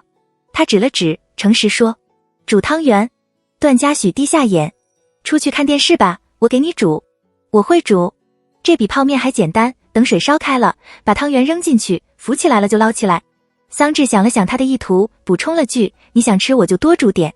段嘉许慢慢道：那咱俩一块煮。为了明确地看出煮的汤圆浮起来了，桑稚特意找了个大锅，还装了大半了的水。此时水热得很慢，半天都没烧开。两人说着说着话，莫名其妙的，桑稚就被他抱了起来，坐在琉璃台上，被他一下又一下地亲着。耳边是电磁炉运作的声响，在这静谧中显得有些吵。桑稚没闭眼，盯着段嘉许近在咫尺的脸，偶尔还能听到他发出的极为暧昧的吞咽声。他其实很喜欢他的亲近，渐渐的也勾住了他的脖子，轻轻回应着他。不知过了多久，水发出了沸腾的声音，段嘉许的动作随之停下，他的目光变得深沉，用鼻尖轻蹭着他的脸颊，声音低哑又带着引诱。想不想在厨房来一次？闻言，桑稚稍稍回过神，抬了眼，目光对上他染了水光的唇，他沉默2秒，突然伸腿去踢他，话里带了几分恼意。你一天到晚……他的话停住，没好意思没剩下的话说完。段嘉许立刻抓住他的脚踝，指尖在上边蹭了蹭，力道不轻不重。他低着下巴，忽地笑了出声。怎么了呀？桑稚把他推开，从琉璃台上跳下来。你走开，我要煮汤圆了。随后他拿起旁边的包装袋，没等桑稚有下一步的动作，段嘉许就已经从他手里拿过袋子。他仍在笑，肩膀微颤，发出细碎的笑声，低沉又性感。桑稚瞅他，小声说：你笑什么？段嘉许把袋子里的汤圆都倒进锅里，话里还带着笑意，温文尔雅道：不愿意的话，我就下次再提。不要生气，不应该是不愿意的话就算了。什么叫我就下次再提？还用这么斯文儒雅的语气说这样的话？桑稚有些无语，但他倒也没生气，抿了抿发麻的唇。他拿了个汤勺给他，边扯开话题：你也要吃吗？你明天那么早的飞机，这个吃了不好消化，我想让你早点睡，才没打算煮你的份。飞机上睡。段嘉许悠悠地说，现在睡太浪费时间了。桑稚也不知道是自己的问题还是他的问题，现在他随便说一句话，他都能想歪，下意识地去解到某个方面。他又看了他一眼，没吭声。汤圆落入锅里，原本烧开了的水在此刻又停止了沸腾。段嘉许撒了点白糖进去，把汤勺挂在旁边。他抽了张纸巾擦手，直勾勾地盯着桑稚，而后忽地弯下腰，双手撑住他的两侧，把他围在自己和琉璃台的中间。还要等？段嘉许又亲了亲他的下巴，再亲一会儿。煮好之后，桑稚抱着段嘉许递给他的碗，又回到沙发前，边看电视边咬着汤圆。没多久，段嘉许也拿着碗走出来。桑稚随口问：你行李收拾好了吗？段嘉许：没，一会儿收。你记得带多点衣服，不用带太厚的，那边没这边这么冷。桑稚说，然后记得在冰箱里多囤点吃的，不要天天吃外卖。段嘉许嗯了声。桑稚补充：我有空的话会回去找你的。段嘉许掀起眼睑，唇角莫名弯了起来，没说话。那你如果要在那边住下的话，桑稚突然想起个事儿，主动说，这个房子要不要退掉？不然交着租没人住也浪费。先不退了。段嘉许懒洋洋道，回来也得住。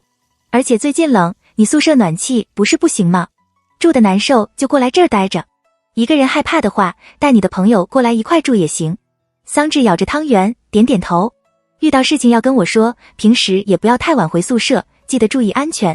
还有，出去玩的话，少喝酒，别喝别人碰过的饮料。段嘉许思忖了下，开始嘱咐，每天回宿舍之后，得给我打个视频电话。哦，有人找你要联系方式的话。段嘉许停顿了几秒，温柔地给了个建议，你可以把我的给他，我知道，现在的小姑娘都喜欢年轻有精力的。段嘉许漫不经心道，但我的贞操你都拿走了，再把我甩了，不太合适。桑稚没忍住说，你能不能别胡说八道？这不是年纪大了，心里没底。那你过去南吴也得什么都跟我报备一声。桑稚嘀咕道，跟女生说了句话，跟男生碰了个手，都得告诉我。行啊，你少去撩别人。桑稚说，男的也不行。段嘉许差点呛道，我撩哪个男的了？钱飞哥还有我哥也是，以前俊文哥还在南吴的时候，你也总。桑稚的目光挪到他身上，把话咽回去，算了，不翻旧账。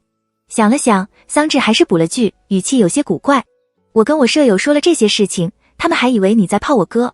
段嘉许的眉心一跳，恰好把最后一颗汤圆吃完，桑稚站起来，顺带把他的碗拿上。他往厨房的方向走，提醒道，10点了，你快去收拾东西，然后睡觉。像没听见似的，段嘉许又跟着他进了厨房。桑稚打开水龙头洗碗，下一刻，段嘉许凑了过来，接过他手里的碗，把他圈在怀里。他洗着碗，动作缓慢，手臂总会不经意地蹭到他，身体与他贴合，洗个碗都像是在调情。桑稚舔了舔唇，你洗的话，那我回房间了。只2个碗，段嘉许已经洗好放在一旁。他把水关掉，温热的气息贴在他的耳边，又是那熟悉的像祸水一样的语气。真不香。桑稚也不知道事情怎么就演变成这样了。等他稍稍回过神的时候，才迷迷糊糊地反应过来，他好像又被这个老男人勾引了。这狗男人怎么这么无下限？灯光明亮的厨房，耳边静谧到无声，只剩下眼前男人的喘息声。带着凉意的大理石台与他的身体形成鲜明的对比，细腻又无法忽视的触感。他触碰着他，在最后关头时把他抱起来往房间走。一世旖旎，感官被占据的同时，桑稚听到段嘉许近似呢喃的声音，不想跟你分开。他的脑袋空白，却下意识地将抱着他的力道加重，而后又听到他补了句，要记得想我。段嘉许是隔天早上7点半的飞机，凌晨5点整，段嘉许准时起床。他凑过去亲了亲桑稚的额头，而后轻手轻脚地起身收拾东西。见时间差不多了，段嘉许回到桑稚的房间，坐到床边，低下头盯着他看。他伸手摸了摸他的脸，低声道，小朋友，哥哥要走了。听到这话，桑稚瞬间睁开眼，模样还显得迷糊。他坐了起来，看着他穿戴整齐的样子，讷讷道，几点了？5点半了。段嘉许笑，继续睡吧，就跟你说一声，醒了之后记得自己出去吃点东西，我来不及给你弄了。桑稚有些茫然，你要走了吗？段嘉许，桑稚想爬起来，我送你。送什么呀？段嘉许说，那么远的，你一会儿自个儿回来，我在飞机上还得担心外面冷，多睡一会儿。桑稚盯着他看，忽地像小狗一样钻进他的怀里，闷闷道，我不想你走，你生日的时候我肯定过来。段嘉许摸了摸他的脑袋，也没多长时间，就当你回家放了个寒假。桑稚不吭声。真走了？段嘉许又开始嘱咐，自己注意点，别我不在就被哪个小男狐狸精拐跑了。不过哥哥虽然年纪大了点，他的眉梢一抬，往他身上的吻痕瞥了眼，又开始开黄腔，但精力也不差吧。被他这么一闹，桑稚的情绪显然散了一大半，但他还是爬了起来，又跟他说了一堆话，像个小大人。段嘉许让他回去睡觉，之后便出了门。到南吴机场已经是4个多小时后的事情了。他对这个城市还算熟悉，虽然离开了那么多年，但很多事物都还保持着原来的模样。段嘉许出机场，拦了辆车，跟司机报了钱飞给他的地址。下了车，段嘉许走进小区里，找门卫拿了钱飞放在那的钥匙。他准确找到位置，进了房子里，看了圈环境，而后拿手机拍了几张照片发给桑稚。段嘉许收拾了一番，很快就出了门，决定弄个工作室。段嘉许也不是一时兴起，从去年他就开始在计划这个事情，找了几个合伙人，也拉了个投资人。前段时间他把手里的技术股转让，也多了笔资金。按照约定的时间，段嘉许去见了以前的2个大学同学，开始聊工作室的事情。段嘉许没急着去见桑荣和黎平，接下来的一段时间都在往各处跑，找了个合适的地点，租了个办公楼，到工商局递交申请表，买设备，招人。他过得忙碌至极，唯一闲下来的那点时间都给了桑稚，就像是回到了几年前，在怡鹤刚进江思云公司的那个时候。几个人也是创业，然后找上了他，提出让他技术入股，但似乎又比那个时候要好一些。那时候想不到有多好的未来，但现在做的任何事情似乎都能让他更加靠近所想的那个目标。连着早起贪黑了半个多月，段嘉许紧绷的精神才稍稍放松了些。在钱飞的第800次邀请下，他难得没拒绝，出了门。除了钱飞，桑延也来了，3人约在一家清吧。看到桑延，段嘉许突然想起了桑稚的话。2人并排坐着，盯着他看了好一会儿。段嘉许若有所思地起身，坐到了钱飞的旁边。桑延莫名其妙，你有病，怕我女朋友误会。段嘉许温和道，咱俩还是保持一下距离比较合适。过了一会儿，段嘉许又想起个事儿，跟他提，哥，你把叔叔的手机号发我，我想跟他和阿姨约个时间上门拜访一下。桑延，段嘉许，怎么？你可太着急了吧？桑延拿起面前的酒，喝了一口，我妹今年才多大，你怎么就要见家长了？段嘉许没细说，笑道说点事儿。人家老许谈恋爱都是奔着结婚去的。钱飞嬉皮笑脸的吐槽，哪像你呀，成天吊着人家姑娘，跟整个世界吹是别人追的你。桑延最不爽别人拿这事说他吹，他的眼睑抬起，上下扫视着钱飞庞大的身躯，在心里估测着他的体重。桑延冷笑了声，一字一句道：放你186斤的狗屁。钱飞向来胖，结婚了之后，在爱情的滋润下，更是以肉眼可见的速度横向发展。他深吸了口气，拿手指他，又放下，像是觉得忍忍就算了。这种情绪维持不到3秒，钱飞再度举起手，第二次再指他，咆哮：你他妈怎么知道我准确体重的？还真猜中了。桑延凉凉道：我还刻意往低了猜呢。钱飞无法接受这种屈辱，看向段嘉许：老许，我看上去有这么胖？段嘉许：没有。这话及时地安抚了钱飞的情绪，他的火气敛了些，但对着桑延的语气仍旧愤怒：你这个狗逼，从今天开始你别再联系我了，不然见你一次打你一次，滚。沉默3秒，段嘉许低笑着补了句：我还以为你已经200了，如果才186好像也还行。钱飞一瞬间，钱飞的愤怒里多了几丝悲伤，看着段嘉许的眼神像在看负心汉。你为什么跟他一起攻击我？你以前明明最爱我的。说什么呢？段嘉许说：我女朋友误会了可不好。还有，这我亲哥。段嘉许支招下巴，目光放在桑延的身上，笑得极其温柔。我不帮着自家人怎么行？对上他的眼，桑延的额角一跳。你谈个恋爱怎么这么恶心人？钱飞也转移了阵营。我也受不了，真的。段嘉许很好脾气，任他们嘲讽。他以前没对象的时候，说实在的，还能忍忍。钱飞说现在有对象了，像个男孔雀一样，天天发骚。我真不知道你妹是怎么忍的。段嘉许觉得好笑，有这么夸张？你自己有空多照照镜子。按照自己的经验，钱飞好心提醒，现在的小姑娘可不喜欢这么粘人的对象。你这样下去，不出1年，逆反期就要到了。听到这话，桑延看向段嘉许，神色若有所思。没等段嘉许说点什么，放在桌上的手机响了起来，是桑稚发来的视频通话。他的唇角扯起，拿起手机，慢条斯理道：不介意吧？钱飞：介意。段嘉许思考了下，挂断，重新回了个语音通话回去。他拿起水杯，把手机贴在耳边，边说着：看你们都没有电话，我其实也不太好意思接，但我家姑娘脾气有点大。段嘉许笑：不接不行。下一刻，电话接通，桑稚的声音传来：你还在外面吗？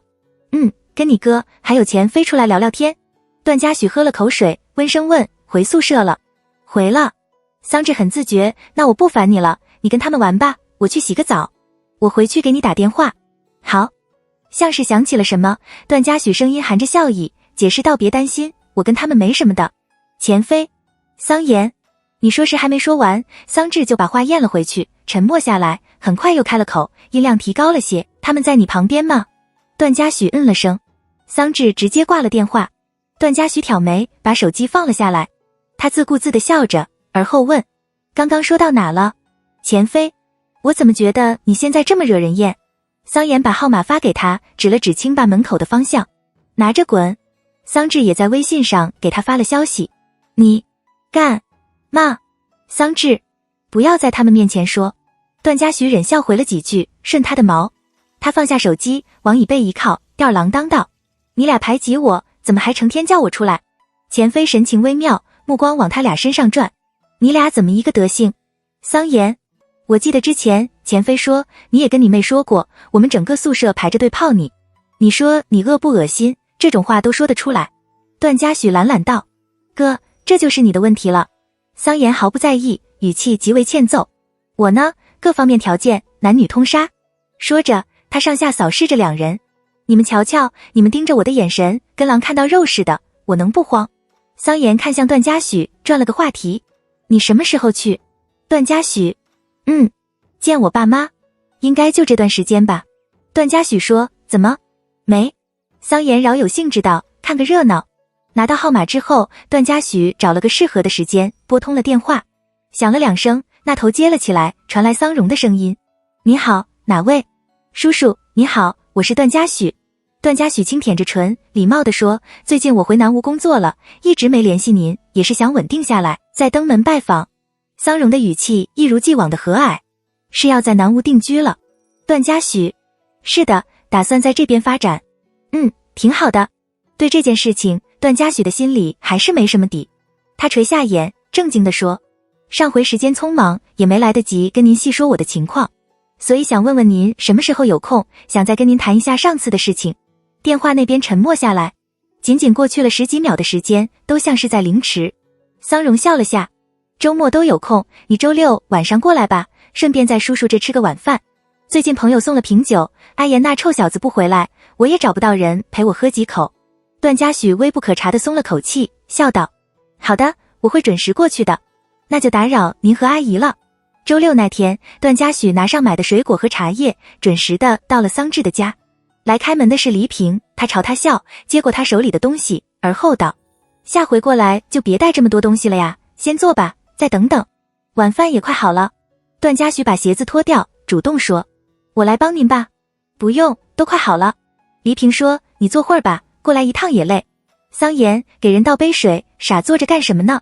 段嘉许下意识往沙发的方向看了眼，就见桑言像没骨头似的靠在沙发上，嘴里嚼着口香糖。他往茶几的方向抬了抬下巴，闲散道，自己倒吧。倒真像是他那天所说的，看个热闹。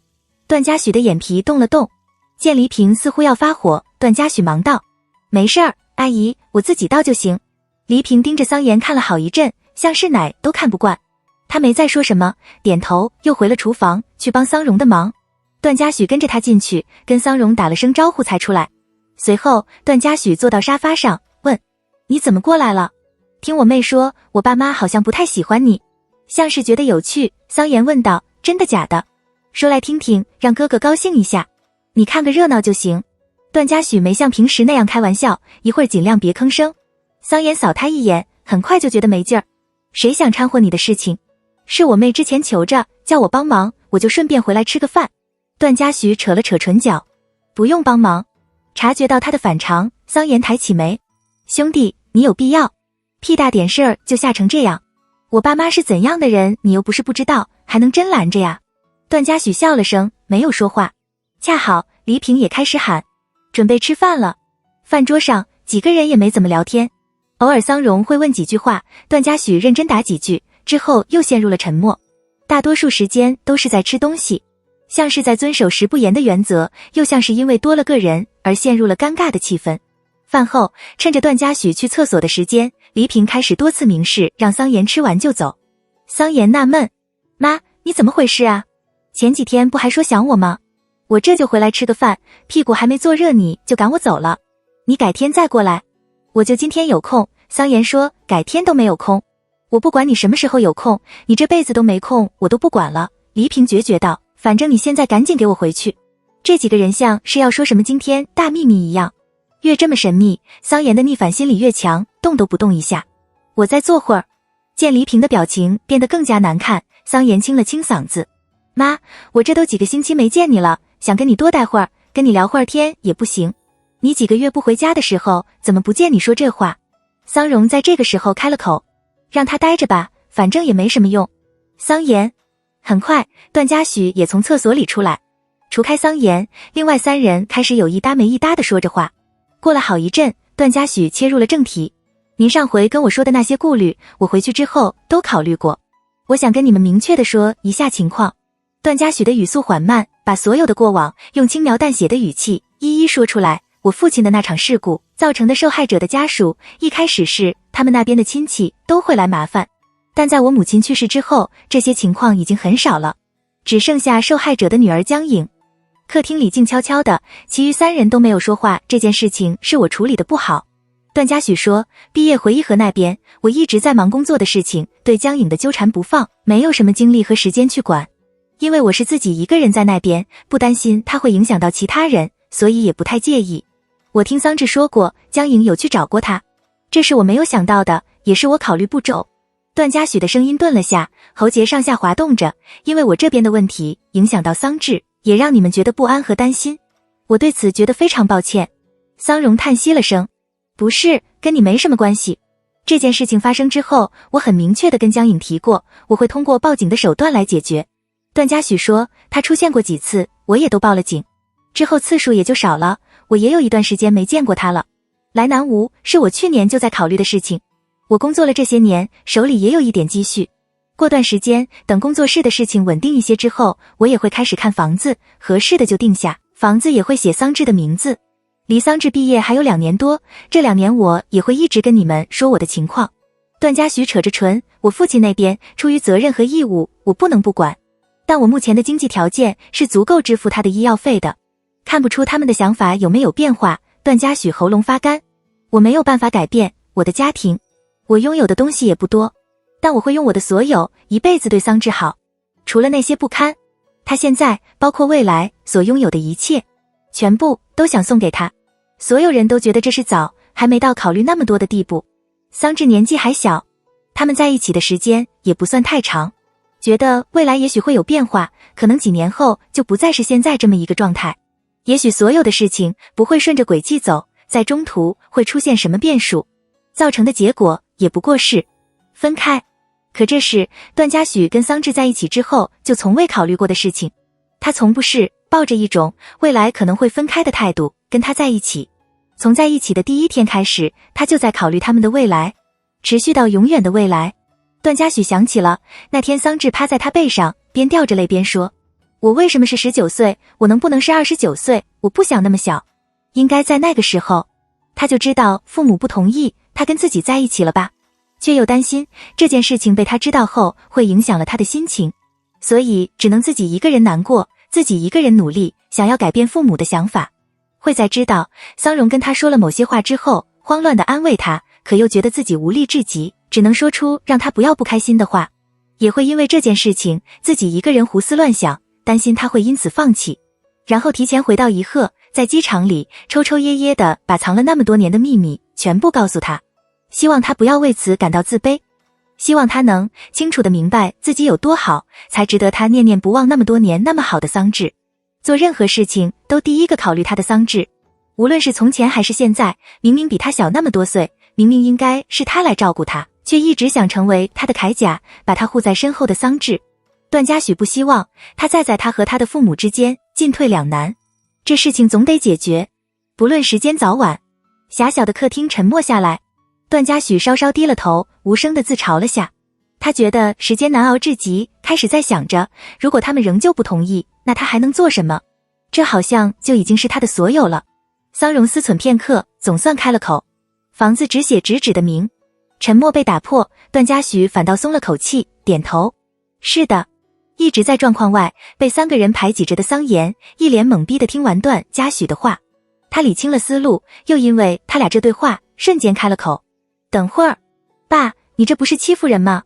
黎平猛地拍了下他的大腿，说什么呢？咱讲点道理成不？桑延无言到直乐，不是，我之前怎么没看出来，你们还有门当户对的观念啊？妈，你给我介绍相亲对象的时候，对方不是不管多穷，只要是个女的你就同意吗？黎平被他气得头疼，你的条件跟你妹能比？就你这样能有姑娘要你，我都想烧香拜佛了。桑延忍了忍，又道，我就问你们个事儿，给那小鬼找个富二代，什么都不会，就家里有钱的那种，你俩就乐意了。黎平，不是这个问题。那还什么问题？桑延扫了段嘉许一眼，啧了声，妈，你仔细瞧瞧。段嘉许呢，各方面条件是比我差了点，但也还算过得去吧。黎平最看不惯他这德行，比你差那还是人。桑延背对习惯了，干脆当没听见。行了，他对那小鬼好得很，也不穷，没什么好挑的。黎平跟桑荣对视了眼，收敛了火气，轻叹道，听你爸说完。桑荣看向段嘉许，继续问，打算什么时候买房？段嘉许，预计是今年。你跟直指这也还没定下。桑荣说，房子你就打算写他的名了。段嘉许点头，桑荣，不怕这2年分了？桑延皱眉，爸，你这就不太好吧，怎么还咒人分手？黎平忍无可忍，抓起他的胳膊往房间里拖，你给我进来。客厅里瞬间少了2个人，氛围一下子冷清了不少。段嘉许没有被影响，他淡笑了下，回着桑荣的话轻声说，那我留着这房子也没什么用，留给他也好，孩子没谁谈个恋爱要搭这么多钱进去。桑荣笑了，要被其他人知道了，第一反应估计都是觉得你被我们家勒索了。段嘉许一愣，没等他开口，桑荣又道，房子还是写你自己的名字，这是你自己努力赚的钱。我跟芷芷的妈妈其实都不太在意这些。其实你俩的事情，芷芷跟我和她妈妈都提过不少次。桑荣神色温和，伸手拍了拍她的肩膀，主要只听她说，我们心里也没底，上回跟你说那些话，也是想看看你会有什么反应。段嘉许嗯了声，我明白。之前跟你说，介意你家里的这个情况，也是怕芷芷会因为这个受到伤害。但如果你能保护好她，那也足够了。桑荣说，我也知道，我和芷芷妈妈的态度挺影响你们两个的心情的。小年轻谈个恋爱，我们都要掺和一把。段嘉许绷了一晚上的神经终于放松了些，在此刻反倒不知道该说什么。因为跟你说了那些话，我一直有些过意不去。这事情我知道你也不好过，也知道错不在你的身上，跟你没什么关系。你不用因为这个把自己置于一个那么低的位置。段嘉许看着桑荣，喉头发涩。他一直知道桑荣和黎平都是很善良的人，段嘉许很理解他们的想法，知道他们是担心桑稚，也是为了他好，所以他只能让自己做得更好。想着如果这一次谈话还是不行，那他就更加努力一些，尽量做到能让他们能忽视他的父亲，不再去在意那些事情。却没想过桑荣会反过来安慰他，反过来让他不要在意。你看阿言的反应，都觉得我们在欺负你。桑荣笑道，我也不是什么冥顽不顾的人，有你今晚的话也够了。我也相信你能做到你今晚说的话，以后有空可以过来吃个饭。又坐了一会儿，黎平和桑言都从房间里出来，几人都不再提刚刚的事情，转移了话题。时间渐晚，差不多9点时候，桑言主动提出要回去，两人便一块出了桑家。桑言走在前头，随口问，我爸后来又跟你说什么了？段嘉许的唇角弯起来，心情很好，没反对了。你说你怎么回事？桑言的话里带了几分嘲讽的意味，说的那些是什么话啊？大老爷们不能活得硬气一点？怎么？男人总得有点自己的资产。桑言懒洋洋道，虽然房子写谁名字这事情是不怎么重要，但你这样惯着，你以后的生活从现在就能看得出，肯定惨绝人寰。那小鬼以后肯定得被你惯得上天。段嘉许还在笑，挺好的。桑言瞥他，还有，别什么事儿都往自己身上揽。桑言把玩着手里的车钥匙，语气状似随意，一如既往的刻薄矫情。桑言开了车过来，顺带把段嘉许送了回去。回到家，段嘉许给桑稚打了个视频通话，那头很快就接起，屏幕上瞬间出现桑稚小巧的脸，黑亮的眼睛顺着屏幕看他。段嘉许笑，没在宿舍。桑稚找了个杯子，把手机靠在上边，继续抱着薯片啃。过来你这待着，明天早上没课，还能睡个懒觉。段嘉许也没别的事情要做，就躺在沙发上盯着他吃薯片。注意到他的模样，桑稚眨了下眼，你今天好像很开心的样子。段嘉许低着头轻笑着，是挺开心。怎么了？桑稚又盯着他看了好一阵，唇角抿了下，而后上扬，莫名其妙的也开始笑。你今天干嘛？笑得好傻。今天去见了你爸妈。段嘉许没再瞒着，他们不反对了。听到他后边的那句话，桑稚手里的薯片啪嗒掉下来。啊，不反对了吗？你跟他们说什么了？他继续笑，没有回答。桑稚又问了几遍，真的吗？真不反对了。就算段嘉许没回答，但说着说着，桑稚也傻乎乎的笑起来，显然是被他感染了心情，加上一直以来的烦恼终于被解决。他拿起手机，把脸贴近屏幕，靠近了看他。段嘉许，他笑眯眯道，我好开心哦，不单只因为父母不反对了开心，也因为你得到了认可，所以很开心。段嘉许看着他唇边的小梨窝，突然很想咬掉。他用指腹轻蹭了下屏幕，眉眼缱绻柔软。我也很开心。段嘉许，桑稚又喊他。这个事情在这一刻就算是翻篇了。桑稚坐端正起来，一本正经地说，以后谁都没有资格因为这个事情觉得你不好。他小声嘀咕，你是最好的。一个晚上，段嘉许被3个不同的人用不同的说话方式安抚着他从年少至今的伤疤，一直持续的钝痛的感受在此刻像是消失的无影无踪。也许从前的他是有些不幸，但在此刻，段嘉许觉得自己好像又是极为幸运的。段嘉许去南吴之后，桑稚的生活也没多大的变化，每天上课、参加活动和比赛、泡图书馆，有空的时候就去他家待几天，少了每天都要跟他见面的流程，但又多了一件从前没做过的事情。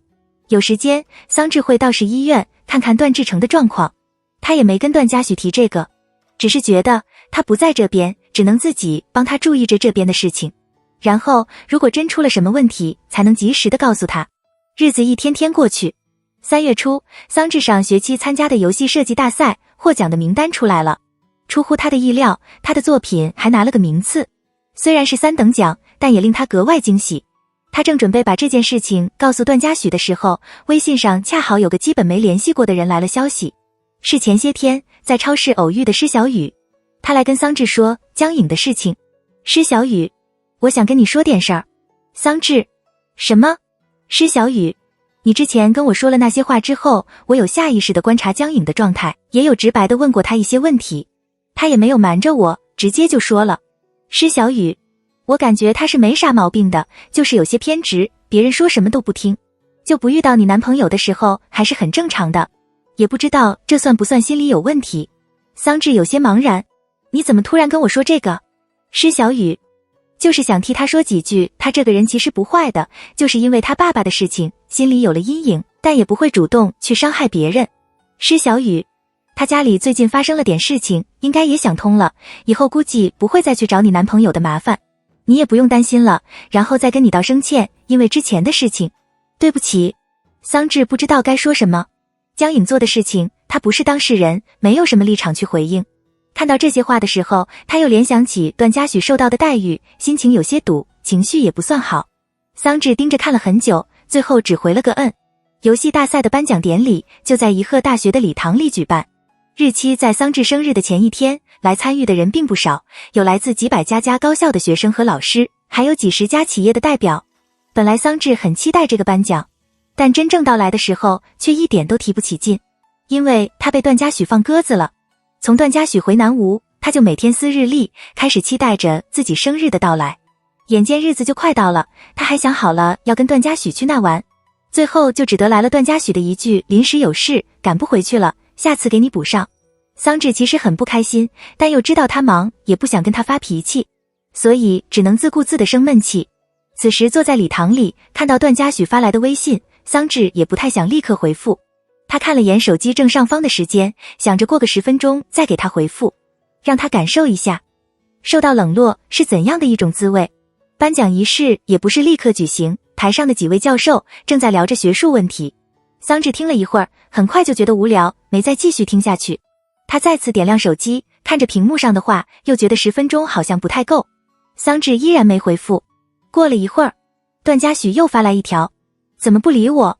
桑稚开始动摇，思考着要不要回复的时候，旁边的同学突然撞了下桑稚的肩膀，兴奋道：桑稚，看1点钟方向，也太帅了吧我日。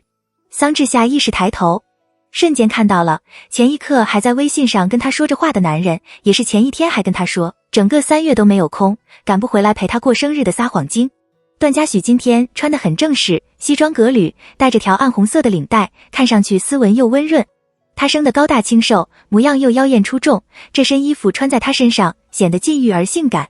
桑稚很少见他这么穿，此时目光像粘在他身上了似的，也有些挪不开眼。他甚至还忘了自己在生闷气，有种想立刻跑回去抱住他的冲动。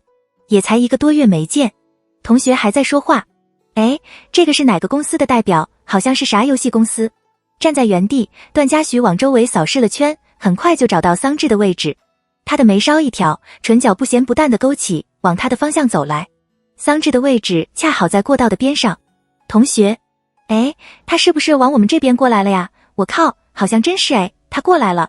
等段嘉许站定在桑稚的旁边时，他旁边的同学瞬间噤了声。段嘉许稍稍弯腰，伸手在桑稚的手机上敲了2下，点亮屏幕。他掀起眼皮，桃花眼烧脸，拖着腔调说：同学，看一下手机，你男朋友好像找你了。顺着他的动作，桑稚低下眼，盯着亮起的锁屏界面。他又抬起头，嘴唇动了动，想说点什么的时候，段嘉许已经站直起来，盯着他的目光温柔又暧昧。这一排坐的全是学生，注意到这边的动静，都不由自主地看了过来。大部分人桑稚都不认识，旁边坐的几个同学都因为是同一个导师带的，见过几次面之后也算认识，但都不太熟悉，所以他们也没见过段嘉许，似乎就是过来提醒这么一句。段嘉许没再说别的话。他轻轻点了下头，往后退了一步，转头回到了原本的位置上。等他走后，桑稚旁边的同学又凑了过来。啥情况？那帅哥是过来撩你吗？这也太……不过也是。同学的话锋一转，这帅哥的气质看起来就像个情场浪子，到处撒网的那种。而且那脸一看就知道是渣男。同学啧啧了2声，话里带了几分赞叹的意味，我从没见过这么标准的渣男脸。听到这话，桑稚转头看向他，神色复杂。同学，怎么了？那个，桑稚忍不住提，是我男朋友。沉默几秒，似是觉得有些尴尬，同学干笑了2声，强行又生硬的解释，我的意思就是长得帅。桑稚也不太介意，毕竟段嘉许给人的感觉确实是那样。他笑了下，声音温吞，没事儿，我没生气。同学好奇，你们怎么认识的呀？桑稚边在微信上回复段嘉许，边说，我哥哥的朋友。哎，我也想有个哥哥。同学羡慕道，最好也有个长得很帅的朋友，给我近水楼台先得月。2人又聊了几句，桑稚开始专心在微信上跟段嘉许说话。桑稚，你什么时候过来的？段嘉许，今早的飞机。桑稚，那你怎么在这儿？段嘉许，听你说要来参加这个颁奖礼，我之前的公司也被邀请了，就顺便替江姐过来一趟。桑稚不大痛快，你昨天还跟我说没空，搞得他一整天心情都不好。段嘉许，给你个惊喜。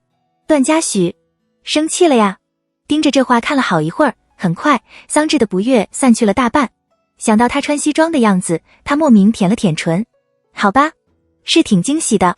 桑稚想了想，主动提，咱俩要不要坐后面去？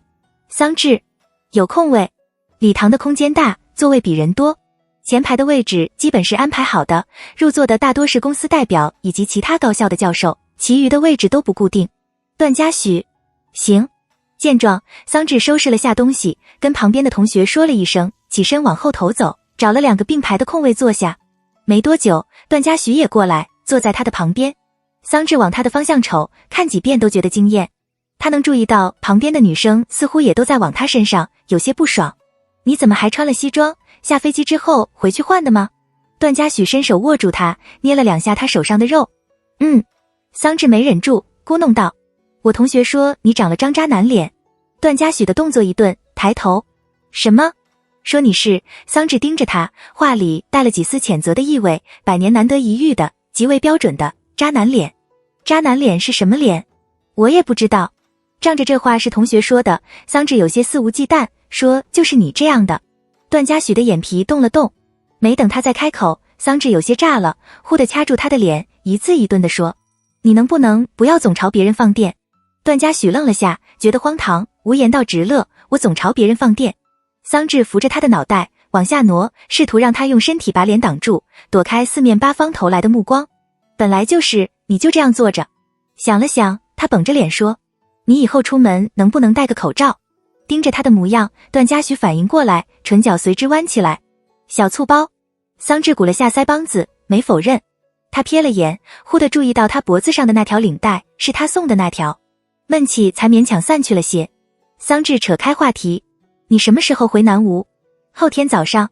哦，清明的时候我还会过来一趟。段嘉许说给我妈扫墓，你到时候跟我一块去。桑稚点头，好。段嘉许靠坐在椅背上，撇头懒懒地看他。没多久，他又开了口，漫不经心道，过来。桑稚狐疑地凑过去，干嘛？领带松了。段嘉许说，帮我重新打一下。桑稚懵了，可我不会。段嘉许，往上推就行，你自己又不是没手。桑稚没把这话说出来，乖乖伸手抓住他的领带，笨拙地按着他说的往上推。下一刻，段嘉许突然握住他的手腕，带着往前扯，像是被这力道带动，他整个人也顺势往前倾，准确无误地吻上他的唇，一触即离。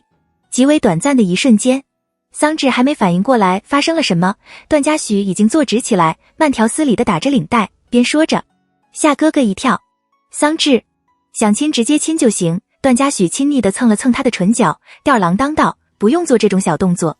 桑稚的表情一言难尽，这男人真的是他这辈子见过的最不要脸的狗男人。桑稚忍了忍，面无表情地把他的手扯掉，又凑过去帮他调整着领带，生硬道，你弄歪了。段嘉许低着眼，忽地笑了，喊他：“小孩，干嘛？想你了。”桑稚抬头小声道：“哦。”段嘉许挑眉：“就一个啊。”我说的哦。桑稚帮他把西装也理了下，一本正经的解释：“就是我也是的意思。”段嘉许笑：“行。”半天都没轮到颁奖的环节，桑稚低头看了眼手机，百无聊赖地问：“你一会儿要上去发言吗？好像给每个公司都准备了3分钟的时间。”段嘉许：“桑稚来了兴致：“那你想好说什么了？”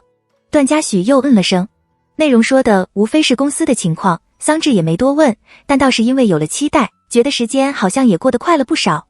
很快就轮到了这个环节，段嘉许起身侧头看了他一眼：“我很快回来。”桑稚打算拍照，这里离台上有些远，他干脆换了个位置。等了好一会儿，终于轮到段嘉许发言。他站在明亮的灯下，在一众人之中显得格外出挑。桑稚打开了录像，段嘉许接过主持人手里的麦克风，看起来比平时正经了些。他开了口，慢慢地说着公司的现状，认真又专注，言简意赅。前面的人有点高，挡了桑稚的视线，他又怕挡到后面的人，只能把手机拿高了些，动作有些费劲。2分钟过去，段嘉许结束了一段话，忽地转身往旁边走了好几米才停下。注意到主持人有些茫然的表情，他淡笑了下，温和地解释：“抱歉，我女朋友在拍我，刚刚那个位置她不太好拍。”礼堂里安静一瞬，而后桑稚听到周围有人在笑。他不知道有没有其他人在拍照，但还是默默地把手机收了回来，熄了屏。桑稚在这一刻莫名升起了一种庆幸感，幸好这没有人知道他们两个的关系。这段小插曲加起来也不到5秒的时间，下一秒，段嘉许就像是没发生任何事情一样，从容又认真地把接下来的话说完，脸上的笑意很浅，看上去冷淡而又专注。桑稚是真的觉得他牛逼，他长这么大没见过这样牛逼的人物。见他发言完毕，把麦克风还给了主持人后，桑稚忽地想起了什么，又拿起手机给他发了条微信：“你先坐在你的位置上吧，桑稚，我们出校门再见。”他可不想跟他一块丢人。发送成功，桑稚往周围看了眼，忽然注意到不远处刚刚跟他坐在一块的同学，此时正朝他这边看着。两人对上视线后，同学笑嘻嘻地朝他竖了个大拇指。桑稚大概是看到了桑稚的消息，下台之后，段嘉许也没往他的方向去，只是看了他一眼，眉尾扬起，顺从地回到自己原本的位置。桑稚坐在这儿，只能看到他的半个侧脸。他偷偷摸摸地往他那头看，注意到段嘉许似乎是认识旁边的男人，此时正侧着头在听那人说话，然后敛着下巴淡笑了下，没有说话。桑稚收回视线，不管怎么样，他这次一定得骂他。他绝不心软。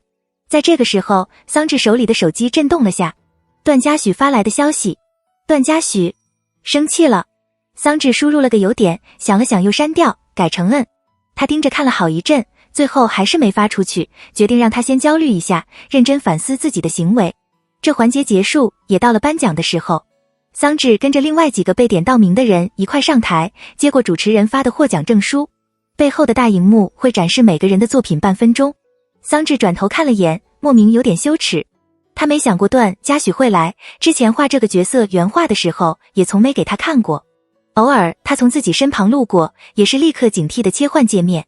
屏幕上展示着角色的正面、背面和侧面。男人站姿懒散，露出背后的白色尾巴，手上拿着把扇子，眼眸弯起，笑得温柔。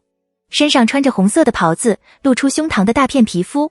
桑稚下意识往段嘉许的方向看了眼，恰好跟他撞上视线。他装作镇定地收回眼，跟旁边的主办方拍了个照，很快便下了台。最后一个环节了。等主办方又说了几分钟的话，典礼正式结束。一行人围在一起拍了个照，而后桑稚先出了礼堂。他找了个地方等段嘉许。外头的气温很低，桑稚从包里翻了围巾出来裹上。没一会儿，段嘉许也出来了。比起刚刚，他的西装外边套多了件长大衣，身姿笔挺高大，看上去成熟而稳重，敛了几分玩世不恭的气质。他走过来，站到桑稚的面前。桑稚的眼睛黑漆漆的，直勾勾地盯着他。我错了。段嘉许朝他伸手，很识时务地认错，忍着笑说，这不是看你动作那么费劲，换个位置让你好好拍，那你换个位置不就好了？桑稚硬邦邦道，干嘛说出来？这应该叫高调秀恩爱。段嘉许想了想，若有所思道，我还以为现在的小姑娘都喜欢这种事儿。我前年也来过一次，看到有个学生还直接在台上告白。段嘉许悠悠地说，这会儿有女朋友了，不得试试。桑稚莫名想起段嘉许之前说要在他宿舍楼下，在心形蜡烛里给他告白的事情。果然，还是一个根深蒂固的、土到骨子的老男人。没事儿，都不知道是你。而且这种颁奖典礼我来过好几回了。段嘉许捏了捏他的脸，哥哥有分寸，你有个鬼。不过这么对比起来，确实比当场告白好个100倍。桑稚的气焰渐消，嘀咕道，你以后再这样，我真装不认识你。别人问起来，我就说这个只是长得像我男朋友。段嘉许笑，你今天不就装不认识我了吗？这不是还没出校门。桑稚理直气壮道，我原本还打算出校门再跟你说话的。段嘉许不太介意，牵住他的手，回家。这话题一过，见他没提起他作品的事情，不知道是没注意还是忘了。桑稚小幅度地松了口气，回握住他。到家之后，桑稚回房间换了套衣服，而后躺在沙发上翻出刚刚拍的那个视频。进度条很快就到最后，传来段嘉许刚刚在台上说的那2句话。他眨了下眼，回放了好几次，唇角随之扬了起来。段嘉许从厨房里拿了瓶水，坐到他旁边，注意到他的表情，他也笑，玩味般地说，明明就喜欢。桑稚没否认，伸腿踹他，反正以后不能这样。段嘉许任他踹，而后抓住他的脚踝，抬起，咬了下他的小腿肉。他的力道不重，牙齿轻触着皮肤，有些湿润，带了点痒意。桑稚想把腿收回来，却被他拽着不放，他有些无语。你是狗吗？怎么老咬人？狐狸精。段嘉许顿了下，懒洋洋道，就喜欢吃人。过来。段嘉许松了松领带，身子俯低。虽是这么说，但他倒是自己凑了过去，说话异常直白，好久没吃你了。话音一落，他的唇就贴了上来。身上的正装还没脱，领带松松垮垮地置于胸前，眉眼含着春意，像个道貌岸然的衣冠禽兽。他的舌尖探了进来，划过他的牙齿，轻吮着他的舌头，像是怕弄疼他，力道不轻不重，温柔又带着耐心。桑稚伸手去揪他的领带，很快段嘉许松开他，与他对视着，也没了接下来的动作。他突然笑了，又咬了下他的唇，把我画成那样。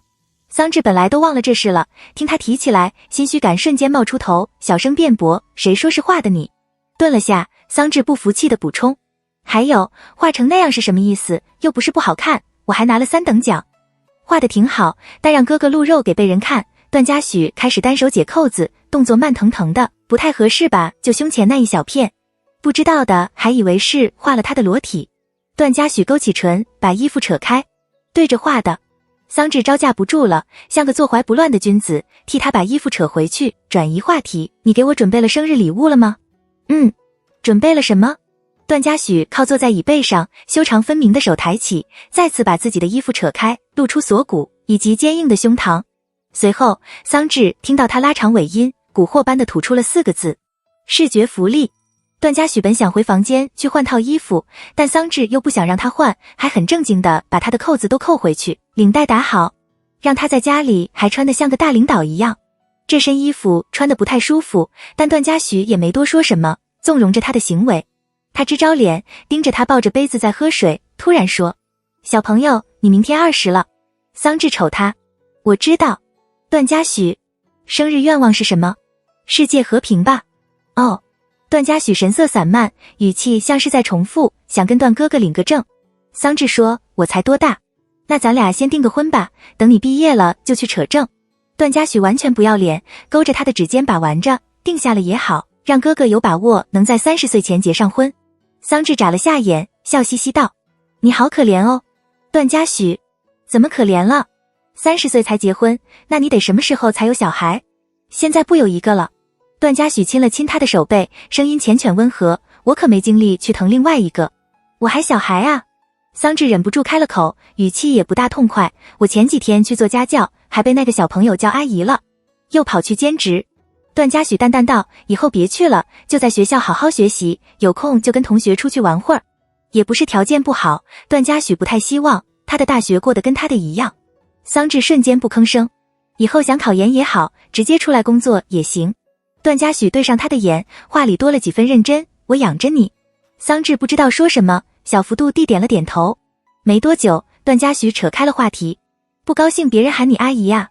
对视2秒，他忽地笑出声来，低下头又亲了他一下，含糊不清道：小朋友，记得不？你以前也这么气我。桑稚的生日一过，段嘉许便回了南吴。他在台上说的话，居然还真被人拍了视频，放到学校的论坛上。所幸是像素不算高，距离也远，看不太清模样。这事儿还是宁薇告诉他的，跟他说觉得这个人有点像段嘉许。趁着有空，桑稚上去看了眼，顺带看了看评论，高糊都挡不住的颜值。哪家公司啊？我准备去投简历了。楼上，你投了也没用，没听到人家说我女朋友在拍我吗？能长这样，估计女朋友也是个神仙。说真的，我以前觉得这种行为很傻逼，看到这个视频后，果然还是看颜值的，妈我真的好酸，我现在正抱着我的少女心在哭。看到一半，宁薇问：是你家段哥哥吗？桑稚轻咳了声，模棱两可地说：是有点像。宁薇没拆穿他，轻叹了口气：哎，如果是我男朋友在上面，估计连我在哪都找不着。他还能注意到你在干嘛，也是牛逼。桑稚忽地想起来，你这么一说，我突然想起我还换了个位。宁薇沉默几秒：哎，桑稚，干嘛？我想换个男朋友。清明当天，段嘉许从南吴过来，订的当天来回的机票。这段时间工作室里拉了个项目，他一直在忙，也没时间在一鹤待太久。两人开车到了郊外的墓园，段嘉许牵着桑稚，沉默地把他带到其中一个位置。随后段嘉许蹲下身清理了下墓碑，而后把带来祭拜的东西放上去，笑着喊了声妈。桑稚也跟着他蹲下，乖乖喊道阿姨。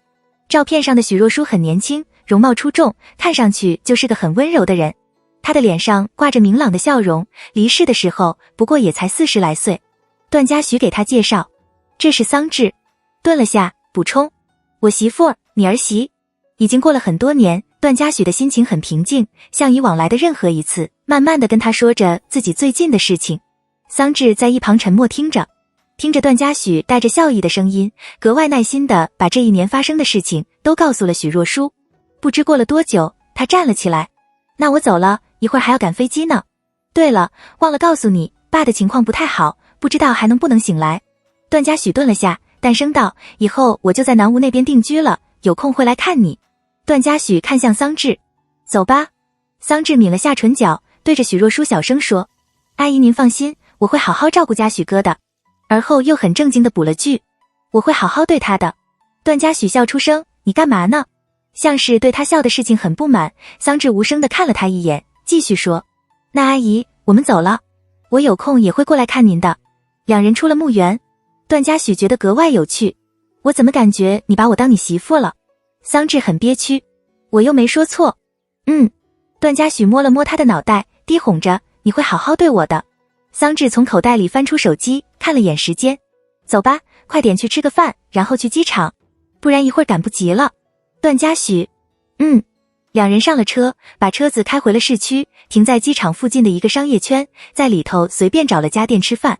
吃完饭，5点刚过半，段嘉许去结了账，两人出了店，顺着扶手楼梯往下走。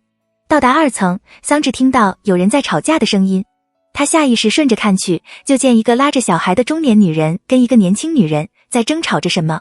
他的神色一愣，因为注意到那个年轻的是江颖。下一刻，中年女人突然扯住江颖的头发，声音尖利可怕，你爸这么畜生，你家还想出钱给他找律师减刑，你们还是不是人？关我什么事？江颖的声音歇斯底里，把自己的头发扯回来，滚开啊！关我什么事？你是不是有病？没多久，听到动静的保安过来劝架。桑稚往段嘉许的方向看了眼，他的神色没多大变化，像是没听到那些声音。正想继续往下，江颖的目光就投了过来，注意到段嘉许，他有些呆滞，眼眶红得像是充血，还含着泪。但这次他没再像以往的任何一次一样过来找他的麻烦，而是极为狼狈地低下了头，动作夸张又卑微。桑稚没再继续看下去，扯着段嘉许往下走，边犹豫地问，他爸爸不是过世了吗？段嘉许思考了下，可能是继父吧。哦，桑稚说，我之前听施小雨说江颖家好像出了什么事情，但我也没有问。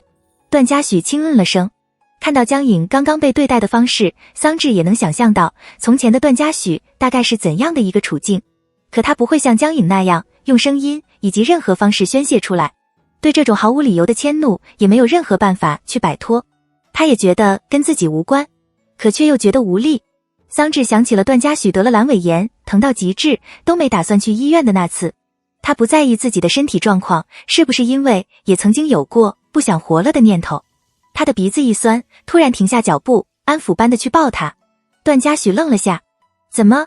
我刚刚在阿姨面前真不是乱说的，我很认真的。桑稚把脸埋在他的胸前，闷闷道，我会好好对你的。段嘉许觉得他一本正经的样子又傻又可爱，忍不住笑。我知道。那个偏执到病态的江颖，因为自己的阴影，将所有罪责归咎于同样是受害者的段嘉许，也要发生了相似的事情之后，才能够感同身受。他所发出的恶意，也会得到同样的回应。所有的事情都像是个轮回，所以你的苦难也已经过去，对世界那么温柔的你，也一定会加了倍的受到相同的待遇。因为方便，段嘉许直接把车子开到机场。本想中途把桑稚送回学校，但他又想要送他，段嘉许也没拦着。路上他联系了个靠谱的代驾，到机场后便陪着他一块等司机过来。他做事不紧不慢的，一点都不着急，倒是桑稚觉得慌，拽着他往机场里走。别等了，等会儿赶不及了。段嘉许顺着他的力道走，笑着说，还早。桑稚，我送你去过安检，然后再出来，师傅应该就到了。段嘉许想了想，没反对。行，劳动节我会回家的，不用你过来。桑稚走在他旁边，慢吞吞地说着，还有，我刚在网上给你买了一箱吃的，应该明天就能到。好，你不要老是吃外卖，别因为自己一个人就懒得弄你有空可以去我家里吃饭，如果你一个人不好意思，你就叫上我哥一块去。段嘉许觉得好笑，到了能嫁人的年纪就开始学人带小孩了。什么叫带小孩？桑稚瞅他，我这是在照顾我家的老人。闻言，段嘉许的眉梢一扬，似乎并不太在意他的话。老不老什么的，没什么所谓，是你家的就行。等段嘉许过了安检，桑稚看不到他的背影时，他便出了机场。师傅恰好也到了，桑稚跟他打了声招呼，而后上了车。他打开微信，跟段嘉许说了一声。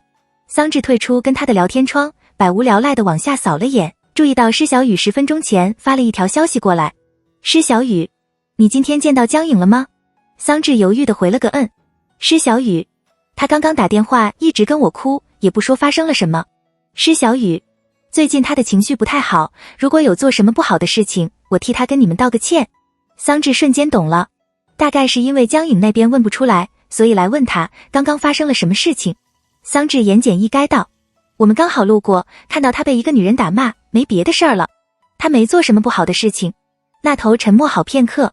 施小雨，好的，我知道了，谢谢你告诉我。施小雨替江颖解释，这个跟他没什么关系的，是他继父那边的事情，他妈妈也准备离婚了。桑稚不太关心这个，又回了个施小雨，我觉得挺莫名其妙的，虽然能理解那家人的心情，但这样就有点过了吧，跟江颖又没什么关系，他跟他继父也不亲。这次桑稚没回复。施小雨，以前是江颖没想通，因为这个他也过得很不好，这10几年都过得不开心，朋友没几个。最近因为这个事儿，他想开了一些，以后应该不会再去找你男朋友了。施小雨，但可能还是做不到原谅。桑稚真的不明白他来跟自己说这么多干什么，他盯着屏幕看了半晌，气笑了。不用原谅。桑稚，不需要。把另一个人犯下的罪强加于段嘉许的身上，最后还施舍般的给了一句不会再骚扰，但也无法原谅。是不是觉得自己很仁慈，很大度？段嘉许没错任何事情，所以也不需要那份本该属于其他人的原谅。他从不主动生事，只想远离这些事情，得到不公的待遇，也从不为自己争取些什么，只想让自己的生活步入正轨。桑稚，这些事情你以后不要再跟我说了，我跟江颖并不熟悉，也并不好奇他发生过什么事情。桑稚，还有，我知道他是受害者。桑稚，但也不单单只有他是受害者。随后，桑稚放下手机，往窗外看。他想起了他在生日那天随口说出的愿望，希望世界和平，希望世界上再无活在阴暗角落里的犯罪者，希望他们在犯罪之前能再三考虑这个行为所造成的后果会同时伤害了多少个家庭，希望他们能考虑一下自己的家人会因为他们的行为过上怎样的生活。如果这个愿望太大，那么桑稚希望有一天，所有人都能把犯罪者和犯罪者的亲属区分开来。桑稚提前买了5·1回去的机票，却没能派上用场，因为在4月即将过去的某个夜里，段志成去世了。直到离世前，他都没能睁开眼。他的人生只剩下撞了人之后的惊慌失措，这辈子都无法弥补的罪，以及对家人的亏欠和遗憾，再无其他。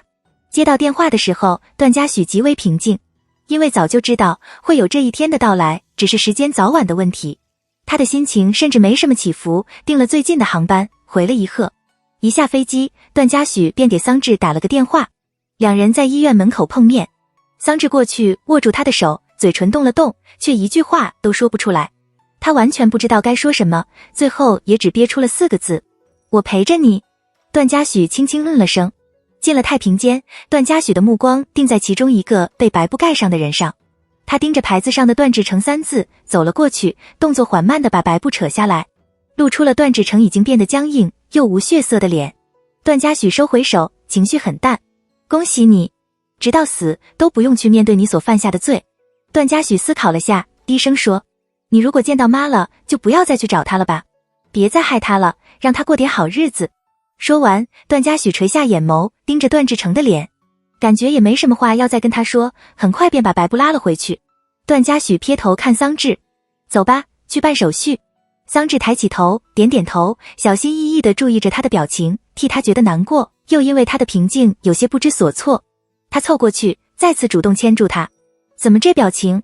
段嘉许温和道，没事儿，我不难过，毕竟已经过了爱做梦的年纪了，也知道这个世界上的奇迹并没有那么多，希望段志成能够醒来，却也明白这个可能性低到可以忽略不计。两人出了太平间，桑稚忽地停下步子，朝他张开双手，抱抱。段嘉许一愣，顺从地弯下腰抱住他。他能感觉到他的手轻拍着他的背，喃喃低语着，我不能跟你说没关系，因为不可能会觉得没关系，但我能陪你一块难过，所有事情都能陪着你。桑稚说，你不用自己强撑着，希望你能因此觉得不那么难熬。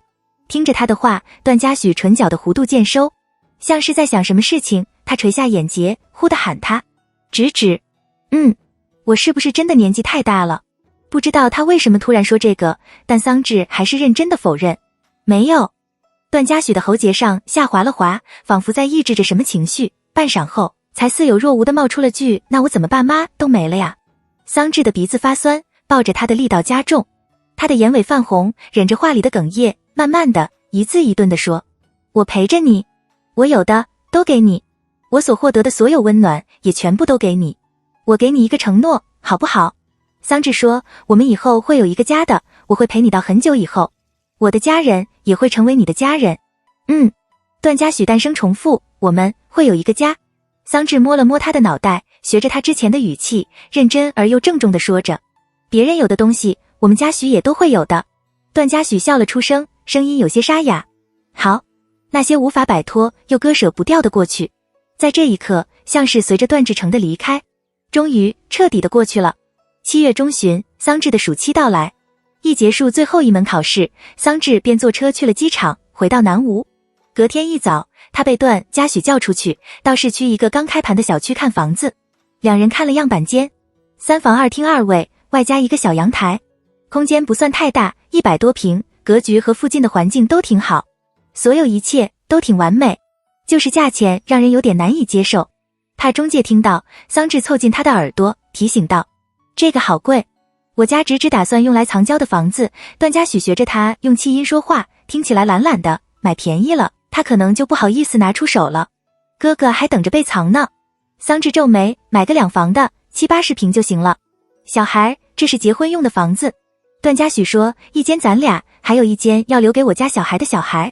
桑稚很震惊，那不就是2间？再弄个书房吧。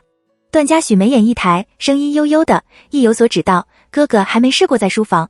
他没把剩下的话说完，但暗示的意味格外明显。桑稚咬咬牙，伸手去掐他的脸。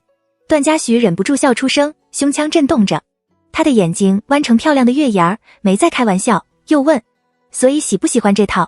桑稚又看了周围一眼，只一个字，贵。那就这套。段嘉许之前就来看过，觉得挺合适，一直没定下，也是想问问桑稚的想法。我跟中介说一声，改天咱拿上证件再过来买。桑稚没再说什么。出了售楼部，桑稚忍不住说：“你怎么？”段嘉许：“桑稚嘀咕道：“就长得还挺帅的。”段嘉许笑：“然后呢？脾气也还行。学历和工作能力都挺好。怎么了？”然后现在，桑稚也不知道该怎么形容自己的心情，有点不平衡，又觉得自己像是毫无用处，还挺有钱。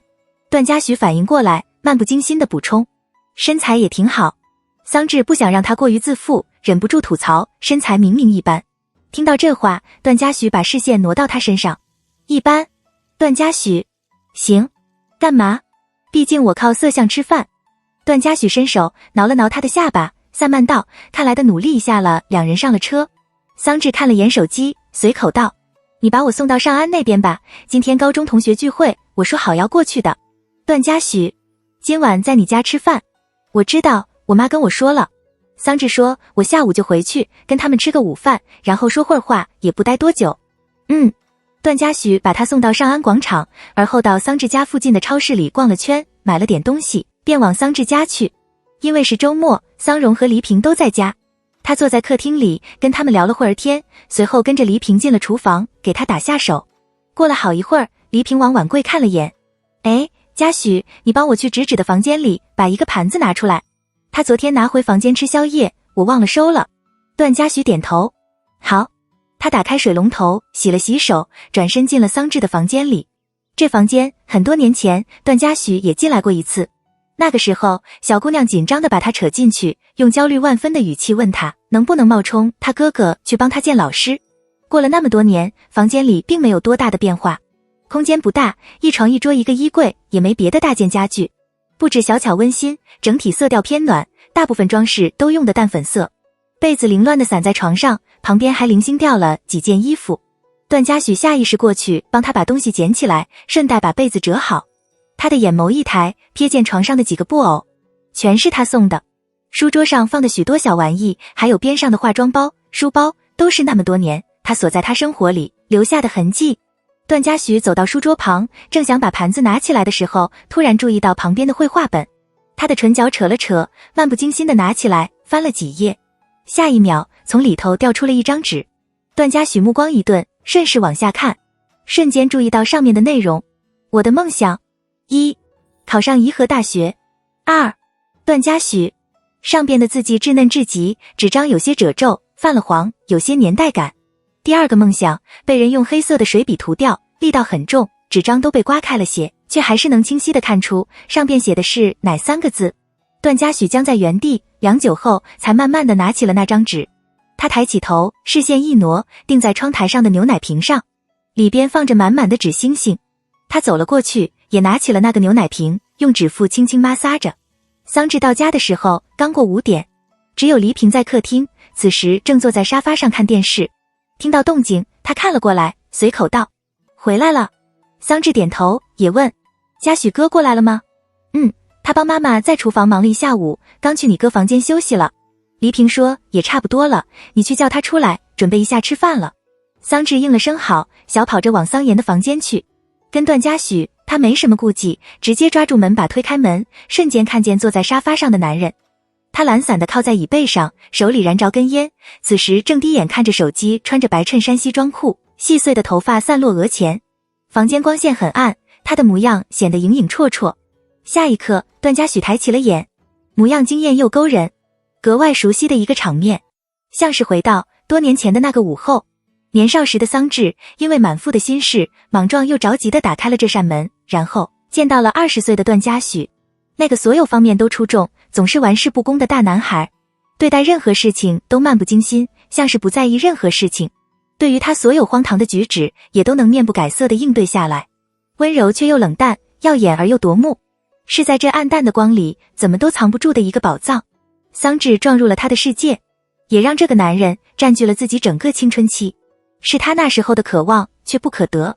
桑稚有些恍惚，讷讷地站在原地，历史像是在重演，如那时候那般。段嘉许又垂下眼，将烟摁灭，而后起身将窗打开。可和那时候又有些不同，因为下一秒他朝他伸了手。过来。桑稚没说什么，乖乖走了过去。与此同时，段嘉许抓住他的手腕，把他扯进怀里。他贴近他的耳侧，声音低哑：你是？他停顿了下，认真又清晰地把话说完：我此生唯一所愿。桑稚抬起头，与他对上视线。他抿了抿唇，喉间一哽。在这一瞬间，桑稚回想起了自己年少时的自己。那时候，竭尽全力藏住的所有心思，不受控制，小心翼翼地靠近，跟任何人都不敢说的甜蜜又酸涩的秘密。